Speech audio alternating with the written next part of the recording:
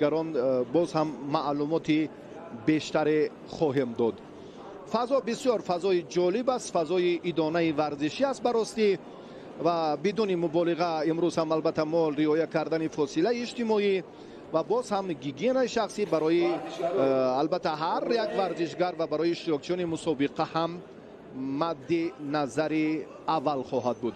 کمیته تدارکات به این سمت هم اعتبار جدی می‌دهد. بیاید اکنون توجه میکنیم به رقابت پهلوانانی که حالا اندر میدان میشوند. پهلوان از دسته دوشنبه 2 شکورов باید با خلعت سفید باشد. بله، انا همین چهره و این ورزشگر هم البته با در نظر داشت آنقدر امکانیات های خوبش هم موقعش آنقدر شایسته نیست و میخواهد البته در میان بزرگسالان هم امروز هنر سنجد. و ملازاده این پهلوان سوخت است، یک هیئت مکمل دسته ولایت سوخت تحت رهبری مربیان باشگاه های هم لنگلی و هم زرافشان به این مسابقات سفر برگردیدند. نماینده دوشنبه 2 خلعت سفید دارد. رقابت ورزشگران آغاز شد. شریفزاده شهرام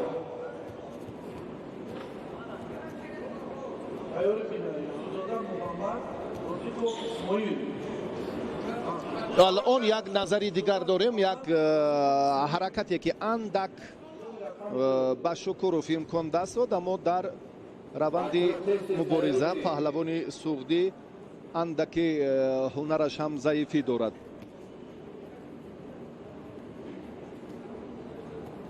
موقع پهلوانان البته در مسابقات امروزه معین خواهد شد و 42 نفر. الان بدون گفتگوی شکورov باید داور هم اینجا یک نظری عمیق داشته باشد به نیروسنجی پهلوان سوختی ملازاده، اما یگان اشاره هم نبود. در برابر آغاز هر یک حرکت و عملی خود پهلوانان باید با یک مسئولیت و همون رعایت همون عملهای خیلی معمول، اما ورزشگری سوختی این مراتب هم برای راستی استفاده کردن این عمل بسیار فاصله نقش بزرگ دارد.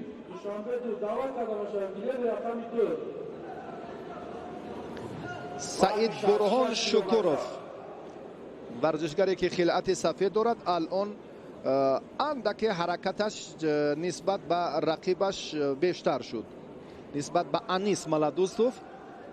انیس هم عقب نشینی دارد، اما مبارزه پهلوانان باز تو اندازه برابری رو نشان میدهد.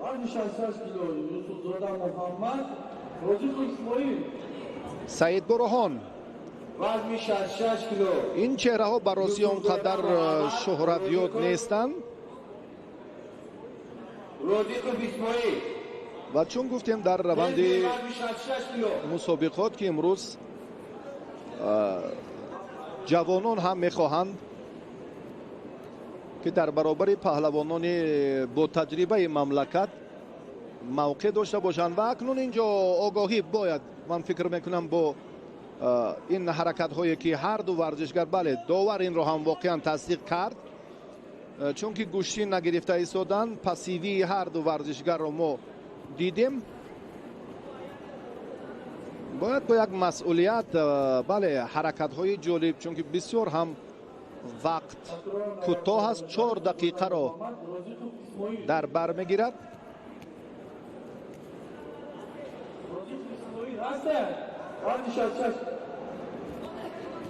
سعید برهان توجهش اندک بهتر شد، اما از حساب کم تجربگی است. وقتی کمربند رو نمیدارد، وقتی که گریبان یا سریاستین رقیب رو هم داشت، باید مسئول باشد که در ادامه دلخواه اصول یا حرکت خود جدی مناسبت کند و تا به آخر همین نقطه را البته به انجام رساند. اما سعید برهان این کار را خوب انجام دادن نمیتواند. انیس در این دقیقه سیوم برای تنها دفاع را اختیار کرد. اونقدر رجوع برای عملهای خیلی معمول جودو نه در حالت راست بودن و در لحظه پرتری هم ندارد. 1 دقیقه و 2 ثانیه دیگر.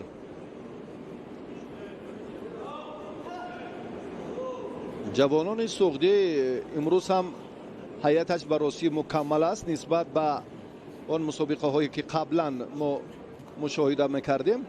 البته اکثری آنها همان ورزشگرانند که خود یک سلاله را باقی ماندن و از همان سرچشمه معتمدش هم از همان ناحیه مسجح کوهی است، چون در مکتب ورزشی آبوردان و همچنین در زرافشان و در باشگاه لنگلیف هم 3 منطقه اساسی برای تیار کردن پهلوانان خیلی شهرت خاصه دارند در ولایت سوخت و بررسی در جمهوری هم.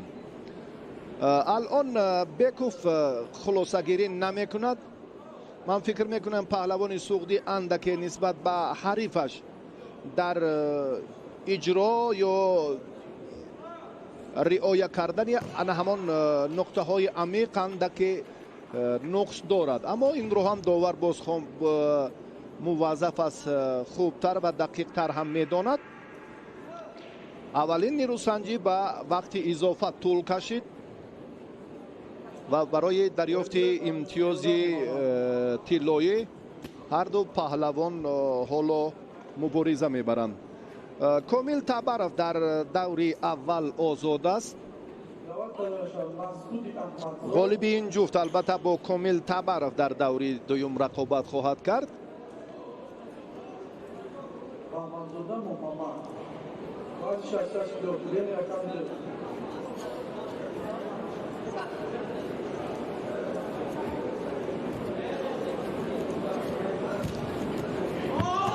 بسیار هم یک امکانیت خوب برای این کارا. شکر رو باید خیلی بر وقت شروع میکرد سعید برهان.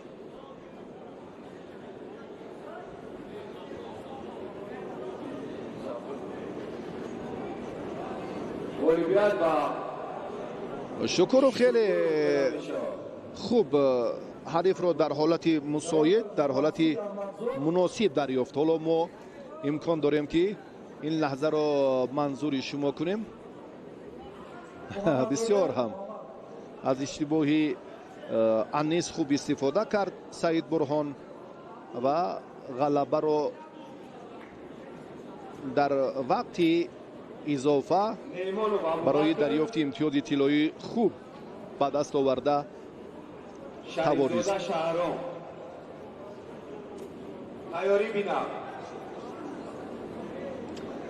تبرف در دوری اول آزاد است.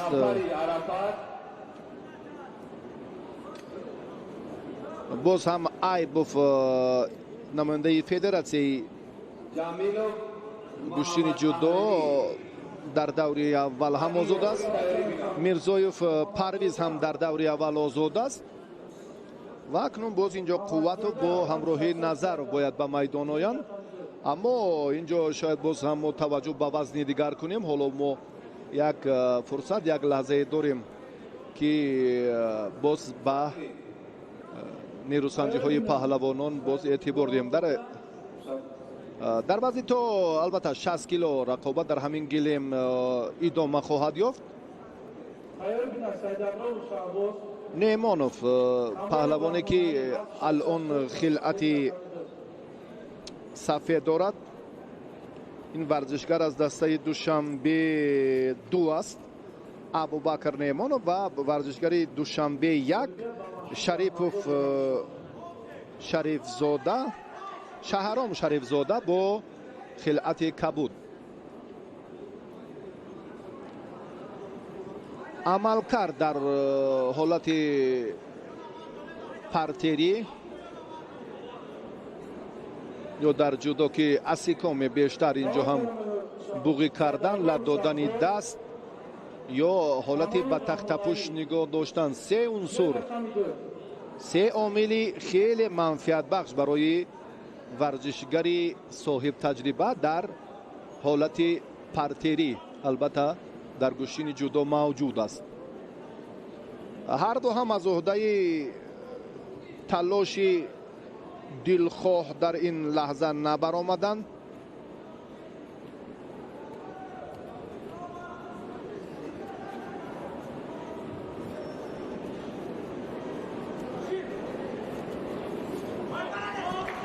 абубакр як лаҳзаи муносибро ҳам аз даст дод. бисёр хуб шурӯъ кард ба ростӣ, аммо боз ҳам ҷузъиёти дигар дар ин ҷо мавҷуд аст ки абубакр бояд ба онҳо дар амалӣ карданаш эътибори хоса диҳад. шарифзода бошад раванди нерӯсанҷиро танҳо ва танҳо назорат дорад. шояд ин ҳам як тактикаи дигар бошад дар ин мубориза, боз ҳам доштани нодуруст ҳаракати дигаре ки бале чунин ҳам ҳаст. довар акнун бояд зуд инро ки коргардонеро пайхас кунад ва зуд эҳсос кунад ки сухан дар бораи чист. андаке кор дар ин самт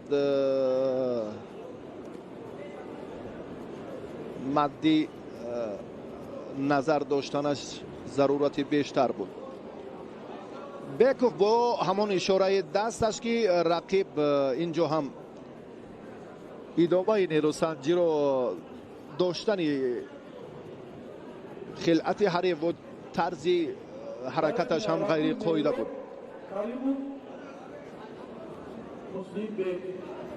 силсилашидоҳо хавф ҳам доранд. ҳолати боз ҳам ба тахтапуш нигоҳ доштан, аммо инҷо на.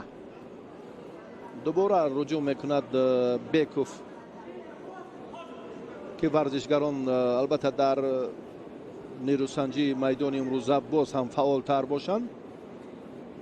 ана ҳамин огоҳию шиддо ифодаи ҳамин аст ки ҷиддият дар муборизаи паҳлавонон бояд хеле хуб ба назар расад. боз тайёрӣ бинанд. ҷаъфари арафат, ҷамилов муҳаммадаҳлидӣ.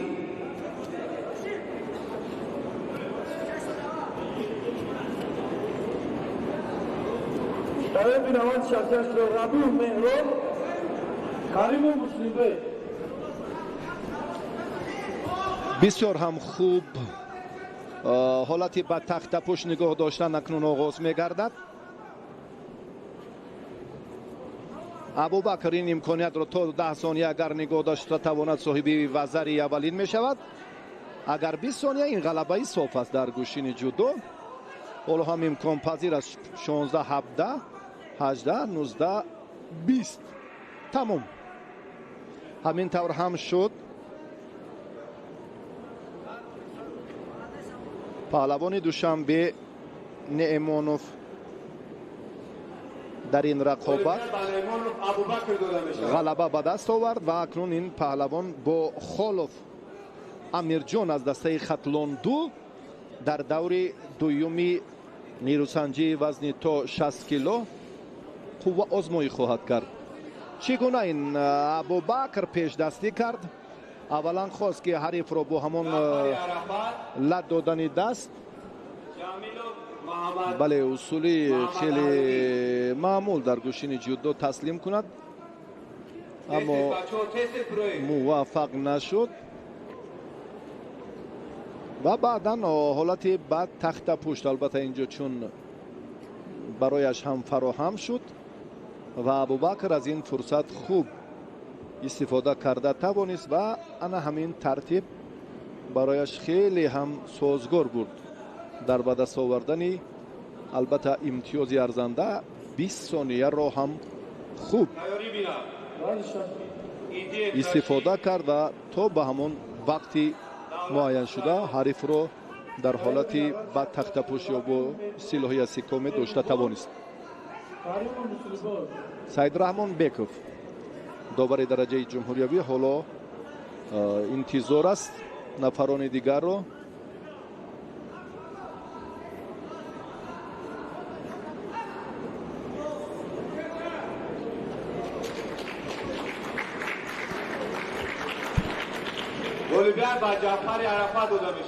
ҷаъфари арафат дар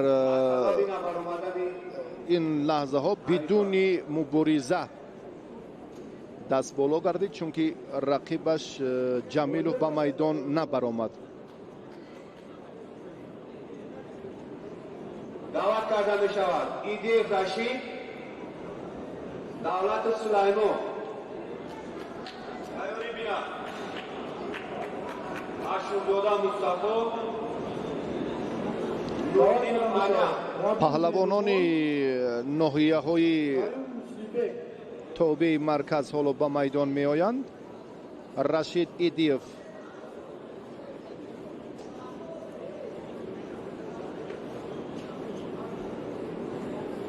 бо ҳамроҳи Давлатов ин аз дастаи шаҳру ноҳияҳои тобеи марказ аст ва Идиев аз минтақаи Рашт. ҳоло мо интизори ба майдон баромадани ин ду варзишгарро дорем.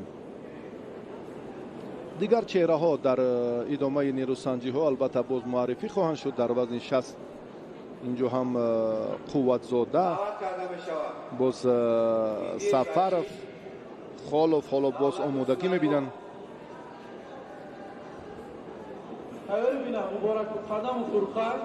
наврасоне ки имрӯз мебинем бисёр ҳам бо як таваҷҷӯҳ, бо як садоқати қавӣ ба гӯштини ҷудо интизори боз ҳам ба майдон баромадани паҳлавонони баррумандро доранд.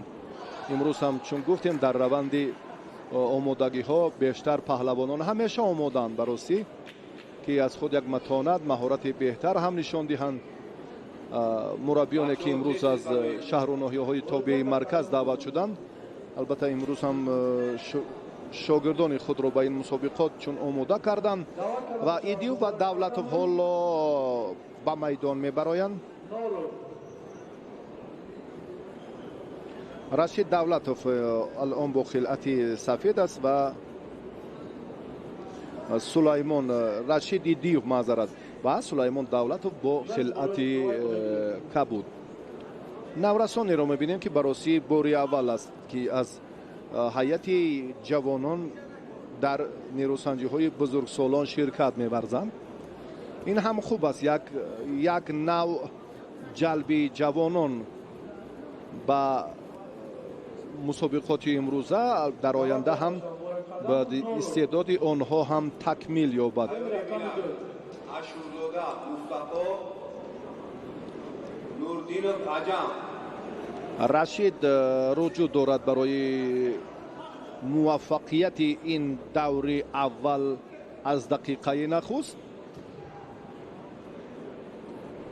Сулаймон Давлатов бошад.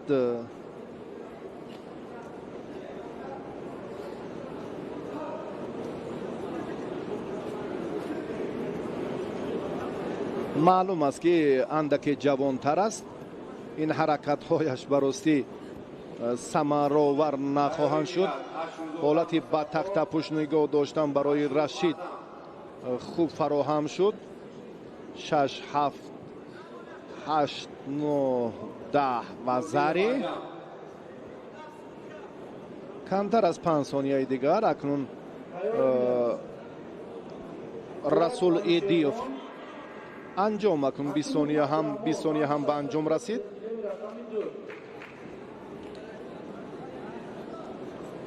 Идиев дар ин дидор пеш аз муҳлат ғалаба ба даст овард.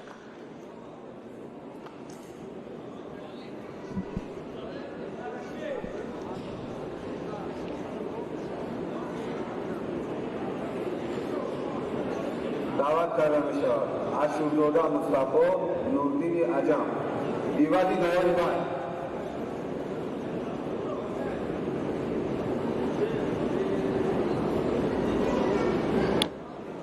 و ایدیوف براستی در ادامه مبارزه بسیار هم پهلوانی که گفتیم جوان است، امروز هم یک جرأت خیلی خوب نشان داد و البته اینجا در فهرست اندک دیگرگونی ما مشاهده کردیم. این ایدیوف در همان مکتب ورزشی ناحیه مسجد تمرین بیشتر داشت و تحت راهبری محمد جاوید امیدوف که این پهلوان اکنون دست بالا شد و دوری دیگر راه یافت. جوانان براسی امروز گفتیم که سن و سالشان اندک تغییرات از نورسی به جوانی و جوانان هم میان بزرگسالان حالا میبینیم که خیلی و خیلی بیشتر شدن. این خوب است در گشتین جدا که البته باز هم حیات بزرگسالان را در آینده قوی میکنند و در دوام سبقت ها ما جالبیت بیشتر را خواهیم دید. مصطفی اشورزاده ورزشگر دسته دوشنبه 2 عجم نوریدینوف ورزشگر خلعت کبود داشته الان بسیار هم نوریدینی نوریدینی عجم در صورت مجلس نسبش اندک تغییر است، فکر میکنم باقی نیست. گو در این باره هم خود مسئولین به ما اشاره کردن که شاید در روندی مسابقات اندک ما این حالت رو مشاهده کنیم و بهترش به تابلو توجه کنید. این نکته هم بود. اما ببینید که از میدان هر دو چون بیرون شدن.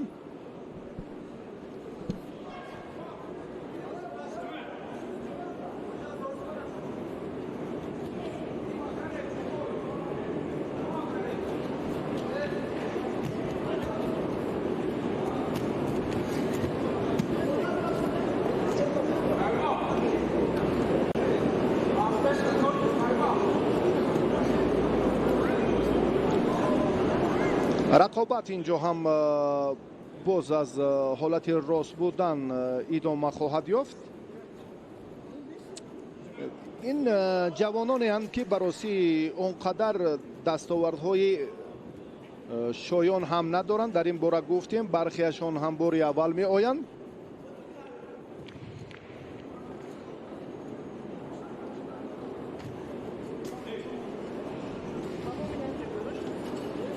برمیگردیم باز هم به شرح خود از رقابت پهلوانان که امروز بیشتر چهره های نو که کشف می شوند آنها را آهسته آهسته به شما معرفی می سازیم. مصطفی یکی از این هاست که امروز البته ما در نتیجه در به دست آوردن باز هم امکانیت های مساعد این پهلوان حرف هم نزدیم. و نوریدین عجم این پهلوان یک پرتافت وزری دارد. دوری اولی تلاش پهلوانان در وزن تا 60 کیلو منظور ما و شماست. محمد جاوید میرزا حکیم شیدا با نوریدین عجم داده شد. نادرست البته داشتن در این روند داور را هم به طرف نمیگذارد. دومین شیدا البته با پهلوان خلعتی کبود داشته و با اشورزاده شیدای اول داده شد. اما در تابلو شیدای اشورزاده را نشان ندادن.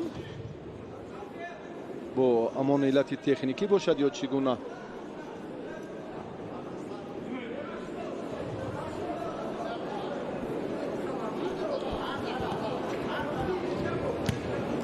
درست شد. اکنون اشورزاده هم ملکه شیدایش را داور اندک دیرتر این کار انجام دادن. به هر نوع باشد رقابت ادامه می‌یابد. در دوری اول البته اندک پهلوانان جوان کم تجربه به میدان می آیند. ما امیدواریم که باز هم جالبی یا دیپو نه خیلی عالی جالب خیلی خوبه. اشورزاده از حالتی خوب از اشتباه رقیبش عین مدعا استفاده کرد. نوریدین عجم در این روند فعال بود، حتی می توانست که کامیابی اولش را استقبال گیرد اما اشتباه کرد.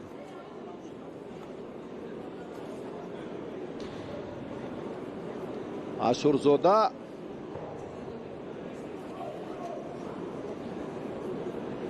غالبیت به اشورزاده داده میشه. بله این پهلوان اکنون از دور اول به آسانی نتیجه دلخواه به دست آورد و به مرحله دوم برآمد. در مرحله دوم ملکه رقیبش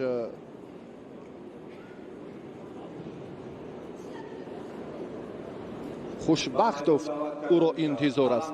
اوی اوی اوی اوی اوی بسیار هم خوف آسیب دیدن سری عجم هم موجود بود. به توجه میکنیم اوی اوی بسیار هم وضعیت در این حالت مرکب تر بود و براسی اشورزاده از این لحظه بسیار هم خوب مصطفی حالتی بهتر رو هم استفاده کرد و دست بالا شد. عبدالشکور و سرور تیاری می‌کنم. سوربون علموف رو ما حالا به شما معرفی میسازیم. این پهلوان از دسته دوشنبه 3 هست. قادرزاده عیسی جان این پهلوان از دسته دوشنبه 2. تیاری می‌کنم. حسین ابراهیم باران بهادروند 66 کیلو. سوربون علموف استاد ورزش جمهوری تاجیکستان در گشتین سامبو، در جودو، در گشتین ملی. براسی یک خاطرات نیکی از این پهلوان در بنده باقی مانده است. در ایام تنتنه نوروزی با شکوه بین المللی ناحیه واسه انیقتر اژدهای کدوچی وقتی که رقابت با جامعه حسن را میخواست، بعد کامیابی هفتم جامعه حسن چون انعنه به میدان آمد و خواست که با جامعه حسن نیرو سنجد. کمیته تدارکات به این دستور ندادند چون که بسیار هم جسمی خور داشت این پهلوان و با همان شهامت و بزرگی پهلوانی اونقدر مانندی هم نداشت و برخی از ورزشگران این چهره را در منطقه جنوب نمیشناختند. وقتی که سامان علموف جامعه حسن را یک پرتافتی بسیار هم زیبا کرد، مخلصان 10,000 نفره ان همان میدان نبرد در تنتنه نوروزی به افتخارش کف گفتم که این بسیار هم صحیفه جالب بود. حتی ما دستور ندادیم که این ورزشگر با جایزه‌دار چمپیونات جهان رو سنجد و واقعا همین پهلوان در همان لحظه 2 سال قبل ثابت کرد. در چمپیونات آسیا برنده مدال برنجی در سامبو است. در جودو همزمان نورسیش در مسابقه های کشورهای اتحاد دولت های مستقل نتیجه بهتر هم دارد. خود ورزشگر دستپرور مکتب ورزشی شهر وحدت است. سلاله علموف رو ما البته منوچهر و علیشهر و باز چندین نفران دیگر را خیلی خوبتر هم میدونیم. جاویدی محمد جاویدی مرزا حکیم داوری جوان ناحیه مسجح با قادرزاده شیدو میدهد. نادرست میدارد. عیسی جان از دسته دوشنبه 2 است.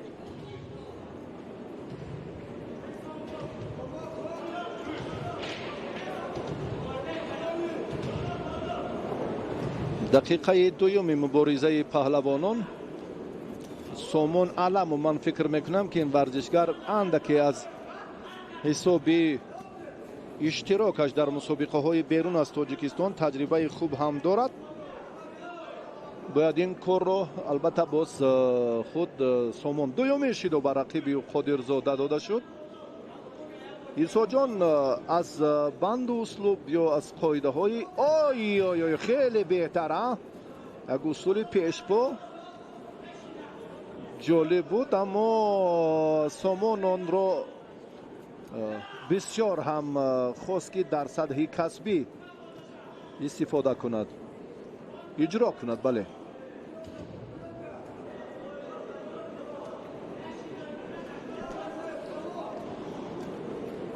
سامان خوب میداند که رقیب به چی قادر است. فکر میکنم این حالت باز یک وضع نگرانی را هم برای قادرزاده ایساجان به میان میآورد. امروز باید با همان نظام درست به ترتیب معین و سامان گفتیم که از حساب نتیجه هایش، از دستاوردهای قبلیش باید نسبت به ایساجان این چهره که جوانتر است با هر دو شیدا میدهد و اکنون سامان علموف در این مبارزه غلبه به دست می آورد.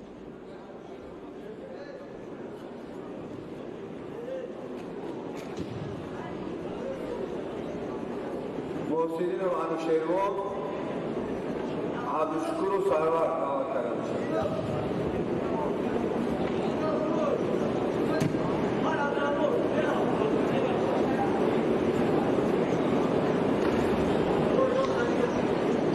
توجه میکنیم اکنون به نیروسنجی دیگری پهلوانان.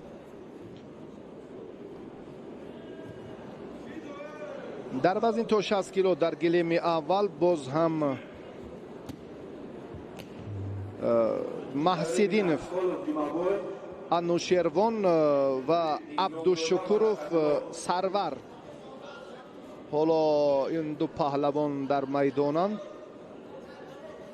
سرور عبدالشکوروف از دسته دوشنبه 1 و محسدینف انوشیروان از دسته دوشنبه 4.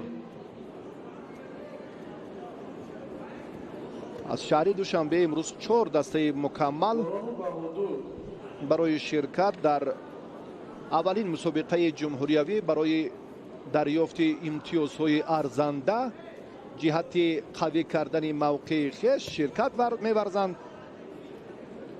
در مجموع 176 نفر ورزشگر در وزن‌های 60، 66 و 73 کیلو امروز هنرنمایی می‌کند. خیلی هم خوب بود. عبدالشکوروف سرور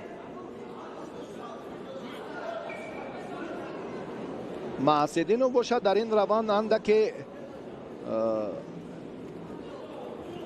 توجه رو برای داشتن دست راستی حریف صرف نظر میکند.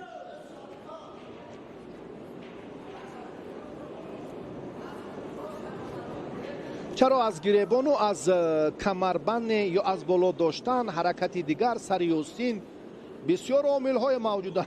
براستی این رو هم داور پیخست کرد، به هر دو شیدا داد. آیا چنین عمل، چنین نظرهای البته غیر قاعده از نظر داور هم دور نخواهد مانند که فکر میکنم حتی افتیدن اورنج اگر در اینجا هم در فرصتی همان مناسب باشد و وزری برابر است.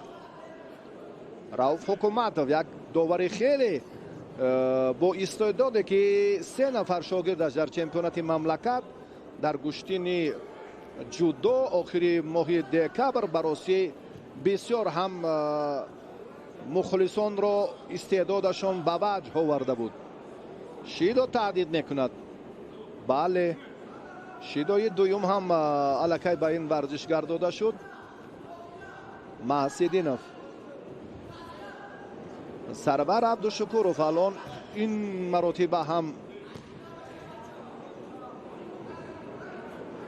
در ادامه تلاش هایش اندک نقص موجود است.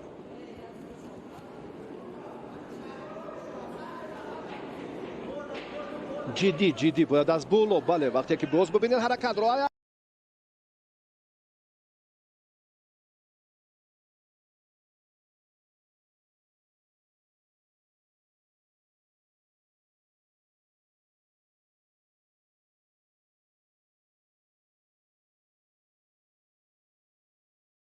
عملی دیگر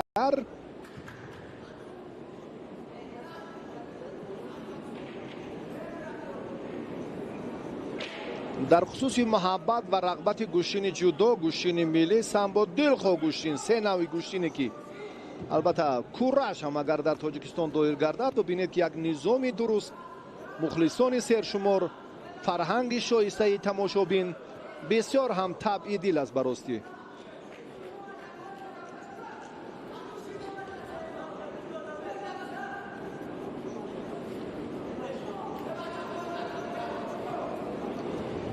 محسدینов انوشیروان الان این پهلوانانی که ما میبینیم با همراهی سرور عبدالشکورов و شیدای اکنون دویم هم به سرور داده شد و هر دو هم در یک حالتند.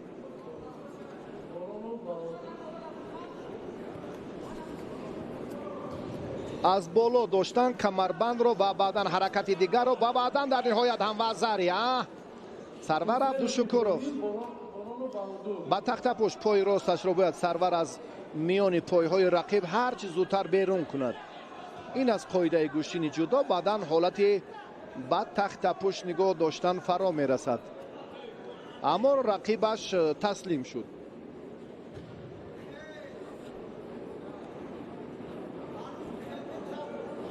البته از آن طرف بعد چند لحظه کارگردان این لحظه را هم منظور ما میکند. اصول همون عمل پرتری بوغی کردن در اینجا با وجود آمد، اما ما از این طرف اندکی این حالت رو ندیده و بعد لحظه تکراری میتوانیم باز این گفته ها رو ثابت سازیم. عبدالشکورov در این جریان اکنون غلبه رو به دست آورد.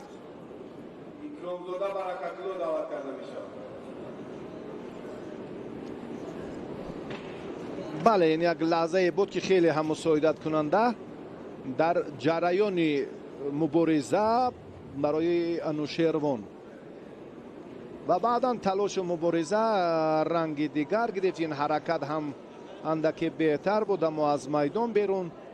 انا همین فرصت برای سرور عبدالشکورov نتیجه به بار آورد و زری گرفت. بعد این هم رقیبش باز چون اندکی فرصت را از دست داد. تشکر به کارگردان و واقعا واقعا هم درست بود بوغی کردن این عمل. با همین ترتیب سرور عبدالشکورov غلبه رو در دوره اول صاحب شد.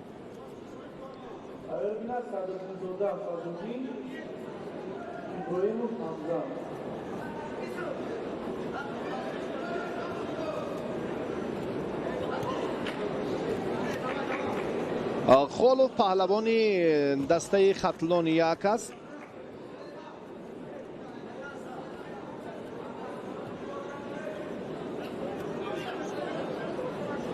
جمعبای خالوف از دسته ختلان یک با خلعت سفید. سید میرزایف مخلصی اسدی اشهدی و واقعا نمودهای گوشتین است. در دل خود چارابینی حتی سطح محل هم این چهره رو ما همیشه میبینیم. برکت الله اکرامزاده این از ناحیه فیض‌آباد پهلوانی که خلعت کبود دارد.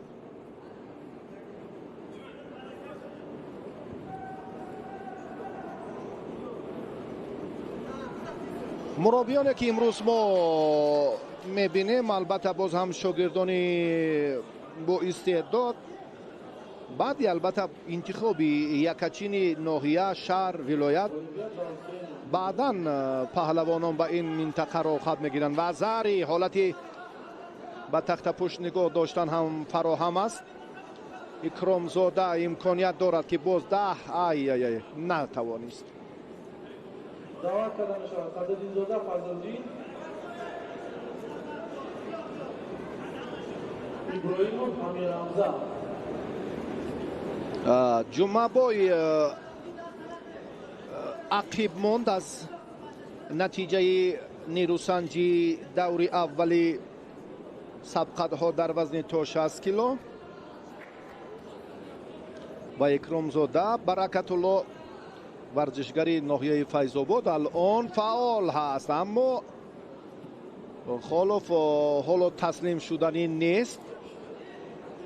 2 دقیقه دیگر وقت هست.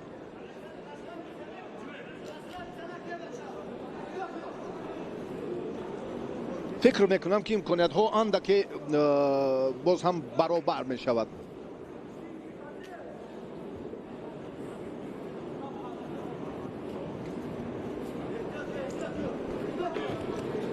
شیدو تهدید میکند بررسی در این لحظه. بله، یک طرفه داشتن در جودو هم این مجازات است.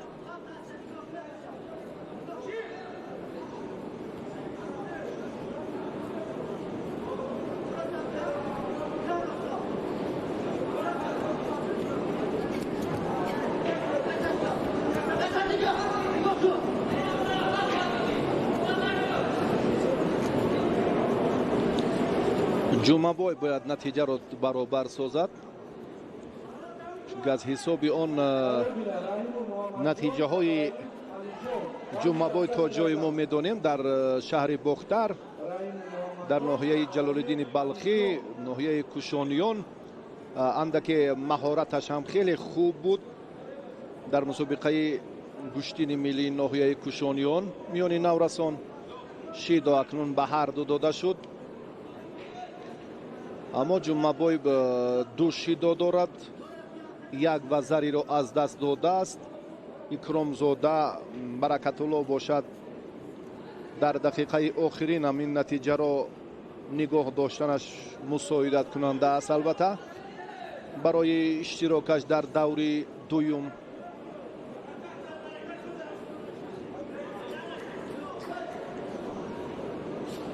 و با همین ترتیب اکنون یک شیدوی دیگر و در نهایت هم جمعبای از نتیجه دلخواه این سبقت محروم شد. اکرامزاده دست بالا گردید.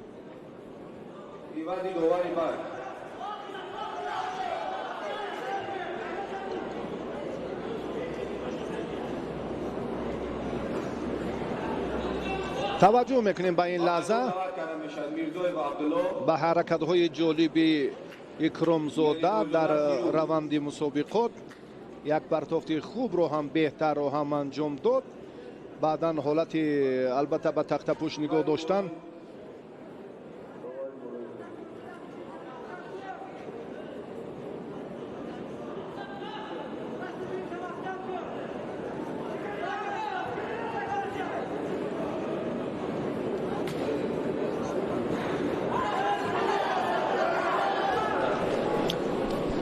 توجه میکنیم اکنون بعد ایوازی داور علیشیر مستقیموف، این مربی باشگاهی آوازه‌داری حاجی شریف از شهر دوشنبه است و حالا برای معرفی باز جفتی دیگر هم فرصت فراهم شد. میرزایف عبدالله از دسته دوشنبه 2 و ملی بایزاده فیروز از دسته دوشنبه 1. حالتی فوقی کردن این مورد که خیلی هم از جانب فیروز ملی بایزاده. این چهره را براسی ما در ولایت سوق مشاهده میکردیم. هنرش را فیروز ملی بایزاده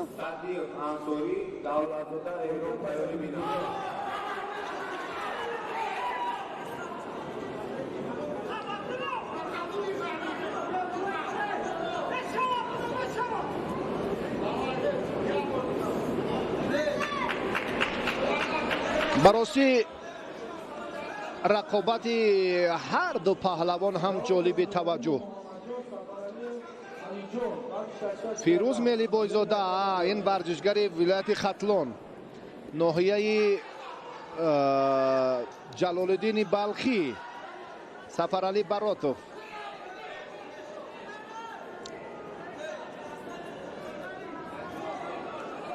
میرزایف خیلی فرصت را خوب استفاده کرد.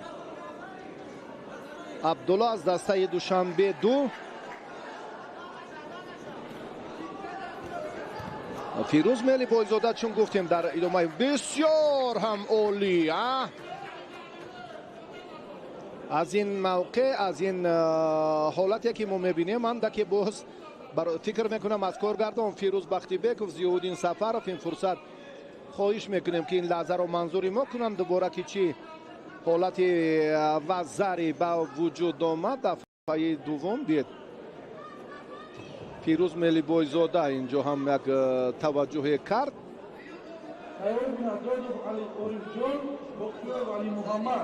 وزری البته چون با کیت توجه کرد اینجا هم کیت ولکه اندری حالتی تکرار رو هم میتوانیم در این جریان ببینیم. واقعا هم چنین بود. فکر میکنم که البته از آن قاعده های جودوی بین المللی عملکردهایی که در مسابقات سطحی گرند پری و گرند سلم و ستاره های ورزشی سیاره که نوکر تلویزیونی ورزش همه آنها را انعکاس کرد در ادامه مسابقات میسازد گفت که این حالت ها البته مد نظر باید بود. ادا کتفش رجوع به آن همان حالت تخت پشت بیاد. بار دیگر توجه میکنیم کتفش هم که در این سمت البته اورنج اینجا موقع و نقش اورنج هم یعنی دست وارد است یا دست بیرون است و این باز هم به صلاحیت خودی داوران وابستگی دیگر دارد. سرداور هم جمشید تیاری بینر سعدی و خلیلوف انصوری دولت‌زاده بیرون. دقیقیت این رو البته باز هم در این جریان میتواند یا چنان یا چنین اکنون داور این رو وزری بهاگذاری کرد. لحظه تکرار رو هم حالا از آینه نیلگون اینجا هم داور سرداور مسابقات و همچنین باز سرکوتی و هیئت مکمل داوران حالا نظارت دارند.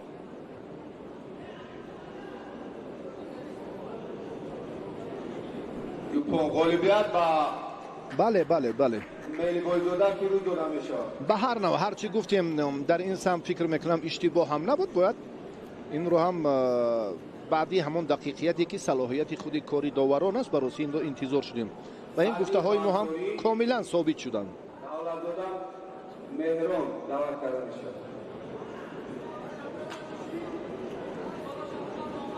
ملیبایزاده فیروز در چمپیونات مملکت در چمپیونات جوانان جمهوری انا همین بسیار هم دقیقه اول بسیار جالبیت جذابیت و خیلی بهترین حرکت ها و نظرهای جالب رو ما توانستیم که با هم ببینیم. وزری انا همین لحظه به ایپون تبدیل یافت. این فرصت خیلی مناسبه که ما دوباره منظور شما کردیم. توجه میکنیم به ادامه سبقت ها.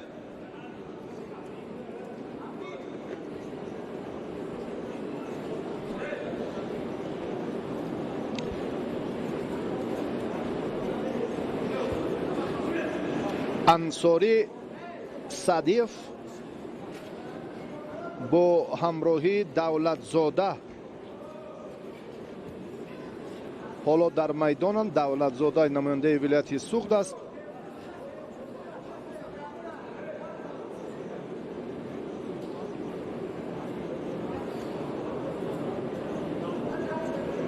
وزن 60 کیلو داوری دوم شکر سایبرها تیاری بینر تبرف کومی. انصاری اینجا هم در صورت مجلس موقعش این شهری بوستون باشد.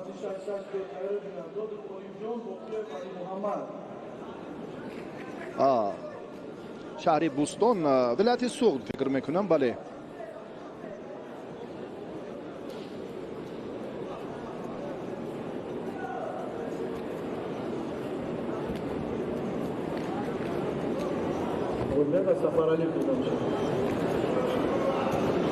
در تابلو البته اینجا هم موقع پهلوانان موجود نیست و اندازه گو هم اینجا فرصت ها صرفی نظر می شوند. سعدیوف انصاری این پهلوان ولایت مختار کوهستان بدخشان است و دولت‌زاده این ورزشگری ولایت سوخت.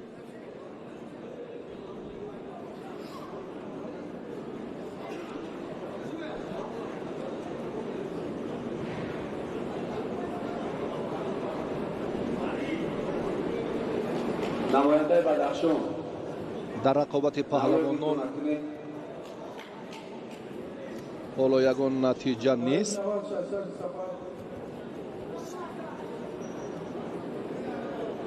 ورزشگری بدخشانی در چمپیونات مملکت تا با دوری سیومی رقابت‌های انفرادی وزن تا 60 کیلو راه یافته بود.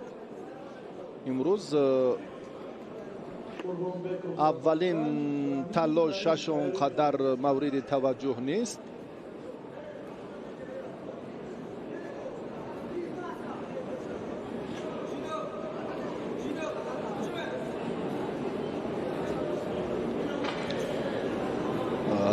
مهراب دولتزاده باشد ورزشگری سوختی.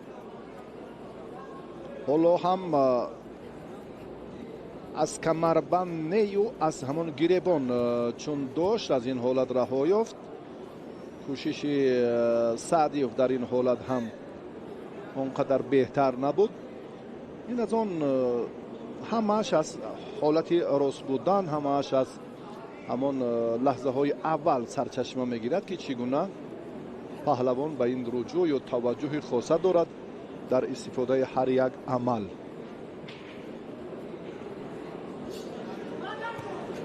ورزشگری سوختی بسیار هم یک عملکرد غیر مقرری را خواست نشان دهد. مهراب دولتزاده برای جوانان را امروز ما بسیارتر میبینیم، هم از شهر دوشنبه، از ولایت سوخت و ولایت مختار کوهستانی بدخشان و دو دسته خطلان هم الان در این جریان جوانان با استعداد رو به این مسابقه بزرگسالان سفربر کردن در وزن تا 60 کیلو.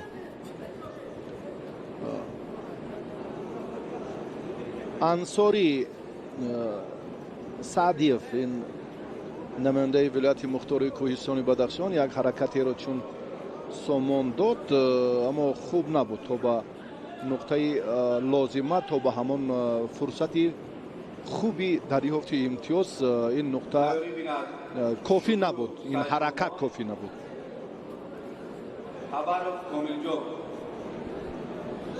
یکی از سبب‌های خوب انجام نیافتن عمل همین است. درباره مربیانی که گفتیم امروز هم از منطقه های دیگر سابق پهلوانان ناحیه فیض‌آباد و خاولین رو هم کارگردان منظوری ما کردن. عین‌الدین قبلا هم در فدراسیون گوشینی جودو فعالیت میکرد به حیث سرکاتب و الان مربی است، مربی گوشینی ملی در شهر دوشنبه. بسیار هم چون گفتیم که نظام و ترتیب درست رقابت ها در مسابقه امروزه براستی خوب است. یک فرهنگ شایسته مخلصان و از این هم پهلوانان روح الهامی تازه میگیرند و براستی ورزش های سنتی و نمادهای گوشین بسیار هم در جمهوری تاجیکستان محبوبیت خاصه دارند. سعدیف اندک رجوع کرد برای حلوک بیرونه.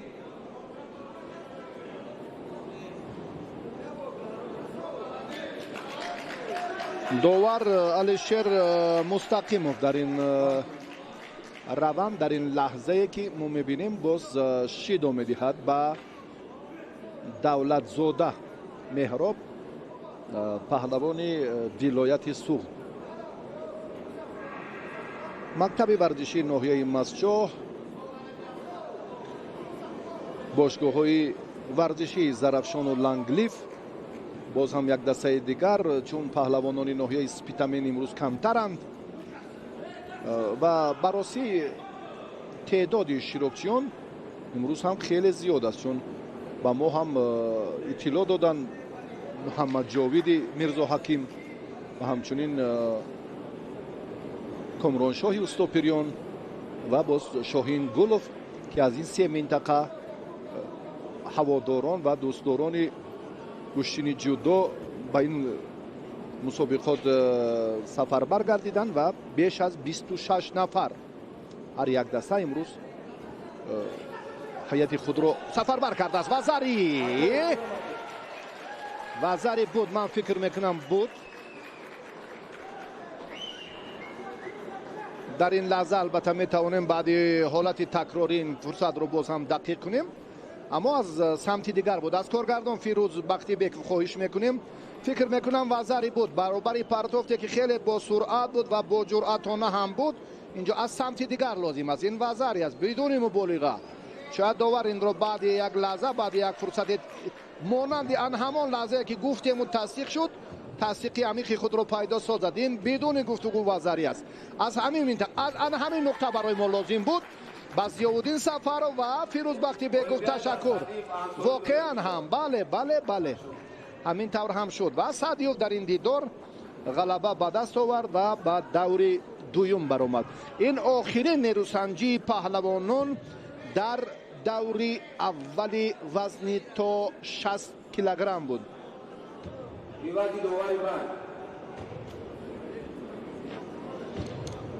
دوری اول به انجام رسید. اکنون رقابت‌های دوری دومی وزن تا 60 کیلو بعد از چند لحظه آغاز خواهند گردید. 42 نفر پهلوانان امیدبخش منطقه های کشور در این مسابقات برای دریافت امتیازهای ارزنده جهت قوی کردن موقع خیش در رده‌بندی بهترین ها البته تلاش خواهند کرد. بار اول این تدبیر از جانب فدراسیون گوشین جودوی مملکت راه اندازی می‌گردد. بار اول پهلوانان می‌خواهند که موقع خود را البته در میان ورزشگران شهرتیار معین سازند. ظریف نظریف داور درجه بین المللی از شهر کلوب حالا انتظاری به میدان برآمدن پهلوانان را دارد.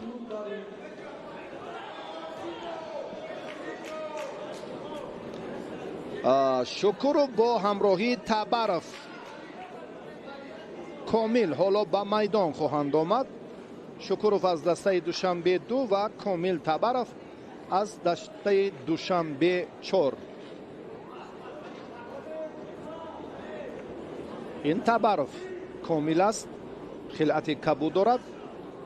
شکروف در یک دور غلبه به دست آورد. انیس ملازاده را شکروف شکست داد. اگر شما در خاطر داشته باشید اند دفعه پیشتر تیاری بیند ایوب احمدجان میرزای پروین حالا که داخله رو هم شکروف خوب آغاز کرد اما کامیاب نشد. ایوب احمدجان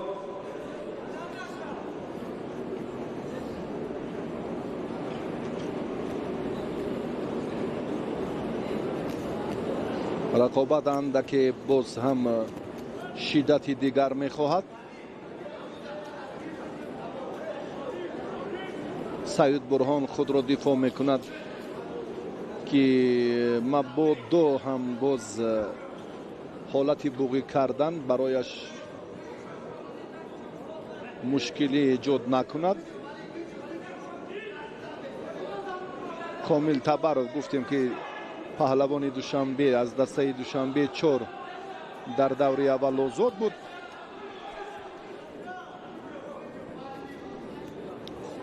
و در رقابت دوم الان امکان هم ندارد. اصول سری کتف را خواست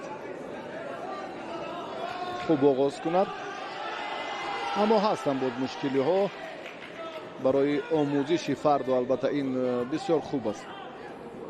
هر قدر چاره‌بینی ها بیشتر گردن، هر قدر نیروسنجی های پهلوانان در سطح جمهوریوی دایر گردن، همون قدر نقص و علت ها الکی باز هم آشکار می شوند و بعدا برای برطرف کردنشان ورزشگران و مربیان خود نیز تلاش خواهند کرد.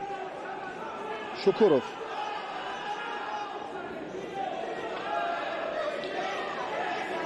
дар гилеми дигар муборизаи паҳлавонон дар вазни то 73 килоҷара 66 кило ҷараён дорад.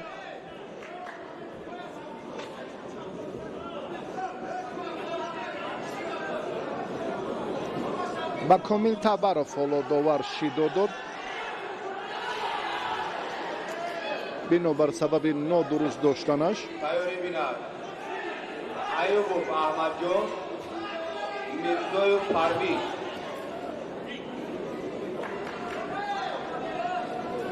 як тарафа доштан боз ҳам ин иштибоҳ аст. дар гӯшини ҷудо Комил шидои дуюм гирифт.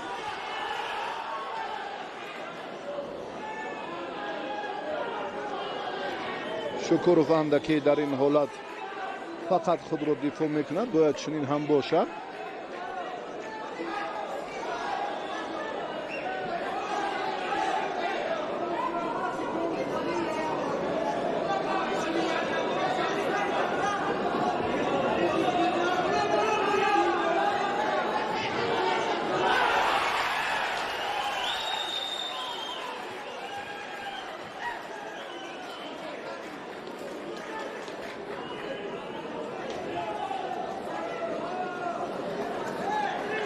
Табаров бубинед ки ҳам ба заре дорад ва ҳам душидо.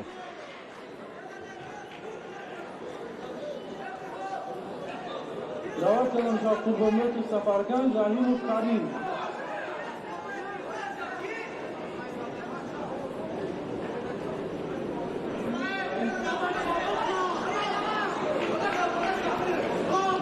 дар дақиқаи аввал паҳлавонон андаке ҷасуртар буданд, фаъолтар буданд.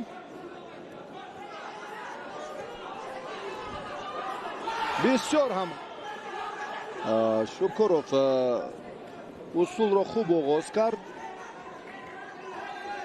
андаке наздик будан ба ҳамон нигаҳдории як фосилае ки дар ҷараёни рақобат мушоҳида мекунем. бисёр ҳам нақши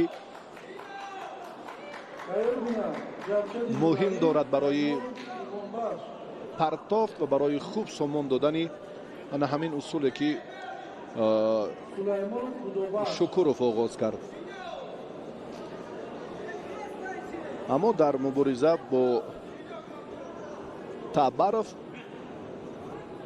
паҳлавони шаҳри Душанбе муқовимати хуб ҳам нишон дода натавониста истодааст.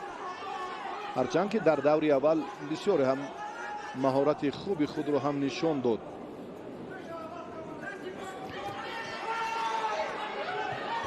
вазари пон. бале, тамом. вақт ҳам инҷо новобаста аз анҷом ёфтан ё наёфтанаш аллакай дуюмин вазари ин дар ин лаҳза Табаровро комёб гардонид. забардасти ҳар даст офарид. Шукуров Маллазодаро мағлуб кард. Табаров Шукуровро шикаст дод ва ба даври сеюм баромад. Ayubov Ahmadjon, Mirzoyev Parviz. Ayubov Ahmadjon ва Парвез Мирзоев ҳоло ба майдон даъват мегарданд.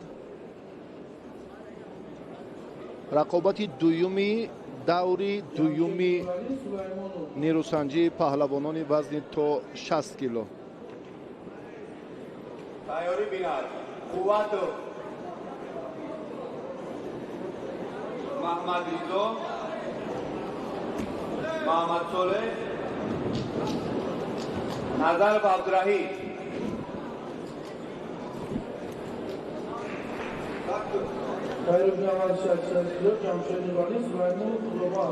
Парвез Мирзоев хилати сафед дорад, мазарат кабуд дорад.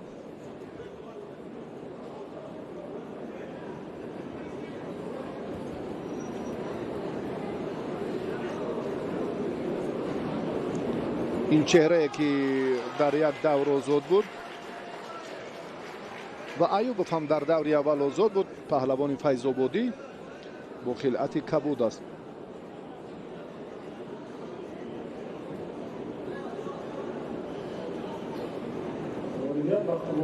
احمدجون ایوبوف.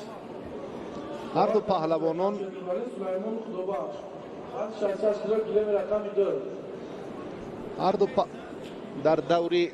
در دوری اول آزاد بودند، چون گفتیم درباره به این مرحله راه یافتن پهلوانان. شیدا یک بار ایوبوف اشتباه کرد، حرکتی که غیر قاعده بود، یک طرفه داشتن. باز هم اگر دست رو این مرتبه جانب خود بر میکشید و بعدم پرتاب سامان میداد، بهتر بود که این عمل خوب انجام یابد، اما چنین نکرد.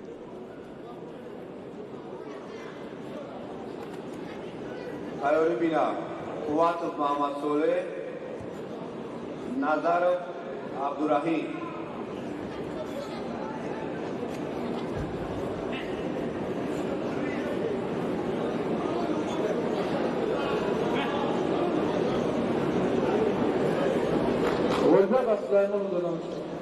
پرویز میرزایف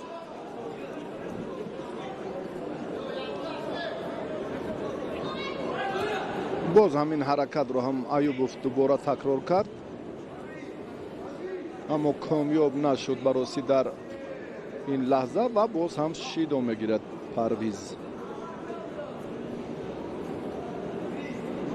تنها 1 دقیقه هر دو پهلوان نیرو سنجیدند.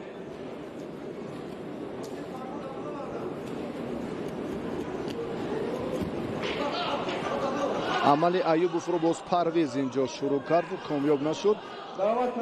از حالتی با تخت پوش یا حالتی از سیکم رها یافت.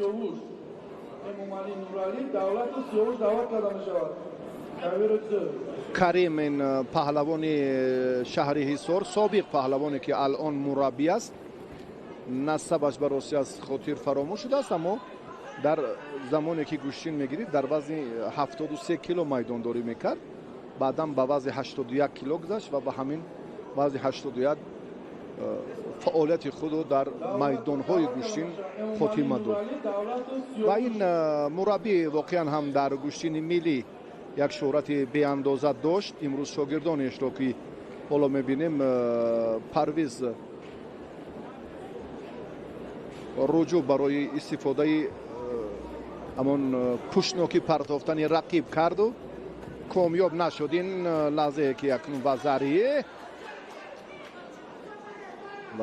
و در لحظه خیلی مساعده کننده هم 10 ثانیه دیگر برای پرویز کافی است که غلبه صاف را به دست آورد. 8 9 10 انجام.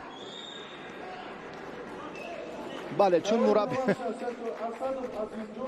درباره کریم حرف زدیم، داور خوب خود کارگردان هم خوب پایخست کرد و درباره پرویز گفتیم و مربیش هم واقعا یک لحظه خیلی بهتر و در نهایت هم چنین شد.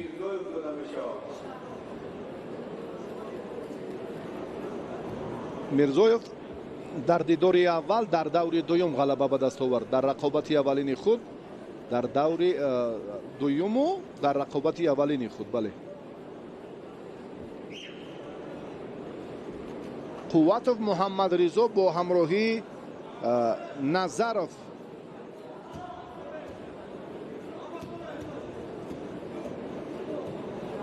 عبدالرحیم نظرov، این ورزشگری که حالا به میدان می آید از باشگاه وستن است.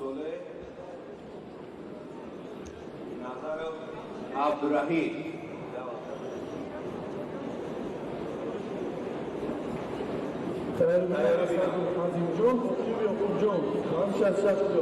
غالب امینجان، نیمونو ابوبکر.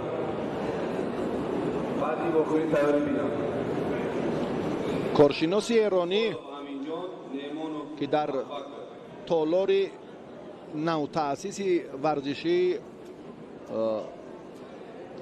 شهر دوشنبه مجیدوف هورو و دیگر نورسان و جوانان بالایوقت تاجیک رو تمرین میدهد. حالا هم در اینجا رجوع دارد به توجه محمد رضا در میدان امروزه، همچون ثانیه سنگ در اون نقطه قرار دارد.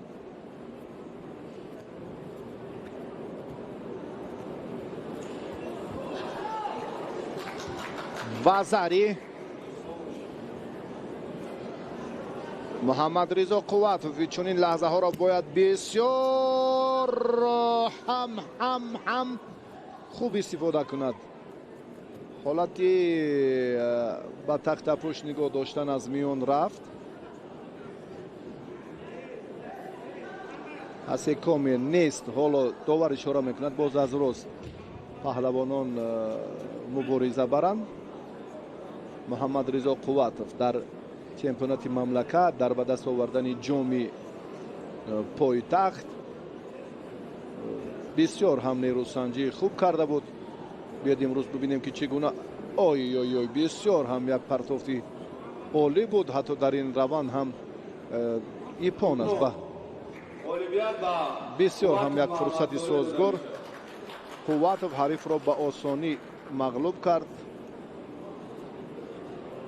و با دوری سیوم را خط گرفت. در دوری اول آزاد بود و مربی ایرانی با او توصیه داد و اکنون در خصوصی مهارت بهتر و جالبش انا همین پرتاب براسی همچنین هست.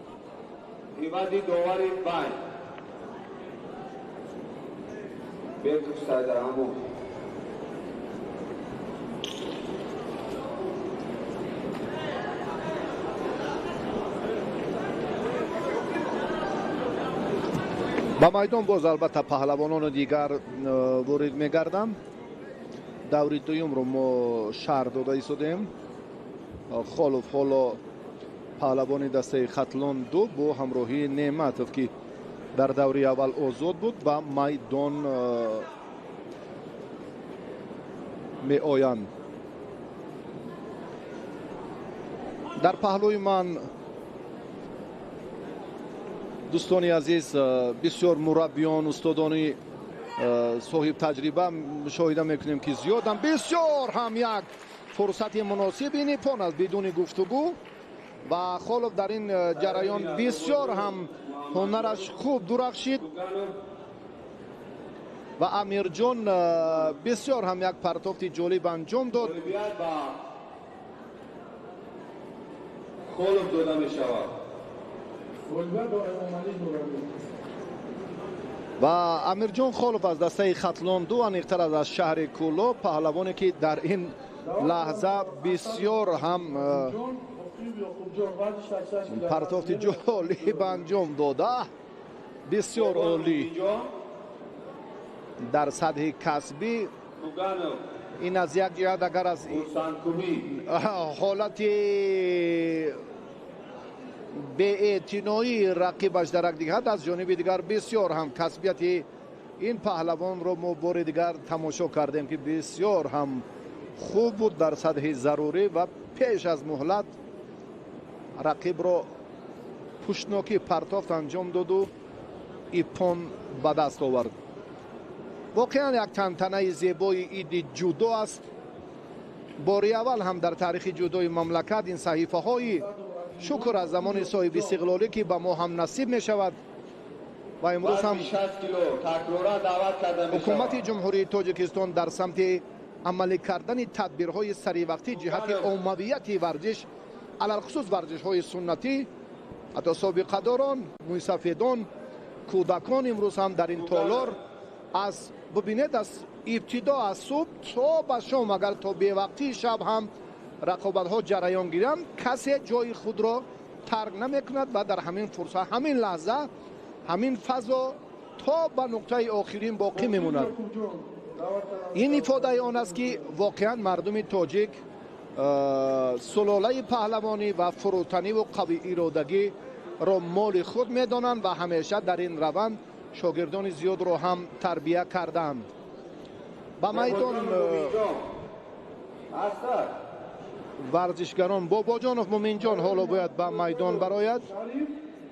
کوگانوف حریفی و این پهلوان دسته دوشنبه یک انتظار رقیبش است. کوگانوف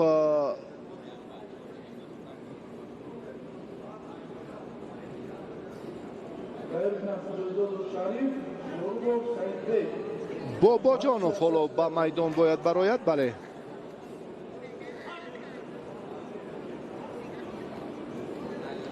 муъминҷон бобоҷонов андаке дертар вориди майдон шуд. мураббиён бояд барои омода кардани шогирдони худ ҳарчи бештар муваззаф бошанд ки вақтро кашон надиҳанд ва зуд шогирдонашонро ба ҳар давр ба майдон сафарбар созанд. муҳаммадризо қувватов, муҳаммадсолеҳ бародарон воқеан ҳам дар ин вазн намунаи ибратанд.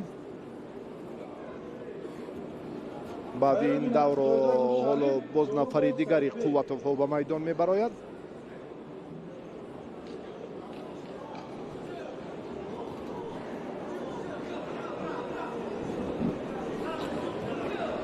тайёрӣ бинад қувватов муҳаммадризо, ҷаъфари арафат.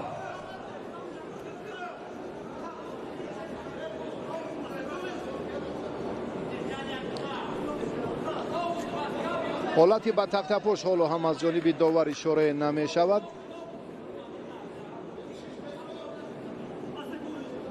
ҳасекоми акнун шурӯъ шуд. лаҳзаи нигоҳдории ҳариф то 20 сония ба тахтапош, ҳатто 10 сония ҳам барои имтиёз арзанда аст. аммо инҷо бобоҷонов аз уҳдаи раҳоӣ кардани ин ҳолат намебарояд. беҳтараш ҳам ба майдон намеомад, хубтар буд, чунки хеле вақтро кашол дод. қариб буд ки аз майдон хориҷаш кунанд ва ба майдон омад ва бо ҳамон як тартиб ва тарзе ки хос ба гӯшини ҷудо аст, ин ҳолати асикоме ва Куганов дар ин даври сеюм ғалаба ба даст овард дар даври дуюми рақобати худ.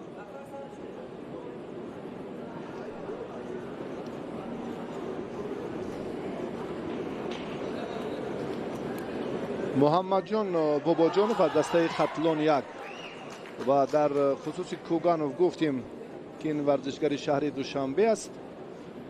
рақобатро бо ҳамин тарзе ки мо мушоҳида мекунем дар ибтидо Куганов ҳам руҷӯъ кард барои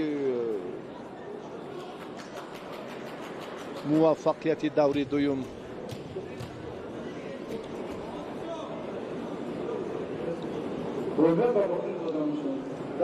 муҳаммадризо, ҷаъфари арафат варзишгаре ки рақиби Муҳаммадризо Қувватов аст дар ин давр. ҷебу берӯз идив тайёрӣ бинад. идив рашид тайёрӣ бинад. ҷебу берӯз идив рашид.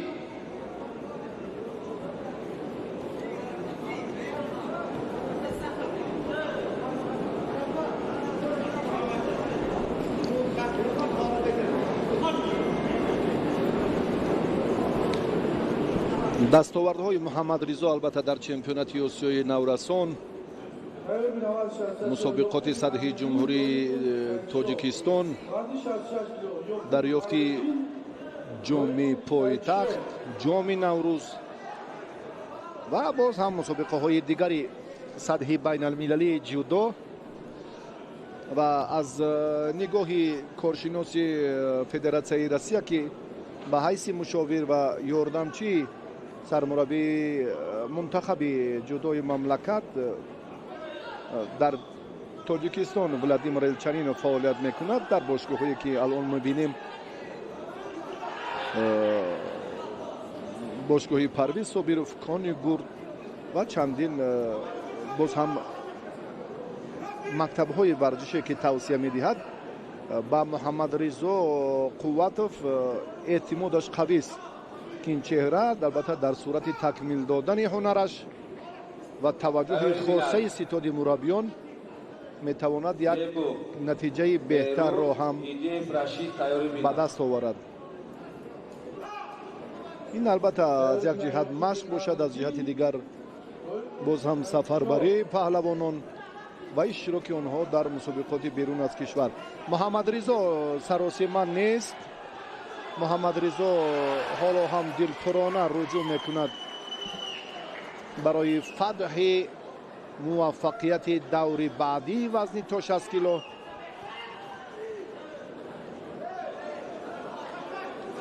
با آسانی اینجا هم حرکت های خود را اونقدر به نشان نمیدهد.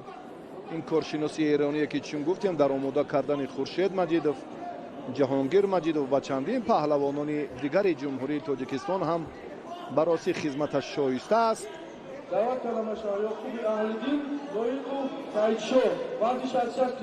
از بالا داشتن اینجا بسیار مساعد بود برای محمدرضا قوتوف، اما اوی وزاری خیلی بهتر. اگر خواهد در یک لحظه باز هم حالت بوقی کردن، عملهای پرتری رو باز هم هدف کار خود قرار میدهد، رقیب رو تسلیم می نماید. اگر خواهد واقعا هم خواست و چنین هم شد. در یک فرصت، در یک لحظه که دل پرانه عمل کرد و این حالت رو هم خوب استفاده برد و قوتوف جعفر عرفت رو مغلوب کرده توانست.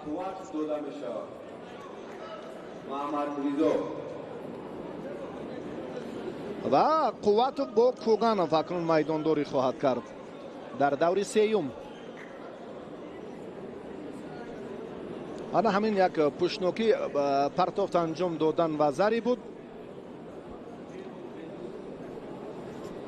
و سپس همون حالت بوغی کردن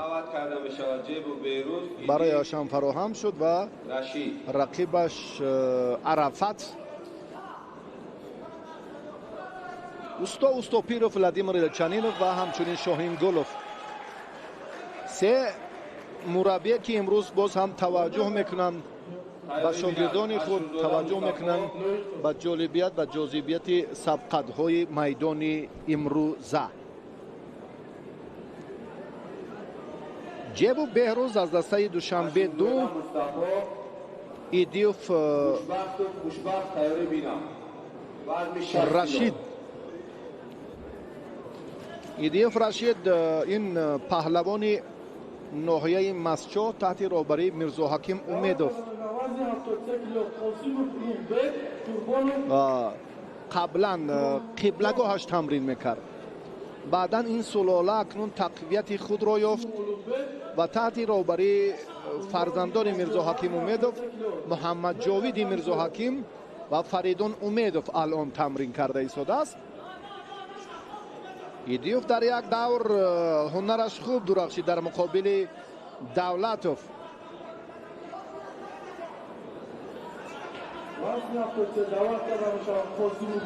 جیبو باشد حالا در تلاش بعد تخت پشت نگاه داشتن رقیب بود.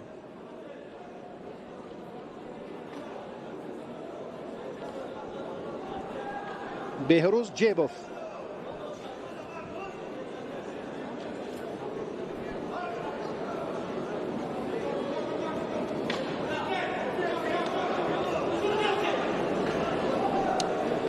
یک سمت نشان میدهند و به سمت دیگر توجه میکنند.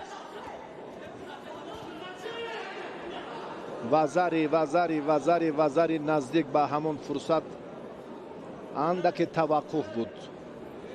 صورت افزایی در اینجا بهتر بود.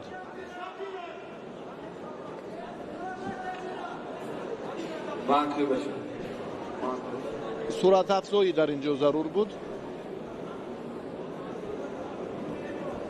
اما ایدیوف این کار رو سامان دادن نتوانست. همون حالتی وزری حالتی که اشاره به همون نقطه‌ای که قبلا داشتیم، نوار تکراری. تشکر به کارگردان، تشکر به مسئول بخش تکرار. براسی وزری است اینجا توقفی که چون ما گفتیم، اما بیکوف سید رحمان یک صمیمیت و نظر شایسته خود رو هم ثابت کرد و این لحظه ها توقف اندک ثانیه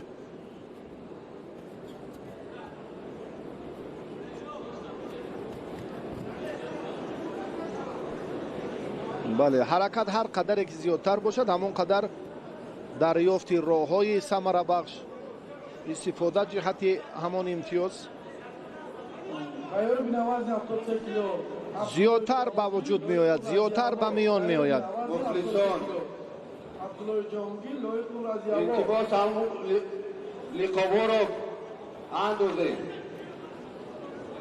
مخلصان ایدیوف روشن الان این پهلوان هم توجه میکند برای لد دادن دست. عملهای پرتری صورت گرفته ایستاده است. جیبوف باید دیگر خیلی گوشتین گیرد. تا جای ما میدونیم این پهلوان البته در مبارزه ورزشگران جوان باید خود مهارتی فوق‌العاده و دیگر داشته باشد.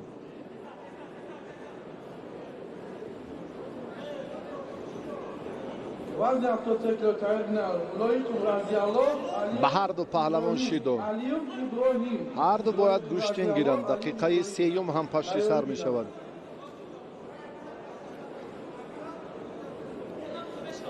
حرکت لازم است اینجا، حرکت در کار.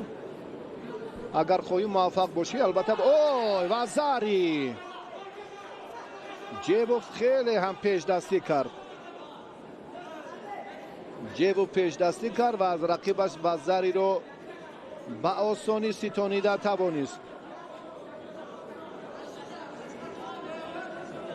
دقیقه آخرین بیروز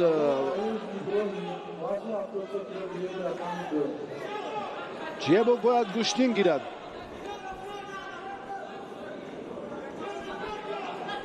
اما بیروز عقب نشینی کرد، داور به او شیدو داد. روشن دیو باشد تلاش میکند که 30 ثانیه دیگر در اختیار دارد. اگر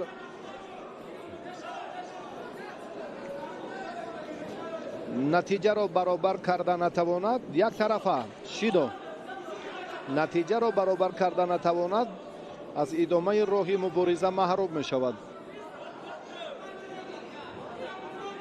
در یک دور خیلی خوب مهارتش را نشان داد. در دوری اول فشار رو هم باز روشن دیو زیادتر کرده ایستاده است.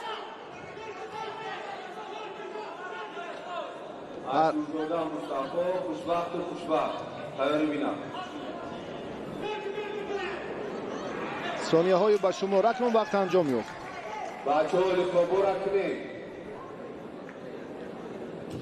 ایدیوف با جیبوف رقابت کرد و جیبوف در این لحظه در همین دور هم خیلی از خطاگی رقیبش استفاده کرد و صاحب پیروزی شد. اولویت به جیبوف داده می شود.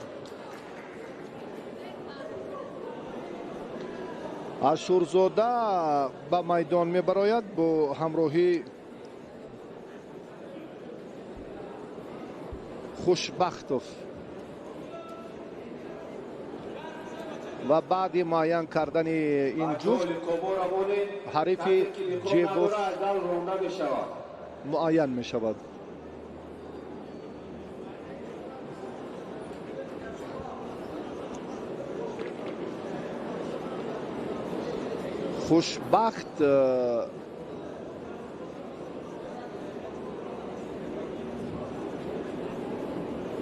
خوشبخت حالا باید به میدان براید. این ورزشگر خلعت کبود باید ببر کند. بله انا همین چهره. این ورزشگر در دوری اول آزاد بود از دسته وستن و عاشورزاده در یک دوری اولی که به میدان اومد نوریدین عجم را مغلوب کرد و به این مرحله دوم راه خط گرفت.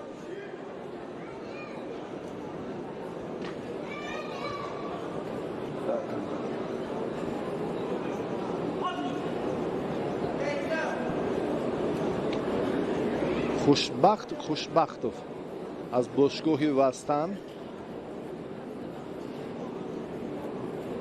Ашурзода Мустафо аз дастаи Душанбе 2. Хушбахтов дар як давро зуд буд. Ашурзода як ғалаба дорад, чун дар ин бора аллакай гуфтем. Идиев Амиршо, Аламов Сомон тайёрӣ бинам. аз майдон берун шуд. довар ба Хушбахтов шидо дод.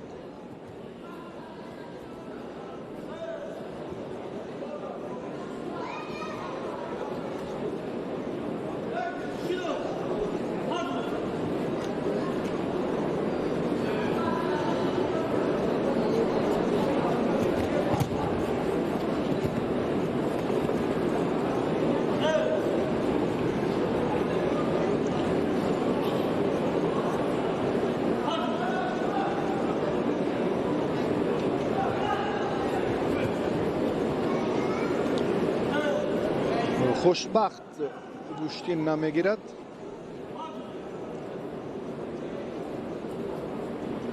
ба вуҷуд овардани фурсати муносиб, албатта аз ҳамон ҳолати рост будан,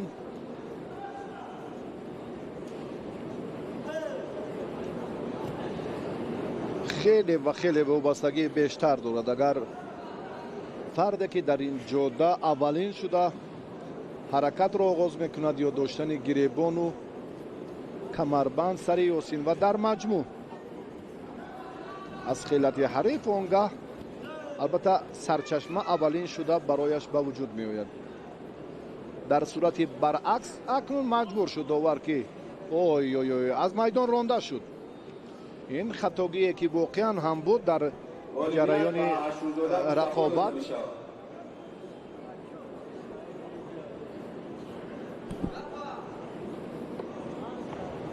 ва Шурзода дар ин дидор ғалабаро ба даст овард бинобар ҳамон иштибоҳи ҷиддӣ ва иштибоҳи бузурги рақибаш.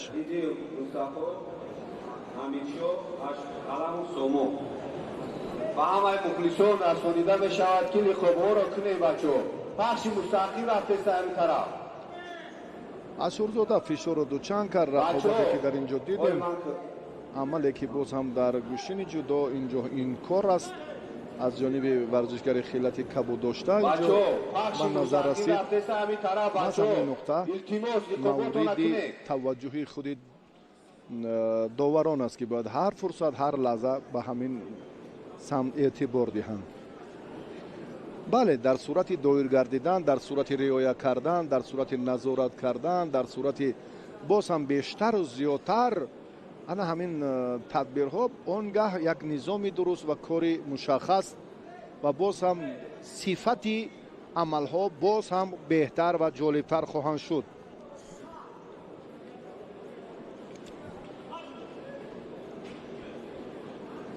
идиев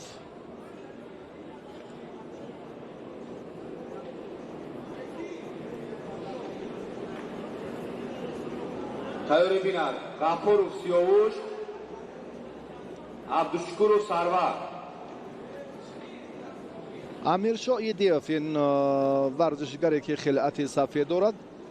бароси аксар ин намояндагон, ин варзишганоне ки мо мебинем бори аввал дар сатҳи ҷумҳуриявӣ ширкат меварзанд. дар бораи Сомон маълумоти бештар дорем ва зари Сомон ва зари баҳогузорӣ шуд. Сомон паҳлавони хуб аст. як лаҳзаи хеле таърихиро ҳам дар нерӯсанҷии аввалаш ёдовар шудем. дар муқобили қодирзода Исоҷон чӣ гуна ҳунарнамоӣ кард. бале, такроран ин амалро ҳам хост ки Аламов истифода кунад, аммо дуюм бора муваффақ нашуд. Ашуров Сиёвуш.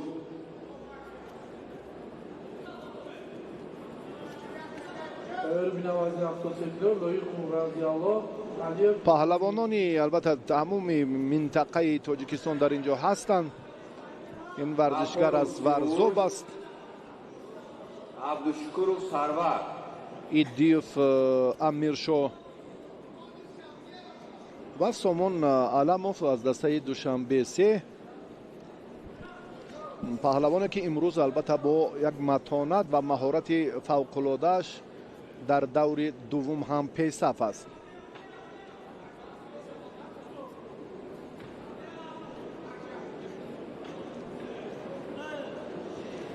ترتیب میدانداری تقاضا میکند که با باز هم رعایت آن همان قاعده ها دوباره پهلوانان رجوع کنند.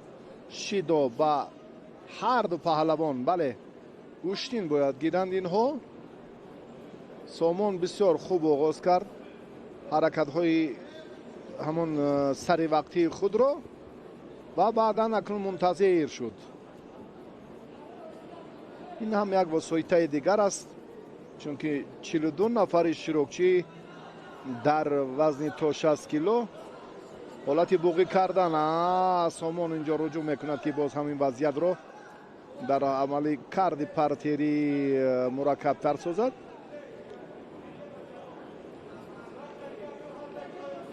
اما ایدیوف اینجا از این حالت رها یافت.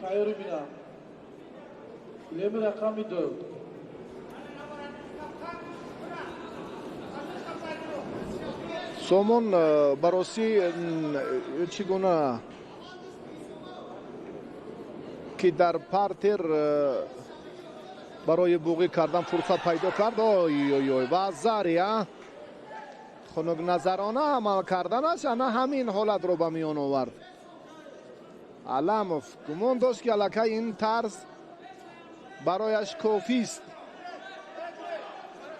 اما ایدیبک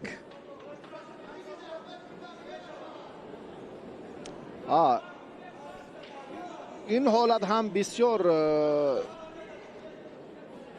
هوشیاری را از دست نداد و خوب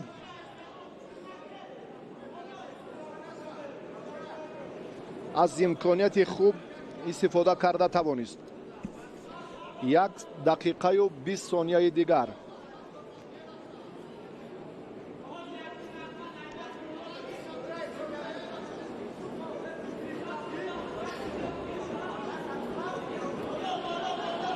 ایدیو وقتی از بالا اگر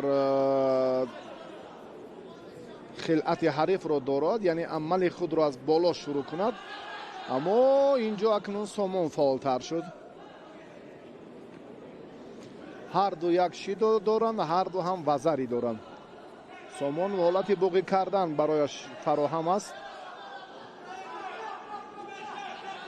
این کار رو چگونه اجرا میکند؟ ثانیه های بشمار در اختیار دارد، اما سامان نتوانست. اگر این نتیجه تا به آخر باقی ماند ما شاهد دریافت امتیاز طلایی خواهیم شد در رقابت پهلوانان میدان.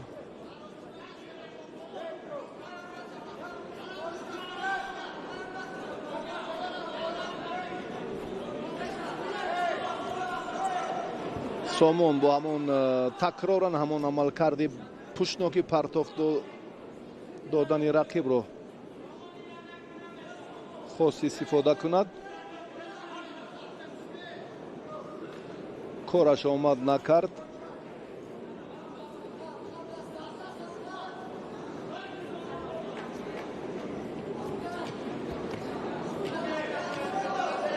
نوزده 18 کن ثانیه های به شمار در اختیار دارن هر دو پهلوان.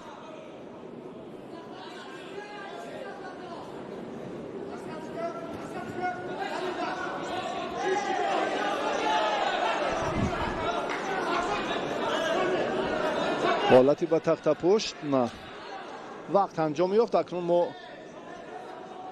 با امتیاز طلایی توجه خواهیم کرد.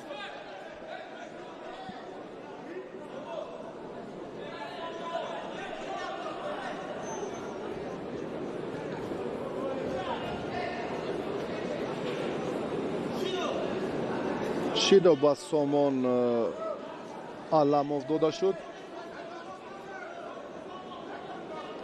خسته حال شد. این ifodai آن است که تمرینش در سطح ضروری نیست. والدت بختصیمت اولوغبک دادن یک حرکت دیگر لوی قرازی الله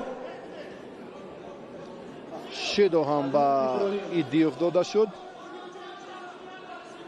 هر دو هم باز برابرند در امتیاز، در مجازات.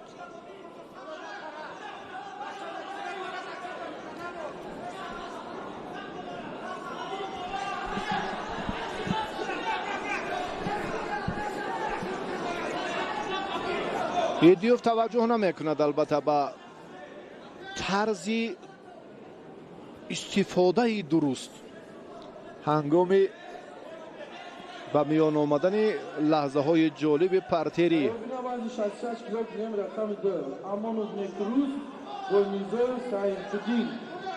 دقیقه اولی وقت اضافه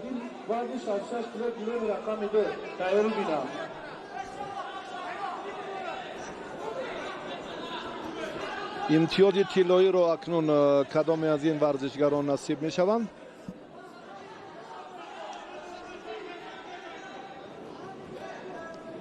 در زیرگروه سی پهلوانان رقابت رو در دور دوم یادآور می شویم که ادامه داده ایستادند. سامان خسته حال شد براستی، بیمدار است و ایده فلکایی نشان میدهد که آماده است. تیاریش هم نسبت به رقیبش اندکی خوبتر است. راهی برگشت نیست. سامان باید که دو چند مبارزه برد. ایدیوف اندکی جوانتر است اما سلسله حمله های هر دو نتیجه بخش نیستند.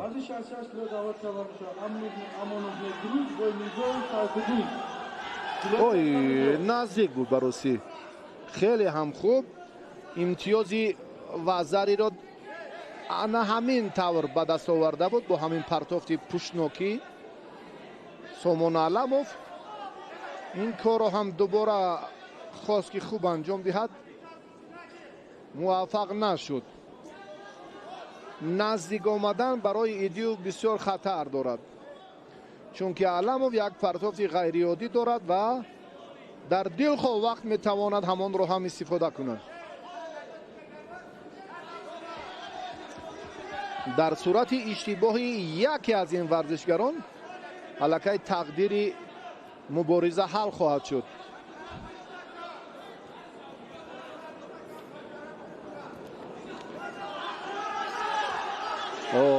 بسیار هم الکی ایدیوف اگر چنین حالت رو باز هم بله کار به نقطه نهایی رسید. غالبیت به علموف سامان داده می شود. ببینید علموف در این جریان از اشتباه رقیبش خوب استفاده کرد. سیومین شیدو باعث پیروزی علموف گردید.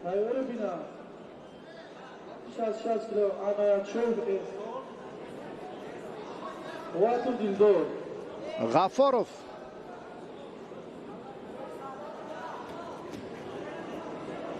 سیاوش غفاروف حالا باید به میدان براید با همراهی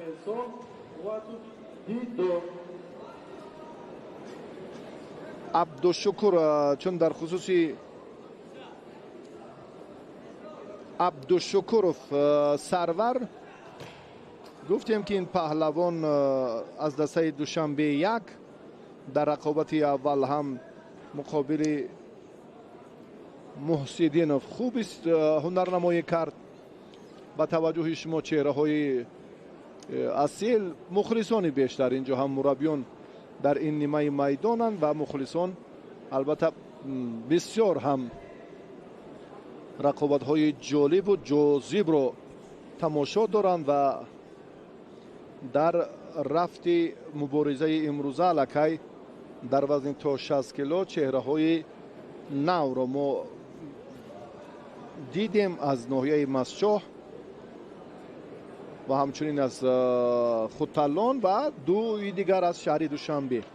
حالا برمیگردیم با اون نفرانی که غالب بودن در این وزن، در گروه های خود البته موفق هم شدم و یکی از اینها همون عبدالشکورов است. این چهره که با خلعت کبود حالا در میدان است، در میان بزرگ سالان در چمپیونات مملکت هم برنده مدال نقره و غفارov این مراتب هم از چنگالی او رها یافت.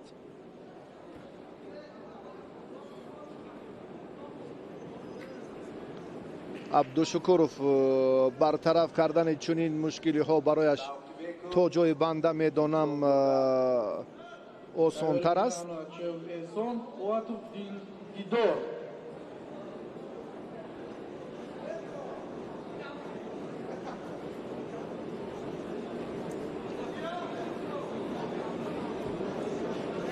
از بالا اکنون این مراتب هم غفارov خواست کمربند رقیب رو هم باز مشخصتر کوتاهتر جانب خود برکشد، اما سرور خوب میداند که در این لحظه ها چگونه به فاصله یا همون لحظه مناسب خود خوب اعتبار دهد و کدام سمت رو پیشه حرکت کند. اما اینجا باز هم یک نظر، یک نقطه نادرست داشتن از سر اوستین پنجه ها هنگامی که ورودن در خلعت رقیب.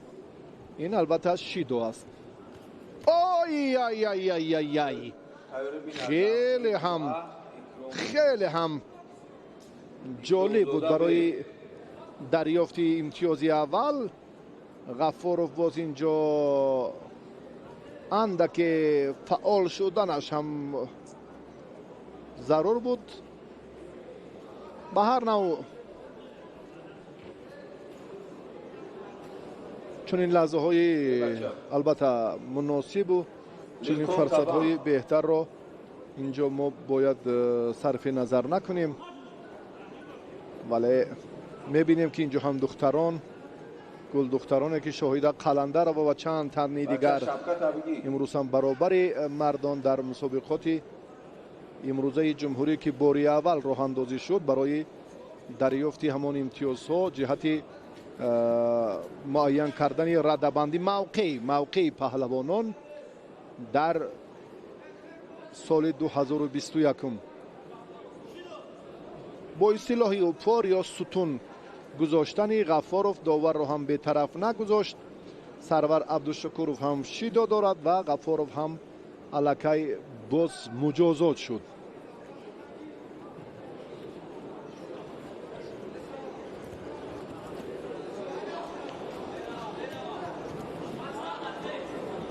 هر دو هم مهنت دارن. آی آی آی آی آی خیلی هم جالب.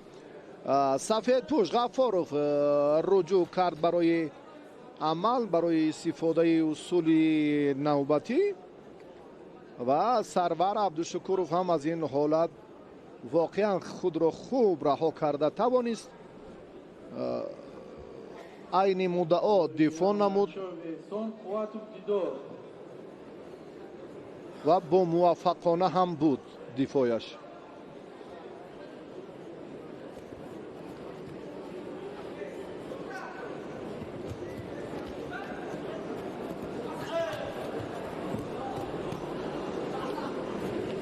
در ناحیه کوشانیان سرور عبدالشکورov از دسته ناحیه جلال الدین بلخی برآمد میکرد.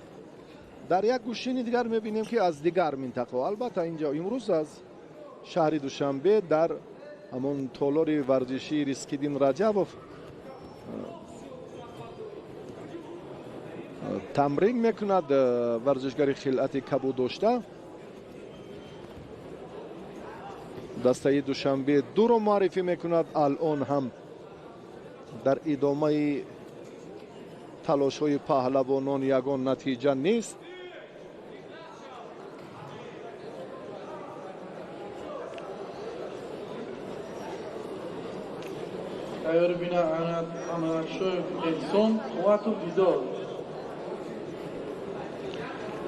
دقیقه آخرین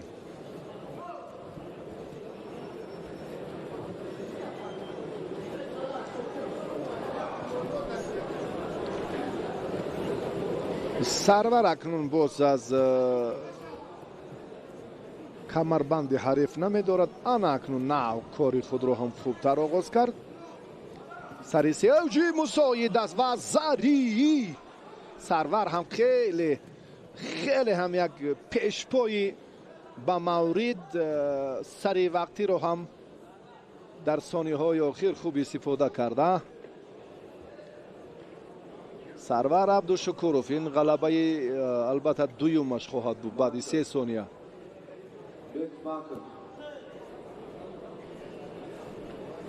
اما شبهه در استفاده همین عمل کرد است که رقابت رو باز داشتند. از این طرف نزدیکتر باشد. اما کتف لازم است که چگونه به زمین افتید. فکر میکنم دقیق بود، یگان جای بحث هم نبود. سرور عبدالشکورov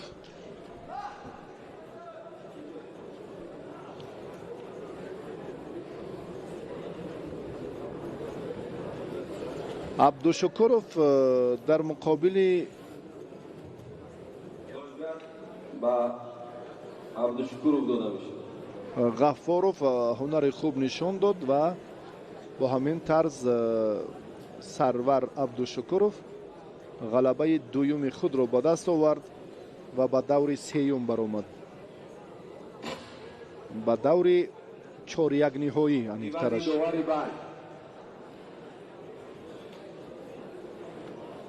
بله، با رقابت های 4-1 نهایی البته پهلوانان آهسته را خط گرفته ایستادند. بله، وزری هست، یگان جای شبهه نیست، اشتباه هم نیست. واقعا هم پیشباک خیلی هم لحظه مناسب و مساعد رو خوب استفاده کرده و در نهایت محمد جاوید میرزا حکیم مربی خوش سلیقه و جوان ناحیه مسجح، مخلصان پهلوانان سابق منطقه های حصار و فیض‌آباد و شهر وحدت، اکنون پهلوانان دیگر را حالا فرصت معرفیشان هم فرا رسیده است.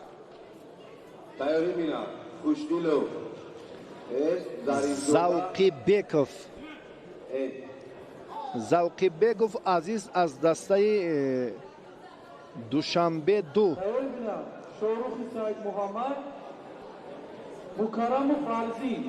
اکرامزاده این ورزشگر ناحیه فیض‌آباد است.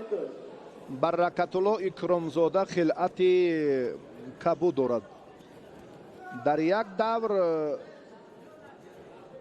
خالف را پهلوان خوتلان را مغلوب کرد و با این مرحله را خط گرفت.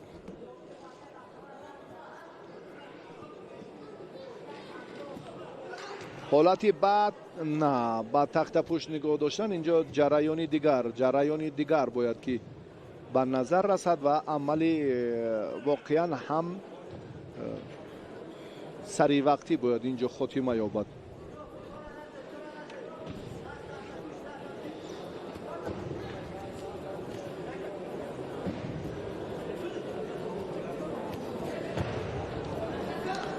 زوقی بیگوف در یک دور آزاد بود.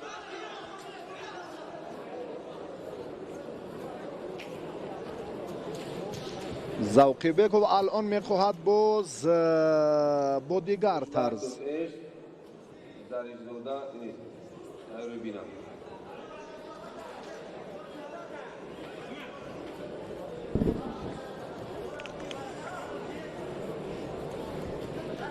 در حرکت های هر دو پهلوان اونقدر کسبیت نیست براستی.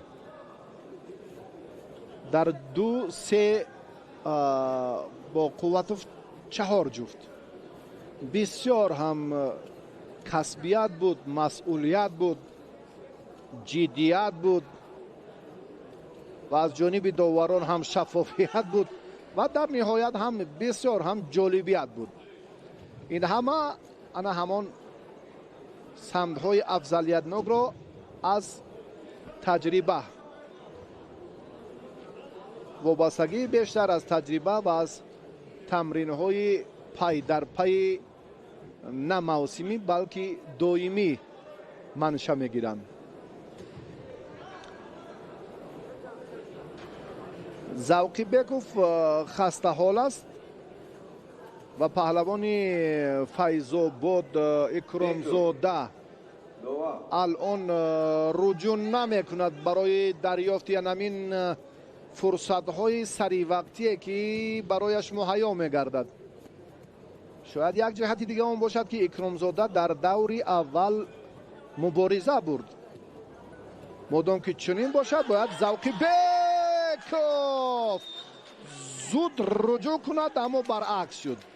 زوقی‌بکوف در یک دور آزاد بود، در دور دوم با پهلوان ناحیه فیض‌آباد رقابت کرد اما دچار شکست گردید.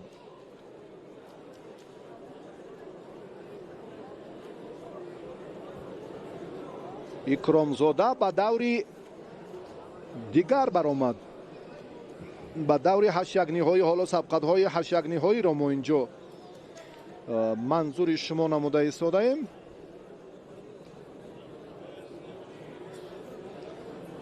بله، لکه ما در رقابت‌های چهاریگنی‌های تبرف، میرزایوف، قواتوف، خالوف، کوگانوف، قواتوف، جیبوف، اشورزاده، علموف، عبدالشکورزاده، اکرامزاده را می‌بینیم. چگونه به توجه میکنیم اکنون پهلوان ناحیه فیض‌آباد حالا که داخله را یک طرزی که پیچیدنی همان پای راست ببینید و بعدا فشار را یک باره به همان سمت دلخواهش زیاد کرد و اکرامزاده برکت الله غلبه را به دست آورده توانست.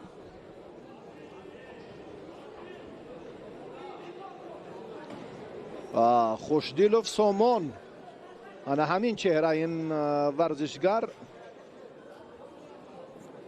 خوشدیلوف سامان از دسته دوشنبه 2 با خلعت سفید است.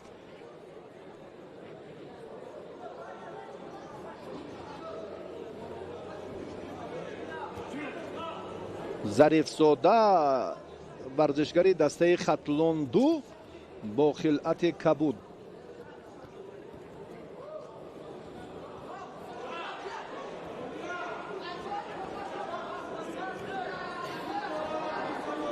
تعدی را برای ظریف نظریف گروه مکمل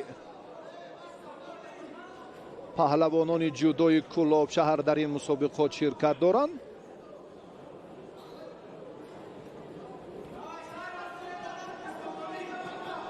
سامان خوشدیلو باید سر خود را بلند بردارد، یعنی پس بودن همین فرصت حالت حرکت در عملی رقیبش وقتی که مقابلیت می شود باز هم خطر زیاد را به میان می آورد. سامان این کار را باید خوب داند، نتوانست. ملی بویزاده عزیزالله امیر تیاری بینا. اولویت به قوت دادم.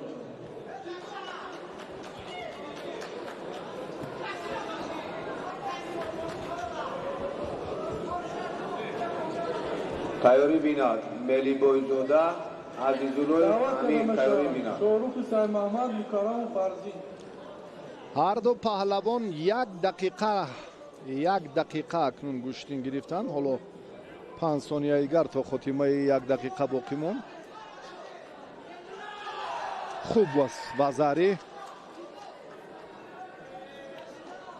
سامان خوشدیلوف صاحب امتیاز شد. میرزا جاوید میرزا حکیم مربی داور جوان از ناحیه مسجد.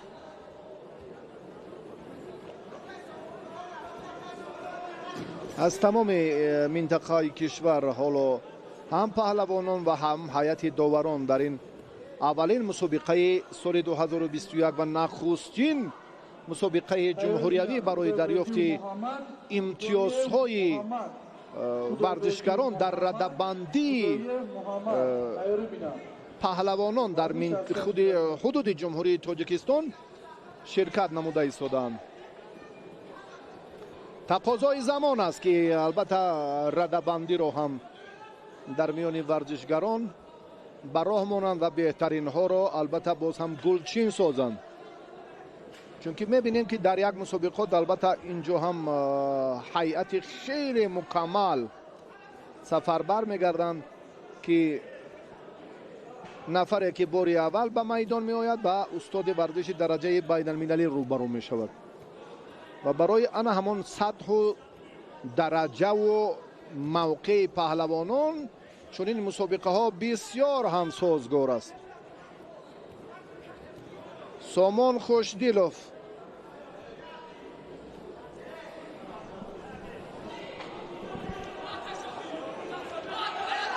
ظریفزاده را می باید این پهلوان کلاب شهر را که کار را در این سمت باز هم جانبتر سازد.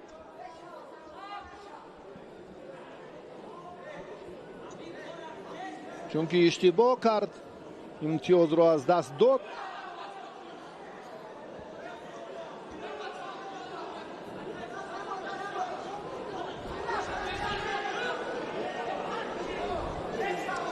هر دو هم در یک حالت از بالا داشتن. حرکت دیگری ورزشگری کلاب با موفقانه نیست. نه این طرز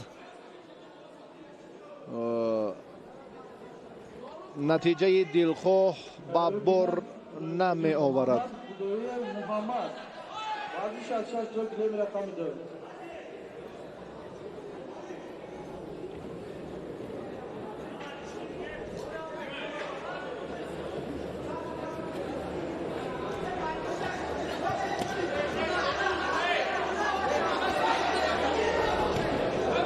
پهلوان شهر کلاب براسی نمیداند چی کار کند. در حالتی راست بودن عمل را سامان میدهد، باید سامان دهد، انجامش نمیدهد. وقتی که فرصت فرتری به وجود می آید از اون حرکت ها دست میکشد. نه چونین و نه چونون. انا همین است مشکلی بیشتر ظریفزاده. حبیب الله ظریفزاده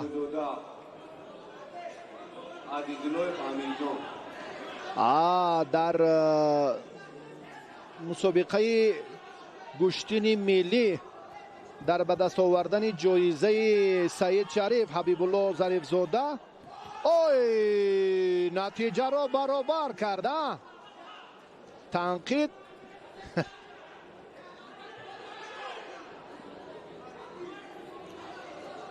برای مسئولیت ورزشکار بسیار هم مهم است.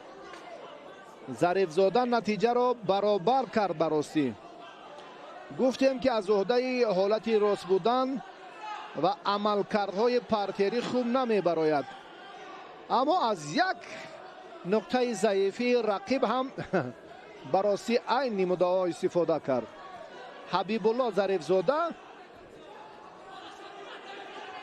در گشتین ملی که دکبر سال 2020 برگزار شد در وزن خود مقام اول در وزن 65 کیلو 60 کیلو جای اول را اشغال کرد. با همین ترتیب وقت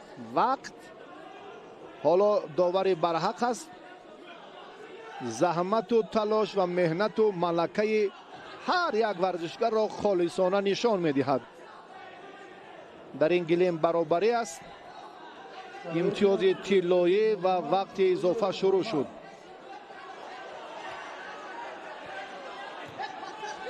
حبیب را دست را باید داشت.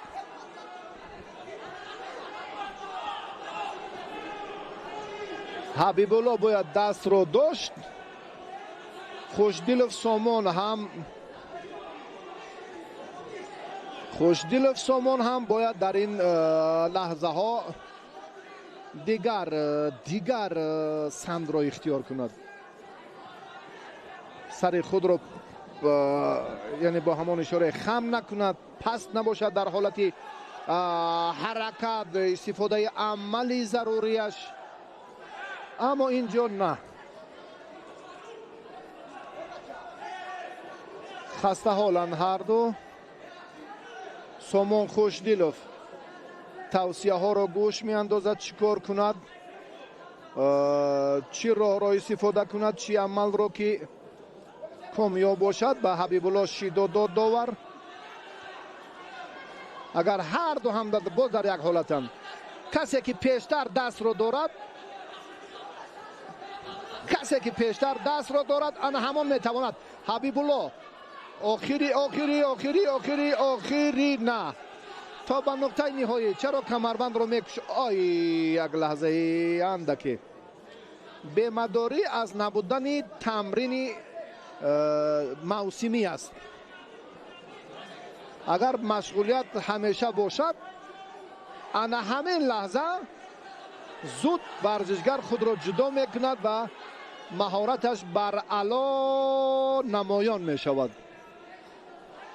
وقتی که مشق همیشگی نیست، ببینید دست حتی کمربند رو نمیتواند که دارد. اندکی نه. و حبیب الله ظریف زاده، قوه لازم است برادر، قوه. با سامان هم قوه لازم است. هر دو در این سمت ضعیفند. اکنون اینجا حالتی تصادفی یک بار یا حالتی که کدام همان فرصتی با وجود اومده را اندک خوبی استفاده میکنند، یا سامان یا حبیب الله. سامان میگریزد. نه، این حالتی که میبینیم سامان از این لحظه گریخت، از این فرصت شیدا گرفت. بله، چون این هم باید باشد. این طرز گشتینگیری خاص به جودو نیست. حبیب الله هم دست ببینید که بسیار هم دعوت کردن شما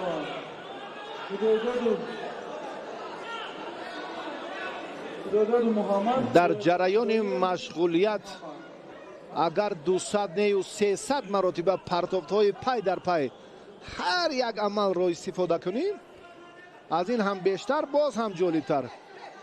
براستی حبیب الله هم او را شیدا انتظار است، فکر میکنم. نیست نقطه ضروری، نقطه لازمه برای خاتمه حرکتی که هر دو میکنن نمیرسد. انا همین طرزی که باز هم نمایان تر شد.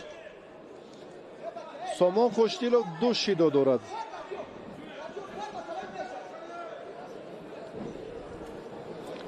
حبیب الله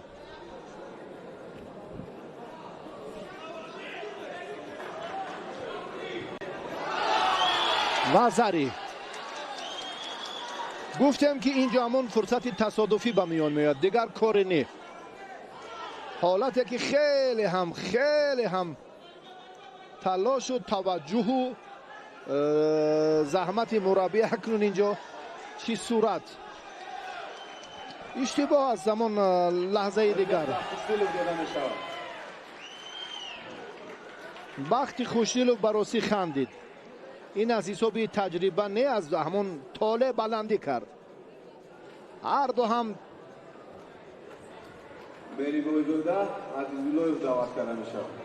آمادگی همه جانبه جسمانیشان براستی ضعیف.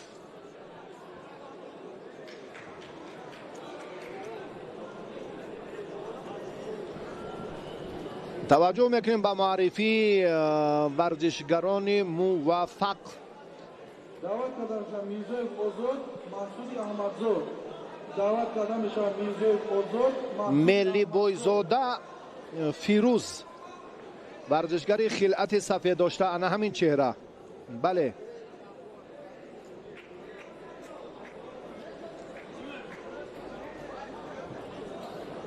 و عزیزاللهیف امیر. این پهلوان از دسته دوشنبه 3 است. در یک دور آزاد بود. ملی بویزاده فیروز در مقابل میرزایف عبدالله از دسته دوشنبه 2 در دور یکم غالب آمد. حالا ملی بویزاده رجوع میکند به عملی نه پارتیدی نیست. 60 کیلو کنجایف امیرعلی، تشریفوف امیرجان. دعوت از مزارف آزاد مسعود احمدشاه.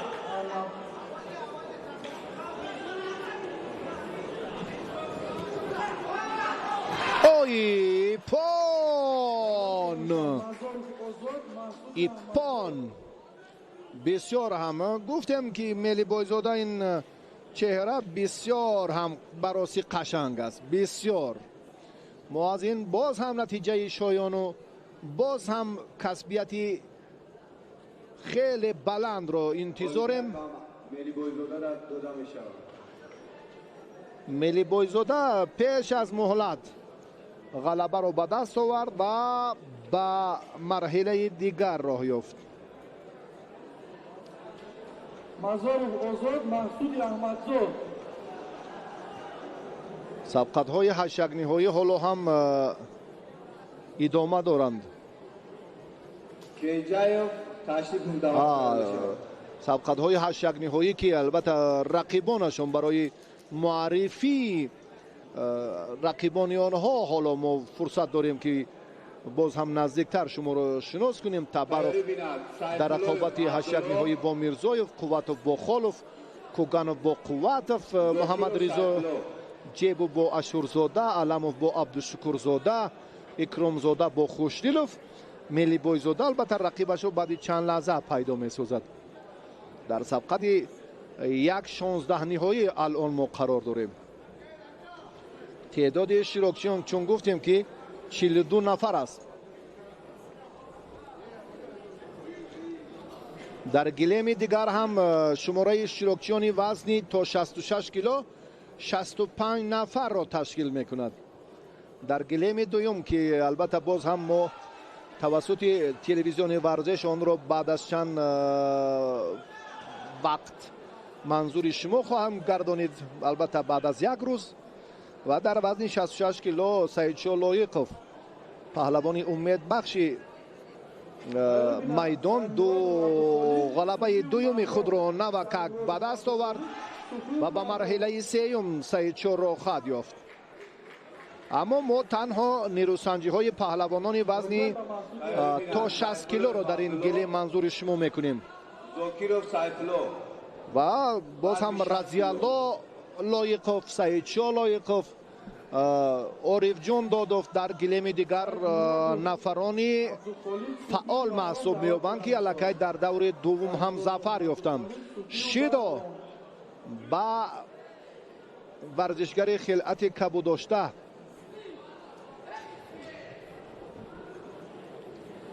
کنجایف این ورزشگری دسته دوشنبه 2 در دور اول آزاد بود.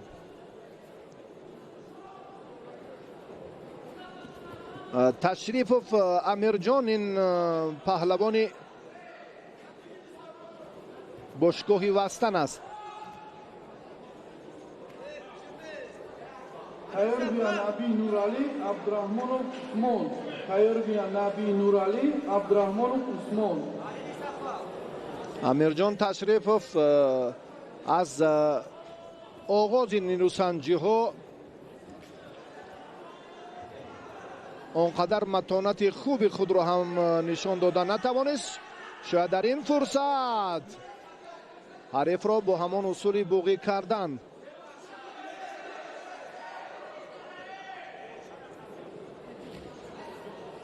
حریف را با حالت بله با بوقی کردن کنجایف اونقدر وضعش خوب نیست. تشریف داده می شود. تشریف با ملی بویزاده البته نیرو میسنجد در دور 8 نهایی و دو سبقت دیگری 1.16 نهایی وزن تا 42 کیلو باقی مانده است و بعدا ما با وخوری های 8 نهایی خواهیم گذشت. 176 نفر شیروکچی در روز اول در وزن های 60 66 73 نیرو میسنجند. از خوش رفت رقیب تشریفوف بله کنجایف و سمندر کریم پهلوانان ناحیه فیض‌آباد شهر حصار یک فرصت منظوری ما کردن. این محمد جاوید میرزا حکیم مربی جوان و داوری درجه جمهوریوی حالا حکمی دارد. فریدون امیدوف این دو تن پهلوان آی وزاری خیلی هم سری وقتی با سیف الله میسر گردید که بسیار یک پرتافت سری وقتی انجام دهد. سیف الله در دور اول آزاد بودیم پهلوان شهر دوشنبه از دسته دوشنبه یک. زاکیروف نماینده دسته فیض‌آباد. ورزشگران فیض‌آباد امروز هم زیادند. قبلا اینها از شهر وحدت، فیض‌آباد، ترسونزاده، حصار، رودکی همون دسته شهر و ناحیه های تابع مرکز رو معرفی میکردند. در سبقت امروزه البته هر یک ناحیه اینی پون بله وزری اکنون پون است. بسیار هم سیف الله هنرش را خوب نشان داد و پیش از مهلت غلبه به دست آورد. آخرین رقابت 1.16 نهایی رو حالا با شما منظور میکنیم. بیاید توجه میکنیم سیف الله چگونه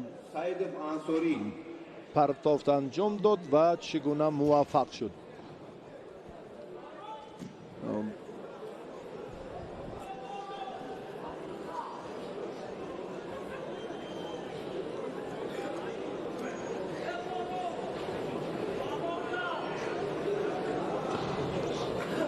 نوارهای تکراری را ما مشاهده کردیم و بسیار هم سیف الله مهارت خوبی خود را هم نشان داده توانست. سعدیوف با خلت کبود است این مراتبه.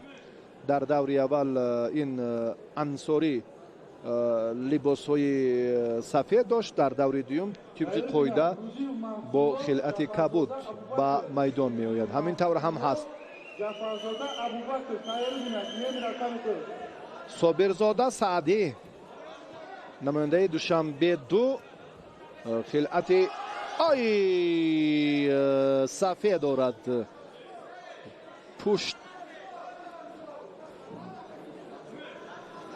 پشتناکی پرتافت انجام دادن. الکی خیلی این اصول هم بعد رسول باقیوف معمول شهرتیار شد و از دست پروران ورزش جودوی تاجیک و محض هم بعد این در المپیاد پکین سال 2008 که واقعا هم یک صحیفه تاریخی بود و تا کنون تاریخ مثلش رو یاد ندارد. رسول باقیوف چگونه پرتافت انجام داد که حالا هم این عنعنه در میان پهلوانان جودو خیلی هم ظهور کرده است.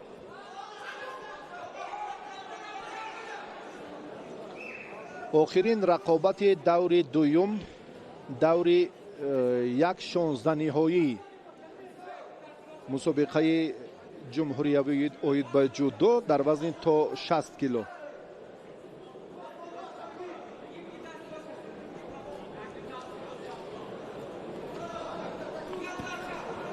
Tayyorgina Ruziya Mansur Jazoda Abubakr. Hozir 68 kilogram.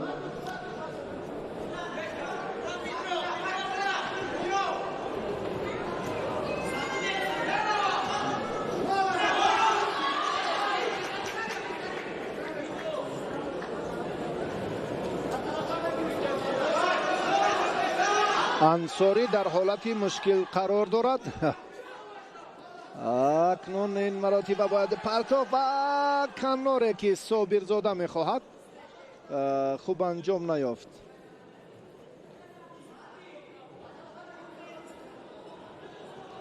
براستی بسیار هم جالبیت رو تلاش رو مبارزه دیدنی هر دو هم فارغ نیستند، فرصت ها رو صرف نظر نمیکنند، بسیار هم رغبت برای استفاده، رغبت برای آن همان عمل های سری وقتی دارند هر دو.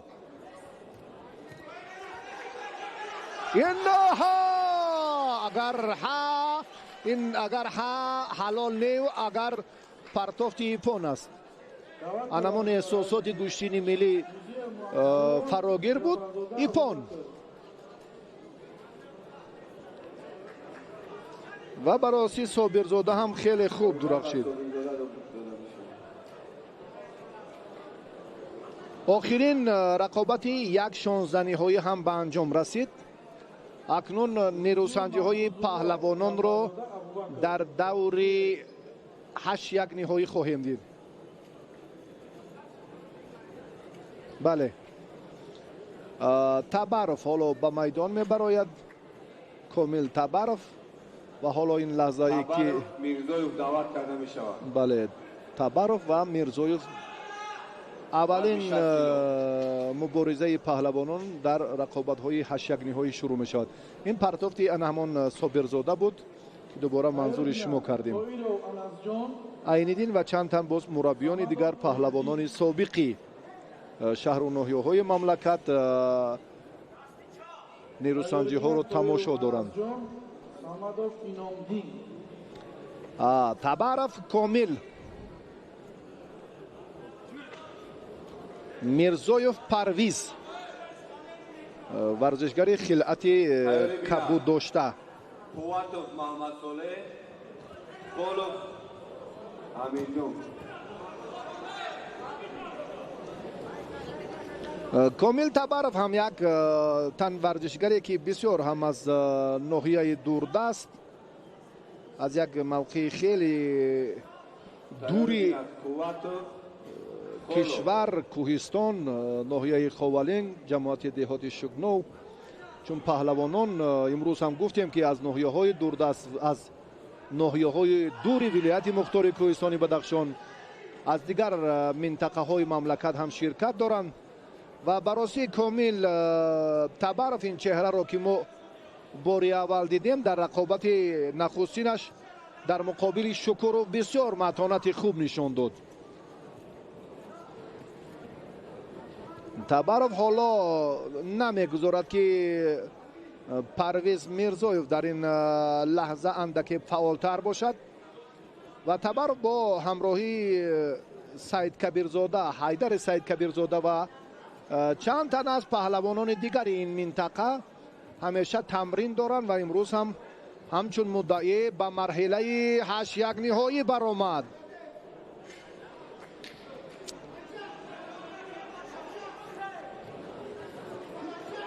تبارف در دور اول آزاد بود، بعدا شکوروف را شکست داد. حالا در وضعیتی نه چندان خوب قرار دارد، باید از این حالتی از سکم هرچی بیرون شود.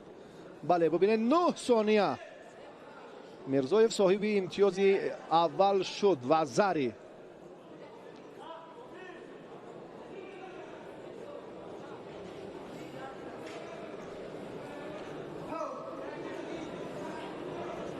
میرزایوف پرویز در دور اول آزاد بود، بعدا اون پهلوان فیض‌آبادی ایوبوف رو مغلوب کرد و با واخوری 8 یک نهایی برآمد.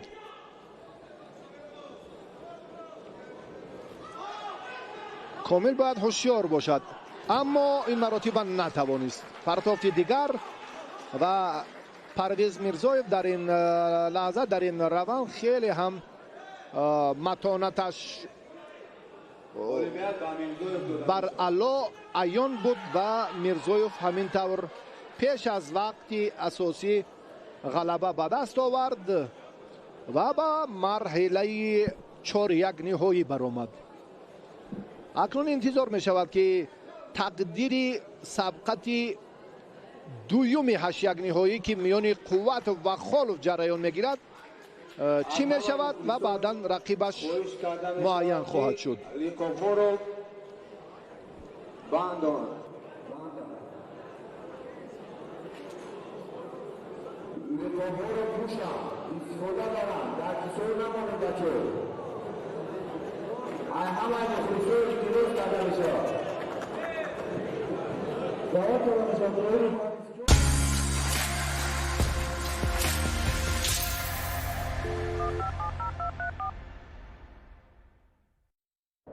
آب کوهی در حقیقت هم آب زنده است که از درون پیره‌ها در شکل برف پیدا می شود.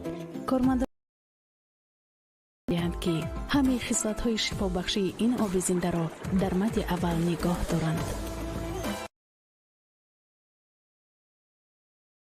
سنجش و مشاهده میکنیم و در همان شکل اولینه که این آب را طبیعت به وجود آورده است به دست شما میرسانیم. سیاما، لذت طبیعت را احساس نما.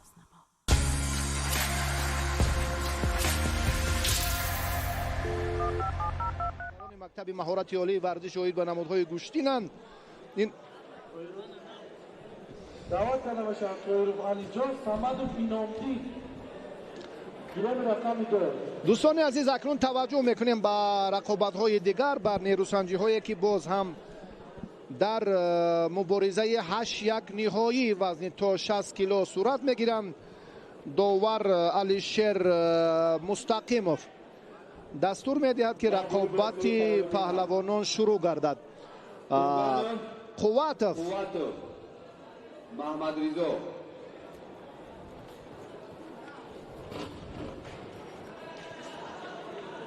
محمد صالح قواتوف، محمد رضا قواتوف هر دو برادران الان در زیرگروه خود موفقند و به مرحله های دیگر تلاششان بیشتر است. رقیب محمد صالح قواتوف این امیرجان خالف است. خالف امیرجان از دسته خطلون 2 پهلوانی که با خلعت کبود است. امیرجان خالف در یک دور آزاد بود، بعدا نعمانوف را شکست داد. پهلوانی دسته دوشنبه 2 را قواتوف باشد در دیدار اول هم آزاد بود و نظروف عبدالرحیم را مغلوب کرد قواتوف و با این مرحله برآمد. محمد صالح، محمد رضا چون قواتوف ها که درباره متانت این دو ورزشگر البته ما در مسابقه جام پایتخت جام نوروز 2 سال قبل بیشتر هم معلومات زیاد به هنرنمایی خوبی آنها را هم منظور کرده بودیم و در میدان امروز هم محمد صالح الان در دور 1/16 نهایی قرار دارد. معذرت از 1/16 نهایی الکی نتیجه بهتر را به دست آورد و در واخوری 1/8 نهایی قرار دارد. جفتی دویومی نیروسنجی های 1/8 نهایی وزن تا 60 کیلو الان جریان دارد و پهلوان کلابشهر به راستی جوان است، اما در مقاومت محمد صالح خیلی خوب ایستادگی کرد. در یک دور هم خالف با افضلی بیشتر غلبه به دست آورد و در دور اول آزاد بود.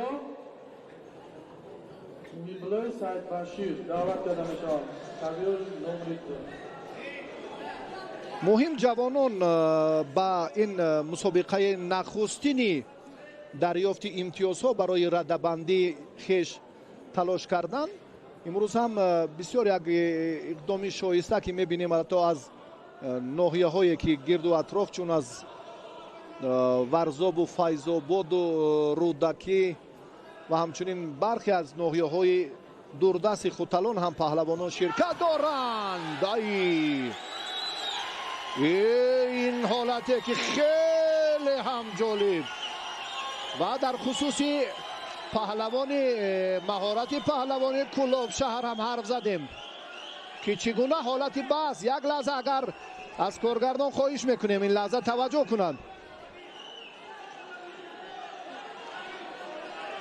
فکر میکنم ها یا نه اورنج اندکه بود یا نبود. بله نبود، بسیار نزدیکی داشت، بسیار هم اصول سری کید، هر دو دست رو خوب داشت پهلوانی شهر کلاب، اما حتی اورنج اگر لااقل هم تکیه به همون طرف پشت حریف داشته باشد اندکی فاصله ضرور بود در این دیار. محمد صالح گمان داشت که این نفر شاید پهلوان تصادفی است، اما چنین نیست. براستی امیرجان خالف بار اول میبینیم که در میدان مسابقات سطحی جمهوریوی متانت خوب نشان میدهد.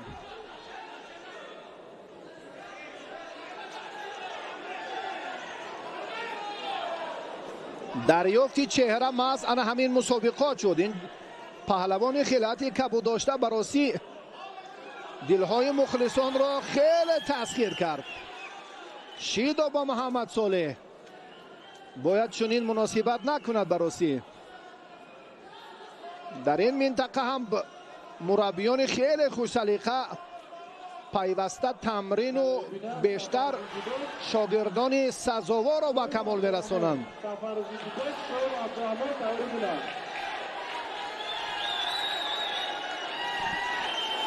یک لحظه که باز هم اینجا توجه میکنیم رجوع به حالتی اما پرتافتی قوتف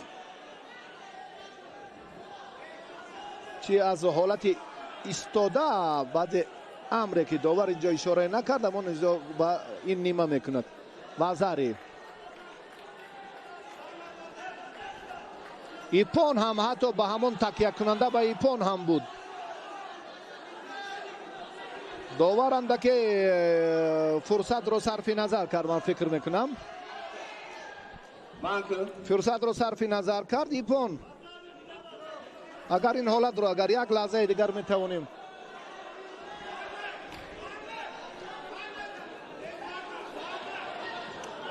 هرچند اینجا که ورزشگری شهر کلاب هم در ادامه نیروسنجی یک پرتافت خیلی هم نزدیک به ایپان به وزری داشت، اما خالف اینجا کمی سستی کرد. سست به همون معنای که وقتی که افتید خود را آزاد گذاشت.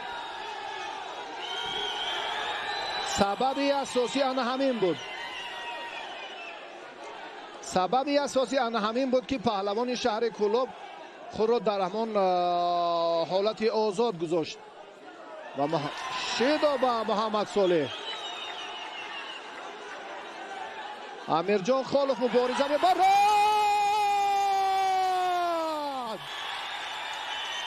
واقعا هم در این ثانیه های اخیره واقعا هم در این لحظه جالبه. بسیار هم یک پرتافتی بسیار هم یک پرتافتی سری وقتی بود.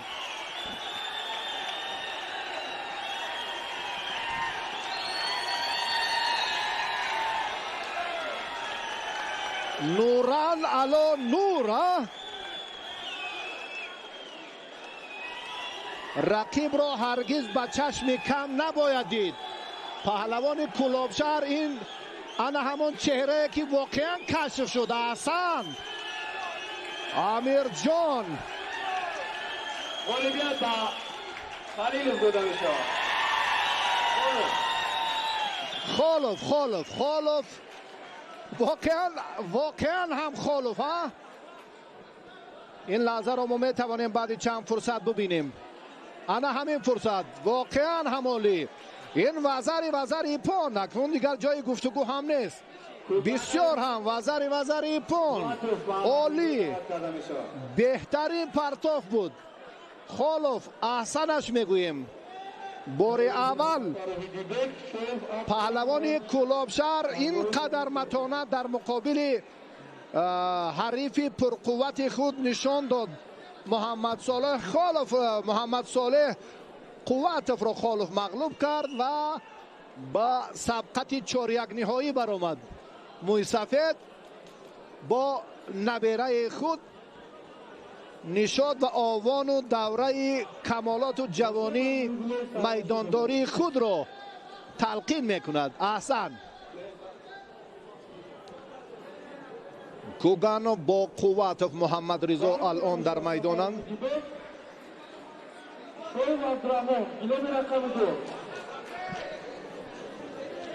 کوگانوف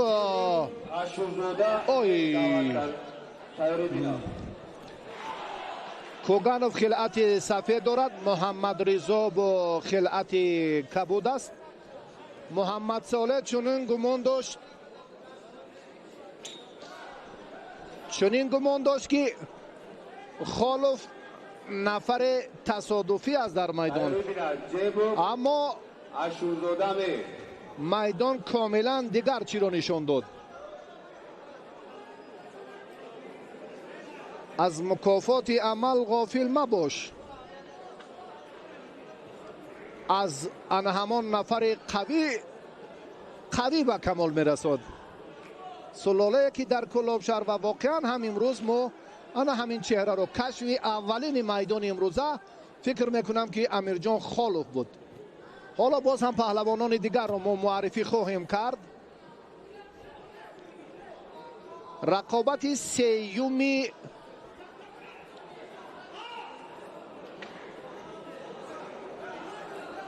هشت نهایی، رقابت سیومی 8 نهایی وزنی تا 60 کیلو میان کوگانوف و خالف. قوت معذرت. کوگانوف در دیدار اول آزاد بود. باباجانوف رو پهلوان دسته ختلان 1 رو کوگانوف مغلوب کرد و حق اشتراک در سبقت 8 نهایی رو پیدا کرد. قوتوف باشد در دیدار اول آزاد بود، بعدا جعفری عرفت رو دوچار شکست کرد و با این دور را خط گرفت. مبارزه پهلوانان در سبقت 8 نهایی وزن تا 60 کیلو جریان دارد.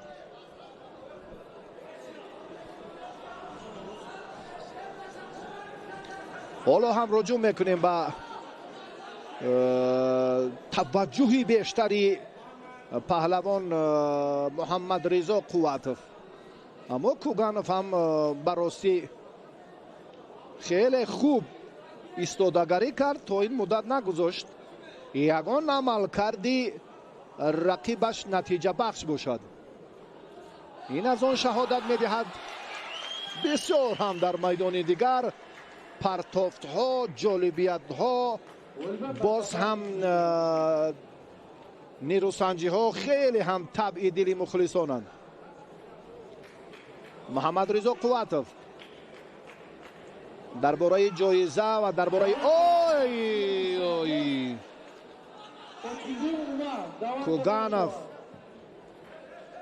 کوگانوف این نفره که بسیار هم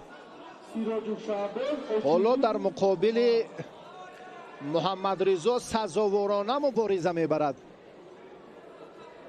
یگان شبهه هم نیست که حتی میتوانست در این مورد هم پرتافتش او را صاحب امتیاز گرداند.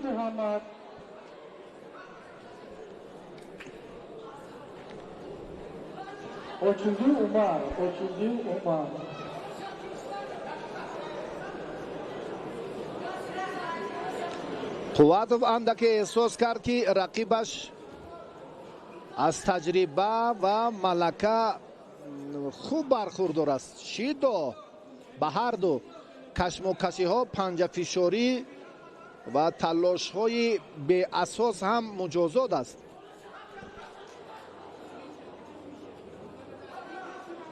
جودو فلسفه غنی خود را دارد. حتی ثانیه نقشی سازگار دارد. ثانیه از این نقطه نظر باید همه قدم به قدم، حرکت، نگاه، دست، پای، کمربند، خلعت، گریبان، سری آستین در مجموع آنها همین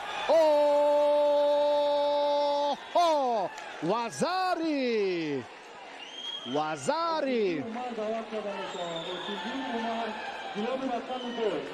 ببینید کار چگونه سامان می یابد. برادران کاملا امروز بختشان آمد نکرده ایستاده است. محمد صالح هم دچار شکست شد. محمد رضا هم الان امتیاز را از دست داد. خل محمد طالبوف، جان محمد طالبوف، وزری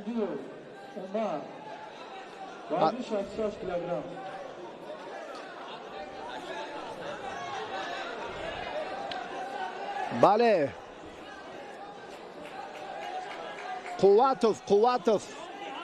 قواتوف در جریان نیروسنجی اینجا حالا با مبارزه و تلاشی که میبینیم بسیار هم توجه زیاد دارد.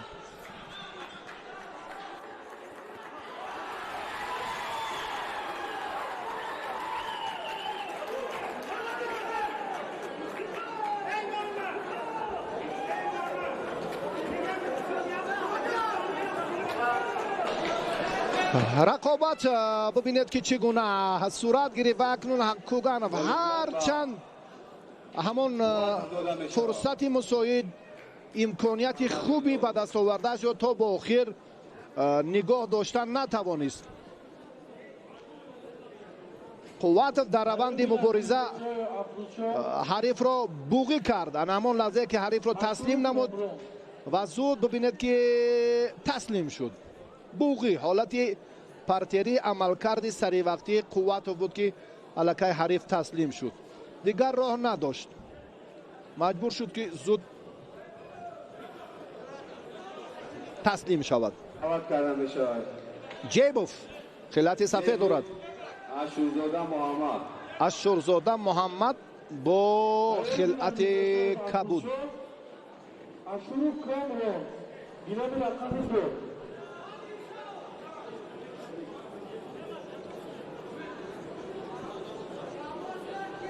اشورزاده هم همین پهلوان امروز در سابقه یک 16 نهایی مقابل خوشبختوف رقابت کرد و دست بالا شد. از این پیش خوشبختوف در یک دور آزاد بود، اما اشورزاده باشد با نوردینوف عجم را هم مغلوب کرد در دوری اول. وزری اشورزاده سری وقت صاحب امتیاز شد.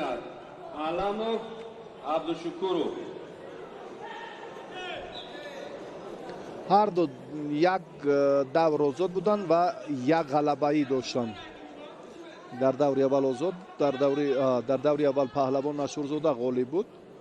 این ورزشگر آزاد بود. رقیبش جیبوف. ایپون این جای دیگر گفتگو هم نیست. وزری ایپون از این پرتاف هم از این افضلتر و اولاتر و شایسته هم بود. ولی بیاد با اشورزاده داده بشه. اشورزاده با قواتوف اکنون محمد رضا قواتوف نیرو میسنجد. حالا سامان علم با عبدالشکورزاده، عبدالشکوروف سرور به میدان می آید. انا همین مبارزه هم خیلی سبقتی هم جالب، هم دیدنی و هم عبرت بخش خواهد شد. تا جای بنده میدانم سرور عبدالشکورزاده از جهتی تکنیکی افضلی دارد، اما از جهتی باز هم ماهرانه استفاده کردن وقت عمل.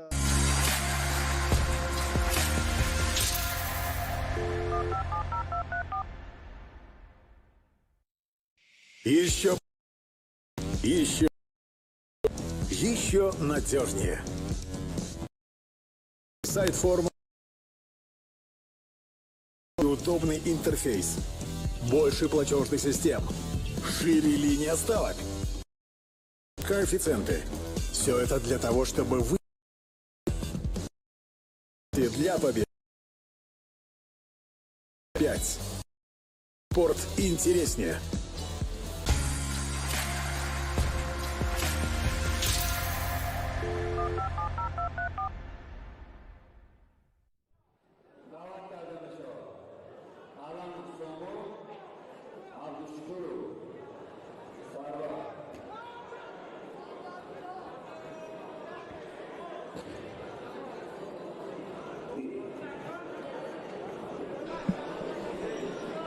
توجه میکنیم باز هم با رفتی تلاش های پهلوانان در سبقت های 8-1 نهایی. سامان علموف خلعت سفید دارد، سرور عبدالشکور با خلعت کبود. پهلوانان موفق دو مرحله وزن تا 60 کیلو.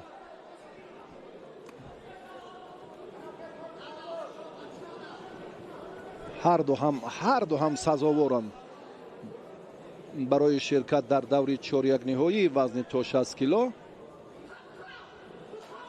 اکنون اینجا باز هم کسبیت نقش دارد. باز هم اضافه تمرین ها که تا به همان نقطه درکاری وقت رو و باز هم نیروسنجی رو رسانیده توانستند. این هم یک جهت خیلی مهم و اول درجه محض ورزش است و محض در گوشین جودو و دلخواه نمودی ورزش. آمادگی همه جانبه جسمانی، همون راه دویومی نفس کشی، برای این خیلی و خیلی تیاری باید در سطح ضروری باشه. شید و به هر دو باید گوشتین گیرند چون که دقیقه دویم است.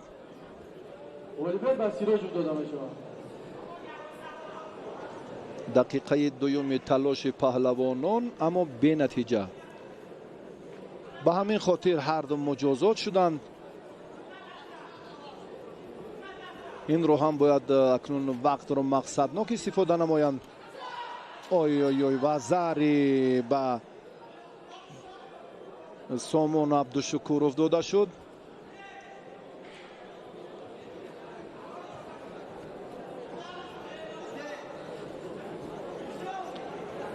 عبدالشکورov حریف رو دریافت در جای ضروری، در جای لازمه که چی کار رو باید سامان دید و سامان اکنون برایش مشکل تر شد. اگر ابتدا سامان امتیاز میگرفت اونگاه برای همون گفتیم که کشال دادن وقت با طور کسبی از عهده کار می برآمد سامان. اما اینجا برای برابر کردن نتیجه اکنون وقت وضعش اونقدر خوب نیست، چون که عبدالشکورov بسیار هم خوب تیار است. خوب در چمپیونات بزرگسالان مملکت در میان جوانان هم و اکنون اندکی دیگر اگر یک دقیقه دیگر سامان کوشش چند از این هم بیشتر کند، فکر من است، در گمان است که نتیجه رو برابر سازد.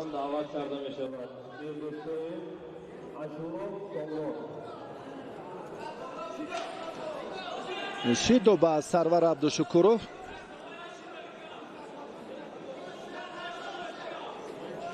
بسیاری پهلوانان وقتی که امتیاز میگیرند وقت رو کشال میدهند، پاسیو بودن خود را نشان میدهند که این به ضرر آنها است.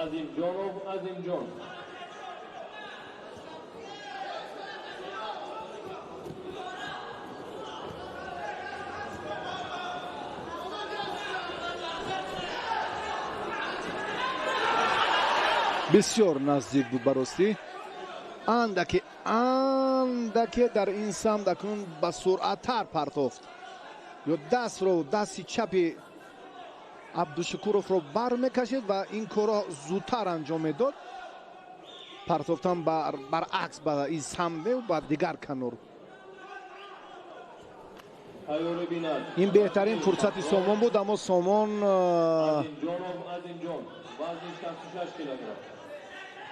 دیگر بار هم رجوع میکند که باز برخیزد، به حالت اوله برگردد.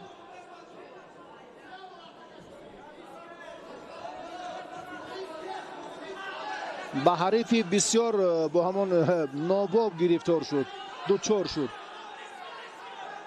دیگر راهی ندارد، برگشت به همان سمت آخرین نقطه ای که هست، دیگر راهی نیست با همان لحظه آخری. اما وقت خاتمه یافت. سامان از ادامه مبارزه محروم شد.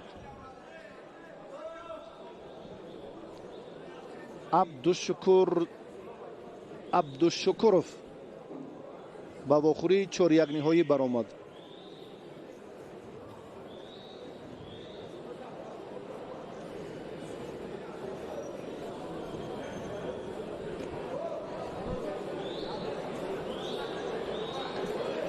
جفتی اول، جفتی دوم، اکنون جفتی سیوم نیروسنجی های 4-1 نهایی البته معلوم می شود. عبدالشکور انتظار می شود که نتیجه رقابت اکرامزاده و خوشدیلوف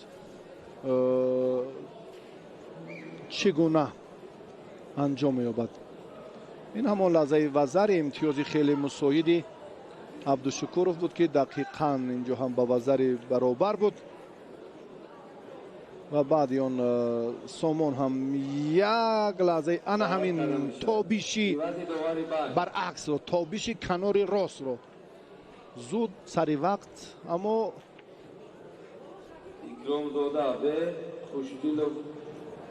آن نقطه و آن مقصد و مرامی که در نهایت کار باید بهتر میشد برای سامان علموف خوب انجام نیافت. ظریف نظریف داور درجه بین المللی اکرامزاده و خوشدیلوف را حالا به میدان دعوت ساخت. اکرامزاده جمعه‌بای خالوف را، پهلوان ختلان را در دوره اول شکست داد. بعداً باز هم با زوقی بیکوف هم رقابت کرد، دست بالا شد، 2 غلبه دارد. و خوشدیلوف سامان باشد در دیدار اول ظریف زاده پهلوان حبیب الله، ظریف زاده حبیب الله را مغلوب کرد و به این مرحله راه یافت.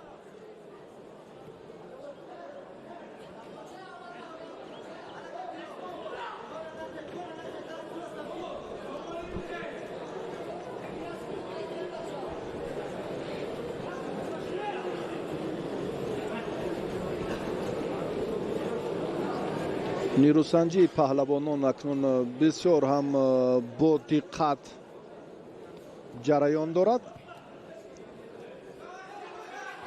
هر دو هم یک لحظه هایی که میخواهند از این ورتر رها یابند و باز هم میخواهند در روند در حالت راست بودن حرکتی بهتر رو هم انجام دهند. علل خصوص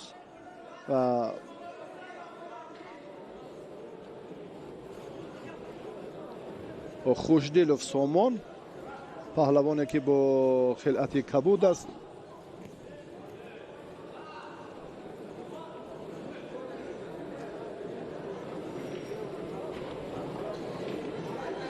خوشدیلوف حالا خود را چنین البته نمودار می سازد که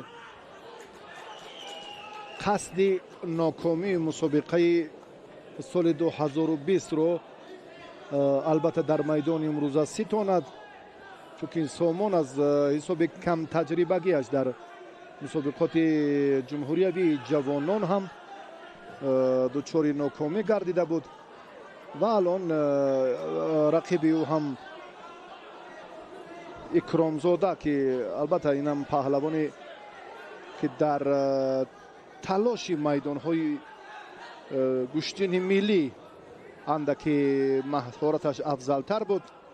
برکت الله اکرامزاده این از ناحیه فیض‌آباد است و حالا بعد اندکی توقف باز رقابت ادامه خواهد یافت. بله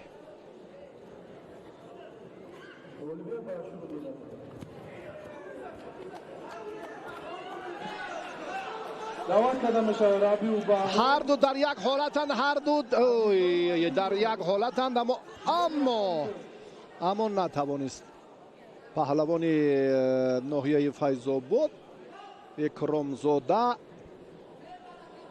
وقتی که با هم جفت می شوند، اینجا هم ببینید بدون نگهداری فاصله دیگر، اینجا همون قوه قوی کمر، اینجا همون تجربه دست را از بالا گذارد، دست چپ را از پایان گذارد، کمربند را قوی تر نماید یا حرکت را به نیمه چپ و راست وزری. این را هم اکرامزاده پهلوان ناحیه فیض‌آباد خوب ثابت کرد. امتیاز را اکنون از رقیبش سامان خوشدیلوف ستانید.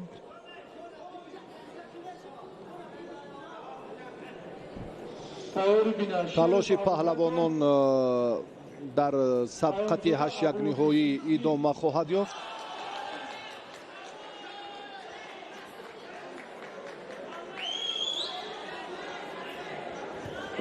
این حرکت نگران کننده است. این حالت یعنی بسیار هم با سرعت و طور فریبا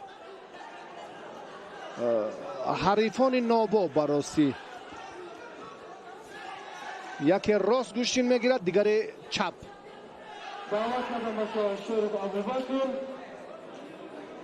خیامزاده ابو مسلم وزن 66 کیلو.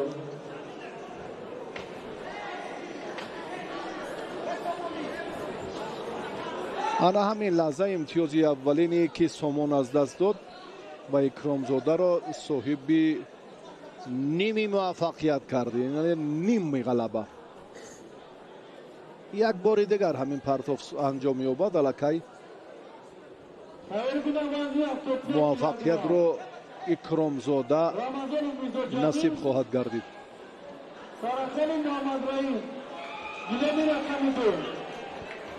کمربند رو باید درست تر کند اکرامزاده.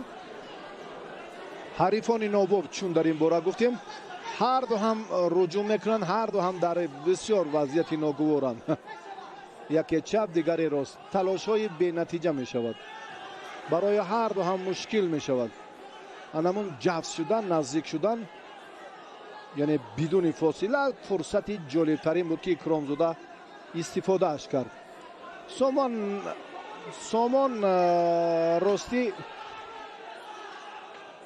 اکنون این لحظه ها، این فرصت ها را هم اگر صرف نظر کند 1 دقیقه دیگر در اختیار دارد. تیاری بیند ملی بویزاده تشریف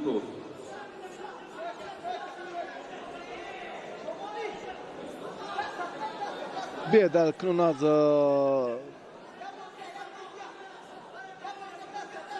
رفت این مبارزه باز هم اندکی یک لحظه دیگری که برای اکرامزاده هم نزدیک تر بود برای وزریش. 20 ثانیه دیگر. خوشدیلوف خیلی نگران است. نابابند، رقیبان ناباب که اصلا این حالت ببینید میتواند داور اینجا هم به خوشدیلوف باز هم شی دادی هست. اندکی دیگر که هم غیر قاعده باز هم اشاره. بله دیدید شیدو هست، همین طور هم هست. باید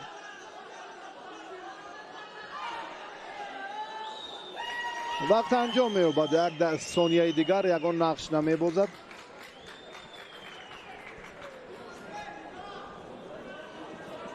با همین ترتیب اکرامزاده اکنون در این دیدار غلبه به دست آورد و پهلوان ناحیه فیض‌آباد با دوری دیگر را ختم میگیرد. برکت الله اکرامزاده با سرور عبدالشکوروف در واخوری 4-1 نهایی مبارزه خواهند برد.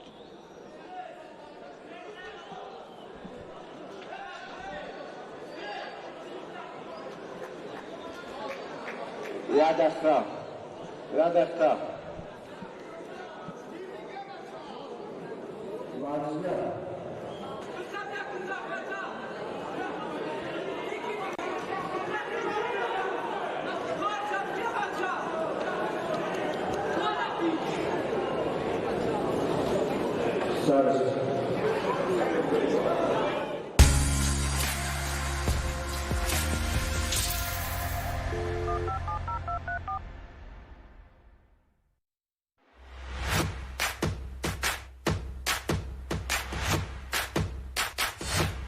Съема.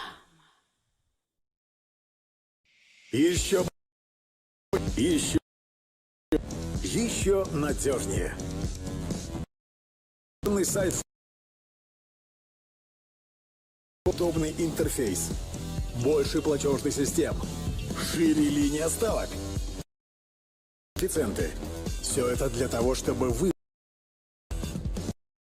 для победы. 5. Спорт интереснее.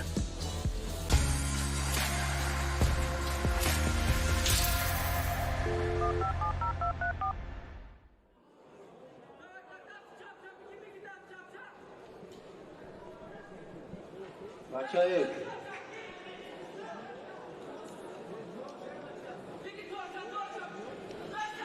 دوستان عزیز اکنون باز توجه میکنیم به دو رقابتی 8-1 نهایی باقی مانده وزن تا 60 کیلو. ملی بایزاده فیروز پهلوان خلعت سفید به بر کرده تشریفوف حالا از حالت مشکلی براسی رها یافت. تشریفوف امیرجان در یک دور آزاد بود. کنجایف را در دور دوم مغلوب کرد. حالا در دور سیوم رقابت ها انیقترش در سبقت 1-8 نهایی قرار دارد.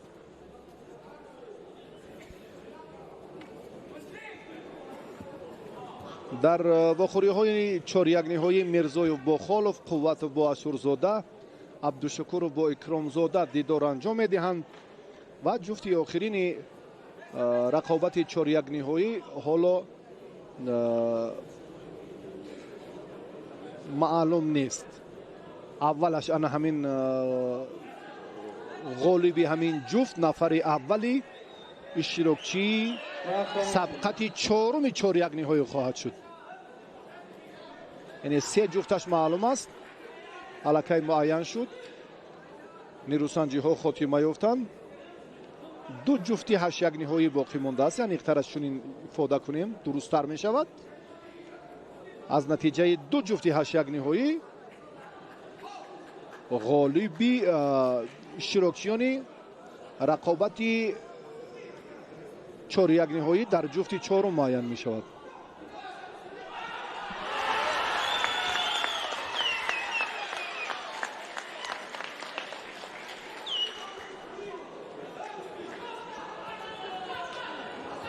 پهلو هست، معذرت عادت دویمی و زری هست. دعوت کرده میشه وزن 73 کیلوگرم رمضان و زری هست جمیل و ملی بایزاده در این لحظه فیروز سراسی من نیست، چون که خیلی هم جرأت کرد با یک پرتافت جالبش هم صاحب وزری شد. تشریف براسی اندک تجربهش کمتر است، هم قواش هم استعدادش کمتر است نسبت به فیروز ملی بایزاده. فیروز پهلوانی ارزنده، ورزشگری خیلی جسور، چابوک، با اندیشه، بسیار هم با عقلانه عمل میکند. بسیار هم ببینید دستش به سبب نیست، داشتن دست چپش، حرکتش هم همش با همون شکلی درست و معین و مقصدناک است. مقصدناک. این اگر باز از ذهن ورزشگر هم وابستگی بیشتر دارد. تمرین دائمی، دستور همیشه مربی، محبت، شوق به گوشتین، بعدا اینها سرچشمه میگیرد. اگر شوق نباشد هرگز کسبیت هم بالا و فزون نمی شود و ورزشگر به نتیجه نویل نمی گردد. تشریف شیدو می گیرد تا به کمربند خود، تا به اون شکل درستی که اون می خواهد بیشتر به همون نظام و طلبات رعایت باشد، زود این کار رو باید کنون انجام دهد. حالا که رقابت را باخته ایستاده است. فیروز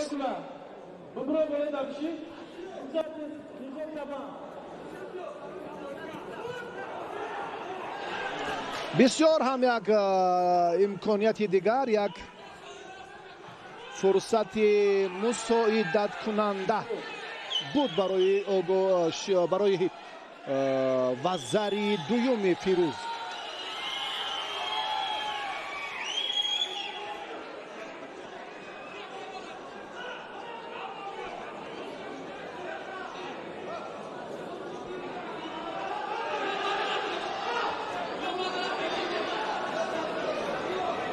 تشریف هر روز دارد که نزدیکتر شود، باید چنین هم باشد. ببینید از سر استینی رقیب داشته است، در همین مورد هم فیروز رجوع میکند که باز اصول سر کتف حرکت دیگر را هم خوب انجام دهد. دقیقه آخرین مبارزه پهلوانان وزن تا 60 کیلو در سبقت‌های 8 یک نهایی.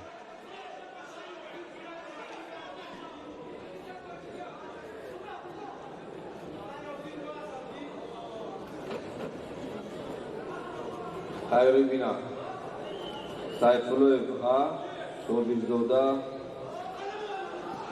سادی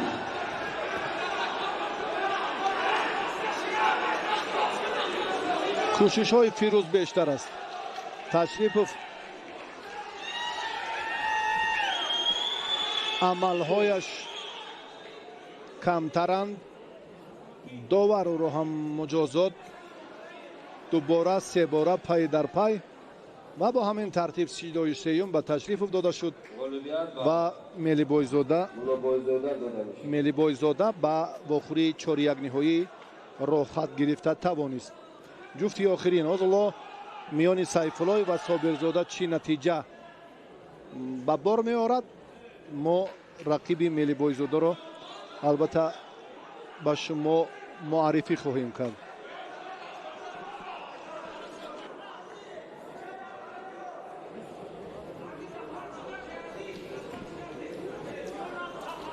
حرکت های پهلوانان در جریان مبارزه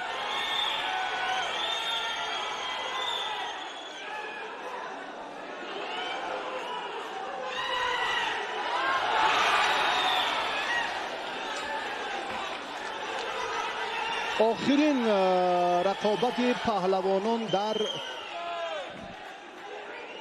دور 8 یک نهایی وزن تا 60 کیلو.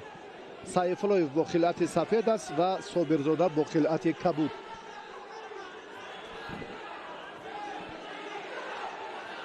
بعدی وقتی تیاری بیند میرزایف خولوف.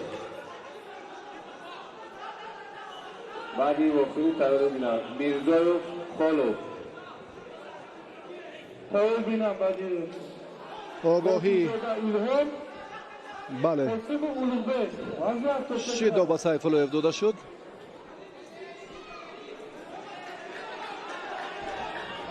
وزن 60 کیلو تیاری بیند میرزایف خولوف. سیفالایف در دور اول آزاد بود، در دور دوم زاکیروف را مغلوب کرد. собирзода бошад дар дидори аввал озод буд, баъдан Саъдиевро мағлуб кард ва ба вохӯрии 8-1 ниҳоӣ баромад. ҳар ду дар як давр озод буданд ва як ғалабагӣ доранд. дар даври сеюм дар вохӯриҳои 8-1 ниҳоии ин мусобиқот алон ҳар ду талош намуда истоданд.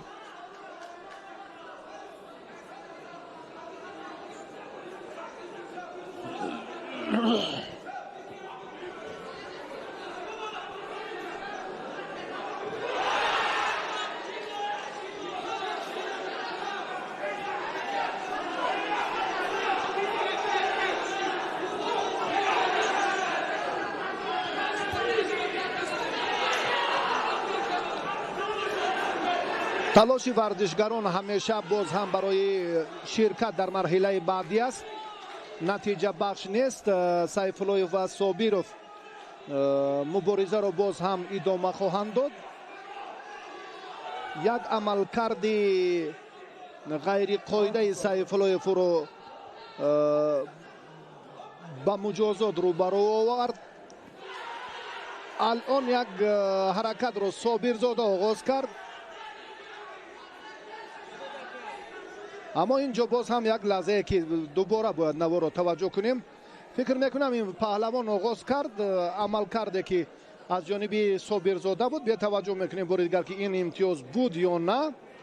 ҳоло дар раванди мусобиқот чунин лаҳзаҳои баҳс албатта ба вуҷуд хоҳанд омад, чунки 176 нафари иштирокчӣ, 42 нафарашон дар ҳамин вазни то 60 кило.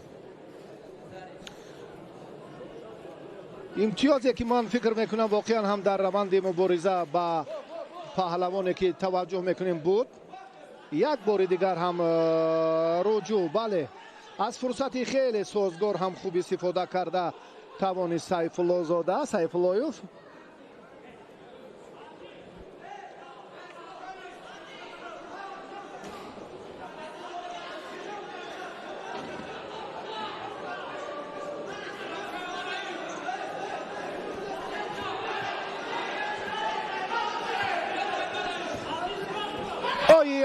Ай, ипон!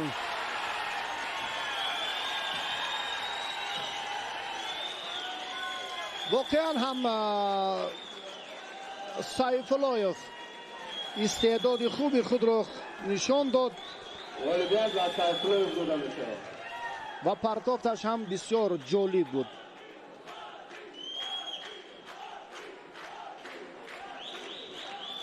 ин навори такрорӣ бозам мухлисонро фикр дорам ки ба ваҷҳ хоҳад овард. ана ҳамин тартиб ипон. зариф назриев инро ҳам дақиқ баҳогузорӣ кард. ипон буд. воқеан ҳам сатҳи касбии ин варзишгар, малакаш ба куллӣ фарқкунанда буд. бо ҳамин тартиб рақобатҳои 8-1 ниҳоии вазни то 60 кило анҷом ёфтанд ва ҳоло акнун баъди ана ҳамин лаҳзаи тамошои лаҳзаи ҷолиб мо бармегардем ба шарҳи худ аз нерӯсанҷиҳои паҳлавонон. ин Рӯзиев бародари хеле гӯштингири собиқи минтақаи Рашт ки баъдан баъди ин Абдулло Рӯзиев боз ҳам бештар тамрин кард ва бештар ба ҳамон усулҳои ҷолибу ҷозиби ҷонибек таваҷҷӯҳи хоса кард ва дар раванди корҳо ҳам ғалабаву натиҷаҳои хубро ҳам ба даст оварда тавонист. сабқати аввалини 4-1 ниҳоии вазни то 60 кило Мирзоев ва Холов ҳоло дар майдонанд. Мирзоев ин Парвиз паҳлавони хилъати сафеддошта.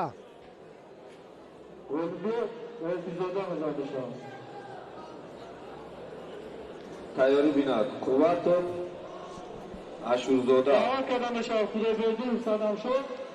ва Холовро мо ҳунарнамоишро дар даври қаблӣ чун мушоҳида кардем. дар рақобате ки бо ҳамроҳии Муҳаммад Солеҳ Холов برگزار کرد. محمد صالح گمان داشت که این پهلوان کلابشهر آنقدر تجربه ندارد و اشتباه کرد. امیرجان غلبه به دست آورد. بسیار هم نیروسنجی جالب بود، دیدنی و واقعا هم عبرت بخش برای خود نسل نورس بود. اصلا به خالف میگیم که امیرجان اولین چهره که در این میدان شکوه و هنر خود را خوب نشان داد. برای ما از این چهره که باری اول در مسابقه جمهوریوی میدانداری کرد در مقابل قوتف بهایش اونقدر ما فکر بکردیم که ارزنده نیست، اما این پهلوان ثابت کرد که خیلی هم زحمت کشیده است و استعدادش هم خوب است. حالا میرزایف رجوع میکند که حالتی به تخت پشت نگاه داشتن رو فراهم آورد، اما نمیتواند چون که خالف مقاومت کرد و از این حالت هم رها یافته توانست. امیرجان خالف خلعتی کبود دارد پهلوان شهر کلوب و پرویز میرزایف پهلوان از دسته ولایت مختار کوهستان بدخشان است. در این صورت مجلس مسابقه جمهوریوی ورزشگری خلعت سفید داشته. کدام از این پهلوانان اکنون به مرحله نیمه نهایی میبرایند حالا ما شاهد خواهیم شد. غالب این جفت به رقابت نیمه نهایی میرود. و زاری بسیار هم پهلوان جوان و امیدبخش کلابشهر این فرصت از پرویز میرزایف امتیاز ستانیده توانست.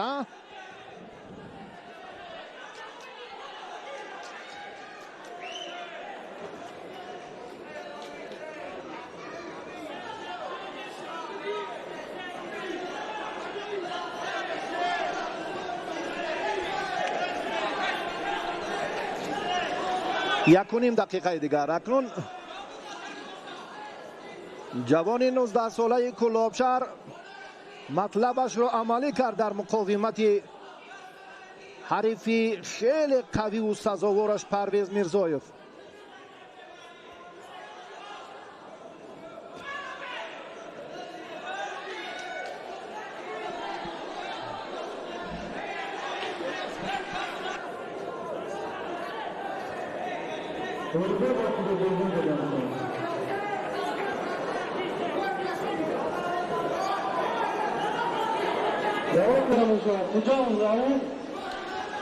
ظریف نظری براستی توصیه هایش ثمر آورد. شاگردش اگر این دور را هم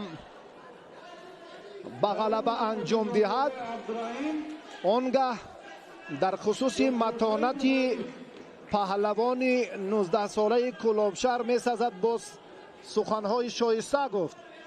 پرویز میرزایف نماینده ولایت مختار کوهستان بدخشان حالا خود را دفاع میکند که از ورطه بوغی کردن رها یابد، چون این هم می شود.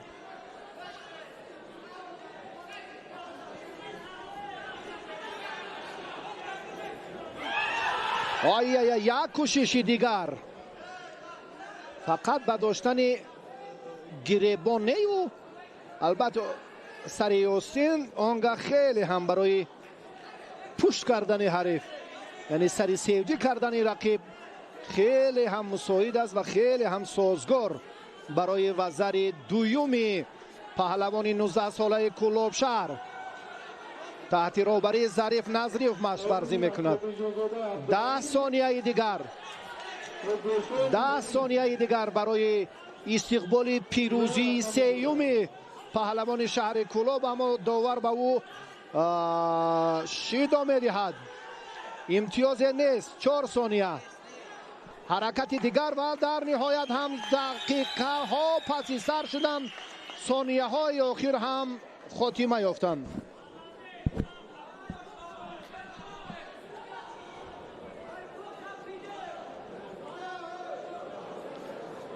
پروین میرزایف از ادامه مبارزه ها محروم شد. حالا امکان دارد اکنون خالف اگر به مرحله دیگر در سبقت چهاریارین در واخوری تسلا بخش پرویز شرکت خواهد ورزید. بله، برای مدال برنجی پرویز در نیروسنجی های تسلا بخش باید شرکت ورزد و بعدا حق مبارزه را برای جایزه سیوم افتخاری البته پیدا خواهد نمود. و محمد رضا قواتوف را حالا ما در میدان خواهیم دید. این همان لحظه جالب، همان فرصت خیلی مناسبی امیرجان محمد رضا قواتوف و اشورزاده مصطفی اکنون دو پهلوان دیگر به میدان می آیند.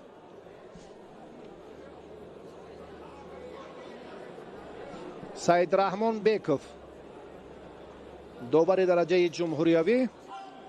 ما توجه میکنیم اکنون به تماشای این رقابت. این نیروسنجی هم خیلی جالب صورت خواهد گرفت.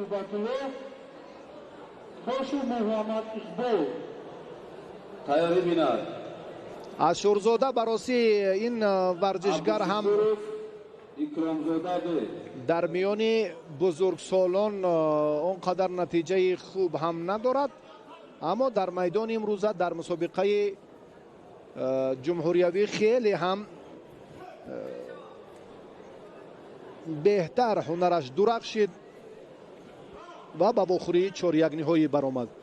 غالب این جفت با خالف در واخوری نیم نهایی نیرو خواهند سنجید. امیرجان خالف آن همین رقابت را باید جدی با همراهی مربیش تماشا کند و خلاصه گیری کند که چی کار را در واخوری نیم نهایی باید انجام دهد. محمد صالح و همچنین برادرش امروز هم قواتوف ها که حالا در میدان است. این ورزشگر محمد صالح از چنگال امیرجان خالف رها نیافت و ناکام شد.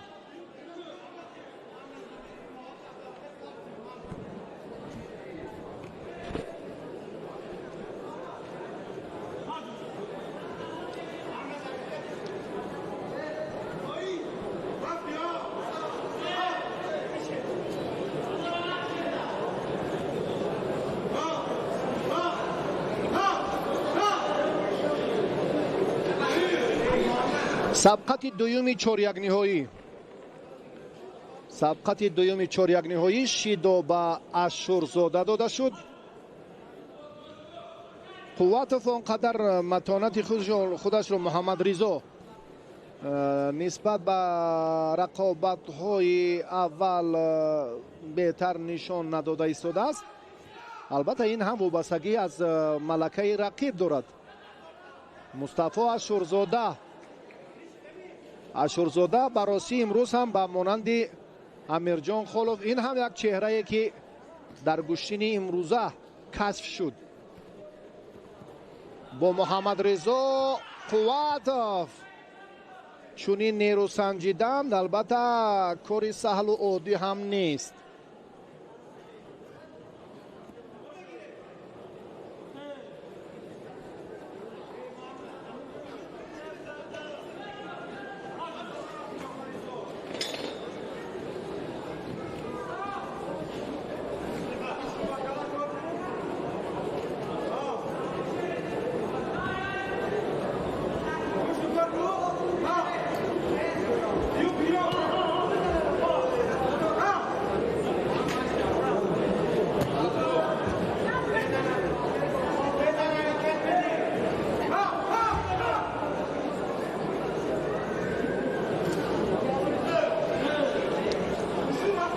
از راست باز هم مبارزه ادامه خواهد یافت.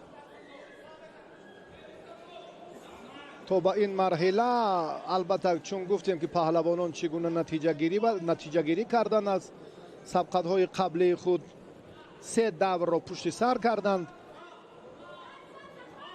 و باز هم مبارزه چهارم پهلوانان است به استثنایی که در یک دور آزاد بودند.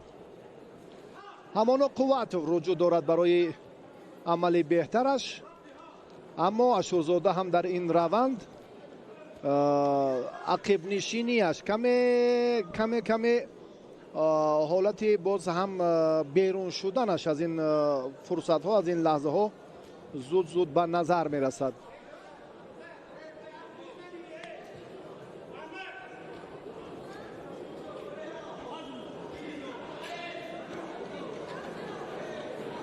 محمد رضا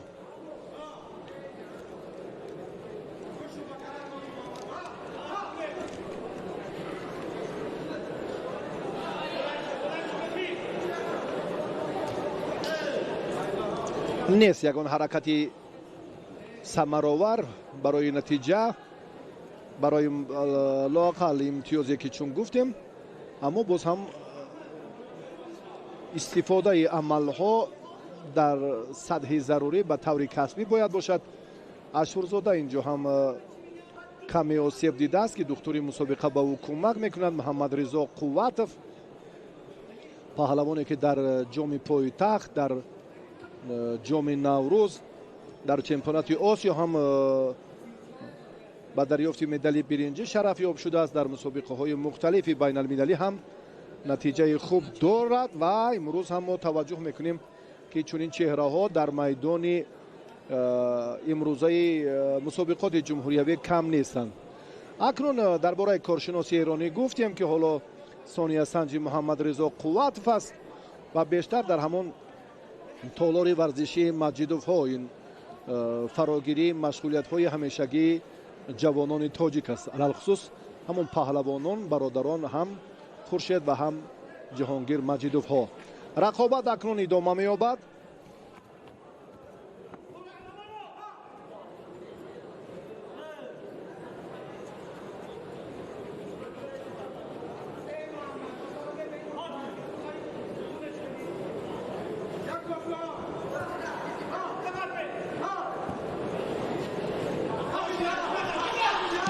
حالتی به تخت پشت نگاه داشتن، البته اسکوم فرار رسید. این طرزی که محمد رضا قوتوف داشته است فکر میکنم میتواند حتی دقیقه هم 9 10 و زری الکه رقیب تسلیم شد. دیگر حاجت به نگاهداری به توجه 20 ثانیه هم نموند. قوتوف به واخوری نیمه نهایی برآمد و با خالف امیرجان قوا آزمایی میکند. قوتوف در واخوری اولین نیمه نهایی وزن تا 60 کیلو.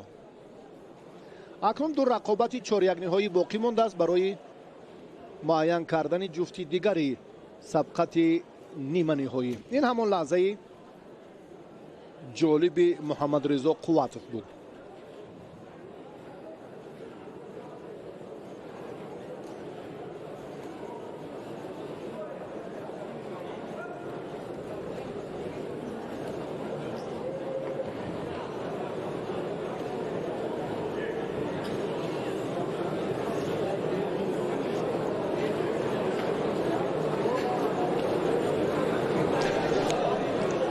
به توجه میکنیم اکنون با مهارت عبدالشکور و اکرامزاده. عبدالشکور خلعت سفید دارد، پهلوانی که البته ما ابتدا اگر توجه کنیم این هم در زیر گروه سی رقابت اولین رو هم عبدالشکور سرور با محسدینوف خوب انجام داد، دست بالا شد، بعدا غفورов را شکست داد، بعدا عبدالشکورov در مقابل علمov هم در دور سوم غلبه کرد و بعد دور 4 یک نهایی برآمد. اکرامزاده برکت‌الله پهلوان ناحیه فیض‌آباد در دیدار اول خالف جومبای را مغلوب نمود، در دیدار دویم ذوقی بکوف را شکست داد، بعدا در رقابت سوم خوشدیلوف را هم مغلوب کرد و حالا قوه آزمایی چهارم خود را آغاز کرد و داور به او شیدو داد.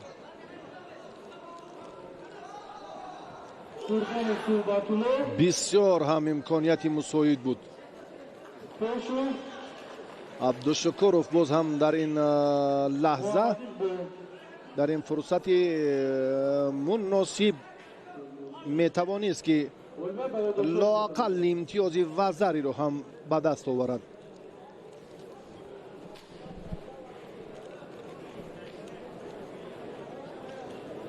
توجه میکنیم اکنون به ادامه مبارزه پهلوانان. جفتی اول سبقت پهلوانان در سبقت های نیمه نهایی معین شد. اینها خالف با قواتوفن، محمد رضا قواتوف و پهلوان کلاب شهر امیرجان خالف. اکنون دو سبقت دیگر برای معین کردن اشتراکچیان مرحله نیمه نهایی دیگر باقی مانده است. حالتی با تخت پشت از سکام 7 8 9 10 و زری 10 ثانیه دیگر 10 ثانیه دیگر بله 15 لکه کمتر 16 17 18 19 انجام. عبدالشکورov از این زیرگروه سی اولین شده به واخوری نیمه نهایی برآمد.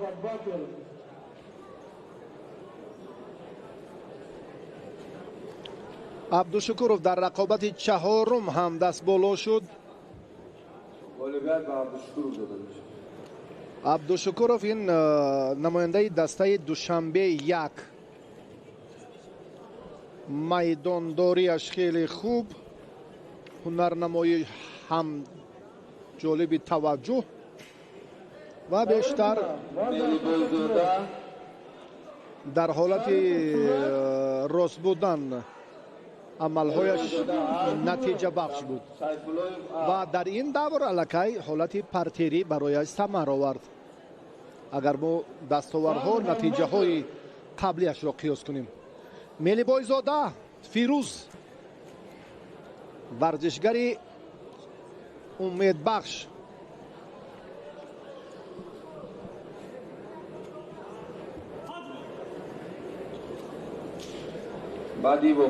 فیروز تحت رهبری ریسکیدین رجب تمرین میکند و سیف الله که پهلوان جوان است، البته از حساب دستاوردهایش نسبت به فیروز ملی بایزاده کم تجربه هم باشد، اما در روند میدان امروزه باز هم تلاش برای پیروزی خواهد کرد. هر دو هم در یک تالار تمرین میکنند تحت رهبری ریسکیدین رجبوف. اما در اینجا دیگر جای برادری نیست. میدان تقاضا میکند که بله اون فردی که بیشتر زحمت کشیده است توجهش به تمرین و به آموزش زیادتر است، البته سزاوار و حلالش بود، چون این هم باید باشد. فیروز این رو در میدان خوب نشان میدهد، بسیار هم جسور، دلپور و خود را چنان وانمود می سازد که واقعا هم البته در روند تلاش کارش ثمرآور خواهد بود.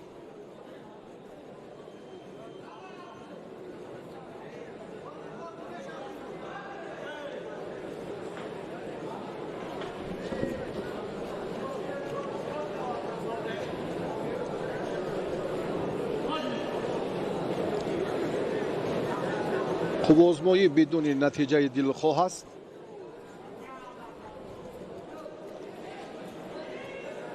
تیاری بیناد خلیلوف قواتوف خولوف قواتوف. بعد از این واخوری های نیمه نهایی وزن 60 کیلو شروع می‌گردند.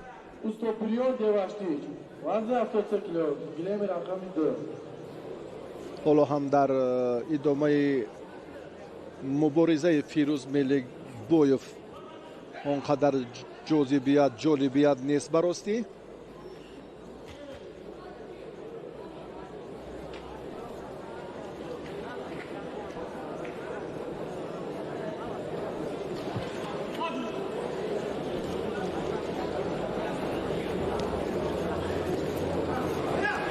бале вазари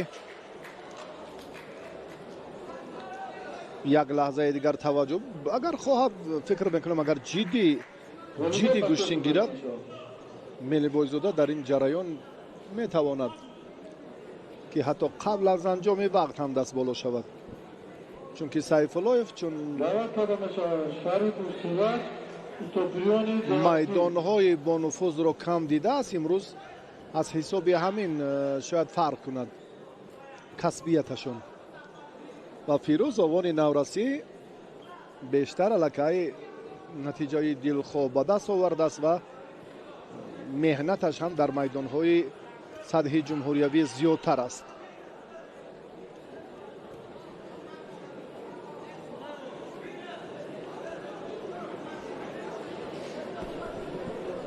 тайёри бинанд Сайфиддинзода Сайфиддин, Саиҷони Ҳайдар.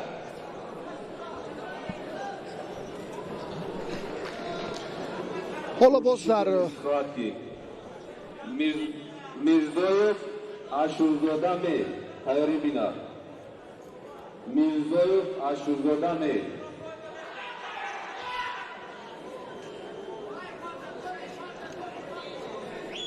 рақобати ин ду паҳлавон алон ҳам идома дорад.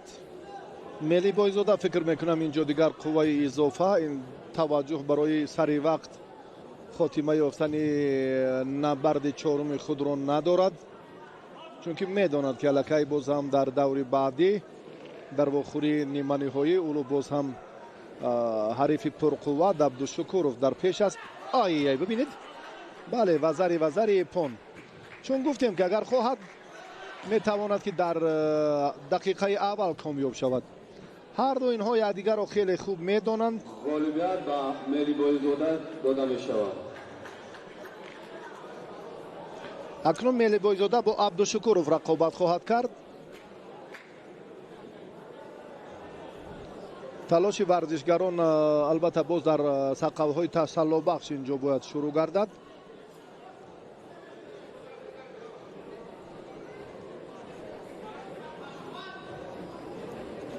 ба ҳамон лаҳзаҳои беҳтар майдон даъват карда мешавад. Мирзоев Ашурзода Сайфуллоев, албатта бибинед ин аён аст андаки даъват карда мешавад. Фирӯз Мелибойзода чӣ тавре ки хоҳад ба канори рост, ба самти чап, чӣ ҳаракати албатта озодона ва бисёр ҳам дилпурона метавонад дар чунин лаҳзаҳо муваффақ бошад.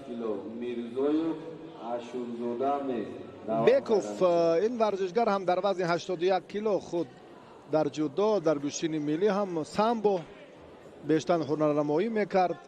имрӯз ҷавонони зиёде ки албатта барои мухлисӣ омаданд.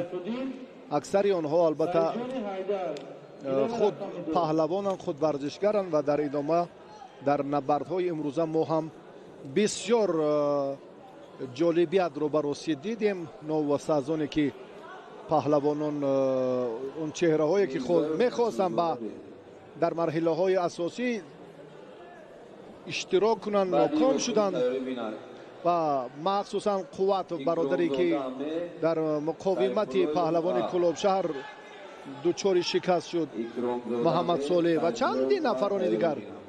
ба ин нигоҳ накарда дар мусобиқот ҷолибият ва воқеан ҳам шаффофият хуб ба назар мерасад. Мирзоев баъди оне ки аз Холов шикаст хӯрд, дар сабқати тасаллобахш алон ҳаққи мубориза бурданро пайдо кард ва аз ин минтақа акнун боз ҳам Ашурзода аз Қувватов мағлуб гардид. ду ноком ҳоло дар сабқати тасаллобахш нерӯсанҷида истоданд.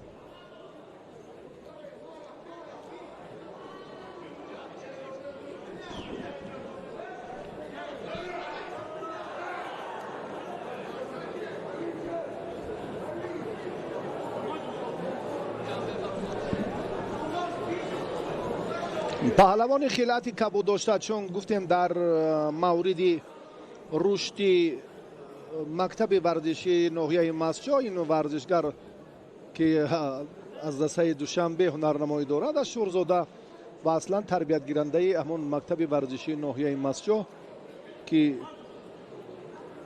محمد جاوید میرزا حکیم با این ورزشگر طول 7 سال تمرین داد و این چهره هم الکی آهسته آهسته به مرحله های اساسی برای دریافت جایزه های افتخاری مسابقه های جمهوریوی را خط میگیرد. این خوب است البته که از ناحیه های دور است. امروز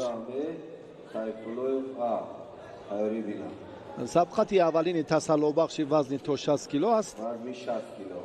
بله، اولا نفران ناکام میان هم نیرو میسنجند اون افرادی که در وخوری های 4 نهایی ناکام شدند. وزری به اشورزاده داده شد.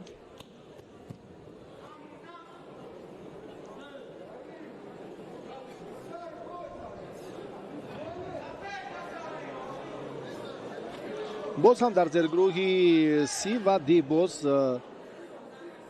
2 نفر پهلوان ناکامی سبقت های 4 نهایی رقابت تسلا بخش میان هم دایر میکنند. چه شبهه یا چگونه که اینجا هم داور یک لحظه توجه میکند.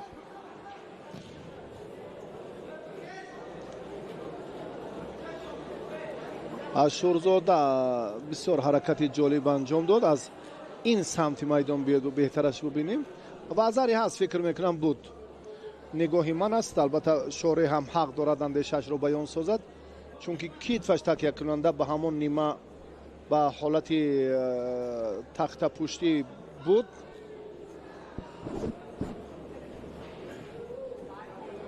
و اکنون باز اینجا هم می شود حتی در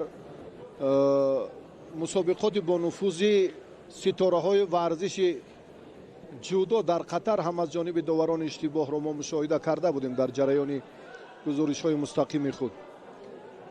ما این لحظه از همون اطراف طرف لازمه که کتف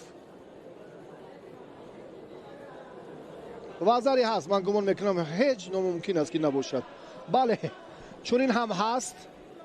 تصدیق شد که واقعا وزری هست. اکنون ورزشگر خیلت سفید داشته هم نتیجه رو برابر کرد. هر دو هم یک زل وزری به دست آوردن. براستی یک شکل، یک طرز. میرزایف اکنون حریف را حالت به تخت پوش نگاه داشتنش را خوب اینجا می توانست که استفاده کند.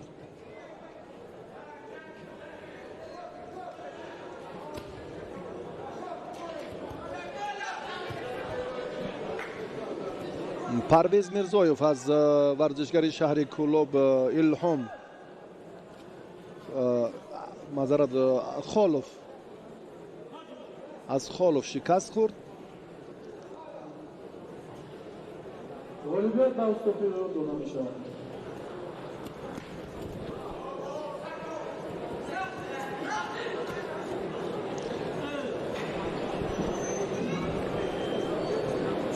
دعوت کرده می شود سیفالدین زاده سیفالدین، سعیدجان حیدر. در تلاش پهلوانان حال هم برابری است. یک نقطه دیگری مبارزه این هم باز بیشتر مسئولیت احساس کردن. حالا هست 1 دقیقه و 19 ثانیه دیگر.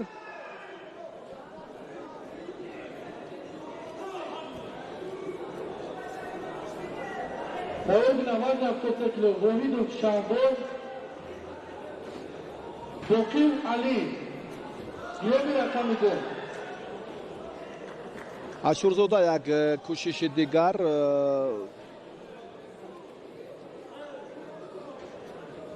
اما سوست بسیار هم رفته رفته رقابت این دو پهلوان برای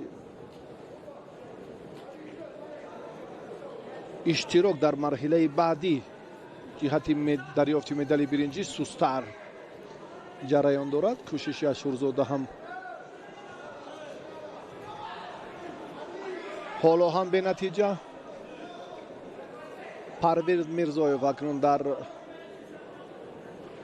تلاش میدانداری امروزه یک مراتبه در سبقت 4-1 نهایی با خطاگی را داد و حالا هم خیلی هم نزدیکتر.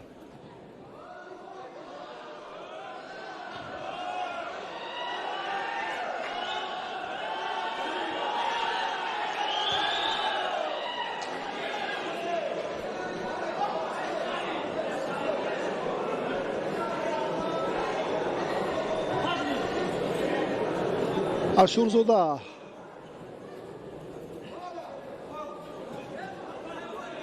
فریب پرویز ثمرآور نبود و بسیار وزری است.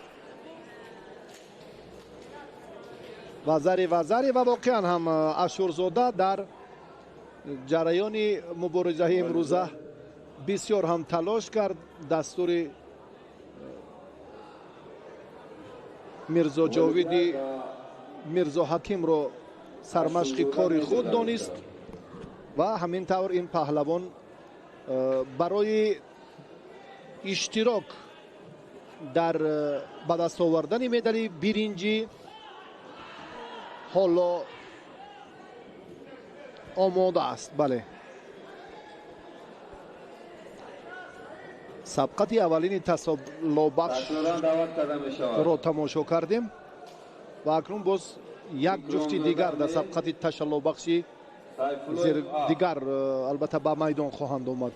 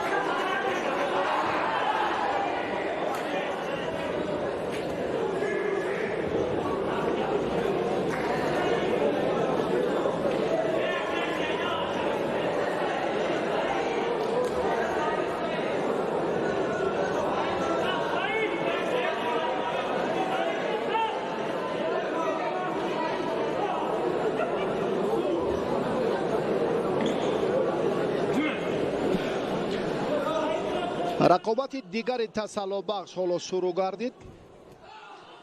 اکرامزاده که از واخوری 4-1 نهایی نتیجه دلخواه به دست نآورد با همراهی سیفاللایف حالا هر دو هم تلاش دارند پیش از آنه که برای مدال برنجی مبارزه برند اینها باید در این واخوری تسلا بخش غلبه به دست آورند. بعداً اشتراکچی مرحله برای مدال برنجی خواهند شد و 4 غالب در مرحله نیمه نهایی قرار دارند. 4 غالب در مرحله نیمه نهایی، 4 ناکام الان در مرحله تسلا بخش. بعد این واخوری اولین نیمه نهایی میان خالف و قوت صورت میگیرد. بعدا عبدالشکور با ملی بایزاده در واخوری دوم نیمه نهایی با هم وا میخورند.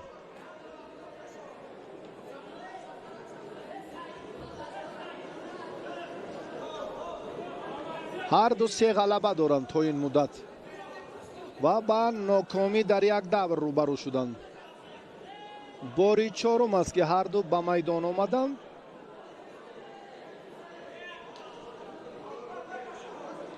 شیدو با اکرامزاده.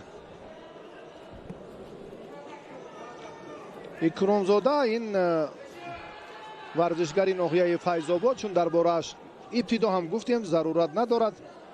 در دیداری اول خالف جمعبای رو مغلوب کرد. در رقابت دیگر زوقی بگوف را شکست داد. خوشدیلوف را هم مغلوب کرد. بعدا از عبدالشکورов ناکام شد. 3 غلبه 1 ناکامی. این مراتبه پنجم است که به میدان می آید. ملیبایزاده باشد. در دیداری اول عبدالله میرزایف را مغلوب کرد. در دیداری دوم عزیزاللهیف را شکست داد. در رقابت سوم تشریفوف را هم مغلوب کرد. بعدا سیفاللهیف را در بارش گفتیم که چون این ترتیبی سبقت البته باز هم تنها در نیروسنجی با ملیبایزاده سیفاللهیف ناکام شد و خلاص. این ورزشگر زاکیروف را در دوره اول شکست داد. با همین ترتیب ما در برای ملیبایزاده بعدا حرف خواهیم زد، چون با آخری نیمه نهایی که ملیبایزاده البته برآمد هنگامی با عبدالشکورov رقابت کردن این فرصت به ما دست می‌دهد. سیفاللهیف هنرش در رقابت اول مقابل زاکیروف از ناحیه فیض آباد درخشید، غالب شد. بعداً سیفاللهیف باز هم صابرزاده را مغلوب کرد. از ملیبایزاده شکست خورد. یک واخوری نسبت به حریفش اکرامزاده کمتر انجام داده است. سیفاللهیف شیدا گرفت. این دومین شیدای سیفاللهیف است.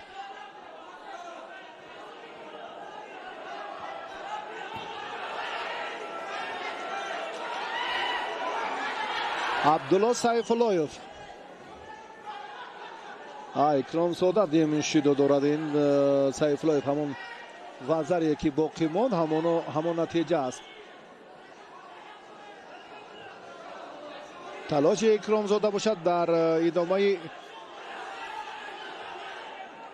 مبارزه امروزه اندک نگران کننده.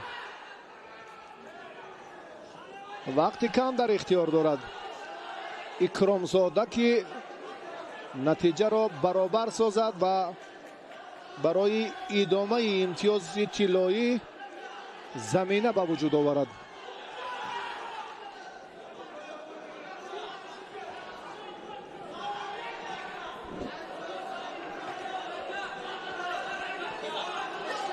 سبقت تسلا بخش دوم با سیفاللهیف شیدا داد. میرزا جاوید محمد جاوید میرزا حکیم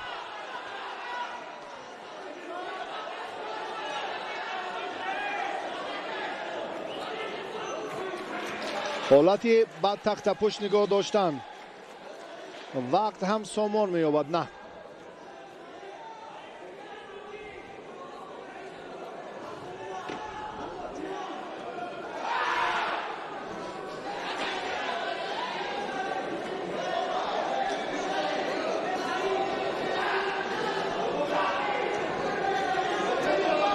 غالبیت با سیفاللهیف داده می‌شود.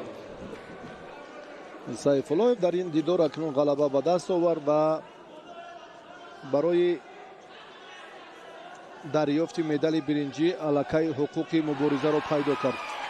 سیفاللهیف انتظار می شود که عبدالشکورov یا ملیبایزاده کدامی از اینها ناکام گردد، آنگاه با سیفاللهیف نیرو می سنجد. خالف قوتوف حالا به میدان می آیند و کدامی از ورزشگران اگر به شکست روبرو گردند با اشورov برای مدال برنجی تلاش خواهند کرد. دو واخوری نیمه نهایی دیگر باقی ماند.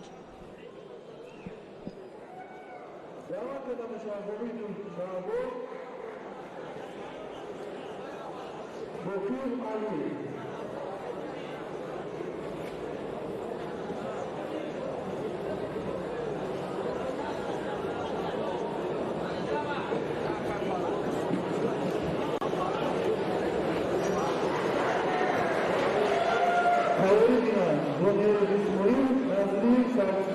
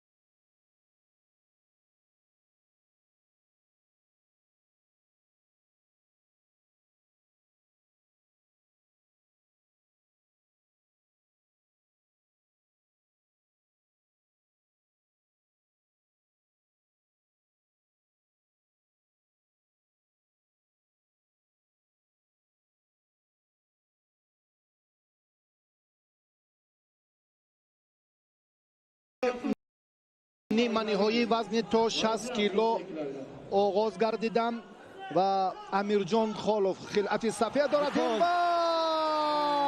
ورزشگر با محمد رضا قوت به میدان برآمد و قوت در دقیقه اول حریف را شکست داد و با من رمزی شمیرов داوری درجه المپی البته گزارش را ادامه خواهند داد و ما باوری داریم که البته این چهره ها خیلی بهترن. وزنگاه شما الان چگونه قوت یک اصول جالب رو هم خوب استفاده کرد. پونسیوناگ را استفاده برد و غالبیت صاف به دست آورد. وخری نهایی برای برآمدن به سبقت‌های فینالی ادامه دارند. وزن 60 کیلو. هر دو ورزشگر یعنی عبدالشکورов و ملک بویزاده هر دو ورزشگر نو جوان هستند و برای روی خط گرفتن به وخوری فینالی مبارزه میبرند.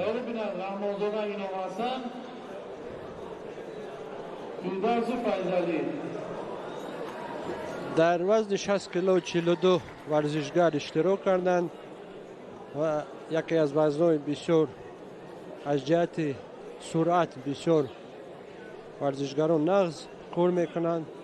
سبقت شروع شد.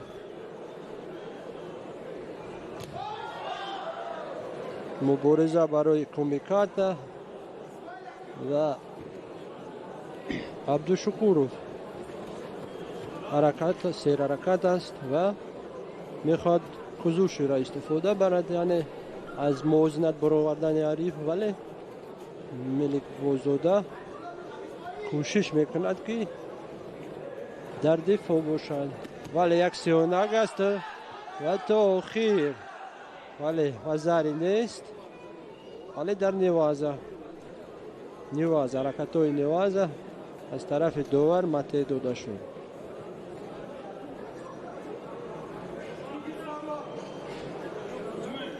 یک حرکت به نظر گرفته می شود از طرف ملک بویزاده و باز پیش طرف است در کمیکاتا.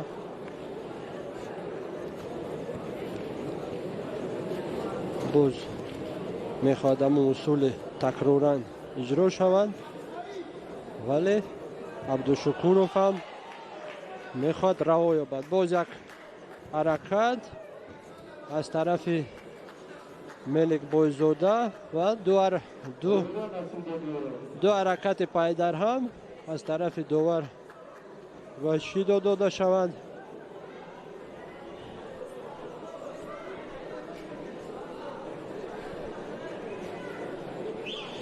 دختر لازم است چونکه دو حرکت پایدار پر ملک بویزاده برای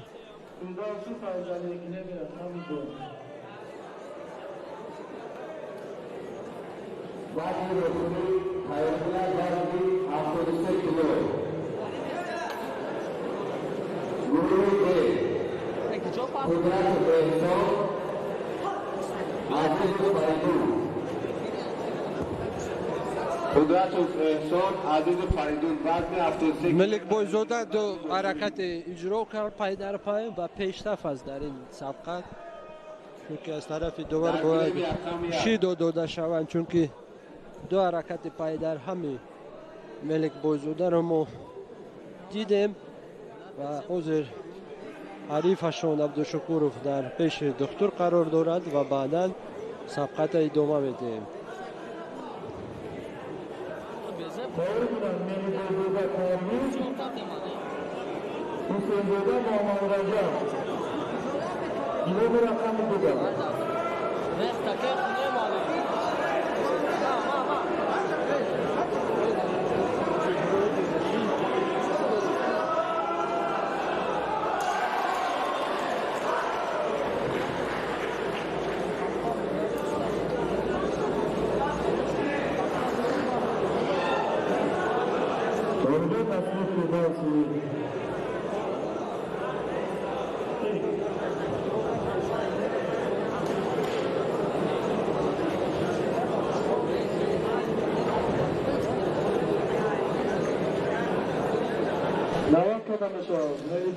در روند مسابقات البته معلوم شد که امروز هم پهلوانان هم داوران و هم اون راهبران دسته ها هم بیشتر یک توجه برای یک نظام درست کار خوبی امروزه میدانداری کردن و چون مشاهده میکنیم که در تلاش عبدالشکورов که اندکی باز هم مشکلی به نظر میرسد، حالا ملی بایزاده برای ادامه مبارزه البته آماده است و در چنین حالت ها البته چی توصیه میدهند وقتی که بیشتر از طرف داور داده شد برای دو حرکت پای در پای ملک بایزاده و برای پیشتف ملک بایزاده را ما دیدیم باز یک حرکت و یک پرتافت از طرف ملک بایزاده و تا آخر مت بسیار یک سبقت جالب بر هر دو طرف. ملک بایزاده پیشتفی را نشان داده است و حرکت های عبدالشکورov هم انتظاریم، چون که در کمیکات و در اصول اجرا کردن با شیمی وضع یعنی اصول خفه کنی از طرف عبدالشکورov، ولی مته از طرف داور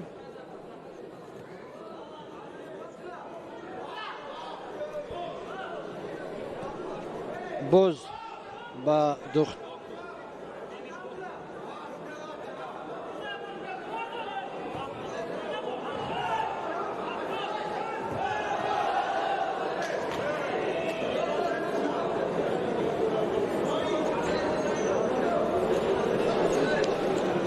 فکر میکنم که آسیب پهلوان عبدالشکورov هم دکه جدی‌تر است. محمد جاوید میرزا حکیم داور درجه جمهوریوی از ناحیه مسجد و پهلوانی که الان میبینیم ملی بایزاده فیروز در واخری دوم نیمه نهایی باز هم توجه دارد که اینجا رقیبش به میدان براید و تا این مدت البته ما در خصوص دستاورد این ورزشگر باز حرف میزنیم که ملی بایزاده فیروز این پهلوان به زیرگروه دی شامل بود، نسبش عبدالله میرزایف رو در دیداری اول شکست داد، بعدا عزیزاللهیف هم در مقابل این ورزشگر در دوره دوم ناکام گردید. ملی بایزاده بعدا تشریف رو هم دچار شکست کرد، در مقابل عبدالله سیفاللهیف هم متانتش خیلی خوب درخشید در سبقت 4-1 نهایی و با همین ترتیب به مرحله نیمه نهایی این مسابقات راه خواهد گرفت. وقتی معین خود را دارد، فکر میکنم در اینجا البته باز هم داوران دکتری مسابقه به این باید اعتبار دهد که چون دوباره سه باره البته رجوع به کمک طبی دارد، اینجا هم بینیش خیلی از بینی خون شاریده ایستاده است که البته برای ادامه مبارزه بسیار هم مشکلی پیش می آورد. فکر میکنم که البته آزاد کردن او در این جریان البته طبق همان قاعده های گوشتنی جودو البته بار سیم، بله اگر 2 مراتبه شد، بله اگر مراتبه سیم همین حالت رخ دهد آنگاه ورزشگر حق اشتراک در ادامه مبارزه را ندارد. چون این حالت ها کم رخ میدهند رمزی، به هر نوع اینجا هم چند فرصت چند فاصله امکان دارد در نزد دکتر 3 بار 3 مرتبه از چیز در 1 دقیقه بیشتر 2 بار ممکنه و 3 بار اگر پیش دکتر روند از میدان خارج میشه. حاضر اگر 3 بار همون بینی خون برود ورزشگر از سبقت آزاد میکنه از سبب لط خوردنش. بله الان کسبیت همین دو پهلوان رو چگونه دیدن مشاهده کردید؟ عبدالشکورov پیشرفت است که ملی بایزاده پهلوان خیلی کبود داشته.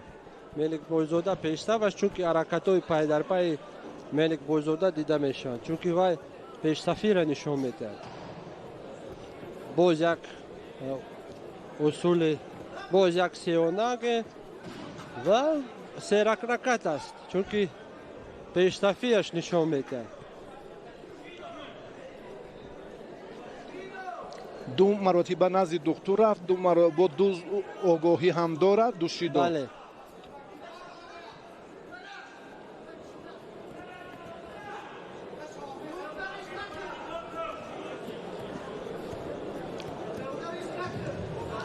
ба ҳар нав боз ҳам ҳуҷумҳои пайдарпай аст аз Мели Бойзода. Пештафира нишон додааст албатта, чунки Абдушукуров фаъол нест. боз як партофт аз тарафи Мелик Бойзода.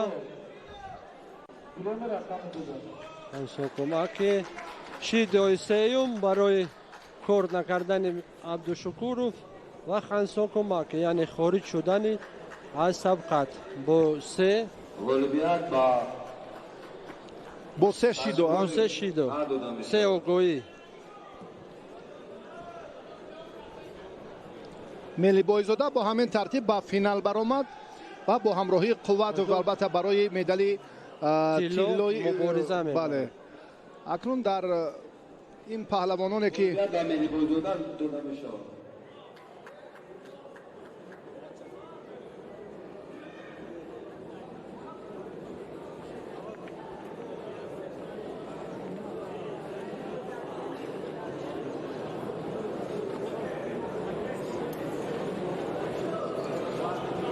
وزن 73 کیلو دعوت کرده می شود.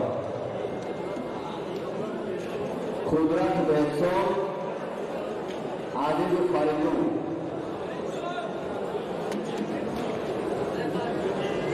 وزن 73 کیلو قوتов Эҳсон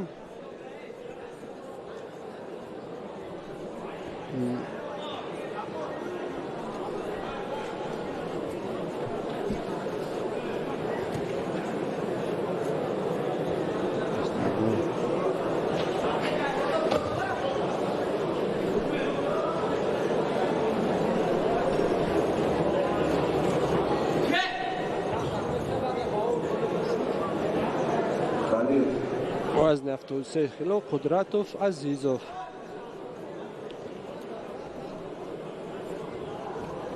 даври якуми сабқат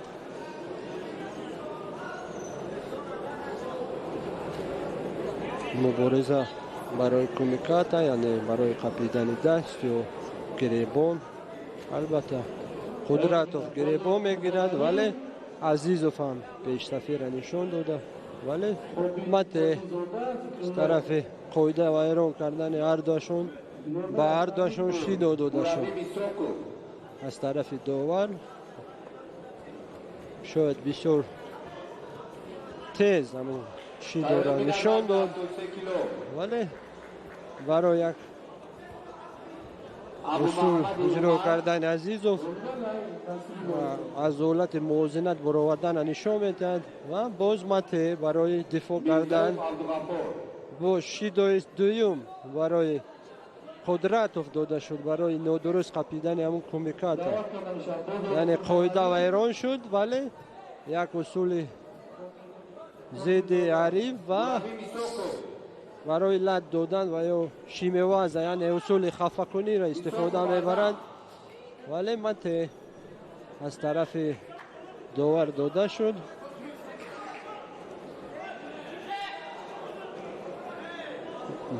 Қудратов бо ду шидо,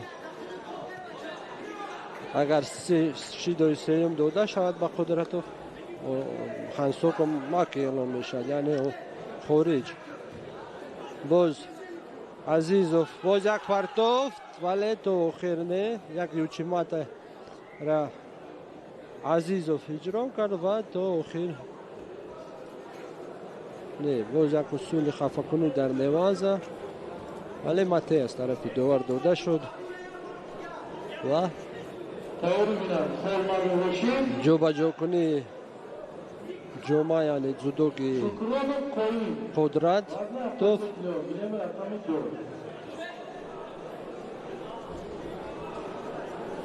яъне аввал ҷобаҷо мекунад, дуюмбора агар варзишгар иҷро накард шидо дода мешавад ва ҷобаҷо кардани ҳамон ҷомаи гӯштини худ, яъне ҷудоги. боз як ҳамла аз тарафи قدرتوف و یوچی ماتا یک پرتوفت اصول مته برای رسیدن اون جودوکی در روی ورزشگر قدرت و مته داده میشه. طبق قاعده بین المللی داور باید مته داده شود. باز یک حرکت عزیزوف برای اجرا کردن اصول داش هیزاگورومی یعنی اصول پشت پای ولی موفق نشده هر دو ورزشگر. مته داده شده از طرف داور. هر دو ورزشگر فعال هستند. وقت 1 دقیقه و 17 ثانیه دیگر. عزیزوف کوشش میکند که اصول اجرا کند ولی در دفاع باز یک پرتافت زیبای پان کساتوگاری را اجرا کرد، یعنی اصول علیک لب استفاده برد و غالبیت صاف به دست آورد. این پان یک اصول زیبای کساتوگاری را اجرا کرد، یعنی علیک لب با زبان تاجیکی و عزیزوف صاحب غالبیت شد و به دور دیگر گذشت.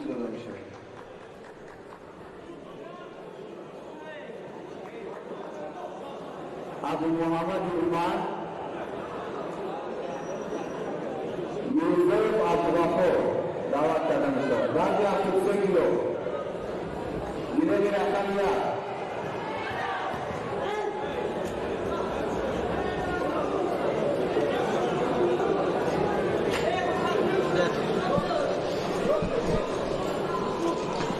دوستان عزیز باز هم رقابت ها جریان میگیرند در وزن تا 73 کیلو. عزیز و اکنون از این مرحله از این دور هم یک نتیجه بهتر رو به دست آورد و بعدا به مرحله دیگر راه خط گرفت. توجه میکنیم البته باز به میدانداری دیگر ورزشگران.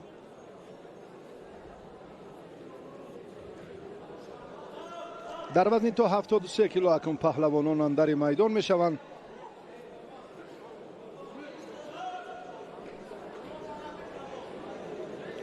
عبدالغفور میرزایف این پهلوانی که الان تیاری بیند خلعت کبود دارد. کریم بهردی تیاری بیند نظری خیرالله کریم بهردی وزن 73 کیلو.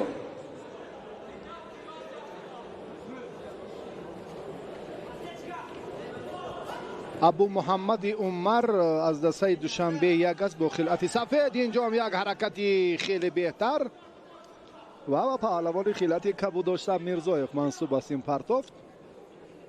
عبدالغفور خیلی خوب هنرش را نشان داد و اکنون در این لحظه هم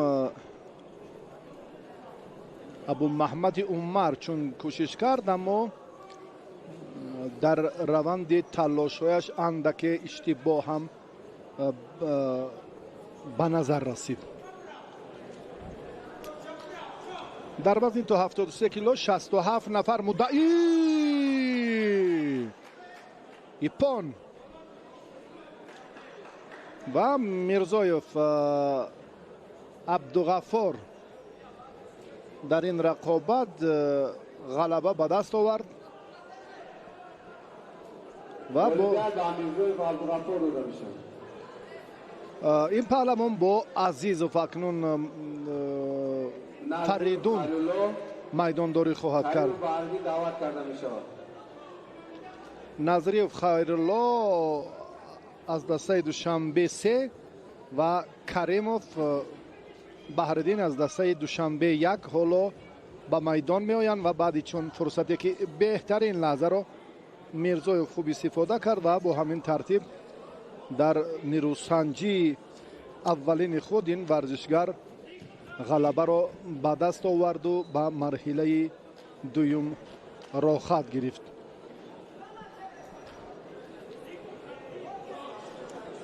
پهلوانان این وزن همچون گفتیم خیلی زیادند.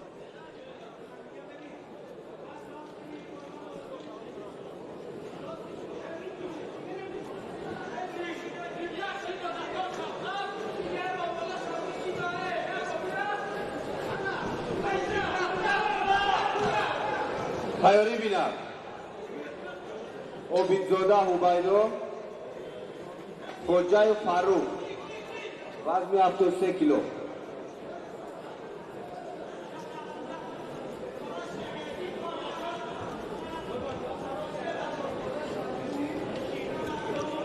رقابت پهلوانان اکنون باز هم چون گفتیم که ادامه می‌یابد. خیرالله نظریف این ورزشگری که الان با خلعت سفید است اولین رقابت خود را با بهرالدین کریموف آغاز کرد. در این مرحله البته تعداد اشتراکچیان هم خیلی زیاد است.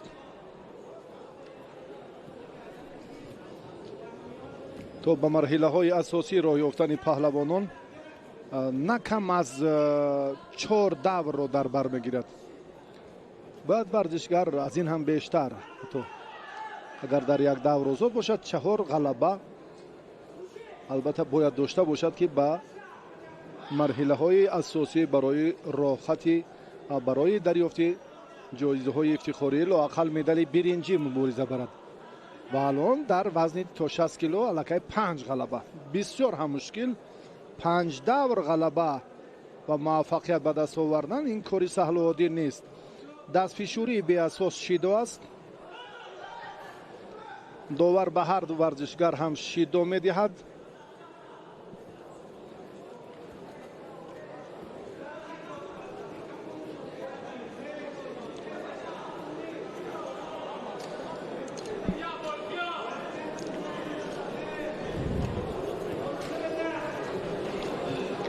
یک لحظه دیگر هم باز برای توجه برای نگاه داشتن کمربند یا پهلو و هلو و زری و بود. این فکر میکنم که دیگر جای گفتگو هم نیست. یک پهلو بود، پهلوی دیگر و زری بود و زری دیگر البته در ادامه مسابقه خود. اما این حالت این کار شد. چرا ندانم براستی چه حالت رخ داد.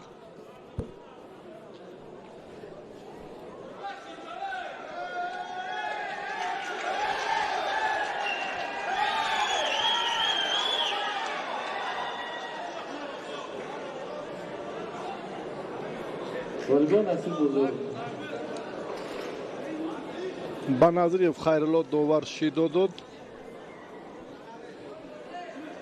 بله اکنون 2 شیدو دارد خیرالله.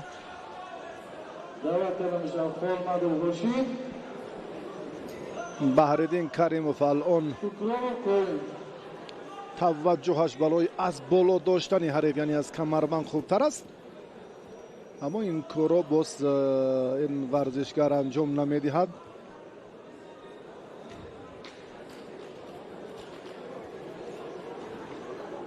در وزن 73 کیلو اون چهره هایی که البته چون شهرت دیارن حالا آنها رو ما ندیده ایم.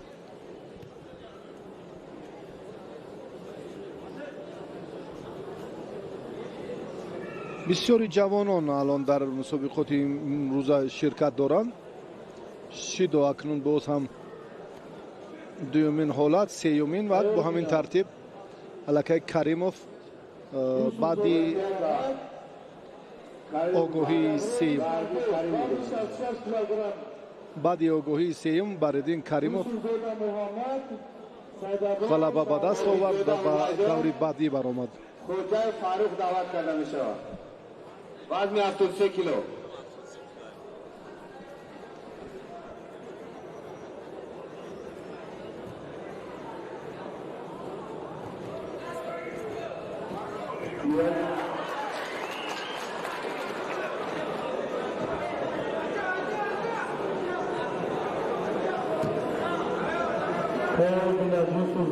محمد سیداباد شاهدو باهوش از شخص رایان گیرد رقم 2 تایرو بیند النظر محمد جان عابدزاده با خلعت سفید است. سعدالله محمد جان هویدا تایرو بیند النظر سعدالله از ولایت سوغد است و خوجایف فرخ از دسته دوشنبه 2 پهلوانی که خلعت کبود دارد.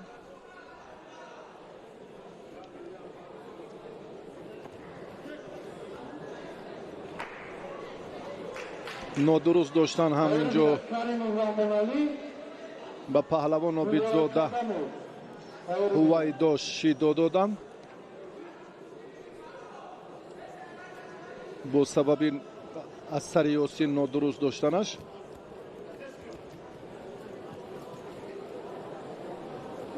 رقابت در مرکز میدان باید صورت گیرد.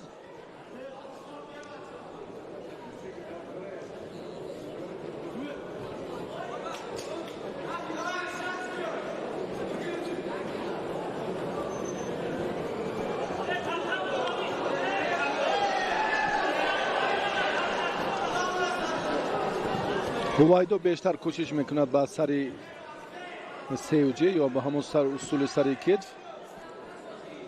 خوجایف اندکی فعال شد.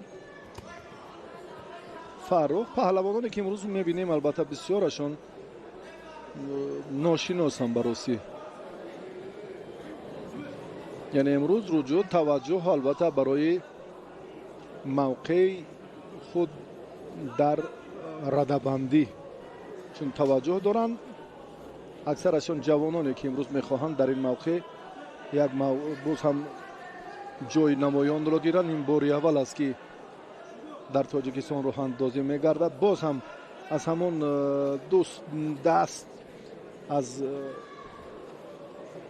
سریاسین رقیب نادرست داشت. دویمین شیدو رو هم داور به همین خاطر به هویدا عابدزاده داد.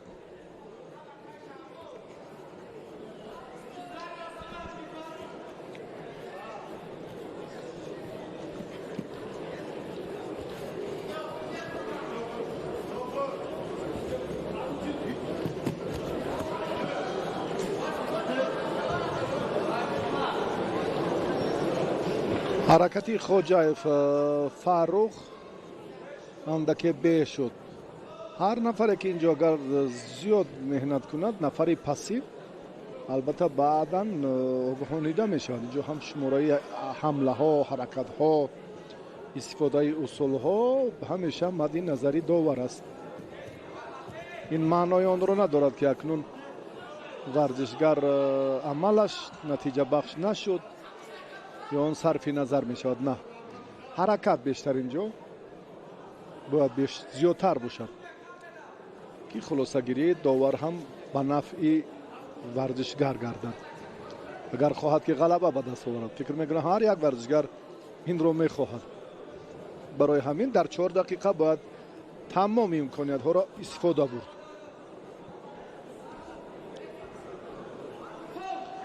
فرخ خوجایف پهلوان خلعت سفید داشته رجوع چون به پرتافهای دیگر کرد به خاطر همون حالت به تخت پشت نگاه داشتن رقیب اما کامیاب نشد. کشتن این دو ورزشگر هم به نتیجه و بسیار دلگیر کننده فکر میکنم سپری شد.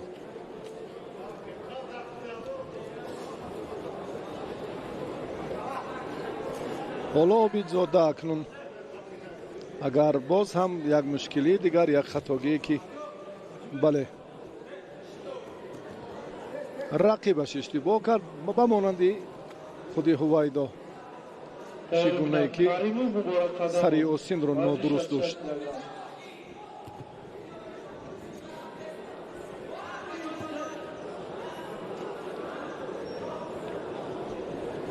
عابدزاده اینجا هم باز اندکی عقب نشینی دارد، خسته حالی دارد.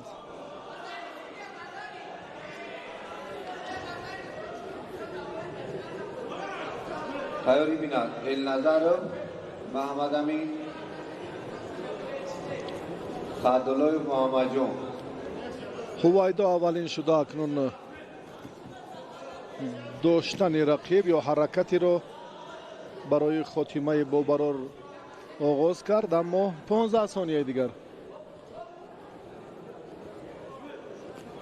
15 ثانیه دیگر کمتر از این در اختیار دارند. عابدزاده اکنون دو حالت غیر قاعده رو اینجا تکرار کرد، وقت هم انجام یافت. اکنون با رجوع میکنیم، توجه میکنیم به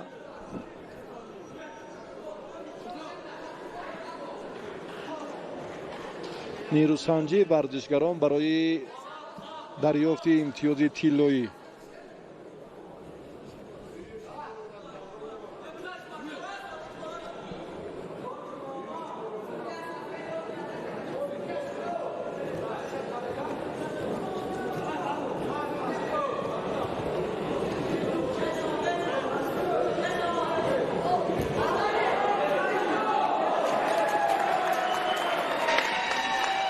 شیدای سیوم باز هم عابدزاده را تهدید میکند. دو مراتبه همون به شکم افتید و ایستاد و نظر کرد، توجه کرد برای البته یک لحظه دیگره که حالا هم پهلوان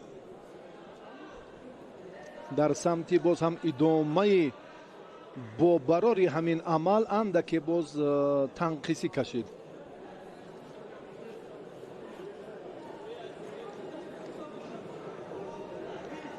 با خوجایف هم شیدای دویم رو دادن. هر دو هم دو شید دارند. اشتباهی که زود به نظر رسید.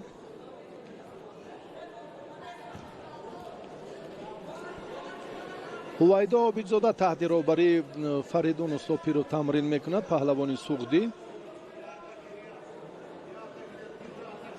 ورزشگری دسته دوشنبه دو الان در این جریان باز هم بیشتر رجوع میکند و واقعا هم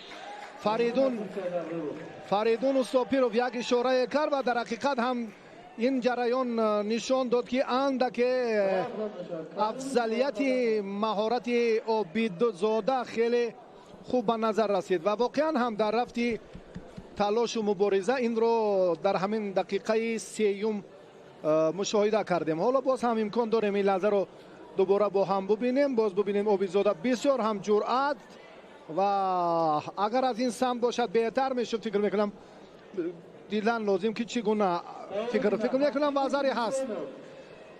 وزری هست و دقیق اینجا هم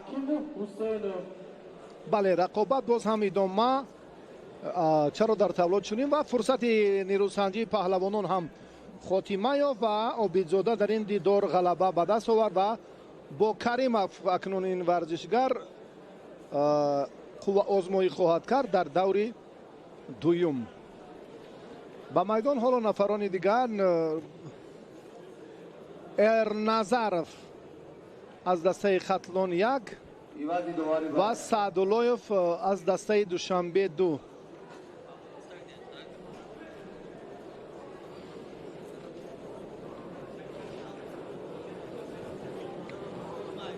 اینجا هم در خصوصی باز هم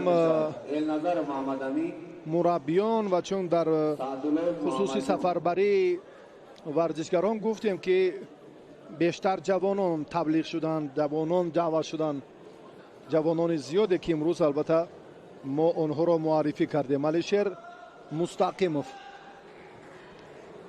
داور در میدان است و برای به میدان برآمدن پهلوانان البته یک فرصتی که حالا باز معرفیشان هم عینی مدعاست. مربی میساق اعظم نزد دوباره بی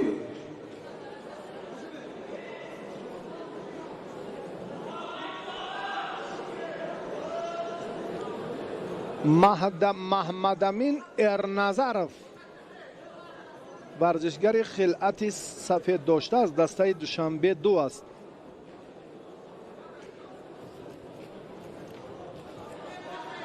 و سعدالایف این ورزشگر هم ارنظرов از دستای دوشنبه 1 سعداللویف از دستای دوشنبه 2.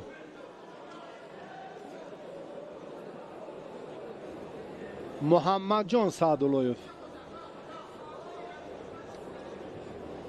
ارنظرов محمد امین.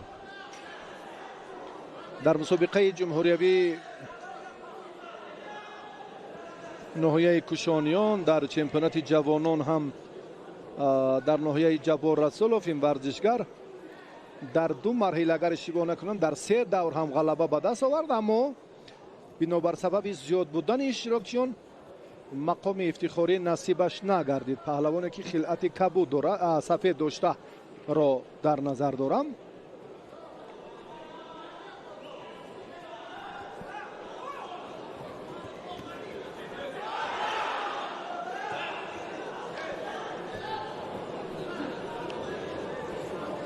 مبارزه جریان دارد.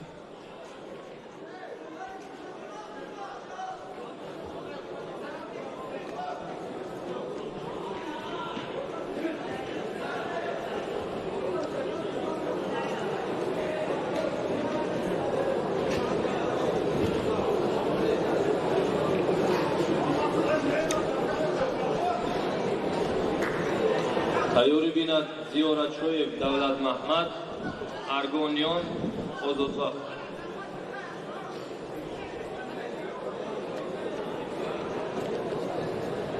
باز هم اینجا سعداللویف و یاری تجلی تیبی نیاز دارد. در این روند عزیز و با میرزایف اکنون در واخوری 8 نهایی رقابت میسازند. کریمов با عابدزاده این جفتی دومی سبقت های 8 نهایی است و با تدریج همین طور هم پهلوانان غالبان به دورهای بعدی راه خواهند گرفت. ارنظرов حالا انتظاری رقیبش است. سعداللویف در ادامه مبارزه اندکی آسیب دید. ارنظرov گفتیم که در میان جوانان هم خیلی مهارتش در ناحیه جبار رسولوف، در ناحیه کوشانیان هم در گوشین ملی و اشتراکشان در چنین مسابقه ها البته باعث باز تقویت یافتن هنرشان خواهد گردید. امروز البته اشتراکچیان زیاد چون مربیانی که از شهر و ناحیه های مملکت اینجا تشریف آوردند، یک هیئت های مکمل خود را هم به این مسابقات سفربر کردند. مشاهده رقابت های جالبی پهلوانان البته در وزن تا 60 کیلو، 66، 73 کیلو گشتیم و همانان ریسنجی های ادامه خواهند یافت. قوت و بدیانی که محمد صالح شکست خورد به این دور برآمد و همون نفری که محمد صالح را شکست داد بعد محمد رضا در واخوری نیمه نهایی برآمد، اما از محمد رضا شکست خورد پهلوان شهر کولوف. رقابت ادامه می‌یابد.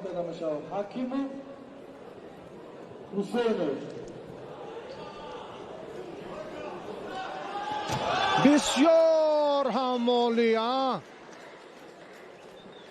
خیلی پرتافت جالب، بسیار در سطح ضروری، بسیار هم سریع وقتی بود حرکت این ورزشگر.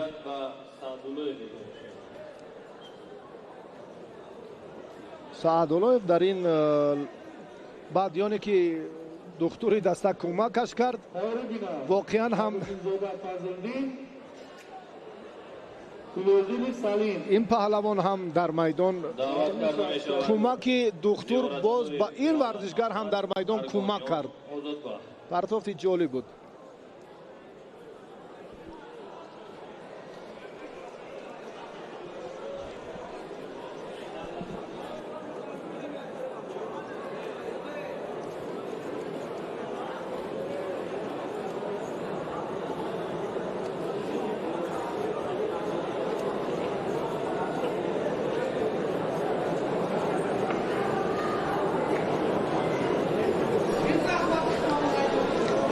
ورزشگران دیگر این چهره، این нафаре ки мо ҳоло зиёратшоев ин паҳлавон бо хилъати сафед аст. дар хусуси зиёратшо давлатманд зиёратшоев аз бошгоҳи вастан аст.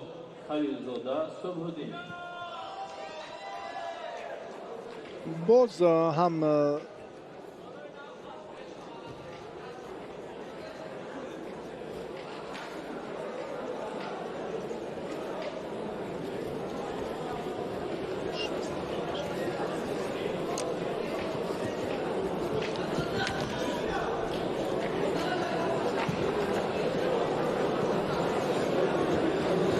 аргониён бароси ин чеҳраро ҳам мо намешиносем.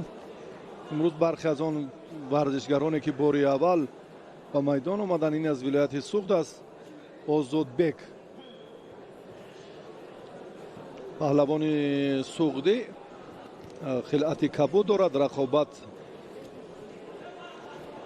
барои варзишгари хилъати сафед дошта хеле ҳам беҳтар буд дар ин раванд.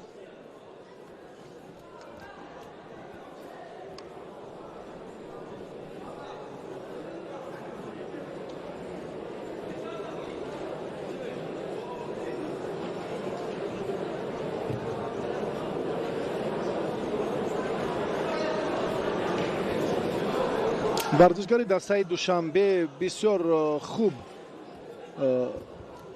ҳаракатҳоро оғоз мекунад. бале, аз шаҳри душанбе, аз бошгоҳи вастан аст. аммо корро то нуқтаи зарурӣ бурдан наметавонад. ба намояндаи вилояти суғд шидо дода шуд. ой фикр мекунам ин ҷои гуфтугӯ нест, ипон аст. бисёр ҳам партофти ҷолиб буд. зиёратшоҳи давлатшоҳ хеле хуб ҳунарашро нишон дод ва пеш аз муҳлат ғалаба ба даст овард.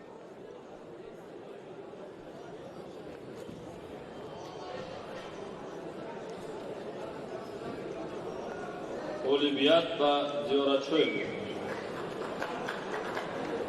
баъд ин албатта боз паҳлавононе ки имрӯз даъват карда мешавад. сиёвуши боймурод, халилзода, субҳуддин. сиёвуши боймурод паҳлавоне ки бо хилъати сафед ба майдон мебарояд саодат қадамов, наврӯзода, каримзода ва халилзода субҳиддин. ҳоло дар талош ва муборизаи паҳлавонон боз ҳам ҷолибият пайи ҷолибият аст.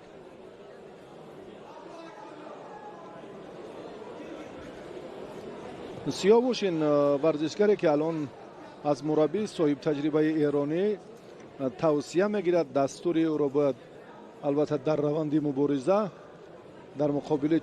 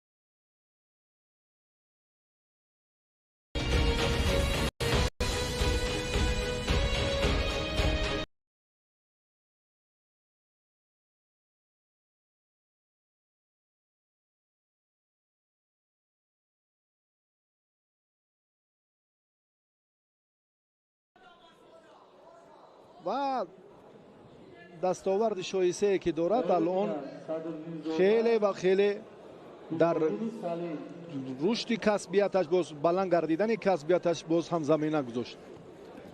با چمپیون جهان رقابت کردن برای سیاوش بایمراد هم افتخار است. در رشته سامبو امروز در جودو البته باز هم پهلوانان دیگر توجه و تلاش بیشتر دارند که روند مرحله های تیاری خود در میدان نشان دهند. اما سیاوش کاری را اینجا سامان نداد و چون یک لحظه مساعد کننده برای صبح‌الدین 1 2 3 4 5 نتوانست 6 7 الکی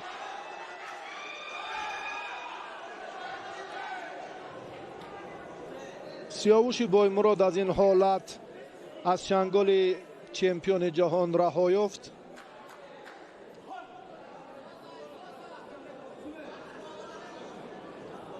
صبح‌الدین خلیلزاده اکنون از راست باز مبارزه را ادامه می‌دهد.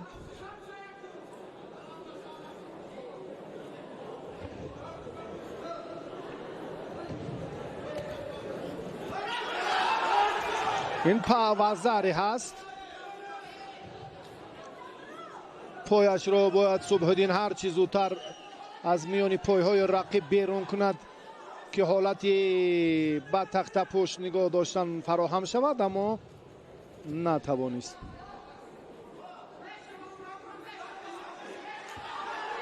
دیگر بار این کار صبح‌الدین شروع کرد و موفق هم شد، اما در فرصتی باز هم نگاهداری ثانیه های با شمار 10 ثانیه کفایه است. خلیلزاده با آسانی غلبه را به دست آورد.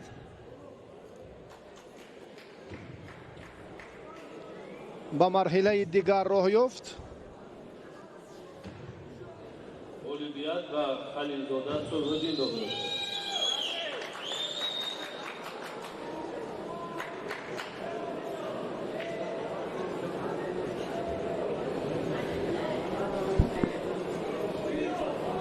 دعوت کرده می شود سعادت قدموف کریمزاده. سعادت قدموف این پهلوان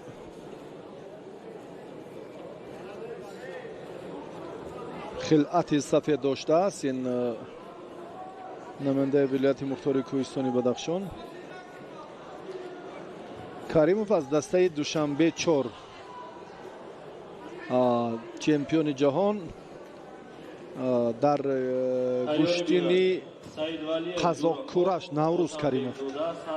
همین چهره سال 2019 با عنوان چمپیون جهان در جمهوری قزاقستان در گشتین قزاق کورش شرف یاب شد و در مسابقه های زیادی مملکت در جام پایتخت، جام نوروز اشتراکی مرحله نهایی بود. یک بار دیگر هم با دریافت جام نوروز 3 سال قبل شرف یاب شد.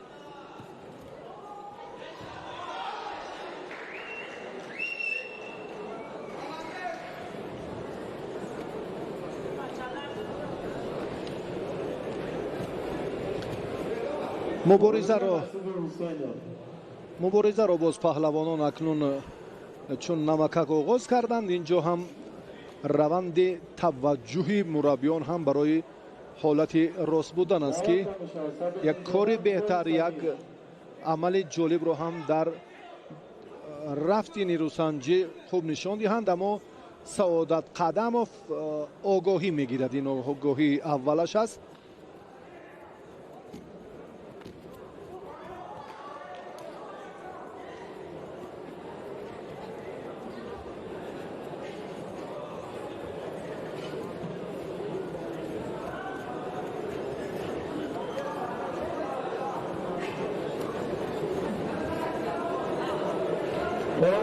سفرعلی فریجون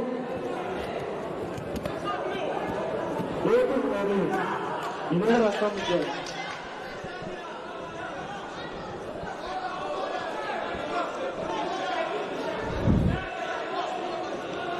حالتی با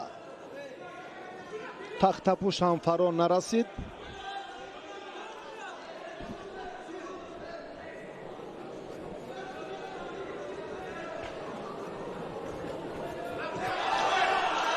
вазари ба наврӯз каримов дода шуд.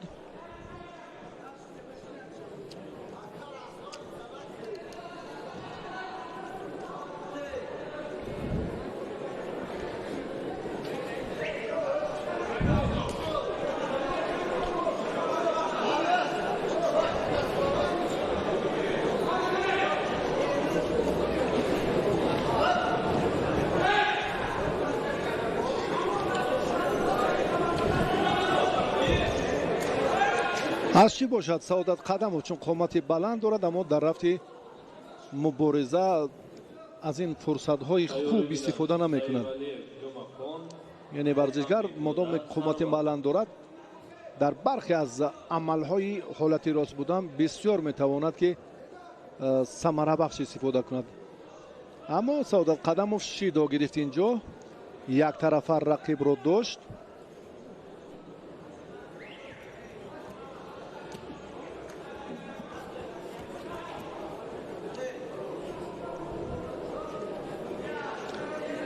наврӯз дар ин ҷараён, дар ин лаҳзаҳо ба ростӣ фаъол ҳаст.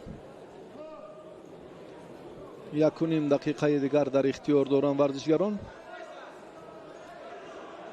ба ин нигоҳ накарда, албатта наврӯз ҳам барои дарёфти вазари дуюм ҳам талош дорад. ҳамин тавр ҳам шуд. наврӯз дуюмин вазариро аз рақибаш Саодат Қадамов ба осонӣ ситонида тавонист ва ба марҳилаи дигар роҳ ёфт.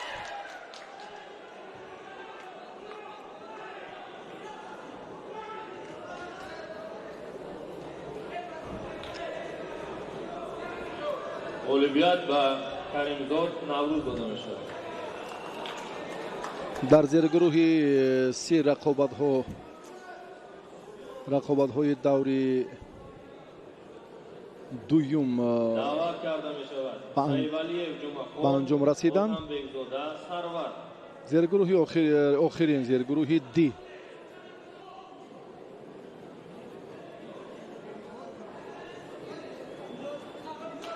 ҳоло Сайвалиев ба майдон хоҳад омад бо ҳамроҳи Ҳотамбекзода Сарвар аз Суғд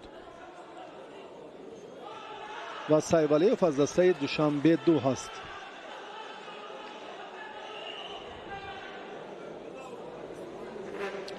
Сайвалиев хилати сафед дорад ва Ҳотамбекзода Сарвар бо хилати кабуд. تیاری بیند ملویف مصباح الدین نظرov محمد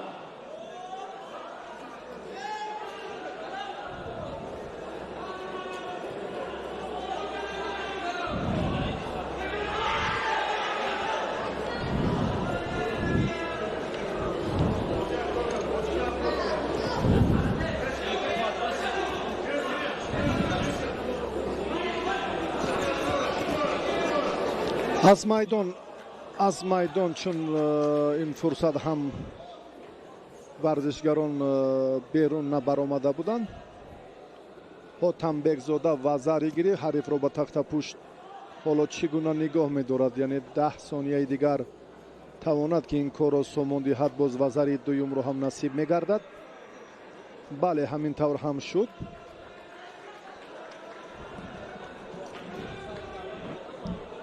Ҳотамбекзода хеле хуб дар ин ҷараён ҳунарашро нишон дод ва ғалабаи аввалинашро ба даст оварду ба даври баъдиро хат гирифт. غالبیت به ҳотамбекзода дода мешавад. غالبیت نصیب ҳотамбекзода. паҳлавони суғдӣ ҳунараш афзалӣ дошт. دعوت کرده می شود ملویف مصباح الدین نظرov محمد ва инро ҳам дар майдон бар аъло нишон дода тавонист.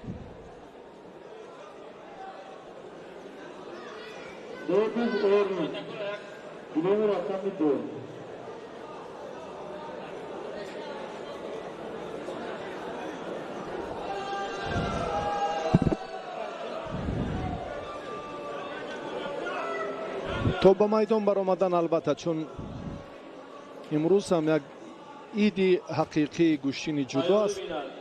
امروز هم یک توجه زیاد و بسیار هم صداقت به گوشتین جدا بیشتر بودنش رو ما در میدان مشاهده کردیم. Povremena Kurbanbekov, Suleymanov Khudobash, ilovi raqami 2.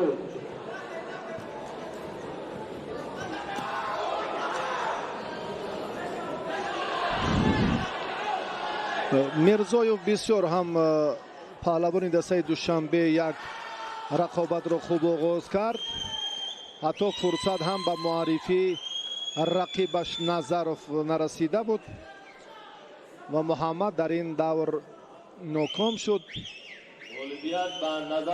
برعکس شد، معذرت میخوام، نظروف که در این جریان خیلی هم درخشی مهارت و هنرش را نشان داد و مولایوف ناکام شد و محمد نظروف با همین ترتیب با حاتم بگزاده نیرو میسنجد. بله،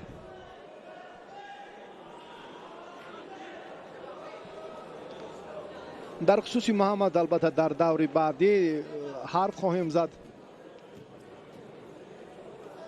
که پهلوان بسیار هم یک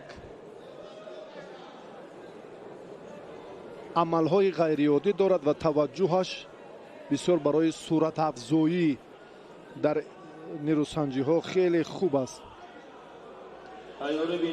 اسحاق زاده حسین، اسحاق زاده حسین این از دسته دوشنبه 2 است. الان هنرنمایی دارد و اکثر پهلوانان را میبینیم که از دیگر منطقه اما از دسته های دیگر هنرنمایی دارند. شاید برای ردبندی، برای نفوذ و موقعشان در میان البته همسالان و هم وزن خش در جمهوری تاجیکستان قوی باشد و تعداد زیادی اشتراکچیان رو که میبینیم در برخی از دسته ها پهلوانان کم نام‌نویس شدند. از این خاطر برخی از این ورزشگران جایهای خود رو هم در مسابقه این ساله جمهوریوی برای موقع ردبندی خش تغییر دادند.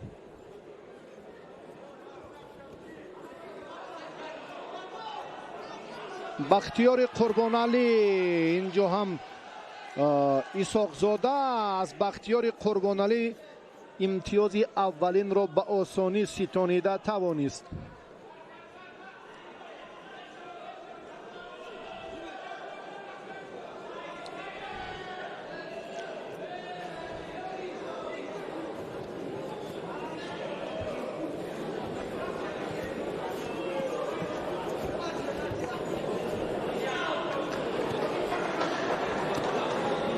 حسین باز اصول بوغی کردن نه، این کار رو او سامان نداد چون که سازگار نبود، امکانیت به وجود نآمد تا به این لحظه مناسب برای بوغی کردن. حسن و حسین اسحاقوفا این برادران اصلا از شهر باخترند. مکتب گوشتین رو هم از مرکز ولایت خوتلان آموختند.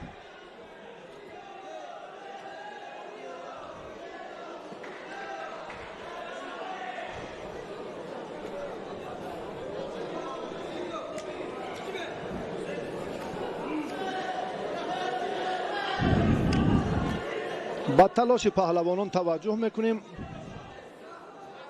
جوانان بسیارند. حسین امکان دارد که یک وزر دیگر را هم پیش از وقت به دست آورد، نتوانست. دستی رقیبش رها یافت. سبب ناکام شدنش هم همین بود که دستی رقیب رو زود رها داد.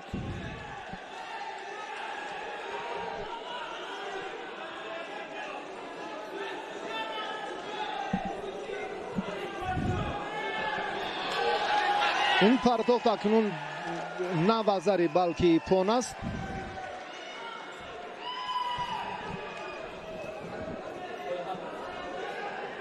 اولویت به ایساقزاده حسین داده میشه. ایساقزاده اولا دعوت کرده می شود. علی احمد و اسدالله حریف را میرزای عزیزالله پهلو پرتاب کرد با همین طرز.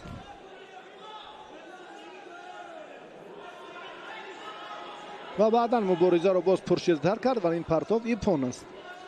هرچند در اینجا هم میتوانست بازاری بسیار هم بر جالبی توجه با افضلی بر بیشتر حسین اسحاقزاده غلبه کامل را صاحب شده توانست.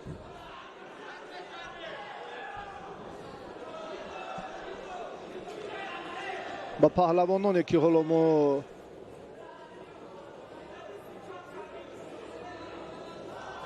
علی احمدوف، اسدالله، امام علی رحمان، احمدوف منوچه، علی احمدوف، اسدالله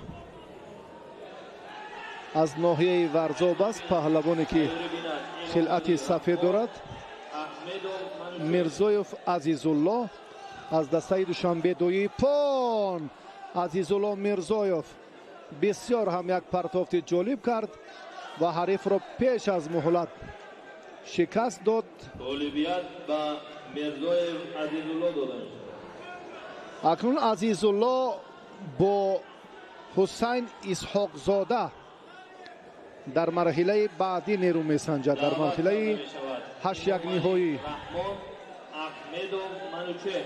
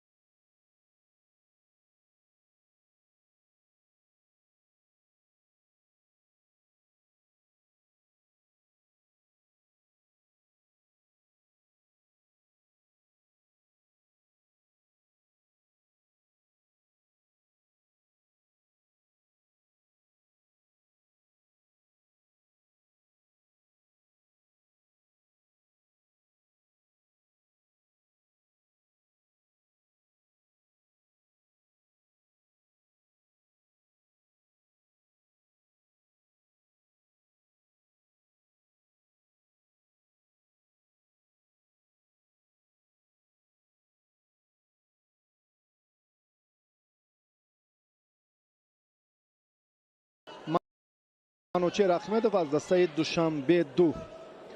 در ابتدا هم اطلاع دادیم که از بس که شماره زیادی پهلوانان شهر دوشنبه در این مسابقات شرکت دارند، 4 دسته اینجا هم ثبت نام شدن نمایندگانشان و رقابت ها هم بیشتر البته طول میکشند. 67 نفر اشتراکچی در این وزنی 73 کیلو. این خوب است. ببینید چقدر هواداران، مخلصان هم گوشتین، اشتراکچیان تعدادش، مربیان و در مجموع بسیار هم علاقه پیشرفتی گوشتین جودو را باری دیگر ثابت می سازد. اوی اوی وزاری اما تجربه نیست که حریف رو نگاه دارد. که خود را باید که برگرداند به این نیمه و بعداً که حالت خیلی مساعد 6 و 7 و 8 و 9 و 10 حلقه هست امتیاز.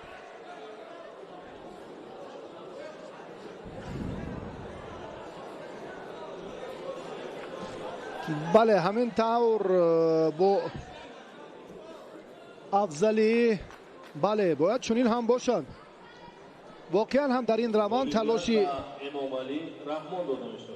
امام علی رحمان در اینجا خیلی خوب بود و یک پرتافتش و ضربه واگذاری شد و حالتی به تخت پوش نگاه داشتن. انا همین لحظه محمد فیض‌الله شریپوف فیروز نتیجه سبقت پهلوانان رو در وزن تا 73 کیلو یک لحظه باز هم منظوری شما کردیم. تیار بینند قادیروف عبدالواحد سید اکبروف ابراهیم. محمود فیض‌الله از دسته دوشنبه 2 است و فیروز شریپوف از دسته دوشنبه 1. فیروز شریپوف خلعت کبود دارد و این پهلوان محمود فیض‌الله.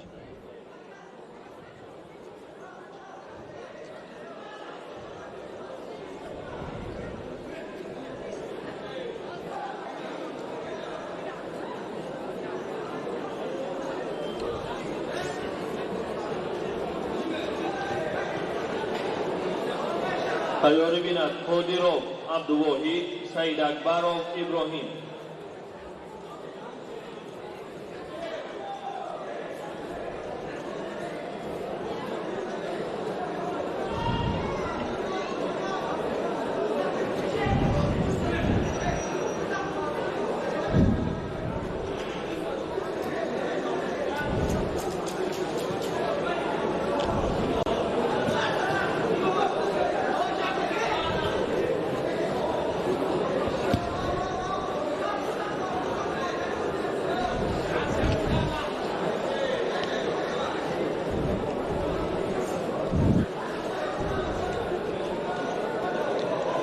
محمد فیض‌الله پهلوان خلعت سفید داشته است.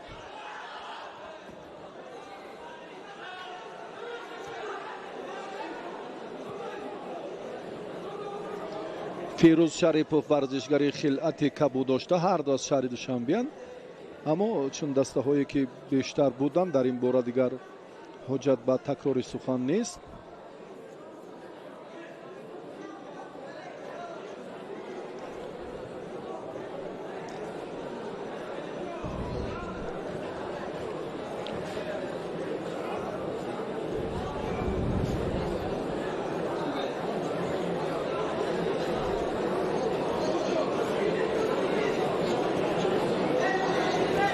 جوانانی که امروز البته به میدان برآمدن، برخی از آنها محض در وزن تا 60 کیلو بسیار هم جرأت و همان استفاده بری وقت رو هم مد اول میگذارند. حرکت هایشان هم خیلی جالب شد و به محمد فیض‌الله داده شد.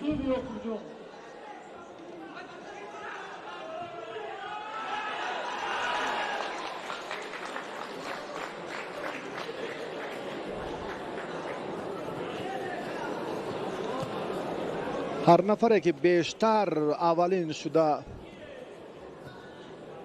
هجوم رو آغاز میکند یا حرکتی رو که زود و سری وقتی انجام میدهد البته موفق است. یعنی داشتن خلعت رقیب رو اینجا ایپان محمد فیض‌الله از ضعیفی سمت‌های هم کنار چپ و راست چون بیشتر حرکت کرد. فیروز شریپوف در این نقطه البته باز هم نقص و علتی بیشتر دارد. محمد فیض‌الله در این دیدار غلبه به دست آورد. با میدان دعوت کرده می شود قادیروف عبدالواحد سید اکبروف ابراهیم. امام علی نورانی باقی یاکوبیان دعوت کرده. تیار بینند شریپوف بختیار خدای خلوف Umarkul.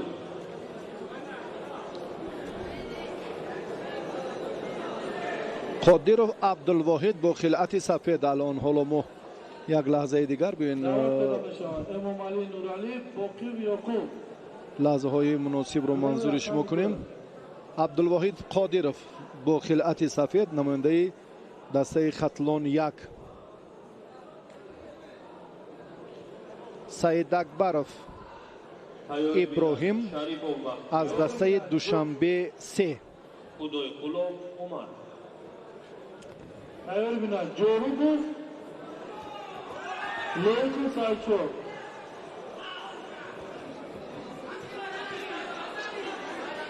و ضربه به سعید اکبرov داده شد.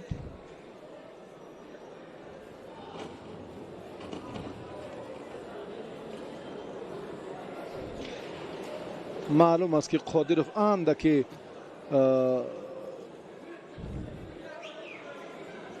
ترس دارد، هراس دارد. درستی اگر چنین حالت ها باعث ناکامی پهلوان هم می شود.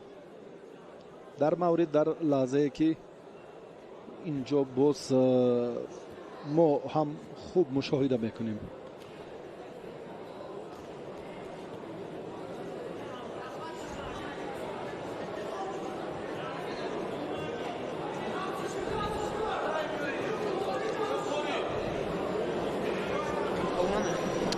سعید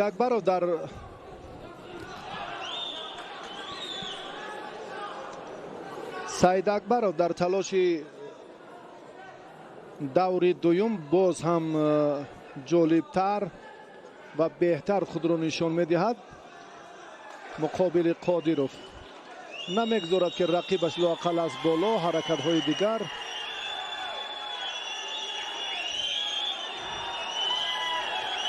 این دومین وزر سعید اکبرov است. دومین وزر سعید اکبرov با ایپان تبدیل یافت و همینطور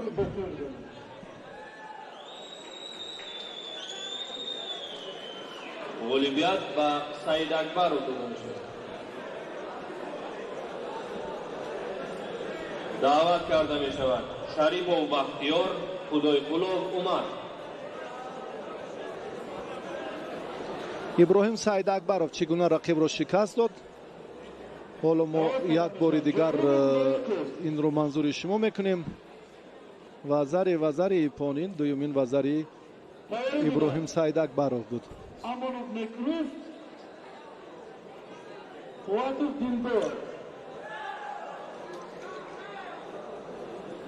شریفov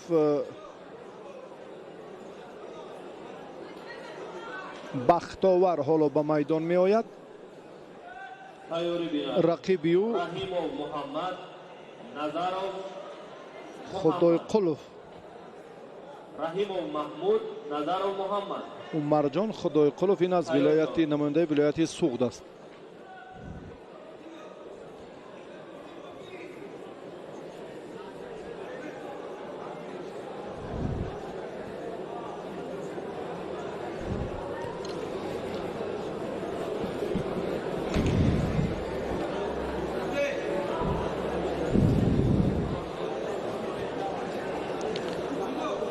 یک طرفه داشتن به خدایقلov شیدو داده می شود.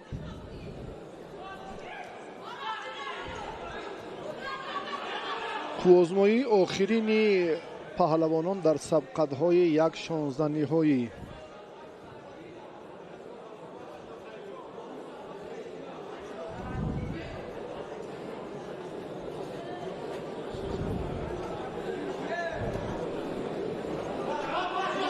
Ferdinand Amadov, 4.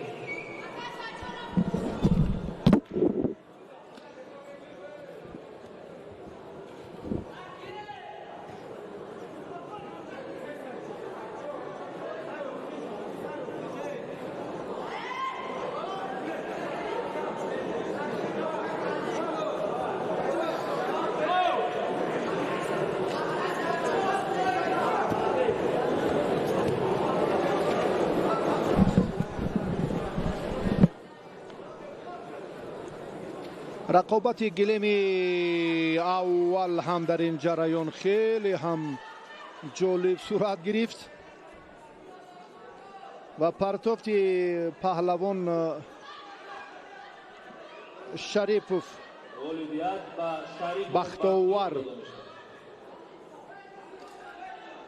بختاور شریپوف در این دیدار غلبه به دست آورد و به بخوری های 8 نهایی برآمد. دعوت کرده می شود رحیموف محمود نظرov محمد.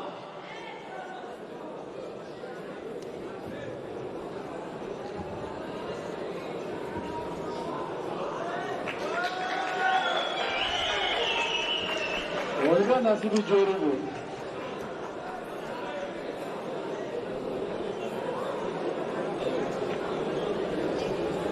دعوت کرده می شود امونوف نکروز مواتر.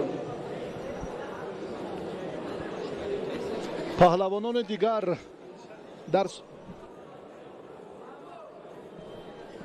در سمت البته باز هم قوی کردن موقع و نفوذ پهلوانان اینجا هم مربیان نقششان بارز است و میبینیم که از یک دور به مرحله دیگر به باز هم مرحله های اساسی بهترین ها اندر میدان میشوند و رحیموف با همراهی نظرov حالا در میدانند.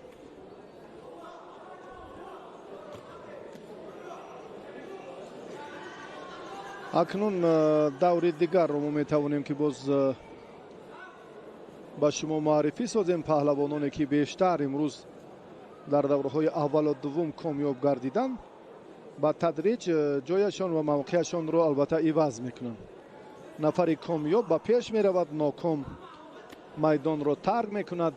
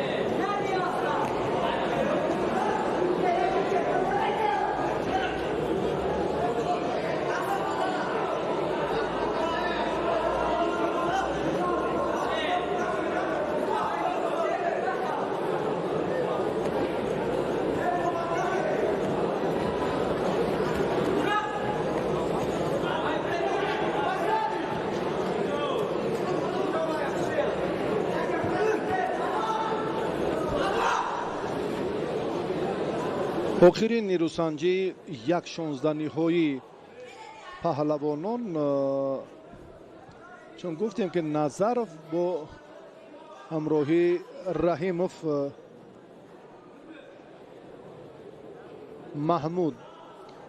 محمود از دسته دوشنبه 4 است و نظرov از باشگاهی وستن.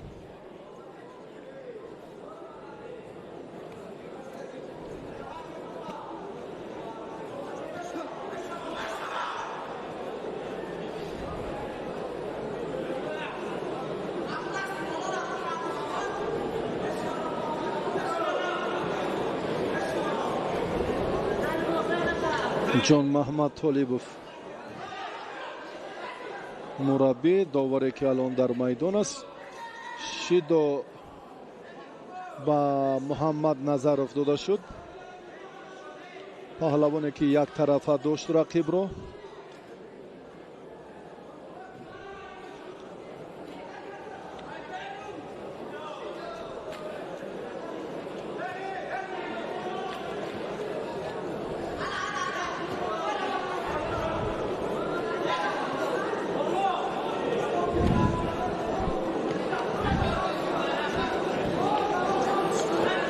نزدیکتر باید یک حرکت خیلی بهتری محمد نظرov بود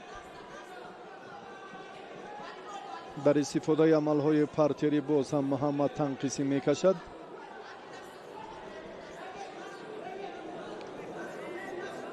محمد ادامه قوه آزمایی های خود را البته بعد یک دوره دیگر بر راه ماند، چون که تا جای اطلاع داریم البته اینجا هم در ترتیب نیروسنجی ها یک قوه آزمایی اندکی دیرتر برگزار کرده شد.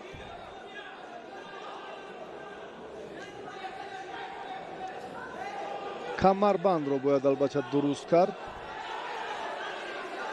خلعت داخل کمربند باشد که امکانیت برای ورزشگر البته اینجا هم فراهم گردد برای هر دو یک زیل. انا همین ترتیب. بله،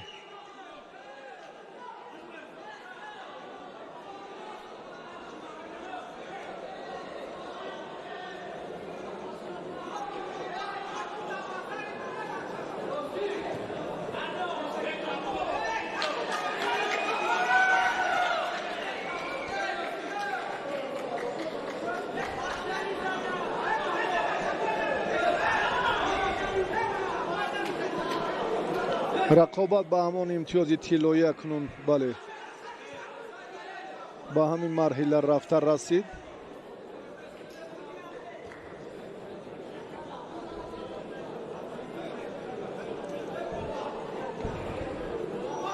محمد در 4 دقیقه البته توجهش بیشتر در حالت راست بودن، یک مرتبه هم رجوع به همون سمتی حالت پرتری کرد. نو بس از آنی که کامیاب نشد، اما توجهش بیشتر بود براستی. حالا اکنون در وقت اضافه چگونه مسئولیت به دوش میگیرد با هم خواهیم دید.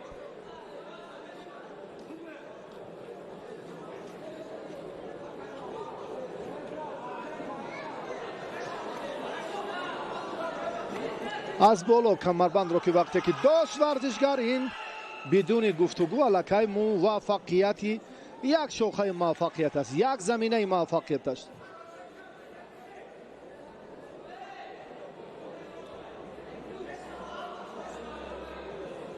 و در این جریان البته باز هم خیلی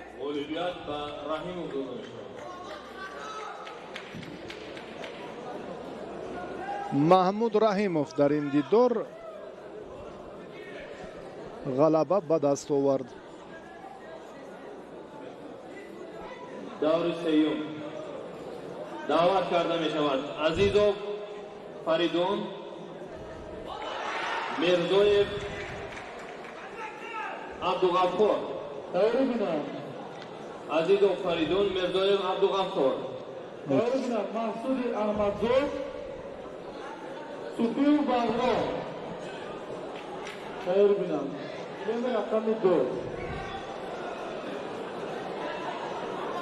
تیار بیند کریم و بحردین عابدزاده هویدو.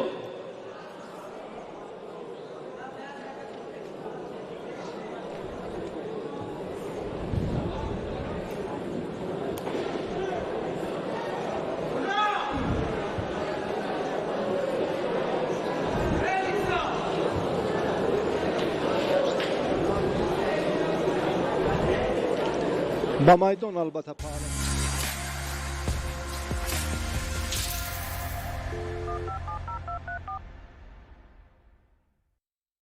еще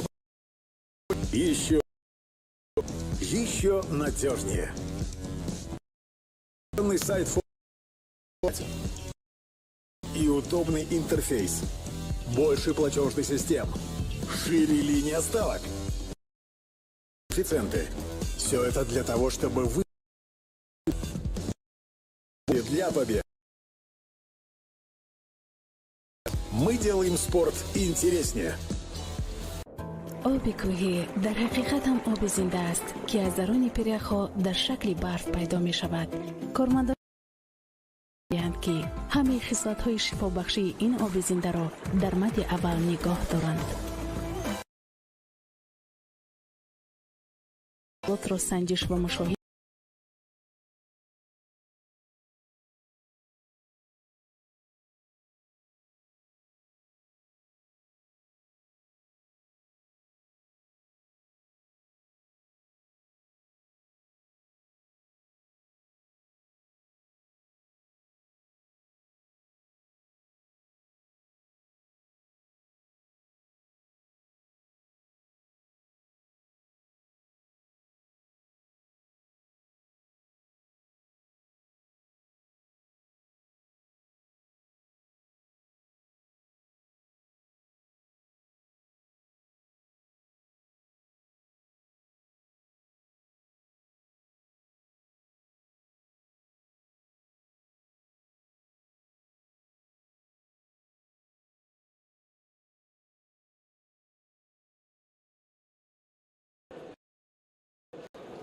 عبدالغفار میرزویف باشد با خلعت کبود است.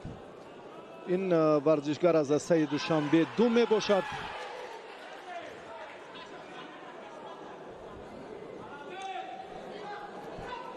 فریدون عزیزов در دور اول قوتوف احسان را شکست داد. از ناحیه فیض‌آباد بود این ورزشگر. میرزویف باشد در دیدار اول نماینده دسته دوشنبه 1 عبدو محمدی عمر را مغلوب کرد.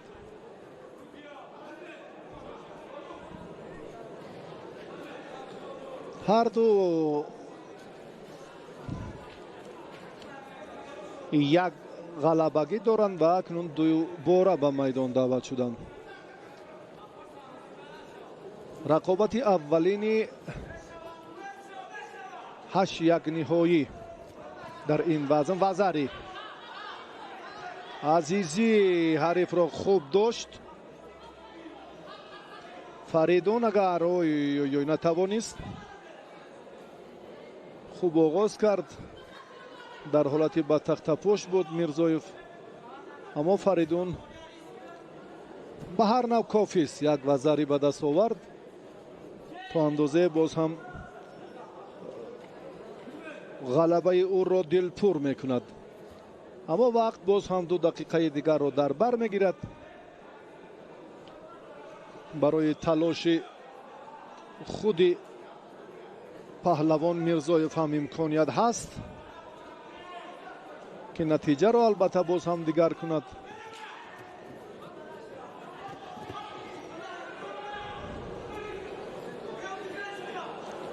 رقابت های البته نشان دادن همون اصول های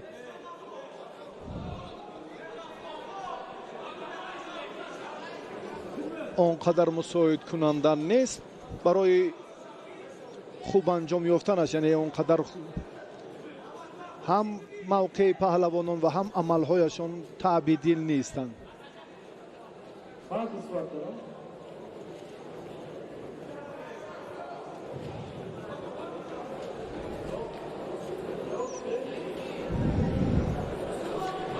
کسبیت در ادامه رقابت نقش بارز دارد. هم تمرین و هم تجربه و هم دستور و در مجموع هم اینجا هم در علاهیدگی هیچ کاری خوب و نیک انجام نمی‌یابد.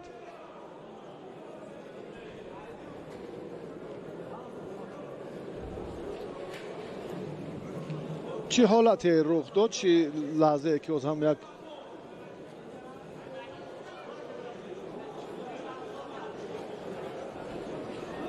توجه بیاد بار دیگر اعتبار دهیم.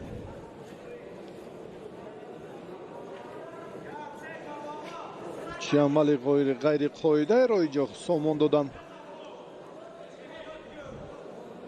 گمان میکنن اینجا پای راستی رقیب نه به هر نوع اینجا هم خلاصه و نظر عمیق سرداور مسابقات ضرور است. در حلقه داخله اینجا همچون پایش رو به همون ترتیب نادرست در آخرین کوششی که بود اولویت به میرزویف داده می شود. بله، به همین خاطر از میدان رانده شد این پهلوان و میرزویف در این دیدار غالب برآمد. کریموف بحرالدین عابدزاده هویدا. این حالت وزری بود که ما منظور کردیم. البته چون این هم هست. اون قاعده هایی که البته اون اصول هایی که غیر قاعده، انا همین پای راستش رو از پیش پا حلو کرد. سببش انا همین بود. از این خاطر از میدان رانده شد. عزیزوف و میرزویف غالب برآمد. کریموف با عابدزاده حالا در میدانند.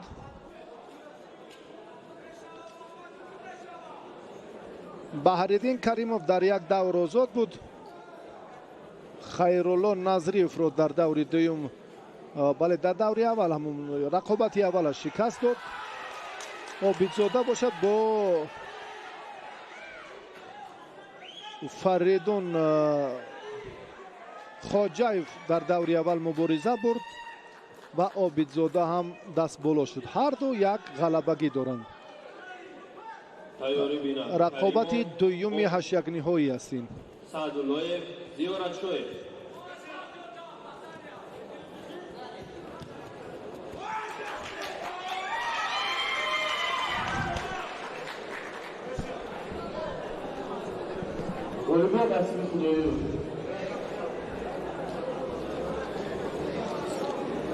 اینجا پهلوانان تلاش رو تنها در همان حالت راست بودن میبینند. حالا که 3 فرصت دیگر، 3 امکانیتی خیلی مساعد و جالب برای دریافت امتیازهای اساسی در حالت پرتری موجود است. اما امروز از جانب جوانان، از جانب پهلوانان ما کم استفاده شد. اکثر غلبه ها توسط همون اصول های معمول از حالت راست به دست آمدند. وزاری فکر میکنم داوری پنبه ها گذاری کرد.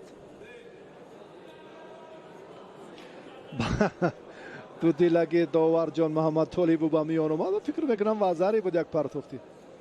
شاید این لازم داوری پون دهد.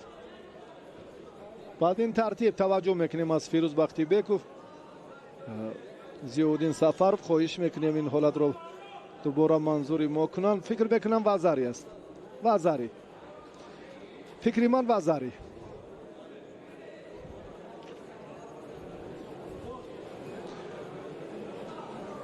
به همین ترتیب بله داور ایپون با گذاری کرد. خلاصه وزاری نیو ایپون شد. دعوت کرده می شود سعدالله زیارتشوی. کریموف در این دیدار غلبه به دست آورد و موفق هم شد. یا چنان یا چنین این حالتی که دوباره میبینیم به چگونه پرتافت اولا کتف چپی رقیب و ایپون. بله در این جریان هم خیلی پرتافت جالب هم بود از جانب کریموف. بحریدین سعداللهیف حالا در میدان است با خلعت سفید. زیارتشوی دولتشاه با خلعت کبود.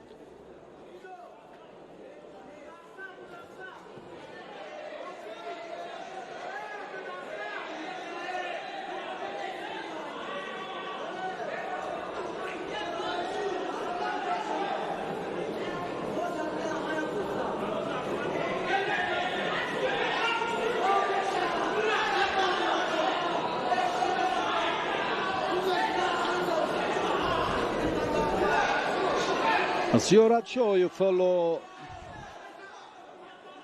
چون خلعت کبود دارد در این روند در دوره اول هم موفق بود با خلعت سفید به میدان برآمده بود. سعدالله با خلعت کبود اکنون در این دور لباس های ورزشی پهلوانان طبق قاعده عوض می‌گردند. سعدالله در رقابت اول ارنظرف را بسیار هم سریع وقت شکست داد.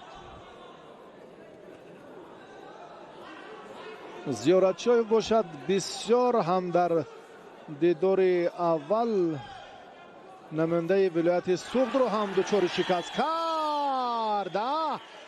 این مراتب هم جذابترین لحظه، جالبترین فرصت رو به ما منظور کرد و واقعا سعدالله اظهار پشیمانی و نگرانی دارد چگونه به اشتباه راه داد و از این حالت زیارتشاه خیلی خوب استفاده نمود.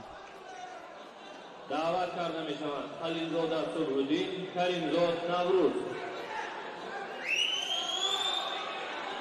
اوی اوی اوی بهترین پرتاب اصولی پشت پا و واقعا هم عالی، جالبترین بالبترین و حساسترین پرتافتی عالی ها.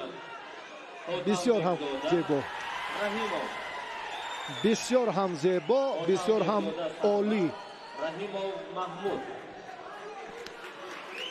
خلیلزاده صبح‌الدین با خلعت سفید، نوروز کریمزاد با خلعت کبود. رقابت پهلوانان بسیار هم حساس و پرشدت صورت خواهد گرفت.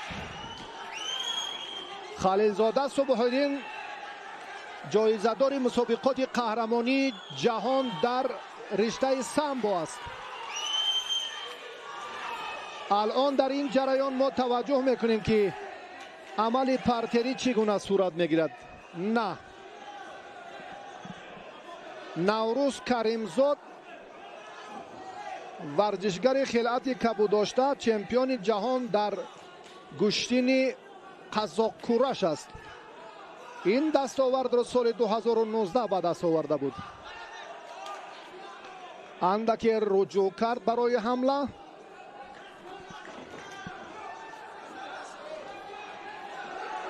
صبح‌الدین بسیار مهارت خوب دارد. نوروز هم پهلوان تصادفی نیست.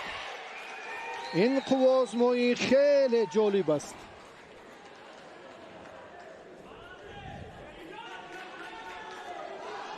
از یکدیگر در حراسند.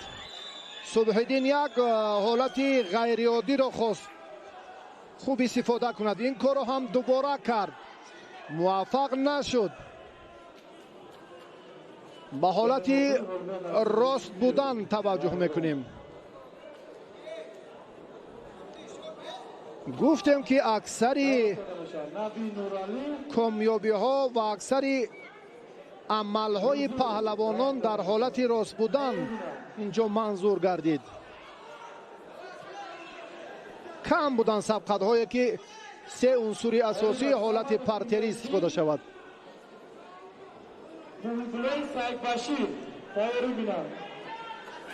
در جریان مبارزه باز هم نوروزی کریمزاد یک لحظه اندک خوب رو هم فراهم آورد.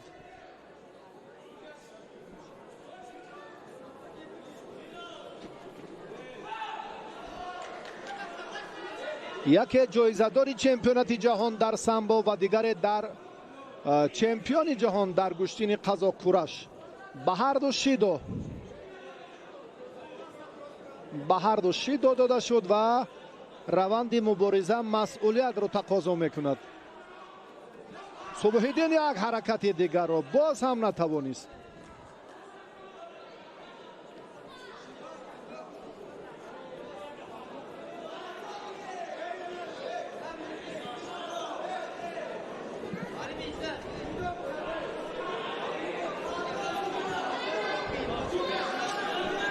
دوباره توجه میکنیم به حالت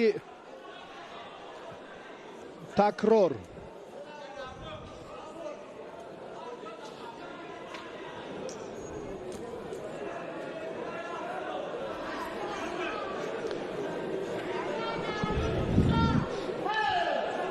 نیروسنجی پهلوانان ادامه می‌یابد.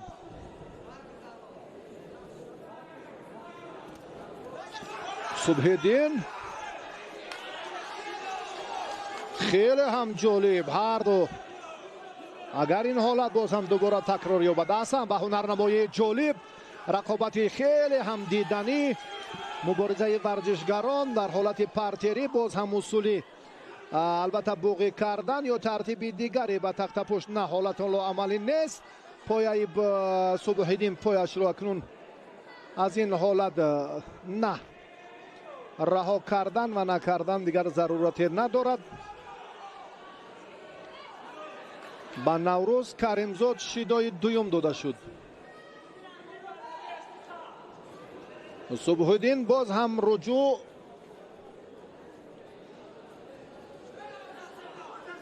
توجه البته به نتیجه بهتر خواهد کرد.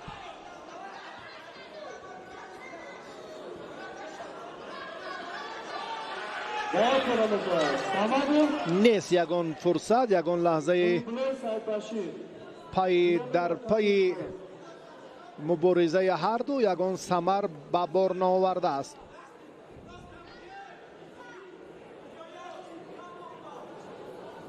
نه این لحظه که اکنون بود یک فرصتی که هر دو پهلوان هم مجازات گردیدند.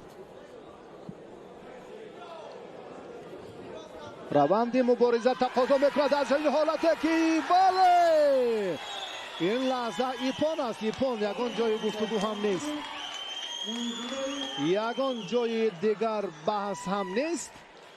در حقیقت اینجا باید که از چنگال رقیب خودش را رها میکرد، آزاد گذاشت و واقعا هم صبح‌الدین در این جریان خیلی هنرش رو خوب نشان داد. دور گشت چگونه پهلوانی کسبی میتواند چونیش اشتباه کند. این حالت رو تکرار میبینیم و بعدا دربارش حرف خواهیم زد. انا همین لحظه رو، انا همین فرصت رو ورزشگر کسبی ببینید دست لااقل این فرصت باید خود را دفاع کند. هرچند توجه کردم و از این چنگال از این حالت رها نیافت. ببینید چگونه ورزشگر میتواند خود را آزاد با سر سوجی رقیب آزاد خود را حواله کند و روانه سازد. حالا که این چمپیون جهان است و پهلوانی که واقعا در روند مسابقات باید که خود را بیشتر دفاع میکرد. 3 دقیقه بسیار گوشین پهلوانان در سطح کسبی بود و اکنون زبردستی هر دست چی باید کرد؟ مشکلی ها را در جریان تمرین باید پسی سر کرد. رقابت های دیگر ادامه خواهند یافت.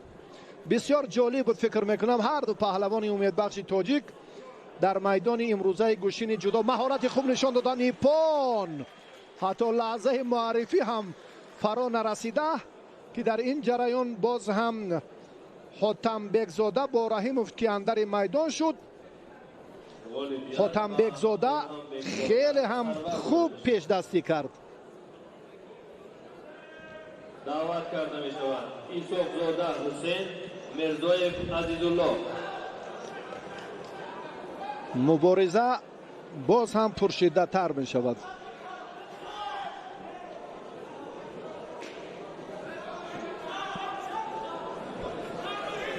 تیار بینند امام علی رحمان، محمدی پیروز، محمدی فیضالله. جالبترین لحظه ها را با هم دیدیم. ببینید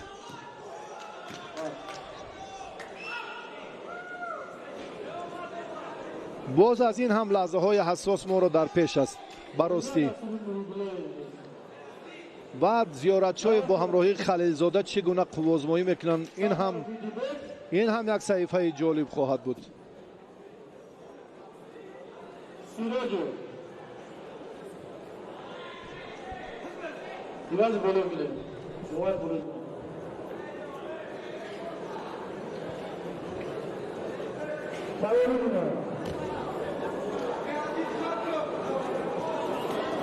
حسین شورون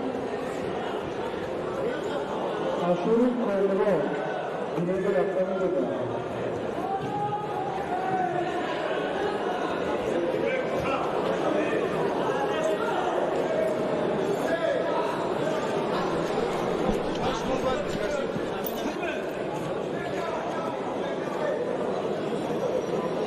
تیار بینند امام علی رحمان، محمدی فیضالله.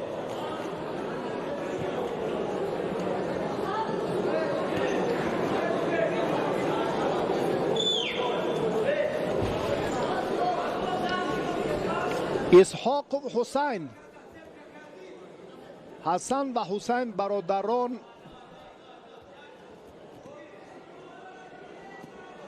دستپروران مکتب ورزشی شهر باخترند.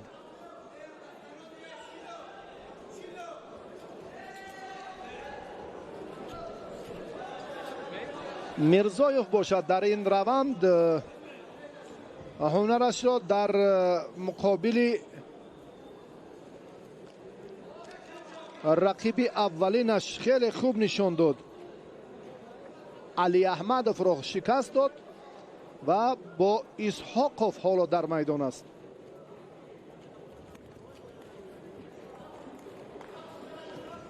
براستی بسیار همین لحظه مساعدی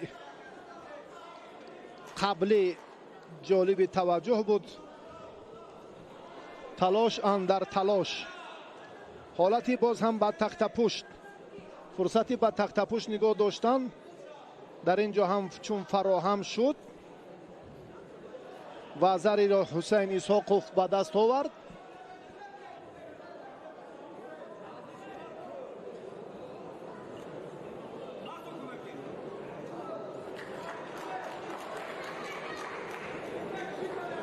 اولویت با اسحاق‌زاده حسین داده می‌شود. بله، از آن فرصتی که رقیب او تسلیم شد به این خاطر حالتی به تخت پشت نگاه داشتن به وجود نامد. همین طور اسحاق‌زاده در این دور غلبه به دست آورد. امامعلی رحمان با همراهی محمد فیض‌الله حالا به میدان میبرایند.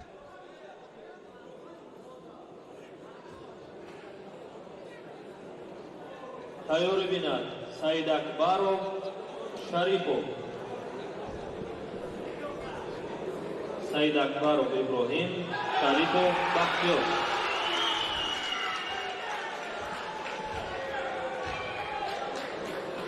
امامعلی رحمان خلعت سفید دارد. اولویت نصیری سفرov این دیگه دعوت داده می‌شود. محمد فیض‌الله اشورov در صورت مجلس، محمود فیض‌الله در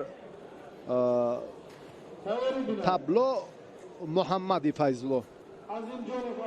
باقی نیست، هرچی هست در جریان سبقت بر اعلی معلوم می شود. امامعلی رحمان یک امتیاز و زر گرفت.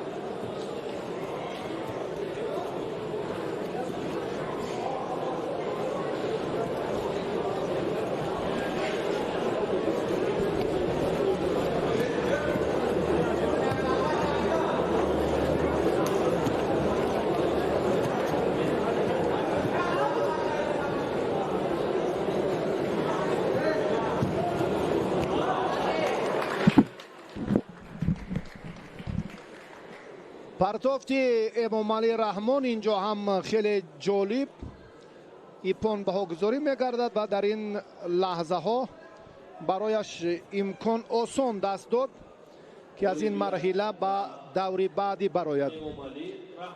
در رقابت های چهار نهایی امامعلی رحمان البته شرکت خواهد کرد. دعوت کرده می شود سعید اکبرov شریفov. بعد یونه که نتیجه نیروسنجی سعید اکبرov و شریفov معین گردد، آنگاه رقیب امامعلی رحمان در دور چهار نهایی مشخص می شود.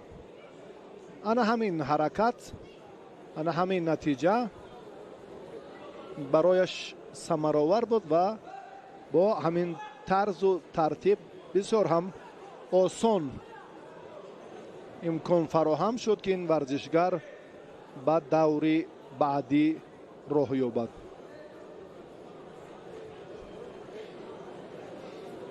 سعید اکبرov ابراهیم، انا همین پهلوان، ورزشگری که در دیدار اول قادیروف را مغلوب کرد. این پهلوان شریفov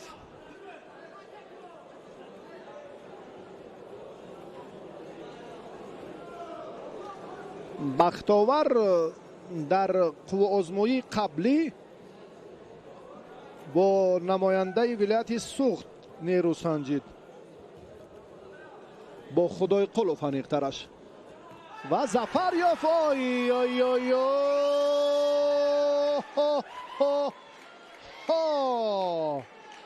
بسیار هم دلپرانه، بسیار هم جالب.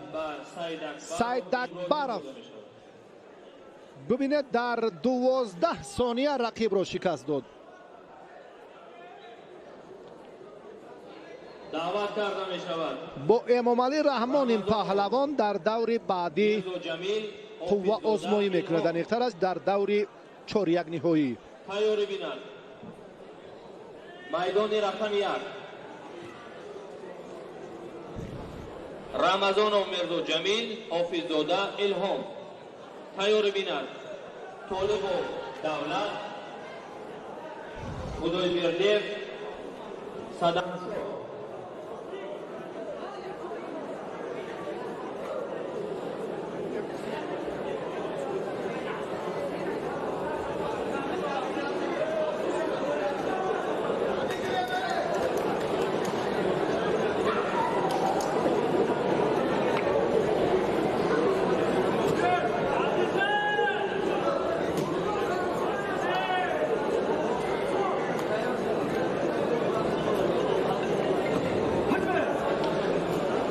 از یک مرحله به مرحله دیگر باز هم جذابیت، باز هم جالبیت میدان رو میبینیم و رمضانov میرزا جمیل پهلوان خلعت سفید داشته، این از شهر دوشنبه است. حافظزاده این ورزشگری ولایت سوخت. اکنون پهلوانان حافظزاده بله در ناحیه مسجح تمرین بیشتری مربیان خود را انجام داد. در زمان نورسیش خیلی خوب هم گوشتین میگیره و اندک توقف داشت و براسی اکنون در میدان امروزه چی نتیجه به بار میارد هنرش به کسی عیان نیست. دعوت کرده میشه از اینجا رو قایمزاده عبدالحسینی برامن. حافظزاده الهام این پهلوانی که در مقابلت میرزا جمیل برایش هم بسیار مشکلی پیش خواهد آمد، چون که میرزا جمیل در مسابقات قهرمانی آسیا در سامبو برنده مدال برنجی است. دستاوردهای مسابقه های مختلف بین المللی را هم دارد، در جودو در چمپیونات مملکت و بسیار هم یک چهره که الکی آهسته آهسته مرحله های مشکل آموزشی را هم پشت سر کرده است. شیدو اکنون گوشتین باید جدی تر صورت گیرد. جان محمد طالبov به خاطر رقابت نکردن پهلوانان حالا به آنها شیدو میدهد.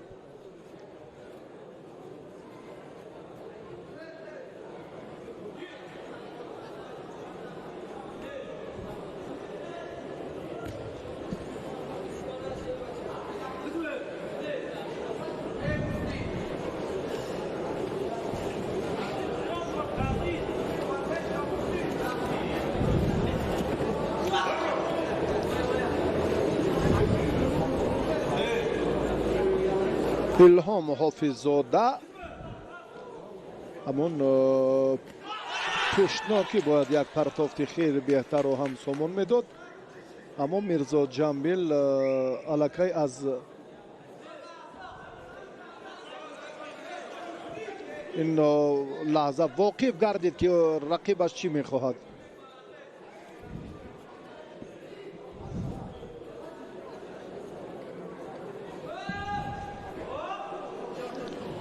چون این فرصت ها رو البته میرزا جمیل با آسانی برطرف کرده میتواند. باز هم در مقابل محمد رحیم سرخانو چگونه هنرنمایی کرد و همه میدانداری امروزش بار دیگر ثابت کرد که پهلوان واقعا هم به همان جایزه های افتخاری سزاوار است. و حافظزاده همین ورزشگری سوختی امروز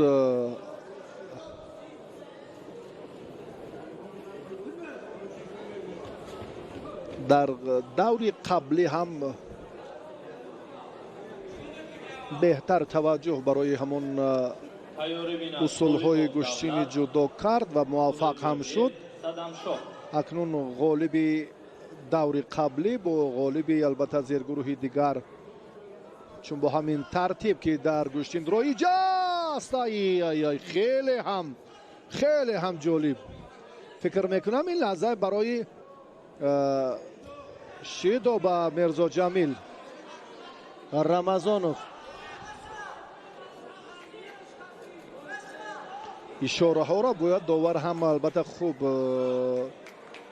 نشان دهد اندکی در روند کار با کدام خاطر البته آگاهی ها هم. فکر میکنم در این جریان ما امکانیتی خیلی مساعد برای با تخت پوش نگاه داشتن از میان رفت با وجود آمد، اما پرتافتی خیلی هم جالبی بود در این لحظه که بحث البته اینجا فکر میکنم وزری بود. بیاد یک لحظه دیگر توجه کنیم. اگر توقف را اینجا هم صرف نظر کنند، بله نیست یگان عمل اینجا. ببینید بعدی انا همین لحظه براستی بسیار هم با جرأت، بسیار هم با سرعت این عمل ها، حرکت ها انجام داده شدند.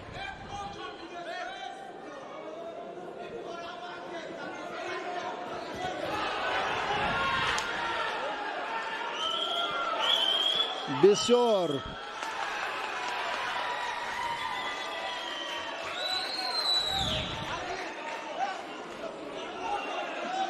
در تلاش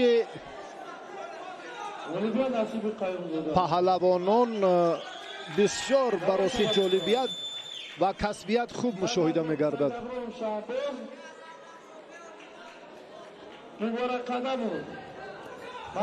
حافظ‌زاده بسیار برای عملهای جالب دارد و ایپون حتی ایپون در این جریان هم خیلی واقعا همین چهره این ورزشگری که در ابتدا توجه کردیم. بیاد یک بار دیگر وزری پیشگوی هر لحظه و هر نظر است. بسیار هم جالب بود پرتافت.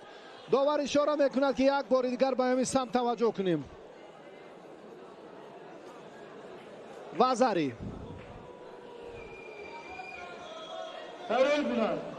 ایپون خیلی هم روند مسابقات ثابت می‌شود. کتف بله بسیار هم الهام خوب هنرش را نشان داد و در حقیقت هم در مقابل رقیبش بسیار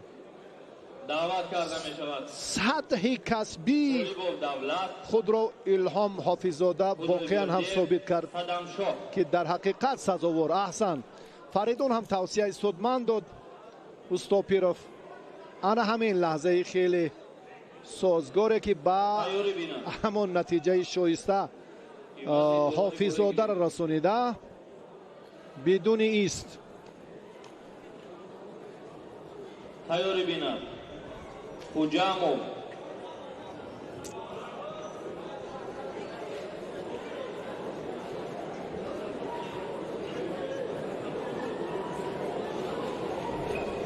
حجامو یودرشوی ایست یک لحظه خب ببینید چنین حالت ها، چنین لحظه های خیلی و خیلی جالبه که در روند قوازمایی ها ما مشاهده کردیم و براستی بسیار هم مورد نظر و توجه مخلصان هم بود.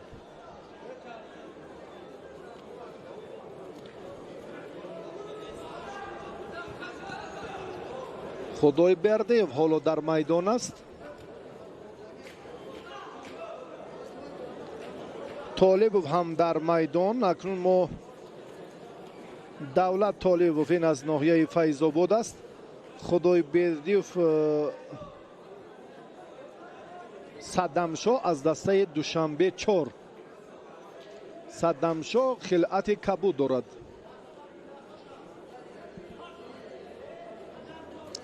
тайёри бинанд хуҷамов ё даршоев. ой ой ой, хеле ҳам вазари ба Тоиров як ҳолати мушкил рӯбарӯ шуд ва ин паҳлавон имтиёзро аз даст дод. تیاری بینند حسین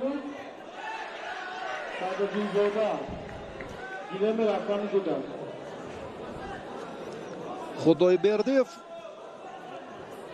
аз хатогии рақибаш ки хост аввалан ҳаракатеро ҳам истифода кунад ва дар ин ҷараён ҳам дар 50 сония аллакай пирӯзӣ насиби худойбердиев гардид ва ин паҳлавон саддамшо аз дастаи душанбечор ба даври баъдӣ роҳ ёфт. хуҷамов ё доршоев. тайёри бинанд тошо муҳаммадиқбол мустафиён эватуш.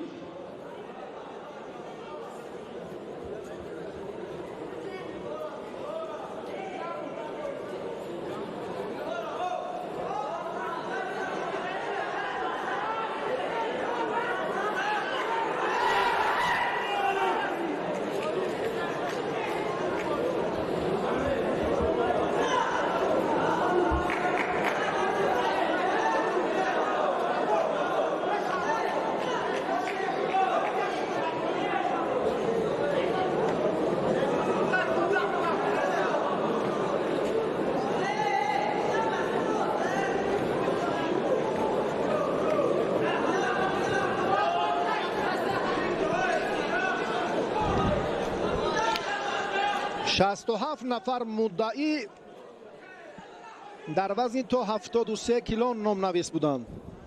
хеле зиёд. ҳатто аз мусобиқоти қаҳрамонии осиё ҳам афзалтар ва аз мусобиқоти қаҳрамонии ҷаҳон ҳам дар бархе аз чемпионатҳои сатҳи бошукӯҳ ҳам чунин иштирокчӣ нест. 67 муддаӣ.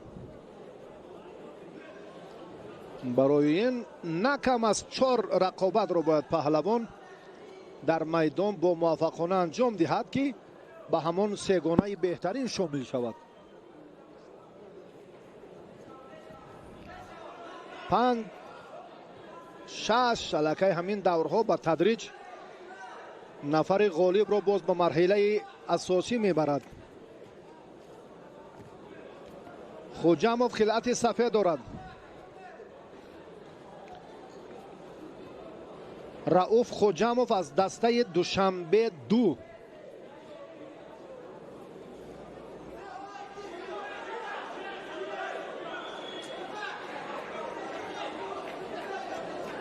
ёдгор шоев ин паҳлавоне ки мо мебинем албатта боз ҳам дар зергурӯҳи худ андаке маҳораташ дар даври аввал афзалӣ кард. با آهسته آهسته از این مرحله به مرحله دیگر مسئولیتش دوچند شد. هر دو شیدو گرفت. هر دو شیدو گرفتن در این لحظه هایی که باز هم وزری به ورزشگری خلعت سفید داشته. خوجاموف اکنون روحیش قوی تر شد.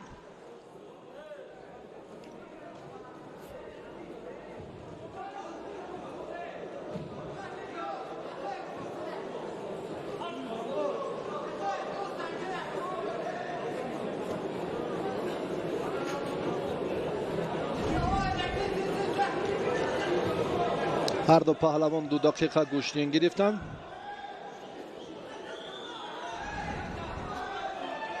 گزارش ما در گلیم اول بود. در گلیم دوم بسیار هم حرکتی باز این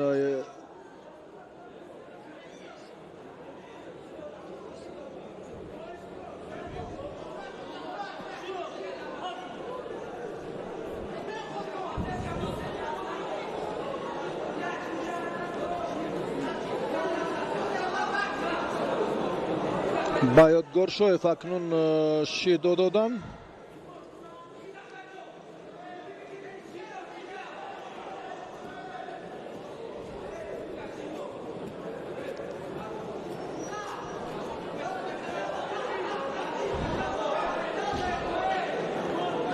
خوجاموف در دقیقه اول حتی امکانیت امتیازی دیگر رو هم داشت، دوباره وزری رو به دست آوردنش امکان پذیر بود اما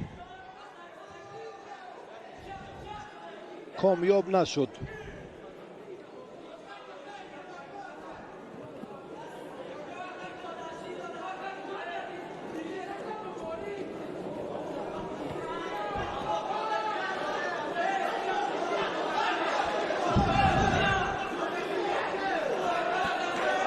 راوف خوجاموف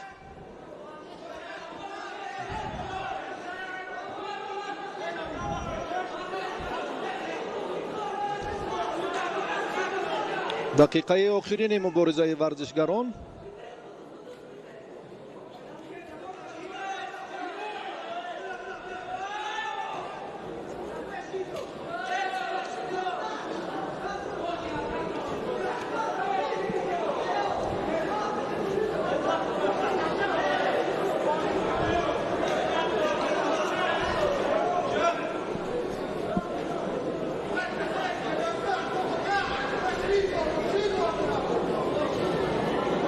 از این دور به دور دیگر پهلوانان را مشکلی پیش می آید. قوه صرف می شود، رقیب قوی به میدان می آید و به همین ترتیب البته باز هم مشکلی ها پای در پای. برای این البته اکنون از میدان بیرون برآمد پهلوانی که امروز خیلی مشکلی های زیاد برایش روبرو شد، یادگار شد و اکنون خوجاموف رؤوف صاحب پیروزی نوبتی شد و به مرحله دیگر برآمد.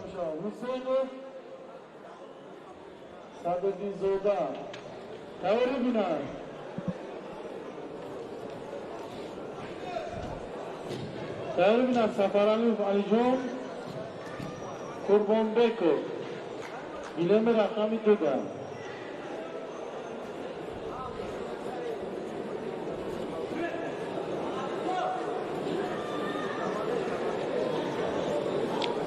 توجه میکنیم به معرفی دو پهلوان. هر دو هم اگر به نقطه اول توجه کنیم از سوخدند. یکی از شهر دوشنبه، از شهر خوجند، دیوشتیج اوستاپیریون، این فرزند فریدون اوستاپیروف است،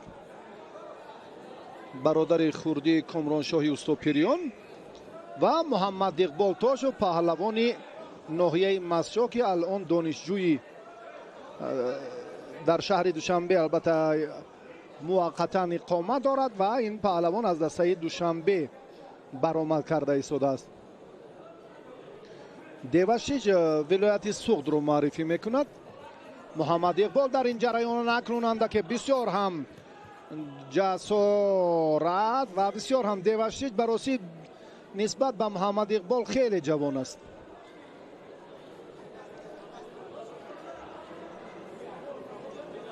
دقیقه اول خیلی خوب با آسانی پشت سر شده ایستاده است. توش محمد اقبال دسته دوشنبه 2 رو معرفی میکند. این پهلوان دست پرور مکتب ورزشی ناحیه مسجد است تحت رهبری فریدون امیدوف. محمد جاوید میرزا حکیم تمرین میکند. یک اصول سر کتف رو اندکی استفاده کرد اما توقف بود اینجا. براسی این پهلوان 17 ساله است. دیوشتیج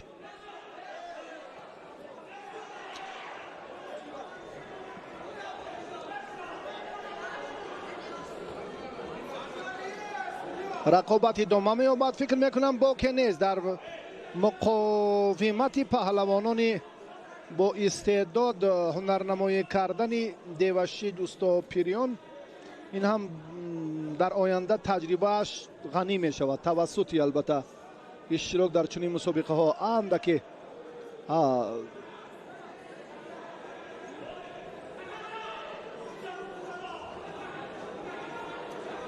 برای همان وزری اندکی اینجا هم توجه محمد اقبال توشف کرد.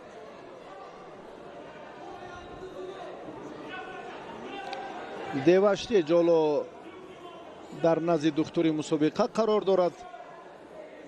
کمی آسیب دیده است فریدون ساپیروف قبلگاه دیوشتی است و رؤوف حکومتوف که امروز میبینیم البته در روند مسابقات امروزه این پهلوان رو تمرین میشه. شکر محمد میر محمدوف این چهره سرشناس پهلوان شهرتیان روی گران وزن تاجیک با همراهی تیمور رحیم و برخی از باز پهلوانان ما که امروز نام و شهرت و شان و شرف ورزش تاجیک رو در عرصه جهانی بلند میبردارند.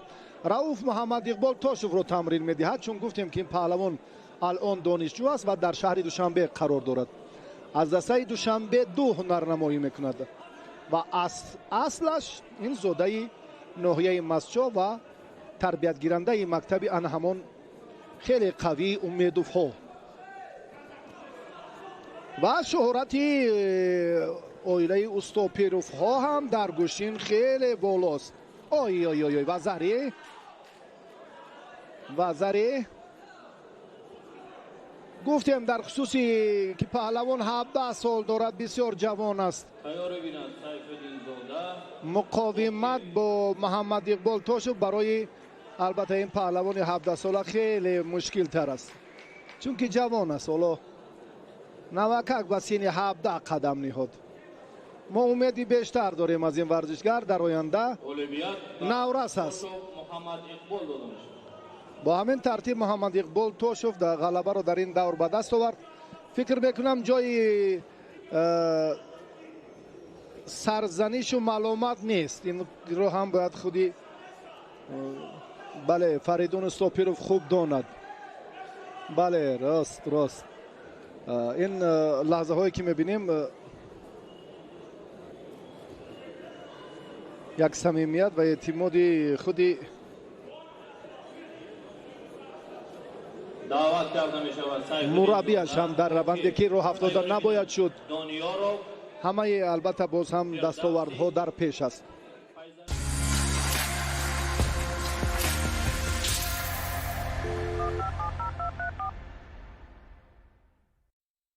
Еще удобнее, еще надежнее. Сайт формы и удобный интерфейс. Больше платежных систем. Шире линии ставок. Коэффициенты. Все это для того, чтобы вы для победы. Спорт интереснее. оби перьяхи тароватбахш, шарбати шафтобу ва ҷавҳари чой. ин аст аҷоибтарин таркиби чойи табиии Сиёма.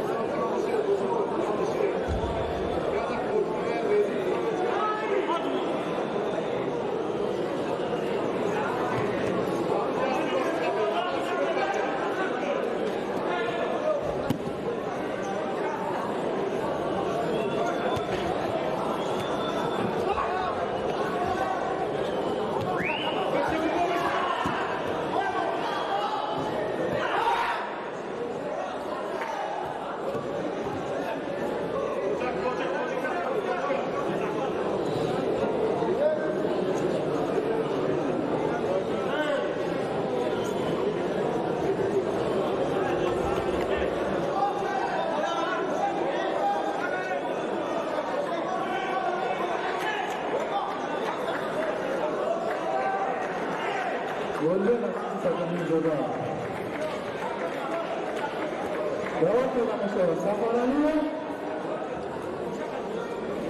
Kumboko. Video da rakam zoda. Marawan.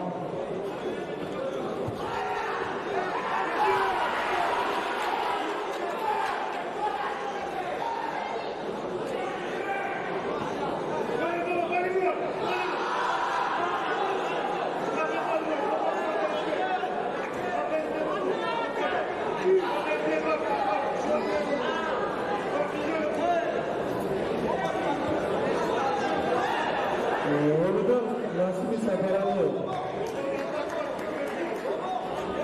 Davat yoda mashara. Boku Yakub Jorubo. Davat yoda mashara.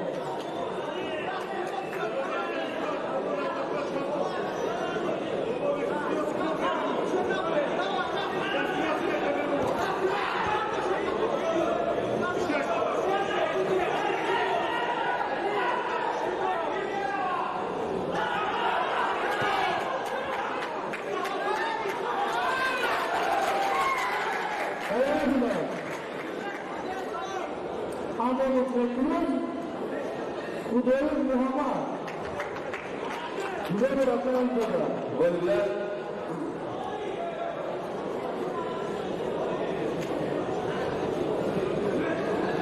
Volve da boxing zoda mishi.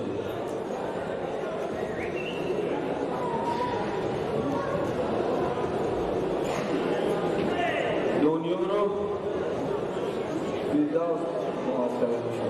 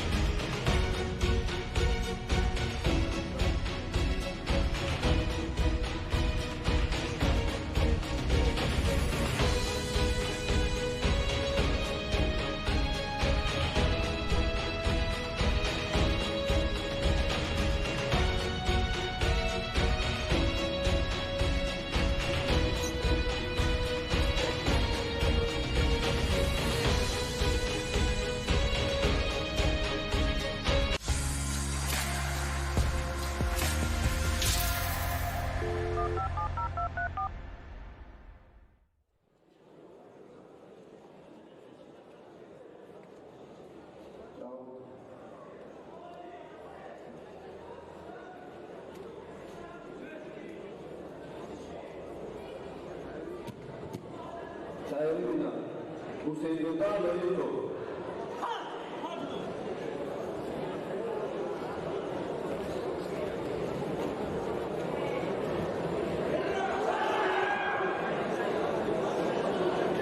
Usaidota Loyoto Sairina.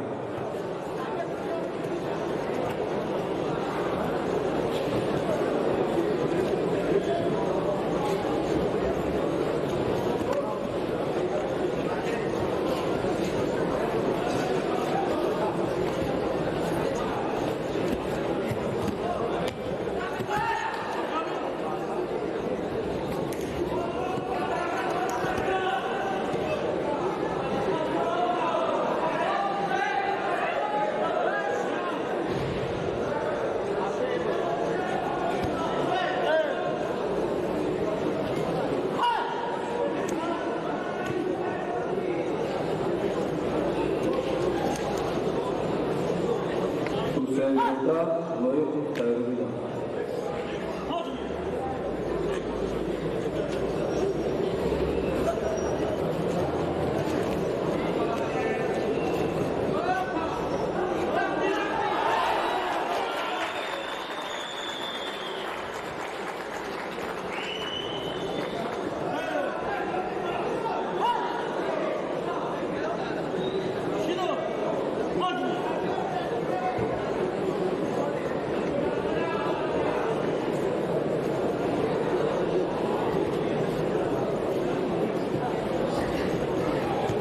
Volve nasib boku.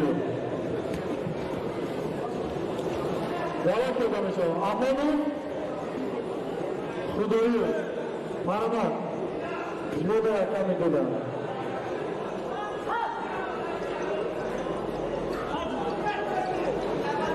تیاری بینه صوفی باقی نبی نورانی.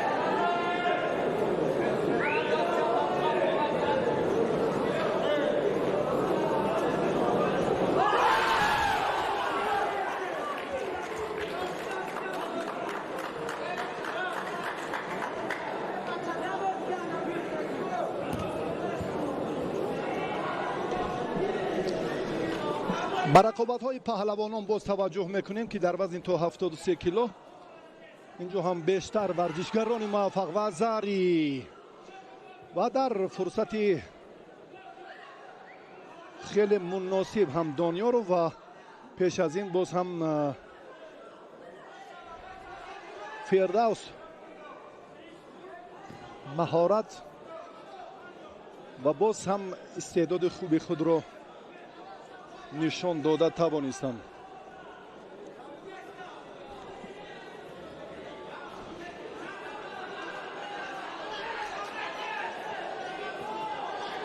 باز هم برابری وزری پون و فردوس در این جریان خوب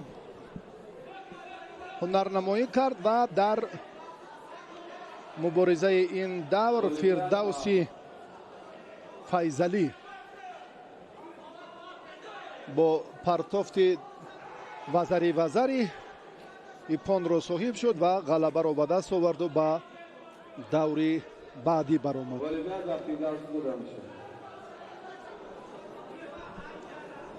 حسینوف لایقو حسین زاده لایقو دعوت کرده میشه. لحظه های جالب رو حالا با منظور کردیم.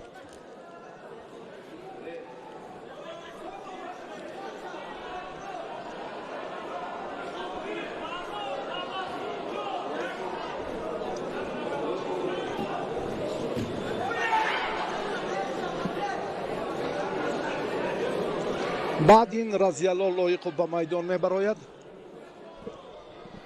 با پهلوانی بله الکی وارد میدان شد. رضی الله لایق چمپیون آسیا باید به جودو در میان نورسان این هم 3 سال قبل بود. تیاری بیند گوزورو شکرونو تیاری بیند گوزورو شکرونو.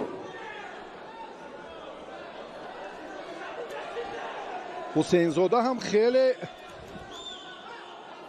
جوان با غیرت براستی یک پرتافتی انجام داد که خیلی هم نزدیکی به همان امتیاز اولین داشت.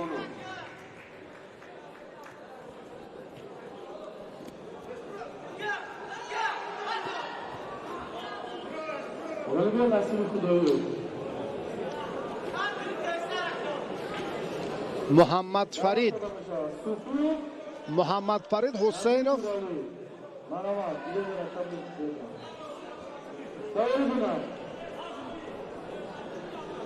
و در وزن 73 که الان تلاش پهلوانان رو میبینیم خیلی هم پای در پای، البته حالتی به تخت پشت اکنون از میان رفت. این در فرصت خیلی کوتاه حسین زاده از این وضعیت مشکل رها یافت.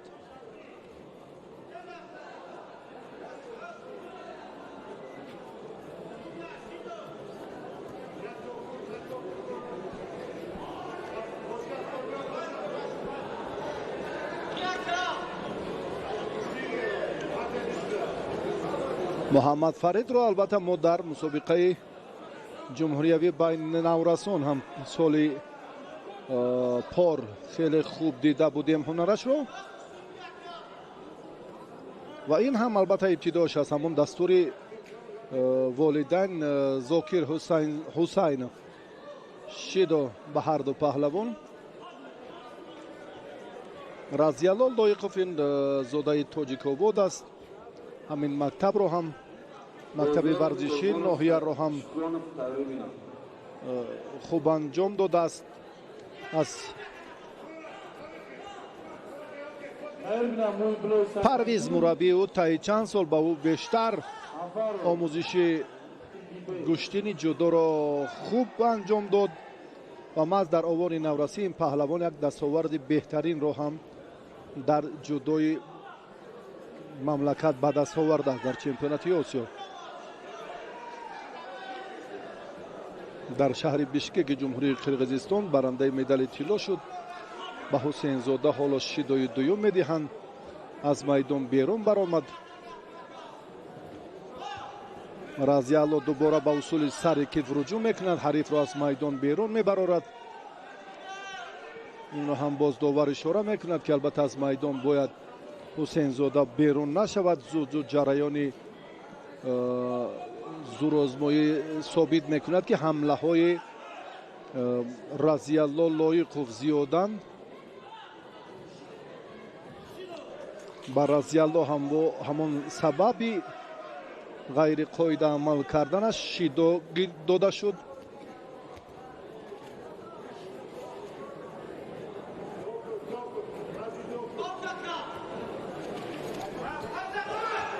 یک حرکت دیگر ابتدا حسین زاده در این سمت هم رضیالله خیلی فعالتر از راستی پیش دستی میکند، جسارت نشان میدهد. حسین زاده باشد اکنون برابر گوشین میگیرد با این چمپیونی آسیا، با ورزشگری خیلی قوی اراده و با مهارت. اکنون این مراتب هر دو هم دو شیدو دارند. اگر این مراتب هم از میدان چون بیرون شد شیدای سیوم میگیرد. سیمین شیدو و با همین ترتیب رضیالله لایقوف در ادامه مسابقات یک لحظه که داور به توجه کنیم با همون آخرین کوشش های رضیالله که چگونه حریف رو فشار داد و حسین زاده آهسته آهسته از میدان بیرون شد. تقدیر رقابت رو امروز البته اگر این حل سازد این چهارمین نیروسنجی می شود که با همون سلسله خطاگی ها اشتباه ها یعنی نشان دادن شیدو پهلوانان از میدان خارج می شود.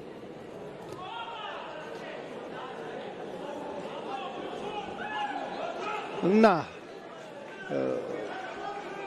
این رو هم تصدیق نکردند سرداور و داوران مسئول این نیروسنجی.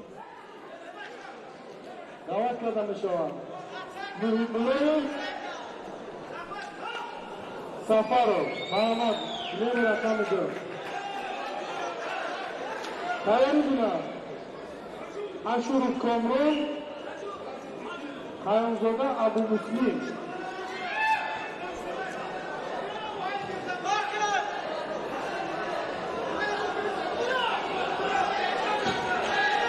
ҳусейнзода боз аз майдон берун мешавад. акнун довар ин дафар фикр мекунам ки дигар ягон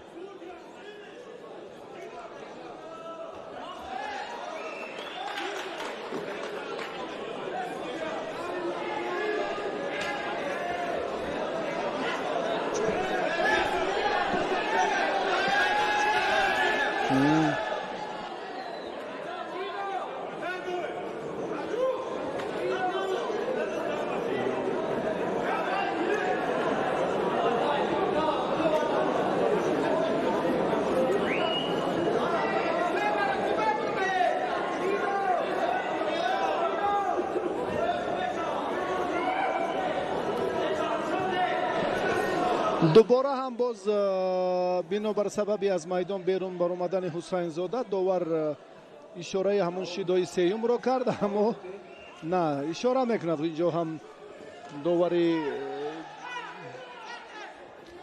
сардовари мусобиқот роҳбари гилем ки нирӯсанҷии паҳлавонон ҷараён гирад.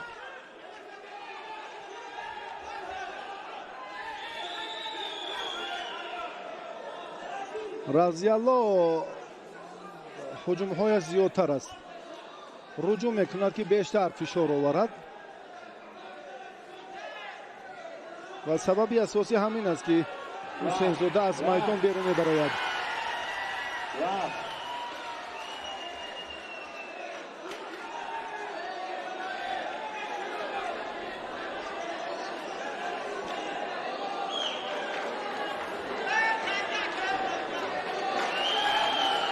вақт ба анҷом расида буд. дар ин ҳолат ин маротиба ҳам ба назар нагирифтанда.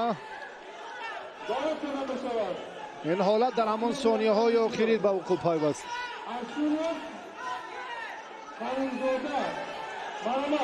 дар сонияҳои охир ба вуқӯъ пайваст, замоне ки вақт анҷом ёфта буд. разиёлло хоҳиши бештари гӯшингирӣ дорад. фаридун устопиров ишора мекунад ба шогирдаш ҳусайнзода ки ҷиддитар бошад.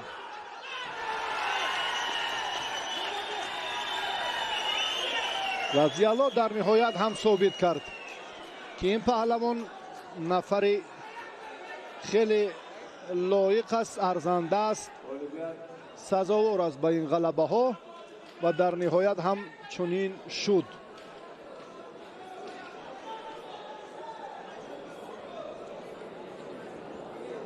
фаридун ҳарчанд инҷо тавсия дод, таваҷҷӯҳ кард ки нерӯсанҷӣ андаке ҷиддитар бошад. ба ҳар нав хуб ҳунарнамоӣ кард. нову васта аз бохташ. ҳусейнзода дар муқобили чемпиони осиё хеле хуб истодагарӣ кард.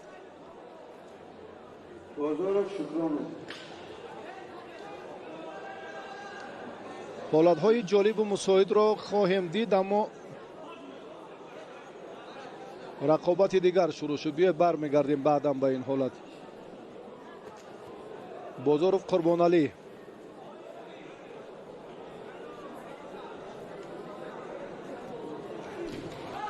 дар маҷмӯаи варзишии Кони Гурд тамрин мекунад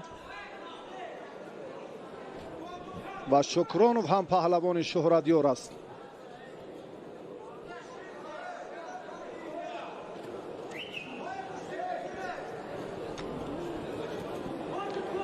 дар ин ҷараён мебинем ки Шукронов ва Бозоров бо ҳам хеле қувваозмоиашон ҳам ҷолиб аст. рақобатҳояшон ҳам пеш аз ин хеле хубтар буд.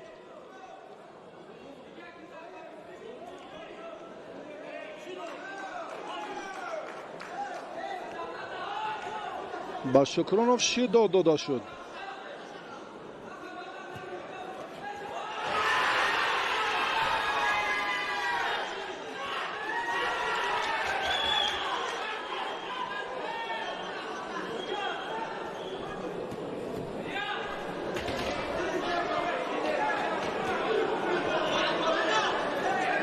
бозоров як усули дигар, як пушти по заданро инҷо таваҷҷӯҳ кард.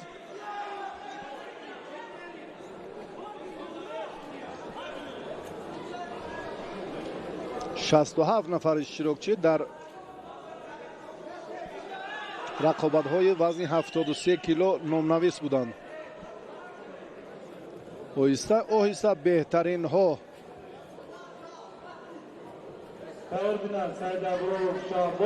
در میدان باقی میمانند و دیگران الکی از ادامه سبقت‌ها محروم میگردند.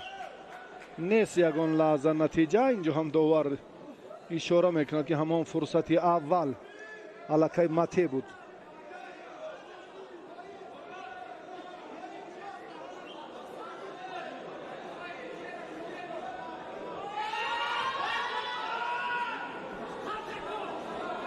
قربانعلی بازارов دسته دوشنبه 3 رو نمایندگی میکنند. شکرانов قایم ولایت مختار کوهستان بدخشان رو. اصلا این ورزشگر از ناحیه درواز است.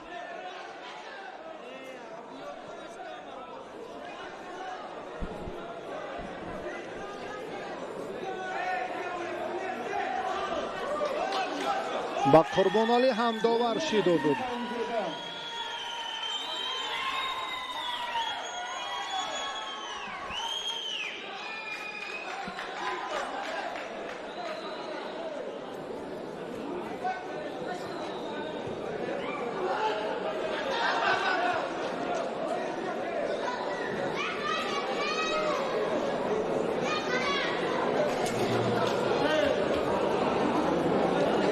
Садавро Шахбоз, Садодинзода, Марама.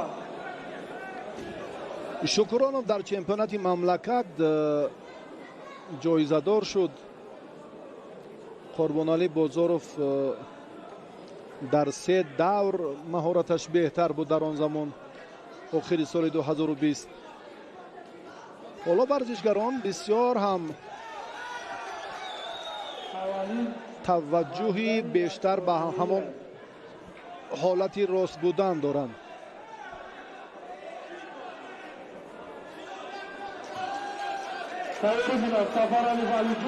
بازارov شیدای دویم میگیرد.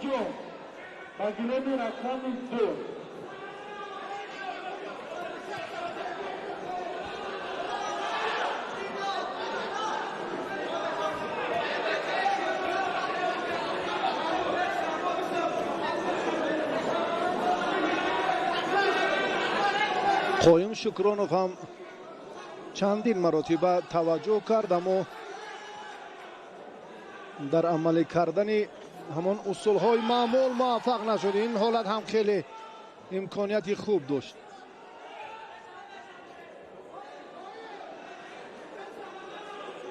قربانعلی بازارov مربی کارشناس ایرانی هم توجه میکند همچون ثانیه سنگ به هنرنمایی قربانعلی بازارov با او دستور میدهد الان اکنون با گشتین طرز آزاد چون شباهتی که پرتافتی کنار چپ و راست باشد. حالتی لد دادن دست برای قایم شکرانov به میان آمد. از این ورطه هم قربانعلی بازارov رها یافت. وقت انجام می‌یابد. پهلوانان اکنون در این فرصت مساعد برای امتیاز طلایی مبارزه می‌برند.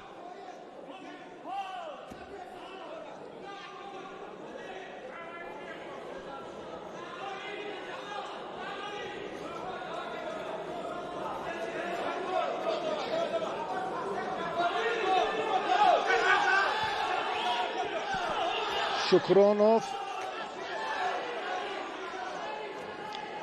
قربانعلی چرا از بالا داشتن آن اکنون نه وکک شروع کرد اما رقیبش موازنت و لکه جایش را زودی بس کرد. این کار را باید اندک بر وقت قربانعلی آغاز میکرد. میداند که وقتی از بالا اگر شکرانوف رو دارد زود آن پس می شود یا به حالتی دیگر به سمت چپ می گریزد. یعنی برعکس اینجا هم یک سمت چپ گوشین میگیرد، دیگر کناری راست. باید از این نقطه نظر باید که هنگام نزدیک شدن باید که در موازنه در کار بهتر را سامان دهند. یعنی برای خوب انجام یافتن این حالت ها باید شکرانوف صورت افزایی کند.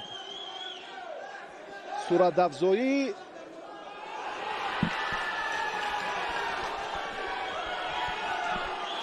مهارت در جریانی همون آغازی، در جریانی همون در ابتدای هر یک عمل وقتی چنین می شود البته باز هم ورزشگری کم تجربه به خطاگی راه می دهد. معمولا مطلب می توانیم در اینجا هدف را عملی کرد. بسیار نازکی و بسیار هم جهت های مخصوص یا فرق کننده خود را دارد. هر یک عمل با خود باز هم حرکت های خاص، باز عکسی عمل ها را باید بیشتر و خوبتر فهمید.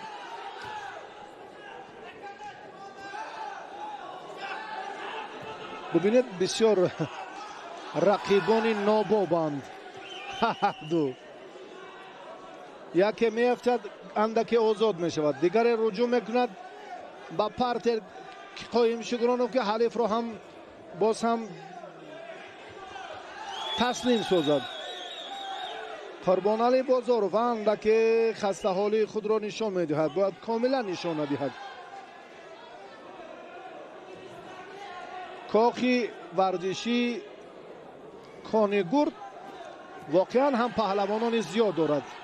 تحت رهبری خال محمد طالبوف و توصیه ولادیمیر الچرینوف بیشتر به میدان میبراید. هر دو هم آنقدر گشتینی جذاب و جالب را نشان نمیدهند.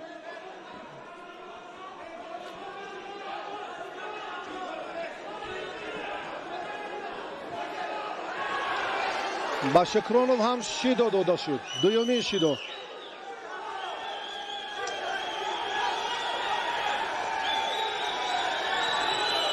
بازارov قربانعلی باید گوشتین گیرد. داور میگوید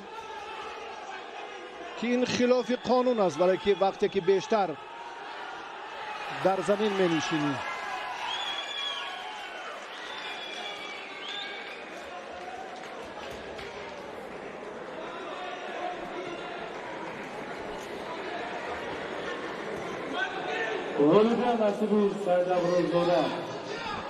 دقیقه سیوم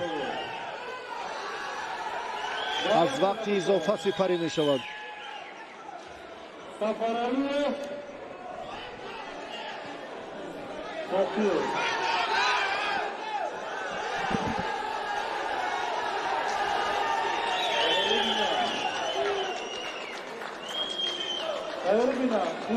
محمد صوفی و بهرام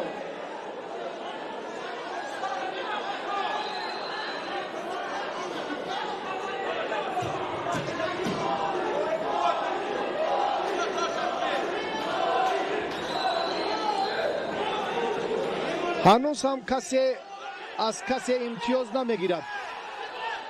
قایم شکرانوف و قربانعلی بازارov باز هم دوباره یک حرکت دیگر. قایم شکرانوف این در گوشتینی بسیار شباهت به همون حالتی اسیکومه. بعد تخت پشت نگاه داشتن جریان میگیرد. 6 7 8 9 10 کفایه است این امتیاز طلایی و زری. قایم در نهایت حریف را قایل کرد.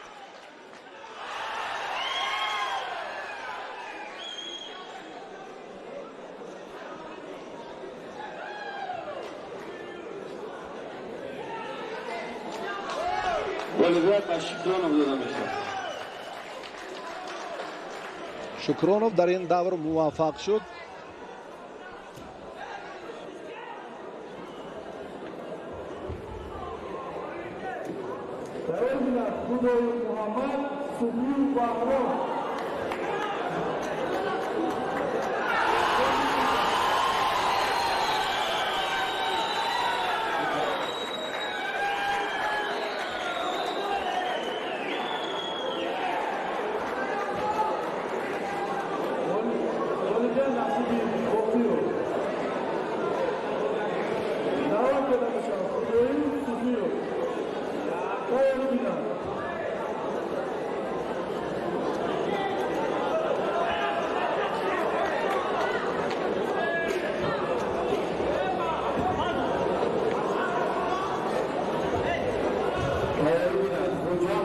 توشو تیار بینن خوجاموف توشو. در میدان حافظ‌زاده رو میبینیم. تیاری بینن سفر زیدیده قیامزاده ابو مسلم مرحبا.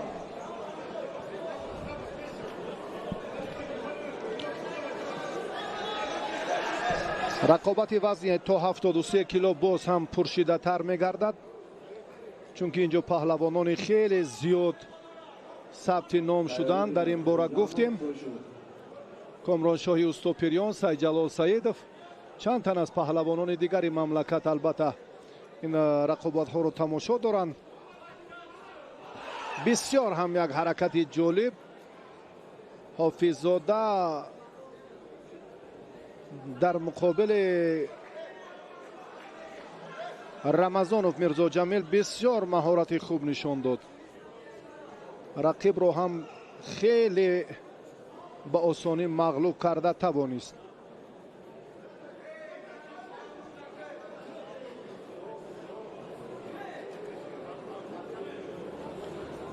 خدای بردیف الان اندک توقف کرد، باز هم در روند تلاش هایش اینجا هم بهبودی هست. براستی اندک پهلوانانی که امروز ما میبینیم در زورآزمایی های انفرادی خود بسیار و بسیار هم ملکه خوبی خود را نشان داده توانسته ایستادند.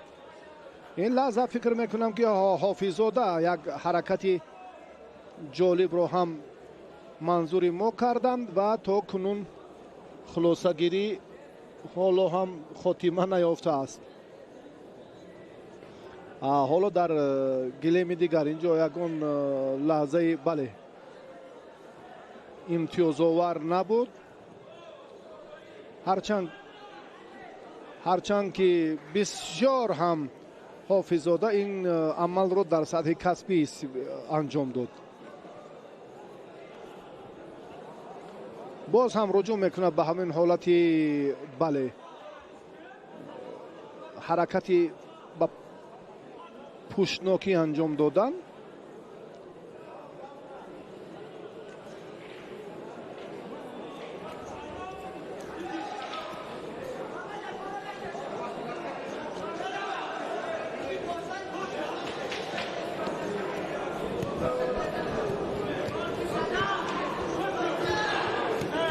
الهام حافظ‌زاده اینجا هم بسیار اما امر مته بود فکر میکنم در این لحظه. بسیارتر هم در این جریان از میدان هر دو زود بیرون شدن. بنابر اطاعت نکردن امر داور که مته گفت.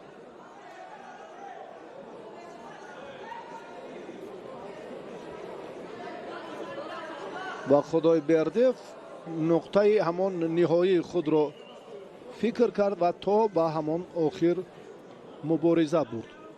این مبارزه البته تا به آخر در جریان بعضی عملها هم نتیجه به بار می آورد، اما در بعضی حالتها هم به سود ورزشگر نیست، مثل یعنی که حالا شیدا گرفت. اما الهام حافظ‌زاده هم شیدا می گیرد. اکنون باید با یک متانت قوی و با یک رقابت جالب و زری بسیار هم جالبه. این ورزشگر راستی در ایام نورسی ما یاد داریم که چگونه هنرنمایی میکرد بیرون از تاجیکستان هم، زمانی که 15 سال داشت الهام حافظ‌زاده. و اینجا هم سعید پهلوانی همان مردمی در میدانهای نبرد گوشتین در وزن میانه و چند تن از ورزشگرانی که این چهره ها رو ما در میدانهای گوشتین سنتی بیشتر میبینیم. همه امروز اهل نشستی چهاربینی امروزه البته ورزشگران، پهلوانان و مخلص که تعدادشون خیلی و خیلی زیاد. براستی از صبح امروز ساعت 10 رقابت ها چون آغاز گردیدند تا کنون یگان نفر الکی تالا رو ترک نکرده است و رقابت ها چنانه که ابتدا بود الان هم چنین جریان دارند و گفتیم که این واقعا هم یک بار دیگر محبت به گوشتین سنتی و ورزش های ملی و با همون عنعنه های نیاگان ما رو ثابت می سازد.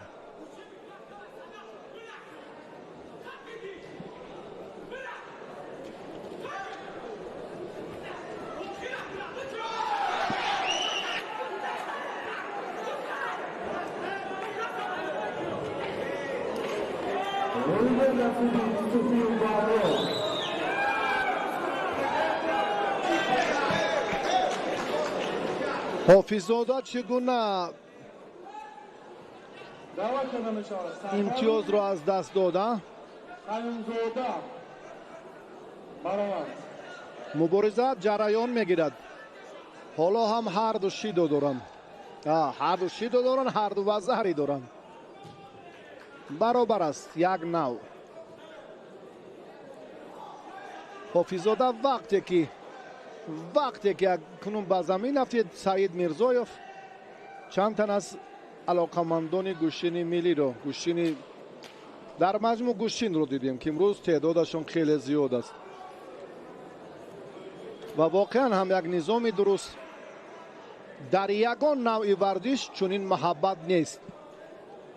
در یگان نوع، نه در ورزش های اروپایی و نه در ورزشگاه افریقایی و نه در سیاره 6 7 8 10 ساعت حتی بیشتر هم نیروسنجی شود کسی جای خود را عوض نمی کند.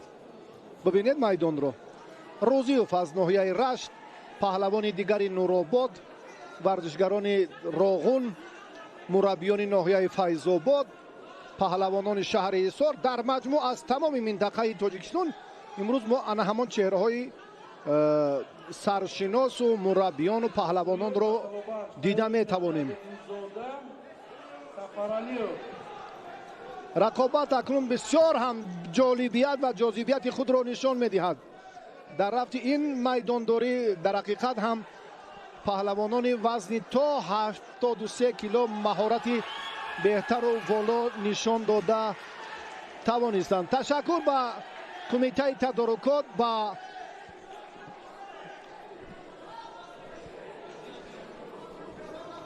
استادان صاحب تجربه که این چهاره‌برین رو واقعا هم خوب تشکیل کردن و در رفت این مسابقه بیشتر البته مشاهدی باز هم نیروسنجی های از این هم جالب و جاذب گردیدیم.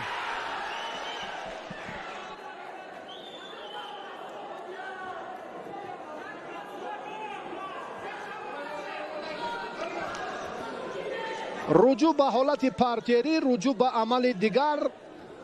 الهام حافظ‌زاده فکر میکنم که مهارتش نسبت به رقیبش اندکی بهتر است. این حالا یک نظری دیگر باز هم اینجا فریدون استاپیروف دارند.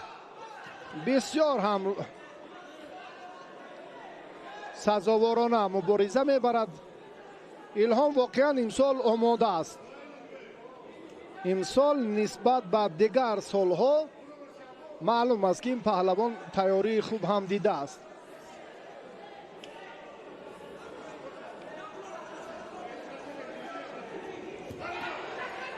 فریبای خاطرات نباشم 6 سال قبل این پهلوان بهتر بود و بعدا توقف شد در فعالیت این پهلوان جوان و اکنون چون فریدون استاپیروف اطلاع داد این ورزشگر دوباره به میدان برگشت. الکی در حالت آمادگی است، آمادگی جسمانی و در حالت خوبی آمادگی میدان امروزه قرار دارد. اکنون الهام میتواند که رقیب را در این جریان با همان اصول بوقی کردن و چنین هم شد و الهام حافظ‌زاده رقیب را شکست داد، به سبقت 4-1 نهایی برآمد. غالبیت و حافظ‌زاده برام می‌دهد. با میدان دعوت کرده میشد. خوجامو توشو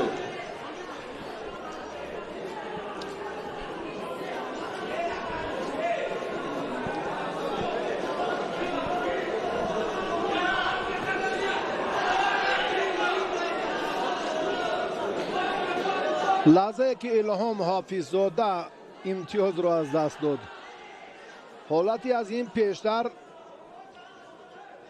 الهام امتیاز رو از رقیب ستانید و بعداً بوغی کردن. این حالتی که سعید رحمان بیکوف زود اشاره کرد و در حقیقت هم سمت اساسی در کاری امروزه داوران خیلی خوب است.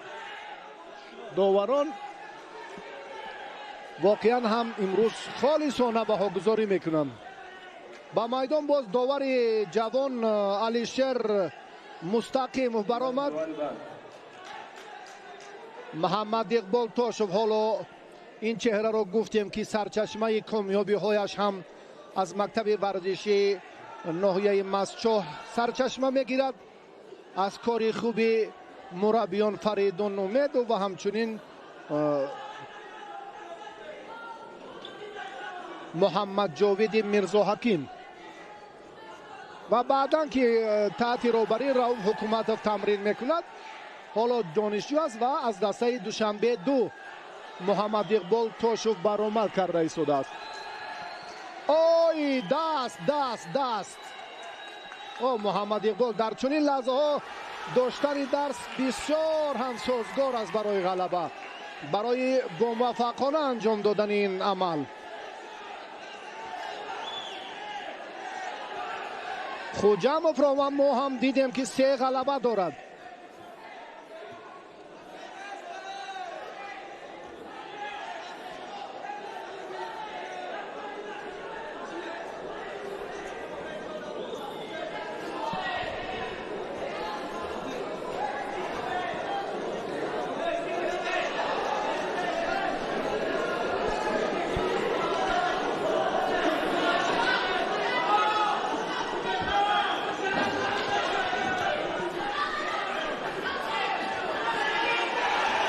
تاشف هم در رقابت‌های قبلی خیلی استعدادش درخشید.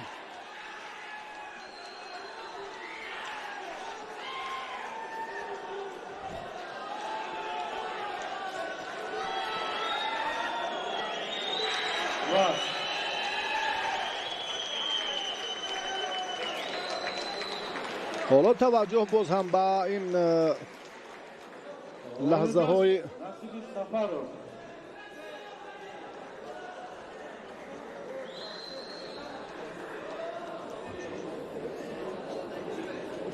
دعوت داده می شود.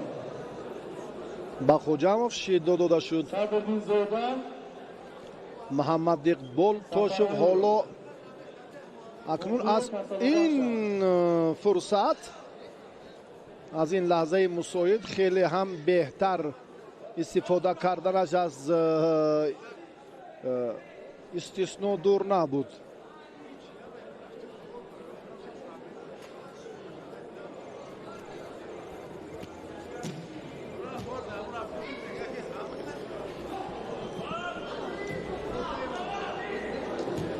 در مرکز میدان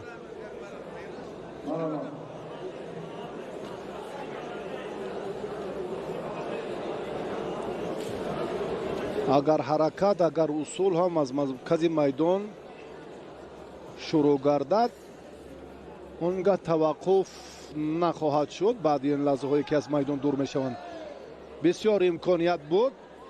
محمد اقبال تاشف آن رو هم خوب استفاده کرد و موفق هم شد. غالبیت و تاشف داده می شود.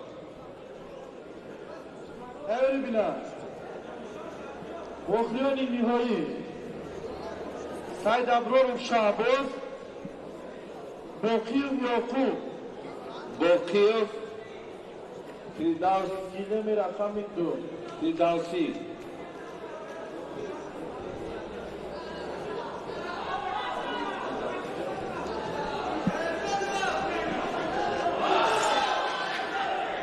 فردوس فیضلی.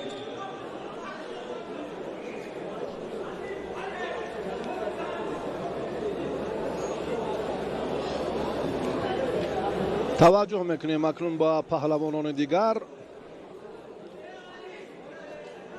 در وزن 73 کیلو یک مرحله این دور به دور دیگر.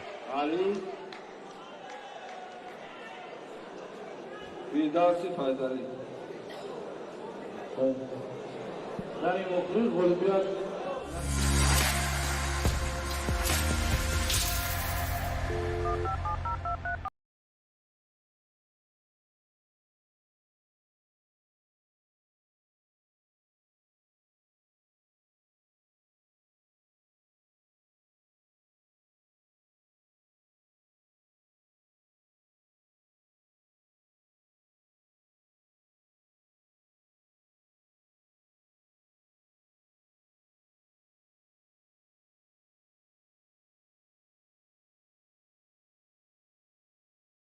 Мы делаем спорт интереснее.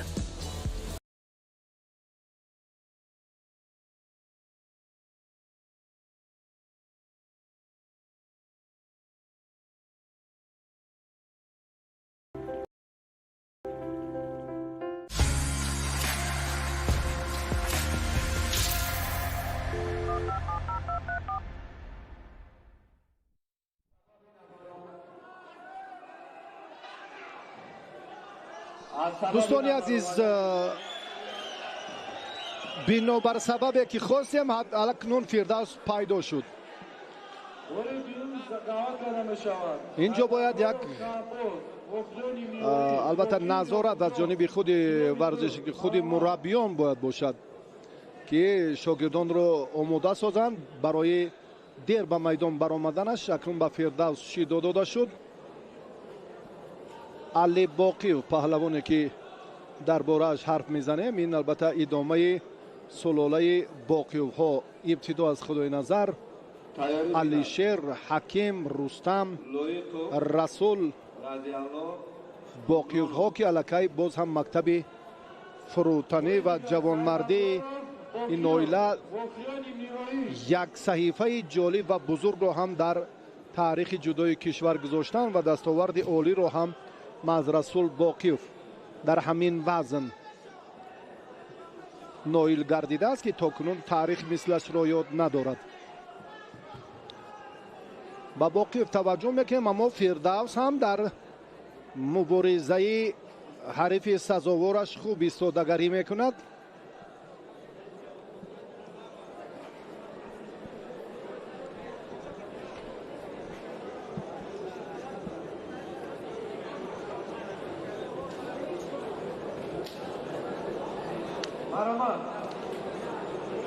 فردوس هم دو غلبه دارد. فردوس هم در یک دور آزاد بود. تلاشش در مرحله های قبلی هم مورد نظر و بهتر هم بود براستی. نفران تصادفی البته در جریان مسابقات به میدان نمی برایند، چون که میدان جای افراد غیور و مشق ورز و با تمکین و قوی اراده و دوراندیش است. البته هیچ کار آسان به دست نمی آید. برای غلبه امروز زحمت های زیاد، مشقت و بیدارخوابی و بسیار هم عرق جبین علی در نهایت هم خیلی در دقیقه دوم نیروسنجی یک پرتافتی خیلی جالب هم کرد و ایپان به گذاری شد. اولویت با باقیوف داده میشه.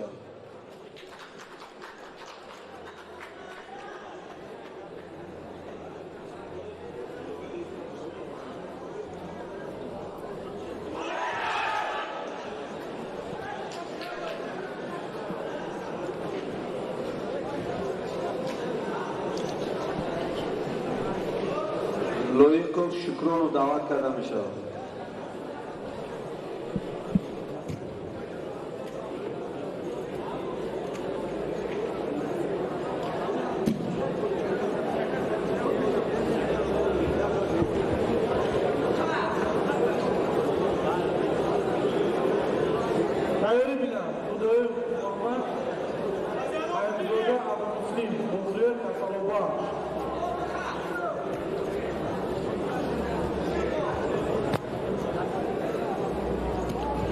بدی آخری تیار بینند میرزویف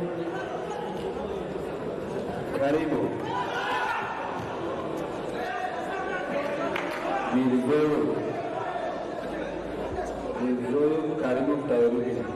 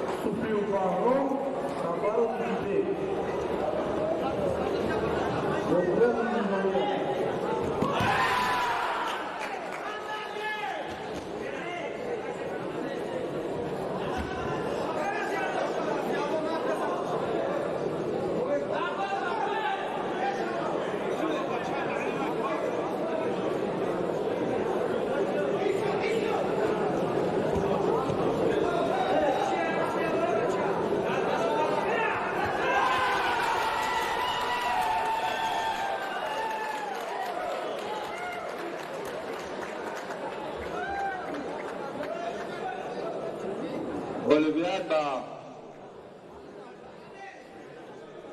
لایق داده می شود. واقعا هم یک فرصت، یک لحظه خیلی سازگار، مساعد و جالبتر و از همه عالی را که متوانستیم این لحظه منظور شما کنیم. در حقیقت هم لایقوف توجه به همان نتیجه شایسته کرد و در نهایت هم این نصیبش گردید. بسیار عالی. قایم شکرانوف را در یک حالتی خیلی و خیلی ناگوار گذاشته. جالبترین پرتاف بود فکر میکنم.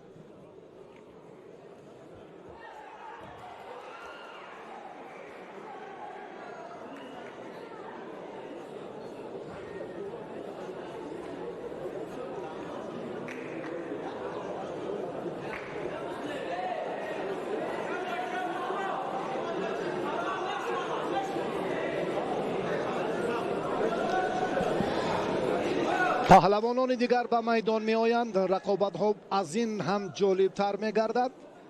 قایم شکرانوف، رضی الله لایقوف خیلی هم مهارت بهتر و جالب نشان دادن. حالا کریموف و میرزویف در میدانند. اینها هم در نیروسنجی های 8-1 نهایی قرار دارند.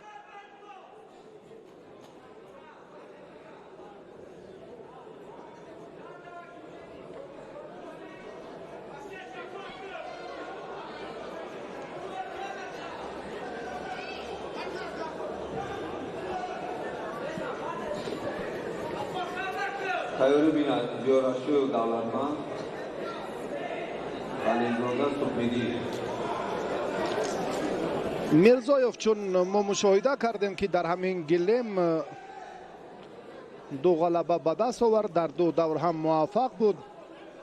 کریموف بحرالدین، این ورزشگر خلعت کبود داشته، در دیدار اول آزاد بود، بعدا هم نظریف خیرالله را شکست داد، بعدا عابدزاده را هم مغلوب کرد و با این دور را خط گرفت. به دور البته 8-1 نهایی.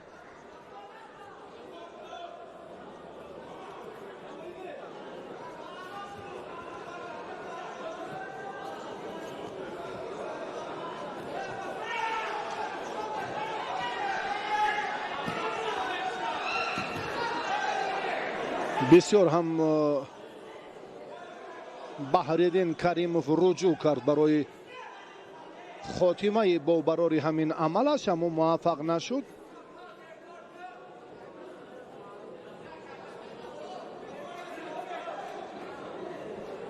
عبدالغفار میرزایف، این ورزشگری دسته دوشنبه 2.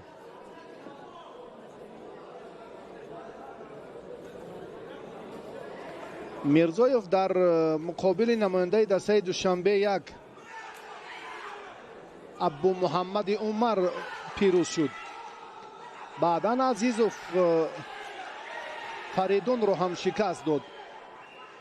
حالا رقابت سیومش رو با بحرالدین کریمов ادامه داده ایستاده است.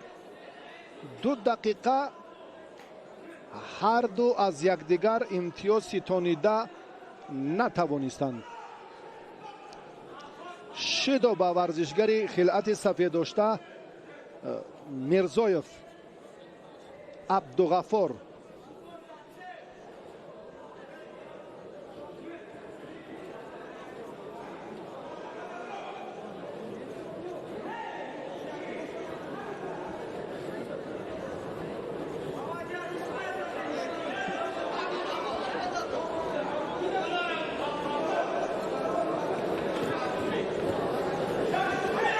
دو و نیم دقیقه هر دو قوه سنجیدند.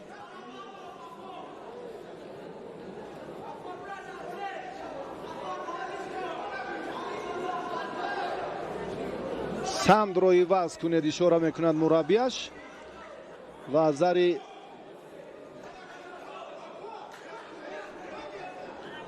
با کریم بحرالدین وزری داده شد. حالا این حالت رو اگر ما از تکرار دوباره مشاهده کنیم، البته بعد اکنون ادامه نیروسنجی رو با هم ببینیم.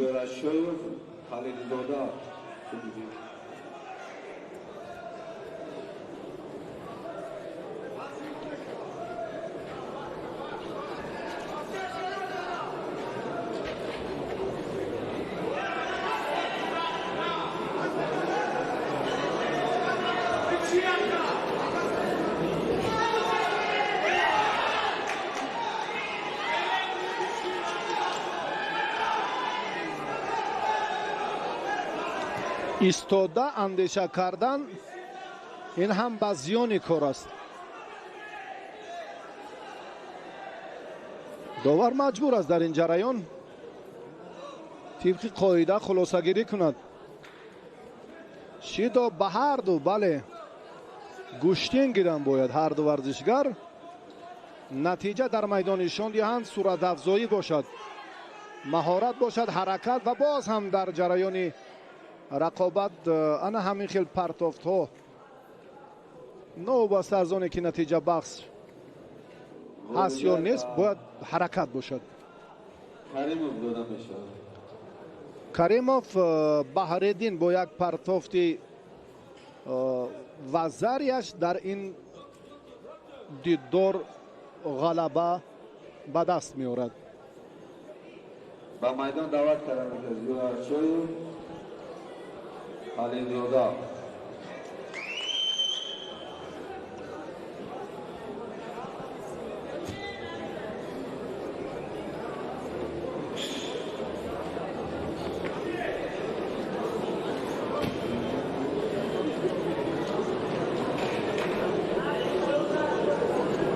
تایری بینال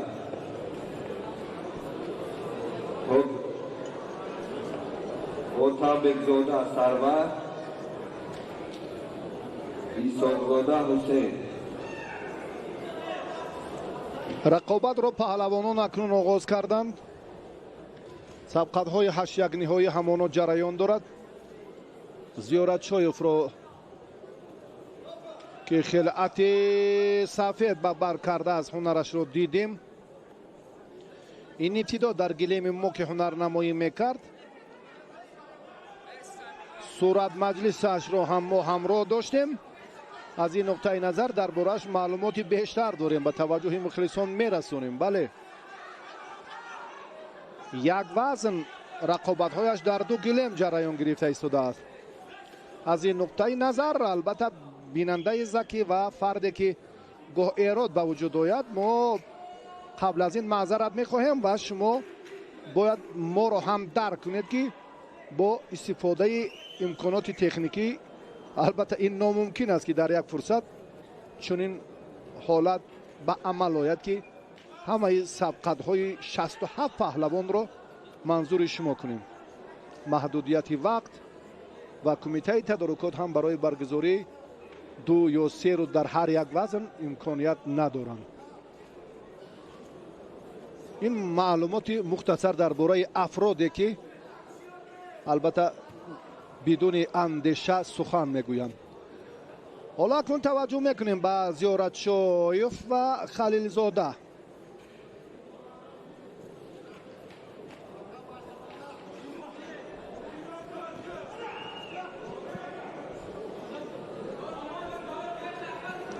صبح‌الدین خلعت کبود دارد.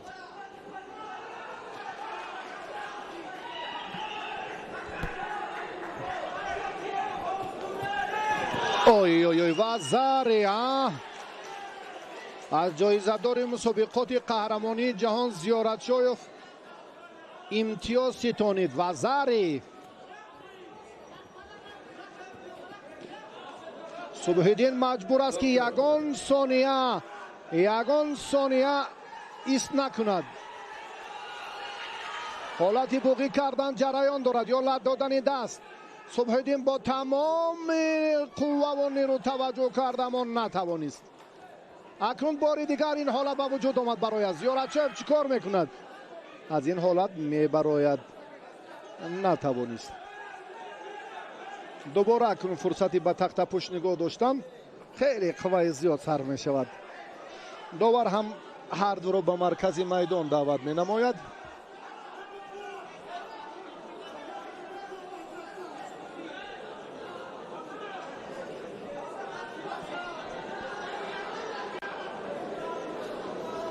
کمتر از 2 دقیقه دیگر در اختیار دارن هر دو ورزشگر. صبح‌الدین یک عمل غیرعادی معمولی پهلوانان گوشتین جودو رو خواست که انجام دهد اما نتوانست براستی.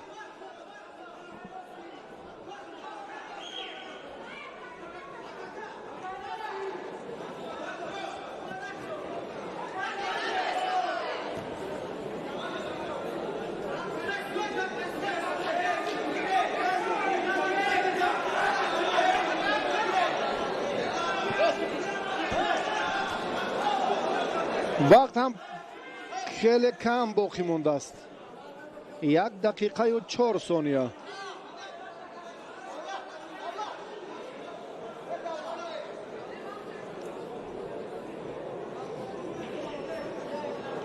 زیارتشایف این پهلوانی که امروز البته درباره هنرش می توانیم گفت بگوییم که زیارتشایف در دیدار اول نماینده سوخت را شکست داد. بعداً سعداللهیف را هم مغلوب کرد. در یک دور آزاد بود. خلیل زاده باشد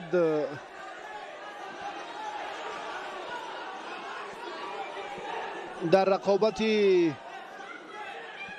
اولش نماینده دوشنبه 1 را مغلوب کرد. بعداً کریموف را هم دوچار شکست کرد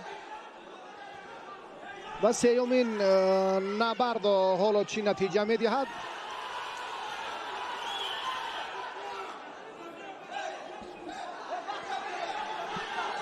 بیست و 27 ثانیه.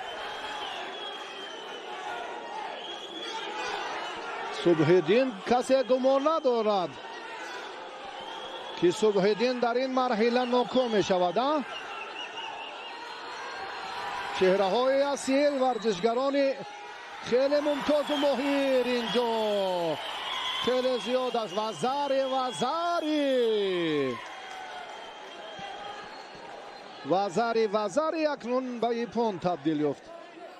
صبح‌الدین در این رقابت مقابل زیارتشویف کاری را انجام دادن نتوانست. واقعا میدان امروزه میدان شفاف.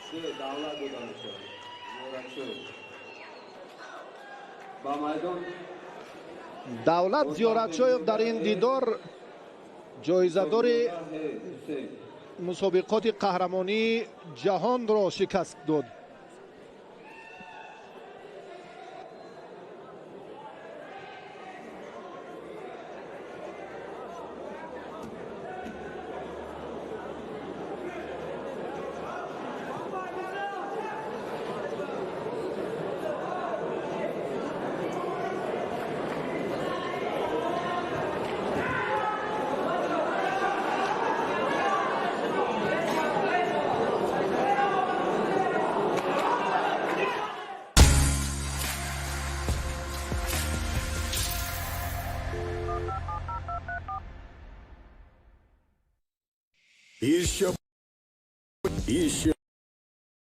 Еще надежнее.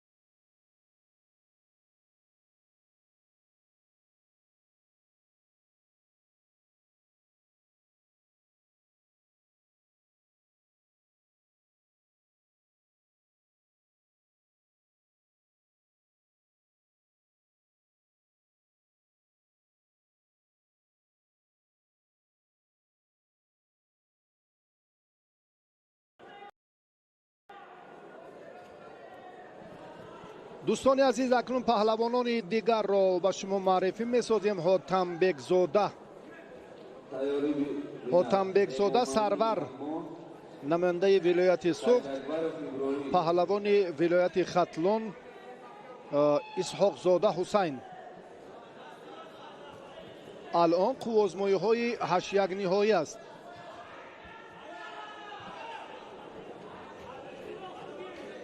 بعد این امامعلی رحمان با سعید اکبرов به میدان میبرایند. این آخرین سبقت 8-1 نهایی خواهد بود. بعدا توجه میکنیم به نیروسنجی های 4-1 نهایی.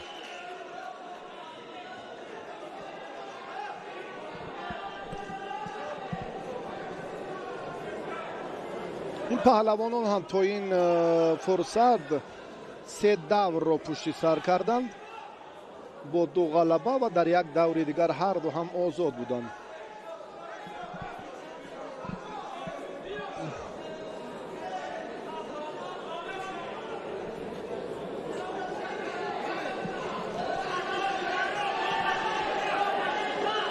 با ورزشگر البته اینجا لازم است که اولین شده حرکت را آغاز کند. اولین شده گریبان حریف یا سری حسین کمربند را دارد. مثل که ایساقوف این کار را انجام داد. حرکتش اندکی بهتر و بسیار هم در حالت خوب. بسیار کوشش هایش هم در لحظه های همون وزری. حاتم زاده اکنون صاحب امتیازی اول شد. وزری پایش را باید به حالت معتدل آورد. Хотамбекзода.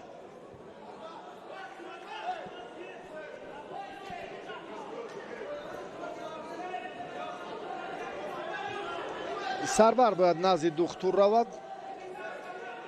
бале.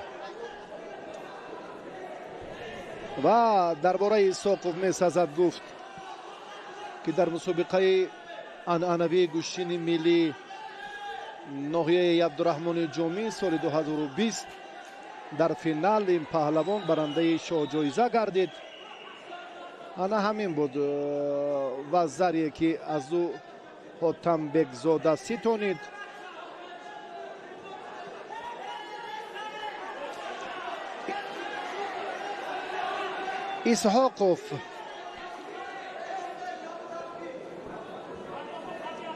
Исҳоқов дар дидори аввал ҳам озод буд, дар рақобати дуюм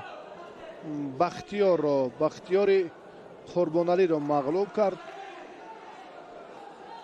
баъдан ҳам Мирзоев дар муқовимати Исҳоқзода тоб овардан натавонист ва бо ду ғалаба ва як даври озод ин паҳлавон алон дар рақобатҳои ҳаштягниҳоӣ қарор дорад. Хотамбекзода ҳам ду пирӯзӣ дорад, дар як давр озод буд ва рақобати сеюмаш аст.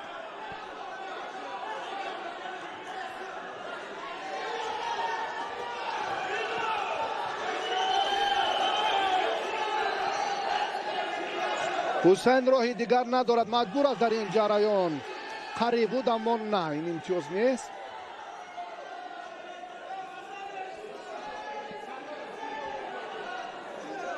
шидо ба Хотамбекзода Сарвар. поиро албатта дар вақте ки лозим аст бояд. ой вазари айни муддао Исҳоқ зода Ҳусайн. ҳолати буғӣ карданро ҳоло истифода карда метавонад.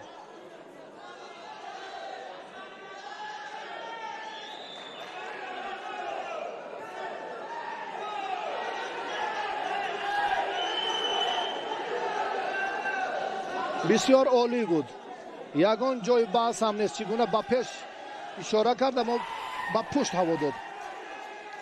100% вазари аст.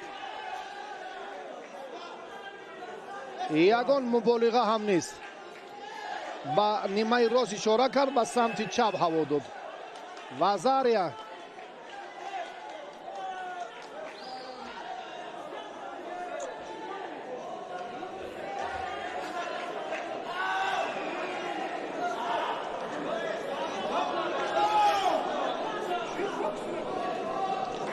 агар ин вазари набошад, пас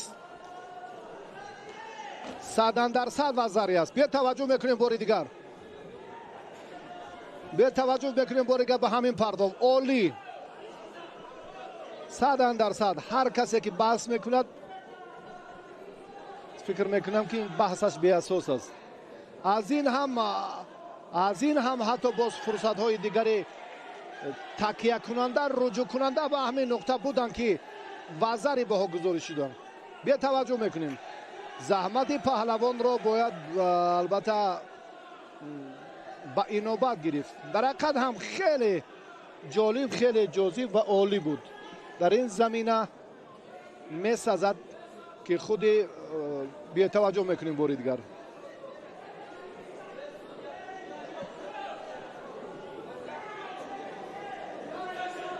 вазари ҳаст. 100% вазари ҳаст. агар ин вазари намебуд, муштин бар ҳам мехӯрд. чӣ ҷои гуфтугӯе ки дар ин ҷараён ҳаст. воқеан ҳам паҳлавони хурдталон, варзишгари шаҳри бохтар, дар ҷараёни нерӯсанҷӣ худро исбот кард.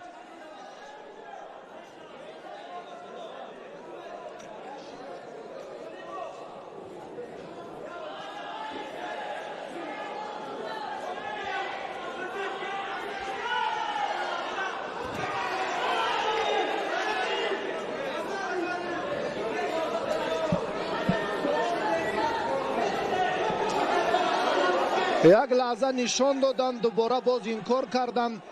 و اینجا هم داور درجه المپی رمزی شمیرов اشاره میکند که پرتاب دقیقاً و ضری بود. این گفته ها را همگان ثابت میسازند.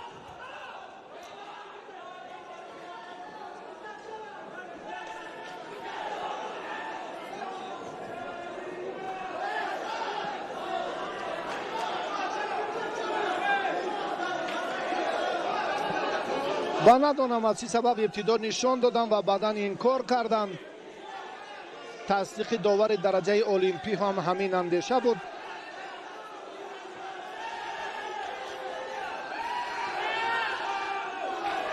مبارزه همانا ادامه می‌یابد. حاتم بگزاده پهلوان سوختی و ورزشگر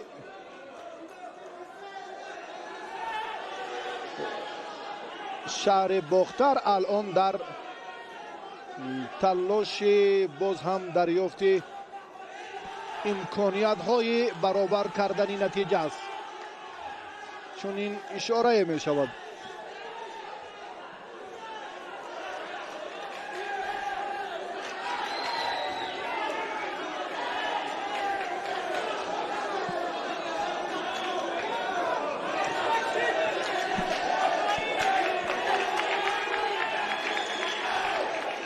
و حاتم بگزاده از این مرحله به دور بعدی رفت. به سبقت‌های 4-1 نهایی را خواهد گرفت و سبب این کار کردن اون امتیاز رو بررسی ندانستیم و ابتدا بهاگذاری شد و بعدا هم این کار گردید و این بعد صلاحیت خود کاری داوران. این وزاری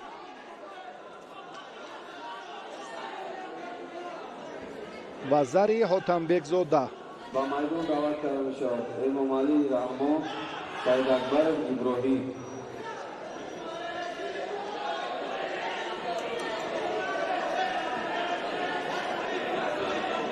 و سپس این پرتافت حسین اسحاقов یگان راستی ببینید چی حالت و چی لحظه خیلی و خیلی بحث برانگیز. بیا توجه میکنه کنه چه رفت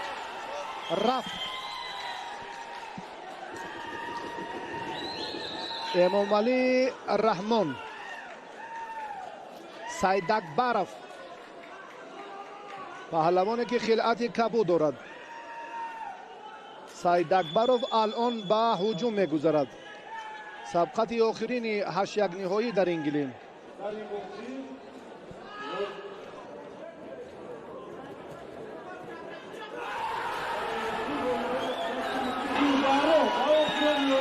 در این روند هم امالی در حالتی مشکل، اما نه، سید اکبرov هم جرأت کرد امتیاز ستانید و زره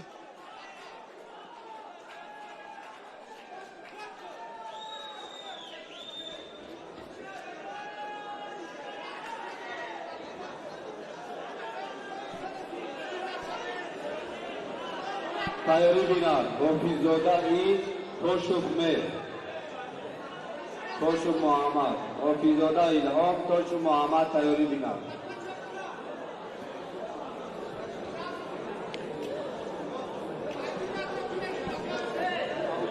سید اکبرov پهلوانی که امروز دو غلبه و در یک دور دیگر آزاد بود.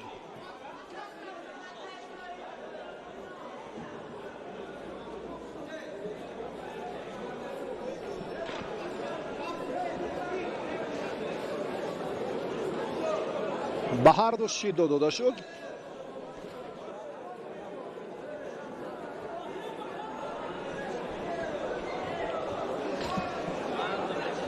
رقابت همانا ادامه می‌یابد. سید اکبرov چون مشاهده کردیم که ابراهیم در دو دور هم با آسانی و با پرتاب‌های جالبش غلبه به دست آورد و کامیاب شد و حالا در مرحله 8 نهایی قرار دارد.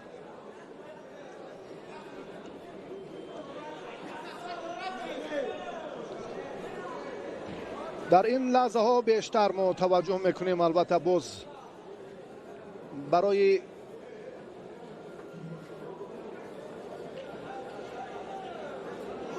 شرح مختصر نیروسنجی ها سعید اکبرов خیلی خوب هم هنرنمایی کرده ایستاده است.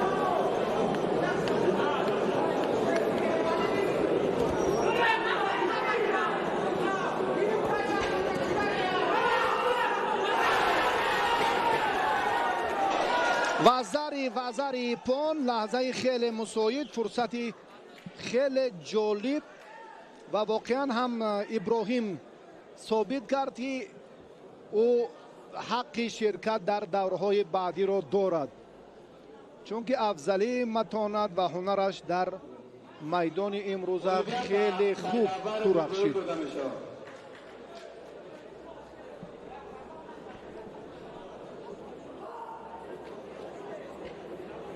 با مردم دعوت کرده می شود. حافظ‌زاده الهام خوش محمد وفرود نهایی وفرود برای فینال در آمدن.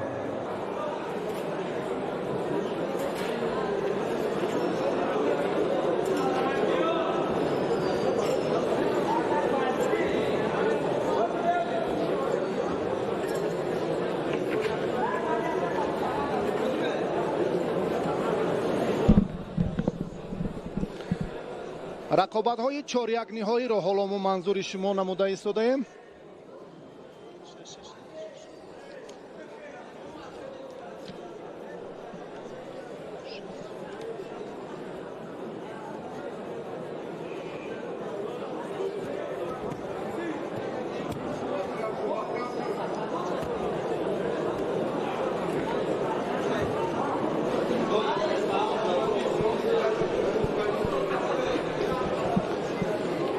اولین واخوری 4-1 نهایی وزنی تا 73 کیلو. حافظ‌زاده الهام و محمد اقبال تاشوف.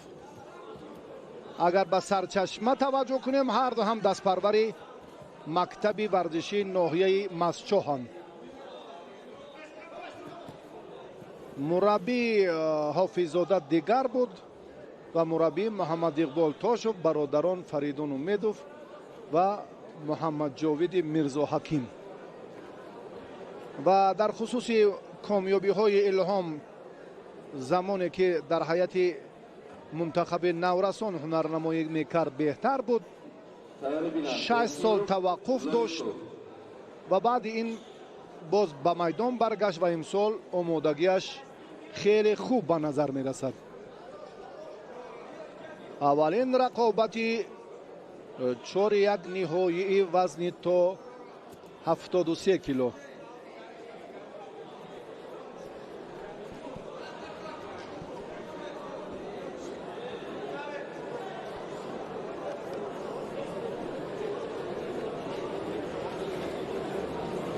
محمد اقبال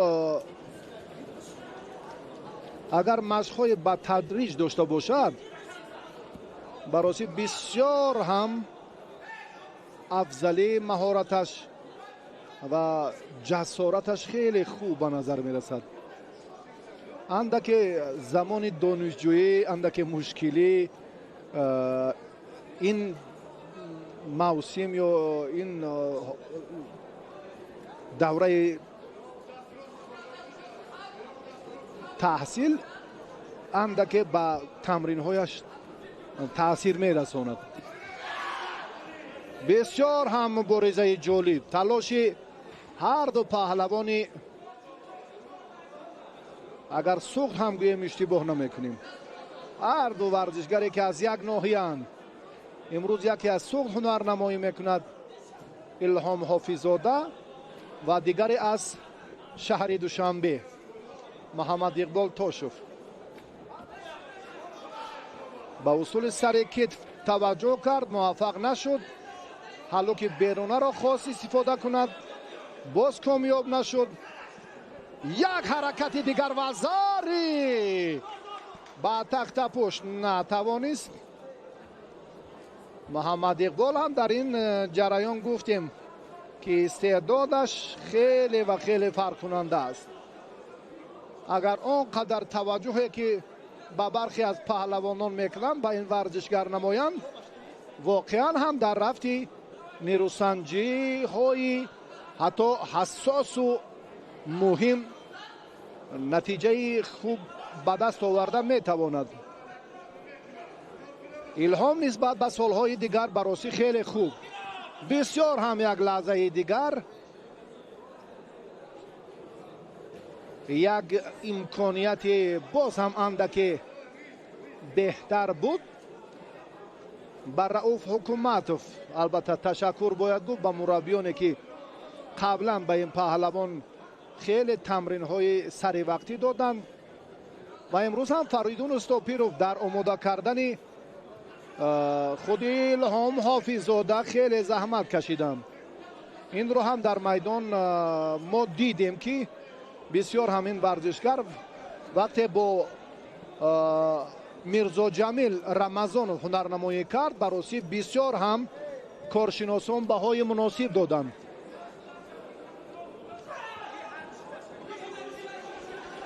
رجوع هر دو پهلوان باز هم برای کامیابی.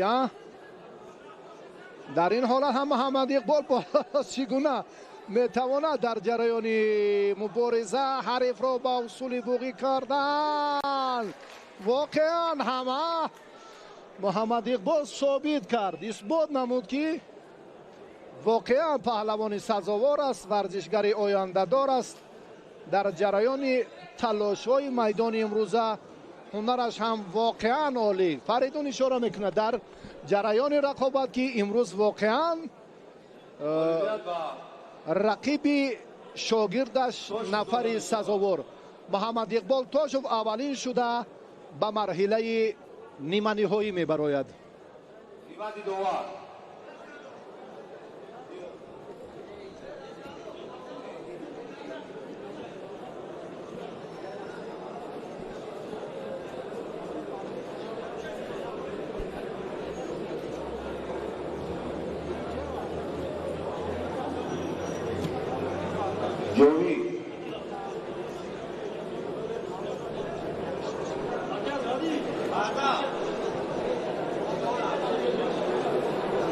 اکنون ورزشگران دیگر را خواهیم دید. پهلوانان برومند، قوی اراده، ورزشگران موفق را البته. بله،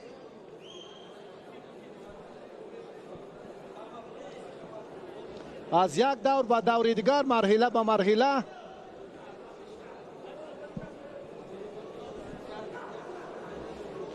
فرصتی که چون مشاهده میکنیم سهراب علی باقیوف، سلاله باقیوف ها الان هم در میدان در مسابقه های بیشتر باز هم بیشتر می درخشد. این رضی الله دایقوف زاده ناحیه تاجیک آباد، پهلوان خیلی شهرتیار سابق منتخب نورسان، چمپیون آسیا در البته زمان نورسیش این نتیجه بهتر رو هم به دست آورد.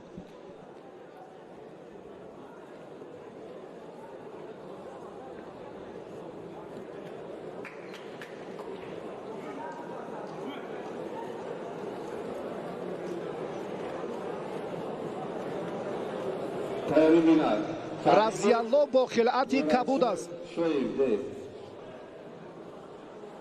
علی باقیوف خلعت سفید دارد.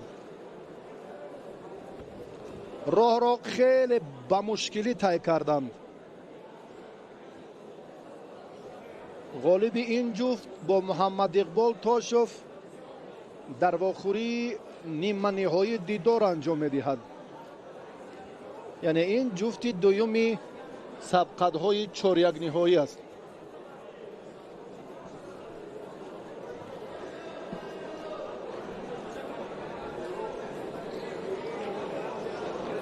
از میان 67 نفر پهلوان الان 8 نفر باقی مونده است. 6 به هر دو. مبارزه باید ثمرآور و نتیجه بخش باشد. رضی الله یک حرکت دیگر کرد.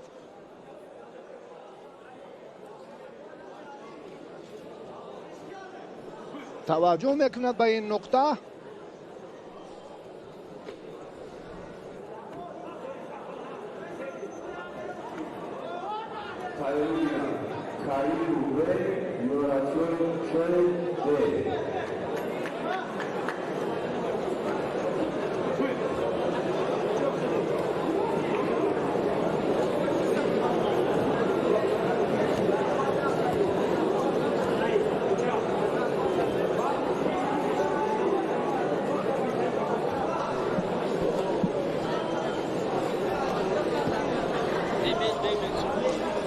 توجه میکنیم اکنون به مبارزه پهلوانان. باز هم در سمت موفقیت دور چهاریک نهایی بیشتر هم علی باقی و باز هم چون همیشه همون حلوکی بیرونه رو قبلا چون رقیبش استفاده کرد و اصول سر سیوجی باز هم خاص به همون پهلوانان خیلی معروف تاجیکستان باقیوف ها هست. رضی الله در نبرد چهاریک نهایی اون طوری که در مبارزه های قبلی بود موفق نیست.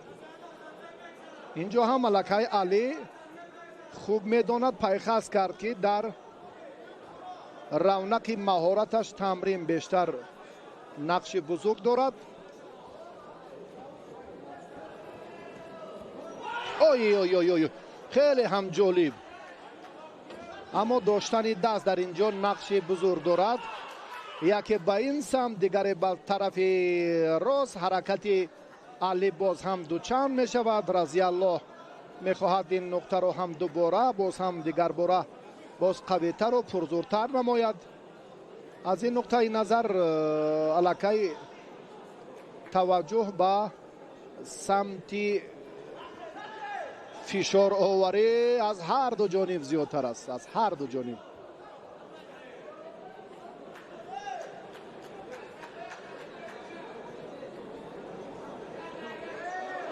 با علی باقیوف شیدا داده شد. باش دویمین شیدا. این هم در روند مبارزه شاید آنقدر تأثیری هم نرساند، شاید برعکس.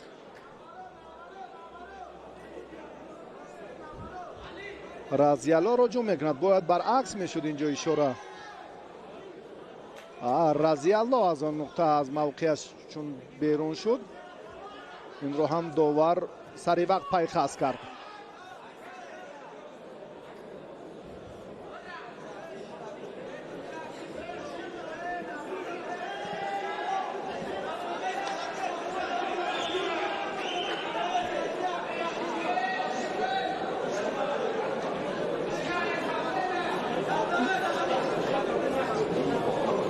شیدا هر دو. بله ترتیب درستش انا همین خیل. قبلا هم به هر دو داور شیدا داد و بعدا به رضی الله.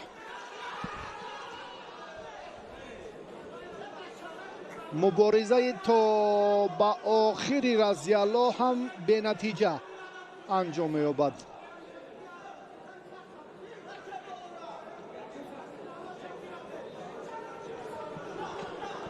رستم باقیوف چون قبلا هم در روند آی و زاری حتی پون یک خیلی هم خیلی هم ترتیب سبقت رقابت جالب را رضی الله منظور ما کرد و جفت دوم سبقت پهلوانان در واخوری های 4-1 نهایی. رضی الله از این دور نتیجه دلخواهش را به دست آورده توانست و اکنون به واخوری نیمه نهایی برآمد. با محمد اقبال تاشوف این پهلوان در واخوری نیمه نهایی دیدار انجام می‌دهد.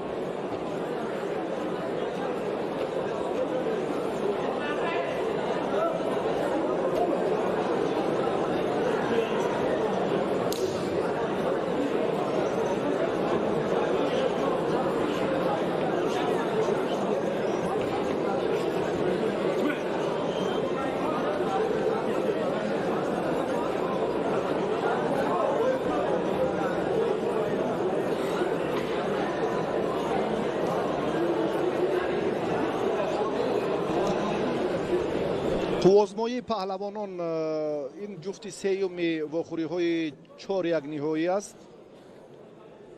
کریموف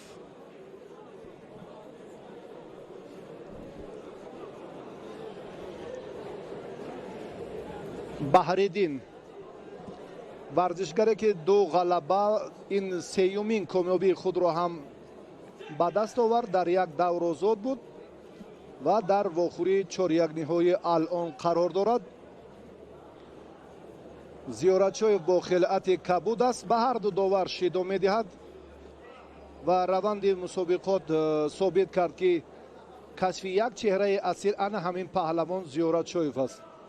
چگونه خلیلزاده را مغلوب کرد، از این پیش هم باز با دیگر رقیبانش هم با سعداللهیف، باز با ارنظرف چندین نفران دیگر هم متانت خوب نشان داد و سزاوارانه بهاگذاریش کردند و واقعا هم این چهره براستی باری اول است در مقابل جایزه‌داران مسابقات قهرمانی جهان، پهلوانانی خیلی محبوب تاجیکستان امروز مهارتش خوب به نظر می رسد.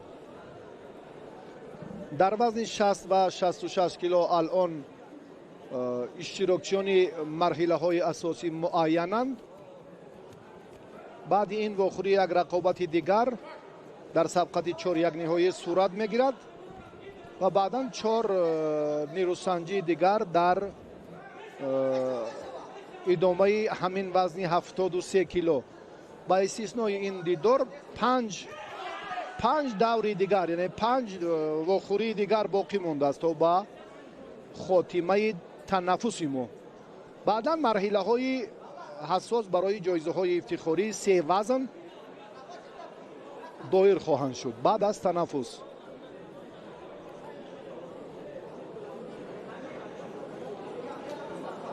زیارتشویف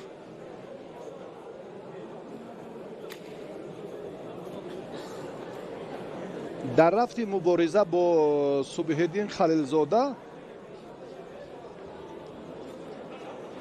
راستی افضلی و برتری کوشش‌هایش را هم مربیان بهای مناسب دادن به هر دو شیدو. خطاگی هایی که بیشتر میشوند اینجا هم از حسابی داشتن حرکت های بیشتر خاص به گوشتین جدا نیستن. اینها رو هم داور ناصر قربانوف مد نظر میگذارد.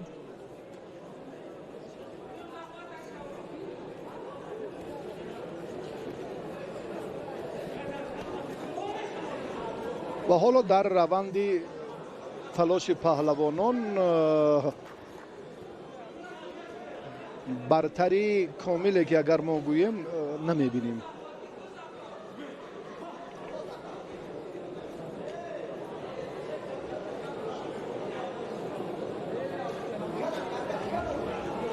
زیارتشویف از بالا خوب داشته است.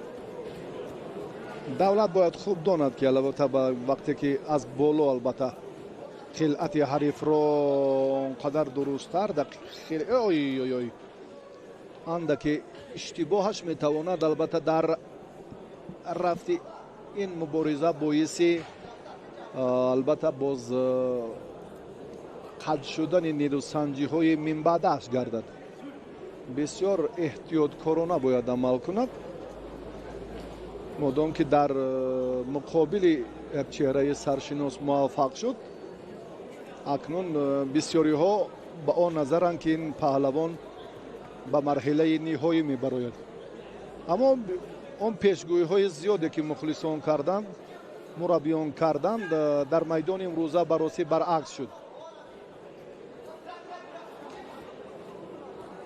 давлат ҳаракат дорад ва боз ҳам як кӯшише ки андаки на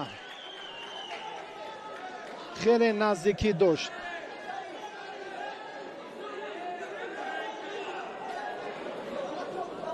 такя ба ҳамон нуқта, ба ҳамон самти бале ҷолиб ва беҳтаре ки мо мебинем. ба имтиёзи тиллоӣ таваҷҷӯҳ хоҳем кард.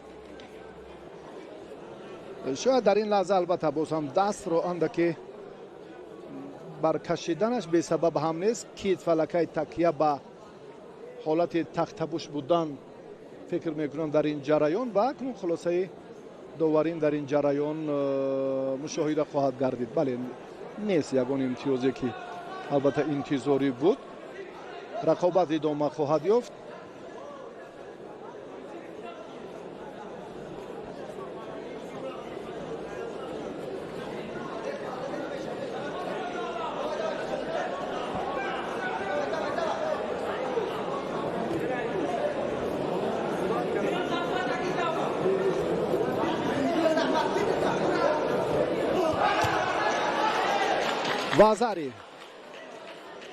вазари ва дар ниҳоят ҳам каримов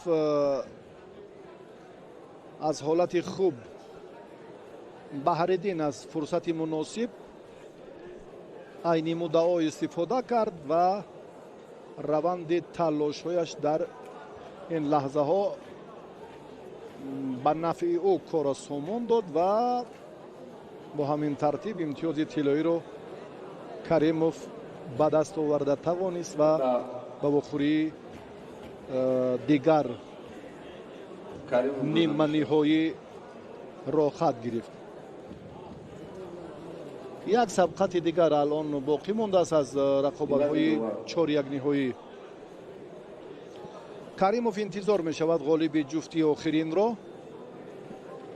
баъди сабқати чорякниҳоии охирин албатта мо ҳоло танаффус эълон кард.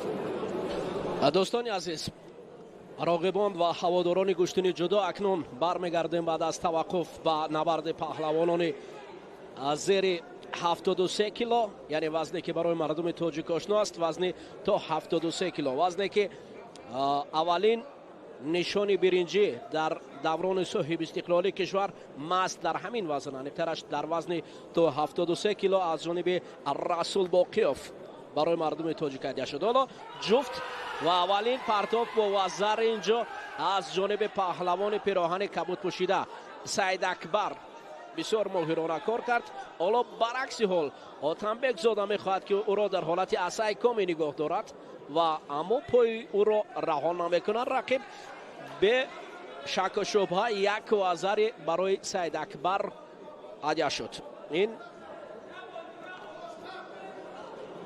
امکانیت یا نیم غالبیت برای سید اکبر است. از این خاطر آتنبک زاده به قهر و غضب میگذارد و برای جبران کردن این پرتاب بسیار هم کوشش را دارد.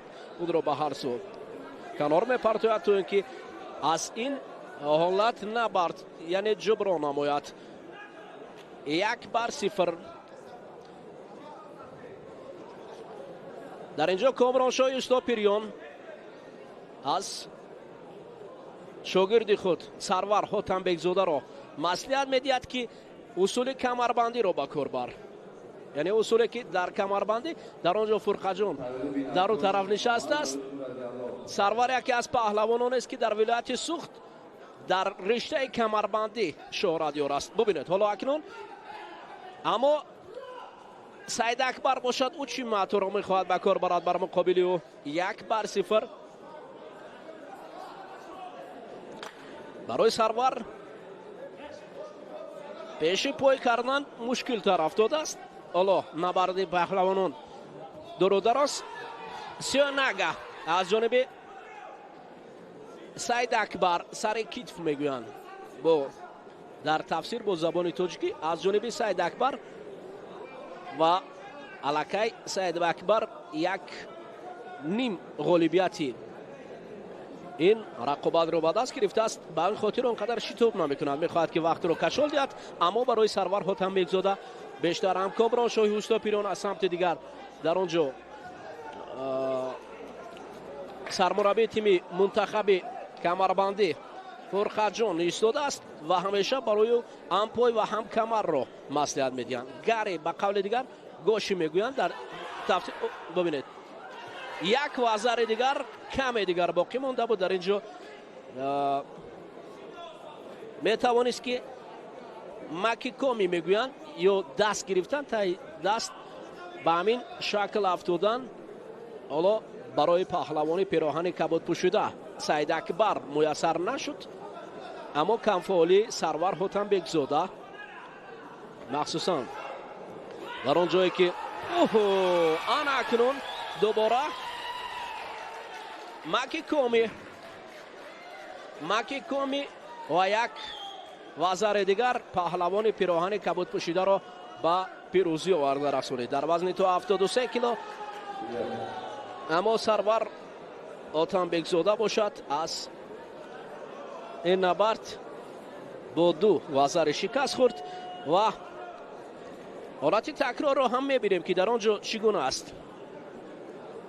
مکیکومی که بسیار این اسلوب از جانب پهلوانان سنگین وزن بیشتر به کار میروند، چون که میان پهلوانان سنگین وزن یعنی بالام برداشتن وزن زیاد بسیار مشکلی است. حالا در حالت تکرار میبینیم کمی در کم این پهلوانان وزن میانه به قول دیگر 73 کیلو استفاده میبرن. همین اصولی که میبینیم خیلی عالی و خیلی جذاب. اینجا جمع بس شد. خب قهرمان آسیای نورسان در اینجا لایقوف رضی الله بر مقابل پهلوان. اکنون پهلوانان ولایت سوخ خوب باری اول میبینیم که با چنین فعال در مسابقات جمهوریوی شرکت می‌ورزند، مخصوصا از کلوب ورزشی لنگلیف در یک جایگی با از کلوب ورزشی زرافشان، دو کلوب بسیار هم پرقوت ولایت سوخ در نمادهای گشتین، مخصوصا کمربندی و گشتین سامبو و گشتین جودو. لایقوف ببینید بسیار تجربه دار است، همیشه هجوم میکند. اولین شیدو رو برای توشب شاید دید علاکای نظریف در حال نشان داد. لایقوف باز برای گریبان رقیب کوشش دارد، اما اقبال باشد دوری می جوید از این کومیکاتا. از کومیکاتای رضی الله لایقوف یک سمت گشتین میگیرد، طرف راست الا گشتین دارد. ظریف نظریف دوباره برای اقبال توشف در نظر است که شیدوی دویم را هم نشان دهد. حالا کومیکاتا نوبت دیگر رضی الله رقیب را از منطقه زرد میبرد. کار حالا مته نشده است. دست چپ کامرانشاهی استوپریان مصلحت میدهد برای اقبال تا اینکه اقبالش بلندی کند. رضی الله لایقوف از منطقه زر برآمدن منای شیدو را دارد. حالا طریق دست چپ داشتند.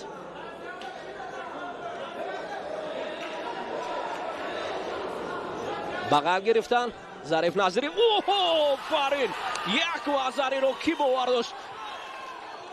سیانگا بسیار عالی اجرا گردید. اقبالش خیلی هم بلندی کرد و این کامرانشاه به اوده دست چپ نمیگفته است.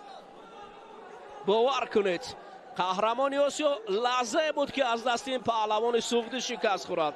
آفرین. اما حالا کار به انجام نرسیده است. این فقط اناکنون برای رضی الله لایقوف لازم است که با تمام هستی هجوم کند. یک شیدو دیگر تهدید برای پهلوان سوختی دارد. میبراید اما جبران میکند. نه باز مته است. مته بود در اصل. باور کنید بفکرم دست اقبال دستش لد برداشته است. بفکرم ظریف نظر تو اون لحظه ما امکانیت داریم که حالت تکرار رو ببینیم. اگر برای ما کارگردان در حال همون حالت تکرار رو آفرین فیروز بختی بیکوف در حال ما رو ایست ببینه چگونه ماهیرون. این بعد از مته بود. حالا برمیگردیم. اکنون دوباره مبارزه پر شدت جریان میگیرد. ببینید رضی الله لایقوف هراس دارد حتی از دست این رقیب. باور کنید عجب دیدار جذاب و جالب جریان میگیرد. خیلی عجیب و دیدنی. دوباره دست و پنجه رضی الله اقبال کمی کنار می رود. رضی الله جستی او را جسته است. جستجو دارد. وقت حدود 1 دقیقه زیادتر است و پررنگ امکانیت است. اقبال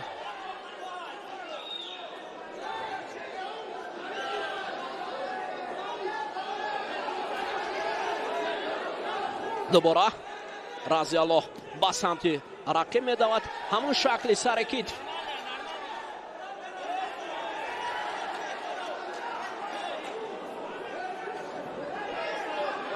سیاناگه зариф назириев назорат дорад.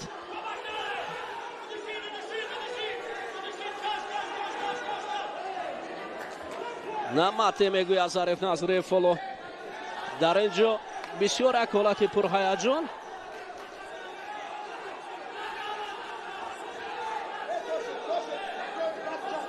дасти чап пурҳарос. ана ин аст. бубинед мухлисон чӣ гуна паҳлавонони асилро дастгирӣ мекунанд. инҳо набарди хуби гӯштини ҷудоро нишон медиҳанд. ҳоло Разиялло Лоиқов каме аз майдон баромадааст ва ин эпон аст. учи мата ба дараҷаи олӣ иҷро гардид. ҷуброн хеле олӣ буд. бовар кунед, ҳам Иқбол ҳам Разиялло ҳарду муборизаи хуби гӯштини ҷудоро нишон доданд. ҳолати такрор, ҳолати учи марта ба дараҷаи олӣ бисёр ҳам сатҳи баланд иҷро мегардад. ҳоло дубора ин наворро такроран барои мо пахш менамоянд. сиёнага аввалин имтиёз аз Иқбол буд. ҳоло дар ҳолати такрор баъдан ин партофти Иқбол буд ки Иқболро пеш мебурд. хеле ҷолиб ва ҷаззоб ва зариф Назириев офарин. бисёр набарди хуб, бисёр ҷолиб ва ҷаззоб буд ки аз диданаш мухлисон низ ҳаловат бурданд. ман боварӣ дорам ки мухлисони азиз шумо низ аҷаб кайфияте кардед аз ин дидор ва рақобат. акнун сулолаи Лоиқфҳо дар водии рашт аз ҳамун оби мусаффои сарзамини Тоҷикистон нӯши ҷон карданд ва дар миқёси ҷаҳон ҳатто ном бароварданд. офарин сулолаи паҳлавонӣ ва такия ба ҳамун таҷрибаи ғанӣ.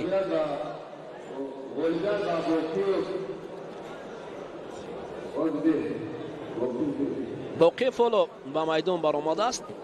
мунтазир аст то рақиб барояд. ба фикрам рақиб намебарояд ва боқиев ки бисёр ҳам довталаби асосӣ буд дар вазни 73 кило барои ба даст овардани нишон.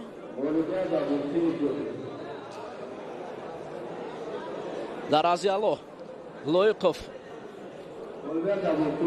дар муқобили Разиялло шикаст хӯрд ва ин сулолаи боқиевҳо бо сулолаи Лоиқовҳо мубориза бурданд. ду сулолаи пурқуввате ки яке дар водии раш ва дигаре дар ноҳияи рӯдакӣ домани гӯштини ҷудо ва гӯштини миллиро паҳн карданд. ду сулолае ки ба мисли барқ ба ҳам дар ҳолати расиш мубориза. аммо бовар кунед ҷаззобияти гӯштини ҷудо, гӯштини миллӣ аз ҷониби дастпарварони ҳам боқиевҳо ҳам Лоиқовҳо намоиш дода мешавад. аммо Иқбол ҳам хуб буд.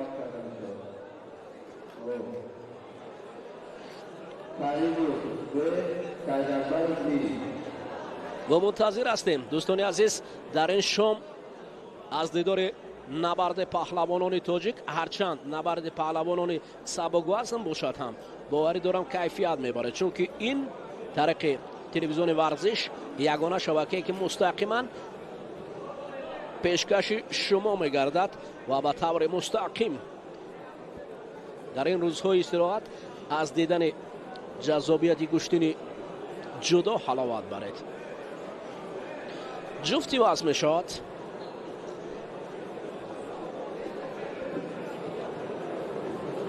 довари марказ мунтазир аст то паҳлавонон бароянд ва набарди қисмати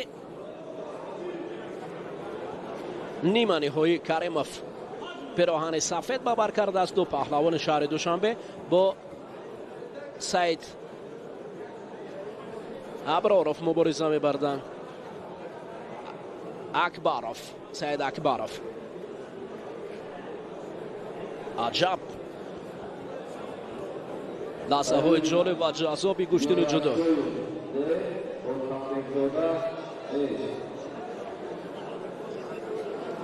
ҳоло ин ду паҳлавон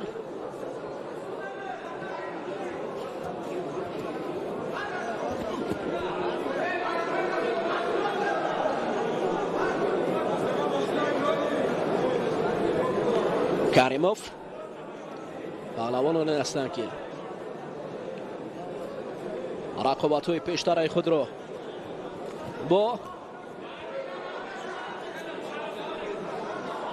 онори воло ба ин марҳилаҳо расиданд. Ба расидан ба марҳилаи ё нима ниҳоӣ ё ниҳоӣ ва умуман рақобатҳои таҳсилобахш ин дар вазни 60, 66, 73 кило ин қаҳрамонӣ аст, чунки бисёр ҳам дар ин гурӯҳҳо рақибони пурзур бо шумо рӯбарӯ мешаванд. каримов нисбат ба рақиб ҳаракатҳояш зиёдтар аст. боло довари марказ ин ҳолатро шояд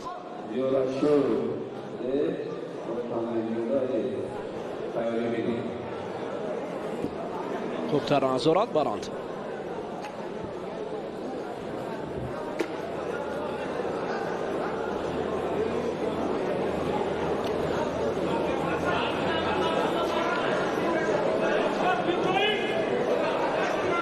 ардо дастугирӣ бон агар муқоиса намоем бубинем дар ин ҷо он қадар фақат каримов ҳуҷум мекунад. қисмати нима ниҳоӣ яке аз ин метавонад бар муқобили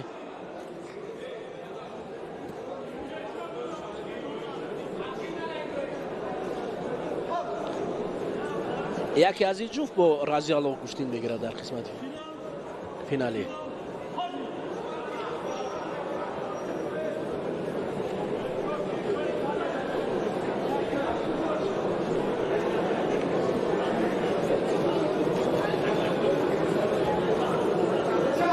саид акбаров ҳоло гӯшти нагирифтани ин ҷуфт доварро маҷбур кард ки барои ҳарду паҳлавон шидо нишон диҳад. камфаъолии паҳлавонон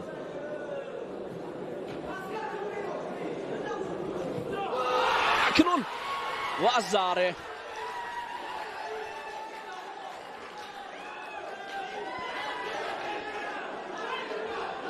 инҷо макикоми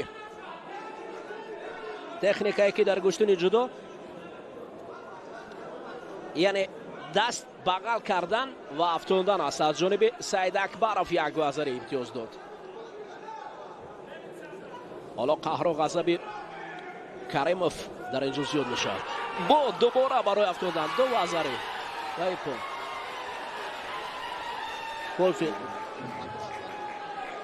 дар инҷо акнун саид акбаров як маротиба макикоми буд, як маротибаи дигар бо як вазари дигар дар маҷмӯъ бо ду вазари рақибро шикаст дод ва ба қисмати финалӣ баромад.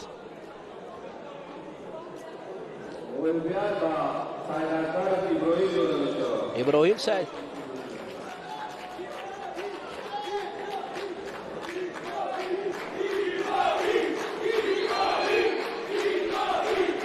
нуқлисошам дар канор нишастанд.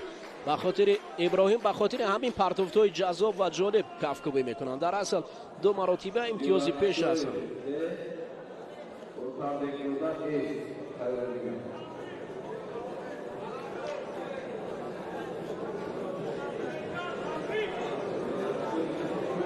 аммо бар муқобили разиаллоҳ бо ин шакл гӯштин гирифтан ҳанӯз ҳам барои иброҳим каме қувва лозим аст. чусту чолокӣ муҳим аст ки чунки дар қисмати финалӣ ӯро рақиби бисёр ҳам арзишманд ё ба қавли дигар рақиби шоиста истиқбол мегирад.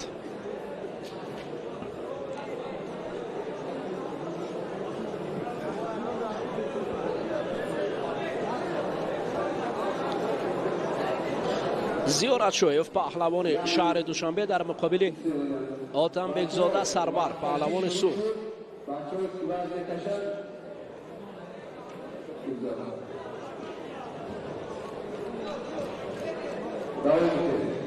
акнун мубориза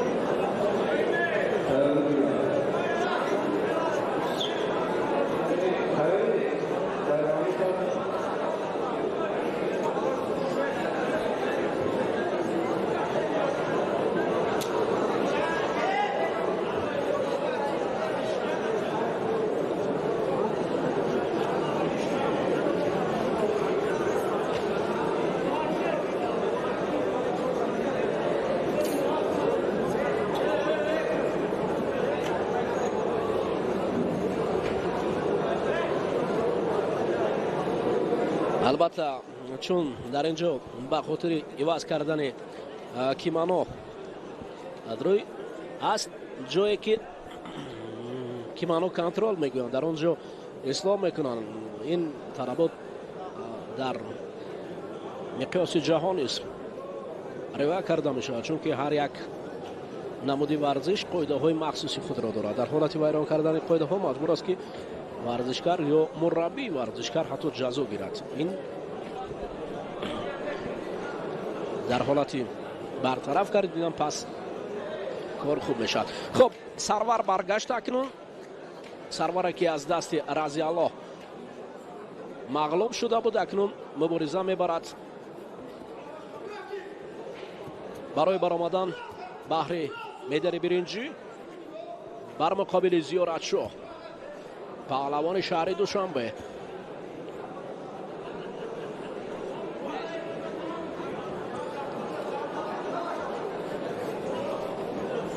برای دولت زیارتشویف دولت هم از اول خوب گوشتین گرفته بود.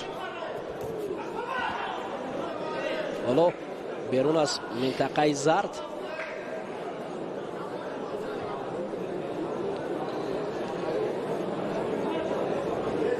مربیان ورزشکاران برای ما پیشکش می شود. هم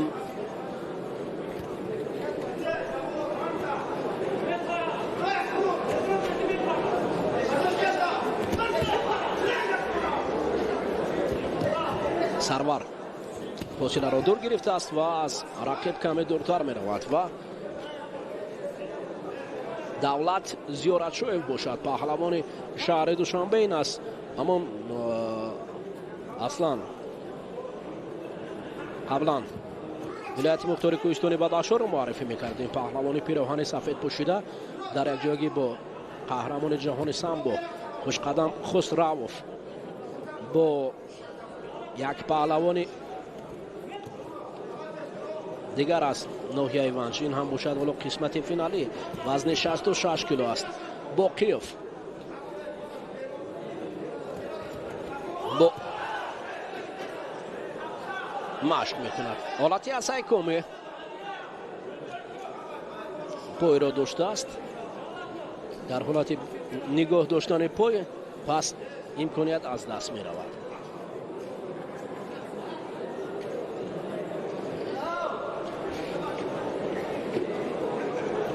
برمیگردند پهلوانان کمر یکدیگر را خوبتر اصلاح کردن کمربند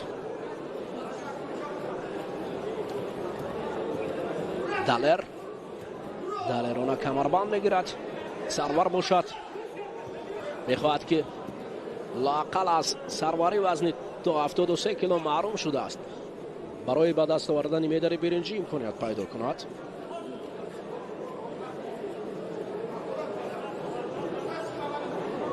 گریبان آستین حرکت های جذاب و بعد از مته است.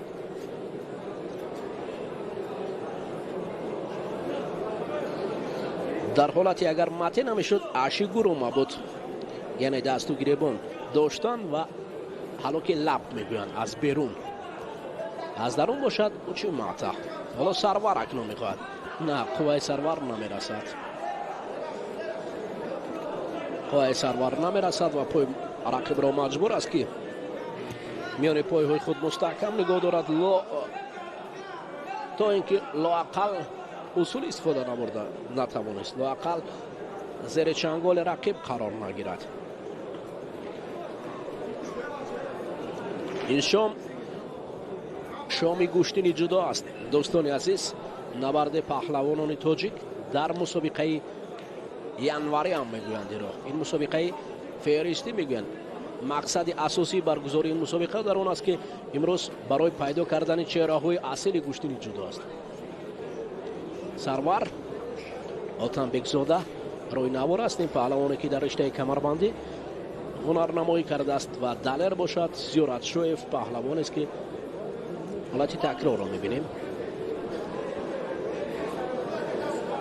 نه اینجا فقط قوه سرور نرسید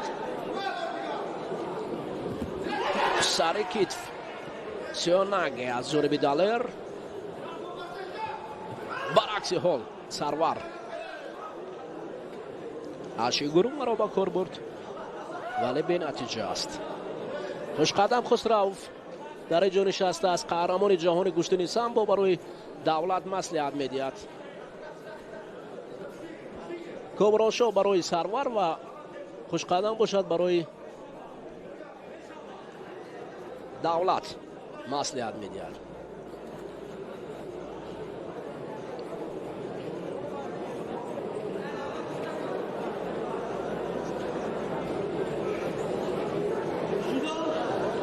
گشتی نگرفتن داور را مجبور میکند که نوبت دوم برای سرور شیدو و برای دولت باشد. شیدوی اول را نشان دهد. حالا با دو شیدو سرور از دولت یک قدم قفوتر است. در حالت یک شیدو دیگر نشان دادم پس سرور از پیروزی محروم شود. دولت باشد دلیرانه پیش می رود. سرور خوش نه اسپوی نه اسپوی ممنوع است. ماته بود در حالتی اگر ماته نمیگفت داور شاید شیدوی سوم را برای سرور نشان میدادند. در اینجا داور اشاره دارد که تو حالت تکرار را ببینند چگونه اسپوی سرور داشت. در گشتن جدا حالا طبق قاعده های نوی گشتن جدا پای داشتن این ویران کردن قاعده است.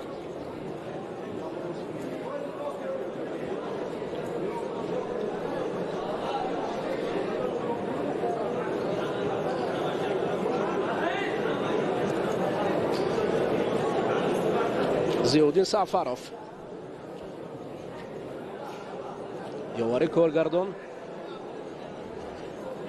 چالو کنه و مثل پرتوفت همین پهلوانان حالتهای تکرار را برای ما نمایش میدهند. تشکر زیودین برای نشان دادن حالت تکرار و در اینجا داور هم دید قانع شد و حجمه را اکنون دوباره بلند کرد. صدایش رو سرور حرکت دارد.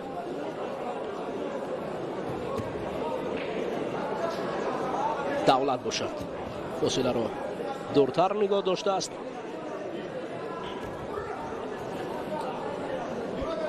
دستکشی میتواند که حالا گلدن سکو وقتی تیلوی در حال کمربند اصلاح کنند و دوباره مبارزه برند. هر آن کس که به گشتین نبرد آورد سر مهتر زیر گرد آورد. برآوردن به گشتین نبرد این کار مردانگی است. مردم تاجیک گشتین دوستدار است. گشتین را به نهایت طرفداری میکنند. ببینید آفرین عجب پرتافت تایاتوشه پشت پای مانع گذاشتن. دولت خوش قدم اکنون مصلحت داد و بالاخره ثمره داد. حالتی تکرار را ما خواهیم دید که چگونه